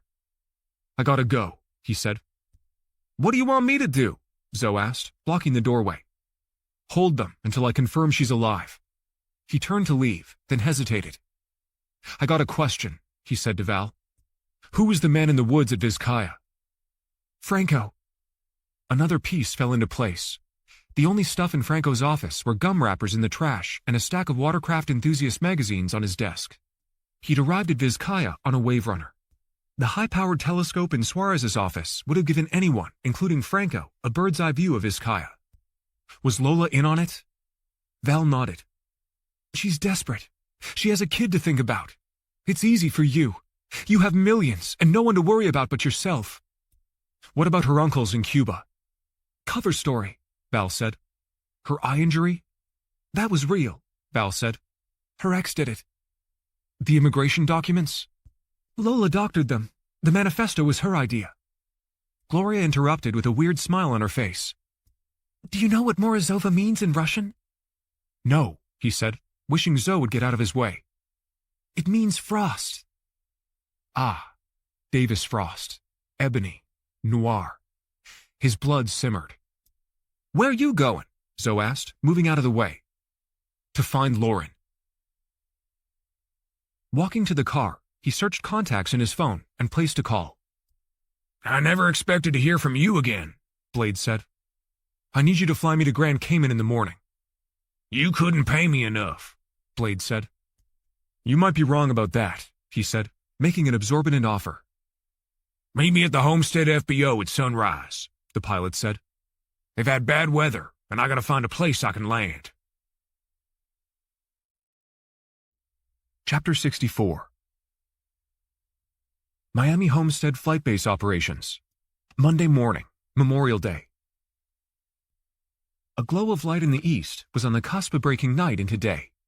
Blade licked his teeth and scratched his gray beard as he stepped up onto the wing of the six-seater Cessna and raised the door. No talking, Blade said, grabbing the dull green headset from the pilot's seat. Good idea, Vance said. He'd helped put Blade's kid behind bars on a murder-for-hire charge. There was a saying, money talks. Everyone knew how the rest went. The weather was clear, and Blade touched down at the small private airport adjacent to the international airport in Georgetown. A sedan waited for him on the tarmac. I'm gonna fuel up. Gonna cost you a lot more for the return trip home, Blade said. Deal. In minutes, he was en route to the criminal records office in downtown.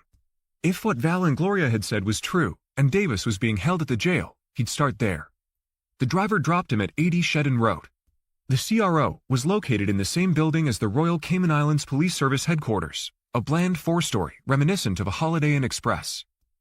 The line was long and slow. He Google searched while waiting, discovering a link to the coroner's court on the Cayman Islands government website. The two most recent inquests showed autopsies had been performed on Elizabeth LaCroix and Martin LaCroix. Cause of death was listed as undetermined. If Davis was a suspect, the conclusion would be in his favor. A follow-up search on his phone confirmed they were the couple who owned Sea Otters, the dive operation Davis Frost had pitched to him and Lauren. 20 minutes later, the line hadn't moved, and at this rate, he'd be there for hours. He bailed, and on the way out, glanced at the building directory. It housed the FCIU, the Financial Crime Investigation Unit. He hurried, heart ticking faster, as he caught a cab heading to the Grand Court located at 61 Edward Street. En route, he searched the court website for criminal cases. He knew almost nothing about the structure of the Cayman Islands justice system, nor the complexities arising from Davis Frost's U.S. citizenship, but he did figure out Davis was on the docket for 10 a.m. He checked the time. It was 10:21 a.m. As the cabbie pulled up to a featureless concrete building reminiscent of a U.S. embassy in a more dangerous place, a satellite truck had already taken a position. Smaller news media vehicles and RCIPS-marked sedans occupied every available inch of street parking. He paid the driver and hurried toward the building, but was blocked by the scrum of newshounds packing the entryway. He was tall enough to see over the mob. A whale of a woman wearing a gown and a British-style white wig stepped out from the courthouse, swarmed by reporters pushing and shoving and yelling questions. Where is the Sea Otter killer? When will he be tried? What do you have to say about? The charges against Mr. Frost have been dismissed, she announced, elbowing her way through. He pressed his way toward her and yelled, I'm looking for Lauren Gold. She stopped. Who might you be? My name is Vance Courage. She's inside the courthouse, the woman said. She's leaving for Miami. You'd best hurry. As he pushed his way through foot traffic, a guard at the door stopped him. I'm sorry, sir, but you're not permitted to enter. I'm meeting someone. You're not dressed properly. Gentlemen must wear jackets and ties, he said with a whiff of arrogance. He saw her heading toward the front door. Lauren! He held his hand over his head and waved. Lauren! She spotted him and hesitated, then strode toward him, pulling her carry-on bag. But what are you doing here? He grabbed her and tried to hug her, but she rebuffed him and twisted away. I've been looking for you, he said. Are you okay? She smoothed the black skirt and tugged the sleeve of the matching jacket. How did you know where to find me? I'll tell you later. Let's go, he said, grabbing her roller bag. I need to get to the airport, she said, blowing him off. Forget about it, he said, walking in front of a cab, forcing the driver to stop. He took hold of her hand, opened the cab door, tossed her bag on the back seat, and climbed in. Where are we going? She asked, confused. Home. She was pissed at him, that much was clear, giving him the cold shoulder and staring out the side window. He wasn't sure why, but gave her some time. You didn't tell me you changed banks, she finally said. I was trying to protect you. From what? She snapped, as the taxi driver jammed the brakes and cussed at a jaywalker from the open window. Now was not the time to explain. I'm sorry, he said. I have $25,000 on me, she whispered. That was a problem. She couldn't fly commercially with that amount of cash. Her burner phone buzzed. He leaned across and looked. The name Arthur M. came up. Who's he? It's complicated, she said, explaining she'd rented a room from him before she knew he worked in the financial crime unit. Don't answer it, he said. We're not going to the international airport. Give me the money and the phone. I'll take care of it. He ditched the burner at the FBO in Georgetown, and the cash would be the most generous tip Blade ever received. Epilogue. 7 days later. Hijinks Inc., Miami, Florida. What is this place? Lauren asked, as he parked the 911 out front. Are you going to tattoo my name on your bicep? I was thinking of a more private place only you and my doctor would see, he said. He'd explained what had happened while she was away, the kidnapping hoax, and apologized for not telling her he'd moved his money from Cayman to Bermuda. He also shared that he'd converted his cash into cryptocurrency and advised her to do the same. When Jesse disappeared, he ditched his keys in the Audi, along with his phone and the note. It's a business prospect, he said, taking a set of keys from his pocket. All we need to do is find an artist and pay the bills to keep it going. He'd found the lease in Jesse's desk. It was good for the next 10 years. Great, she said, rolling her eyes. With our track record for business, I'm sure we'll be selling franchises by this time next year. Come on, he said. Be positive. The place already has clientele. Let me give you the tour. He looked out the front window through the burglar bars. An F-150 pickup backed into an available parking spot next to the Porsche. Zoe came through the front door. You must be the squeeze, she said to Lauren. Lauren hesitated and narrowed her eyes. I remember you, from the airport. It seemed like a long time ago he dropped her off at Cayman Air. Zoe handed him a 9mm Glock, like his. Belongs to Sarge, she said. Dropped in the hood and paid the neighbors an unofficial visit. He didn't want to know more than that. She reached into her pocket and handed him the slug. Was gonna surprise the boys in Hallandale with some evidence, but this ain't gonna tie to a bad guy. He traded the bullet for a piece of paper with numbers on it. One set had a $sign in front of it. You still funny. Zoe let out an earth-shaking laugh. Don't mess with me, Courage. Can't count that high. He handed her an orange flash drive. Don't lose this, or the money will disappear. Yo, Zoe said. You trying to bribe a cop? Lauren gasped. I'm just fucking with him, sweetie, she said, letting out another massive chortle, lifting one knee and punching the air. I'm serious, he said. If you lose the codes, you'll never recover them. Zoe sobered up. You for real on that amount? She said, looking at the note again. For real. What about Jesse? Zoe asked. He's good, he said, leaving out the self-dealing. Where is he? Zoe said. I ain't seen or heard from him in days. He here now? A young man entered through the front door with an intricate Elizabethan collar tattooed around his neck. Hi, he said, with a soft voice that belied the ink on his body. I'm looking for Jean Delgado? Zoe side-eyed him, looking for an explanation. "That's me," she said. "I'm here about the job." Vance stepped in. "Did you bring a resume?" The artist took a binder from his backpack. "It's all here." "Have a seat," Vance said. "We'll be right back." He pulled Zoe aside, and they stopped in the hallway where they had privacy. "Quit your job. Your retirement is vested. Work here until things settle down." Zoe leaned against the wall, thinking. "Could send my daughter to rehab, I guess," she said. "Ain't saying it's gonna help, but you never know. Did I tell you about my grandson?" "No, just that he's sick." "Got cystic fibrosis. Don't know who the daddy is because of my daughter's addiction. My wife got to clear his lungs 4 times a day, and it's been hell on her. What you done is gonna change all that." Zoe shook her head, as if trying to process the thought. "Used to be most folks that got the disease don't see 30, but these days, he might make 50. The extra stuff, like eating the right way, drugs. I ain't been able to swing it on a cop's salary. Now I could." A tear welled in Zoe's eye, and she sniffed. "Thank you," she said, wiping her eyes with the back of her hand. "That's love, brother." "Am I interrupting?" Lauren asked. "Nah," Zoe said. "Give me that." She took the binder from him. "Gonna go meet with that kid who's waiting." When he and Lauren were alone, she seemed rattled. "I just got a call from Davis," she said. "And?" "He's being investigated for money laundering." "How did that come about?" He'd kept Val and Gloria's threats a secret. "His wife surfaced and is cooperating with RCIPS investigators." "Wife? You didn't tell me Davis was married." He followed her into a side room. Lauren perched on the edge of the barber chair and held her head in her hands. "You know Davis. He made another bad decision." "Who did he marry?" "I don't know. All he said is she emptied his bank account and disappeared. He showed me a picture. She is not in his league, if you know what I mean," Lauren said. "When I put my car in the shop this morning, I found this when I cleaned out the center console." She showed him a passport photo of Natasha Popova-Morozova. It must have slipped out of her file when he'd taken the file home to study it before the meeting. "Who is she?" Lauren asked. "Why?" "I think I've seen her before." He took his phone from his pocket and showed her the picture he'd secretly taken of Gloria when the dog escaped the house. "That's her," Lauren said. "That's the woman Davis married. He showed me photos. He told me they met in Cayman. They had a whirlwind romance, and he loaned her $100,000 before she emptied his bank account. Where did you get the pictures?" Wow.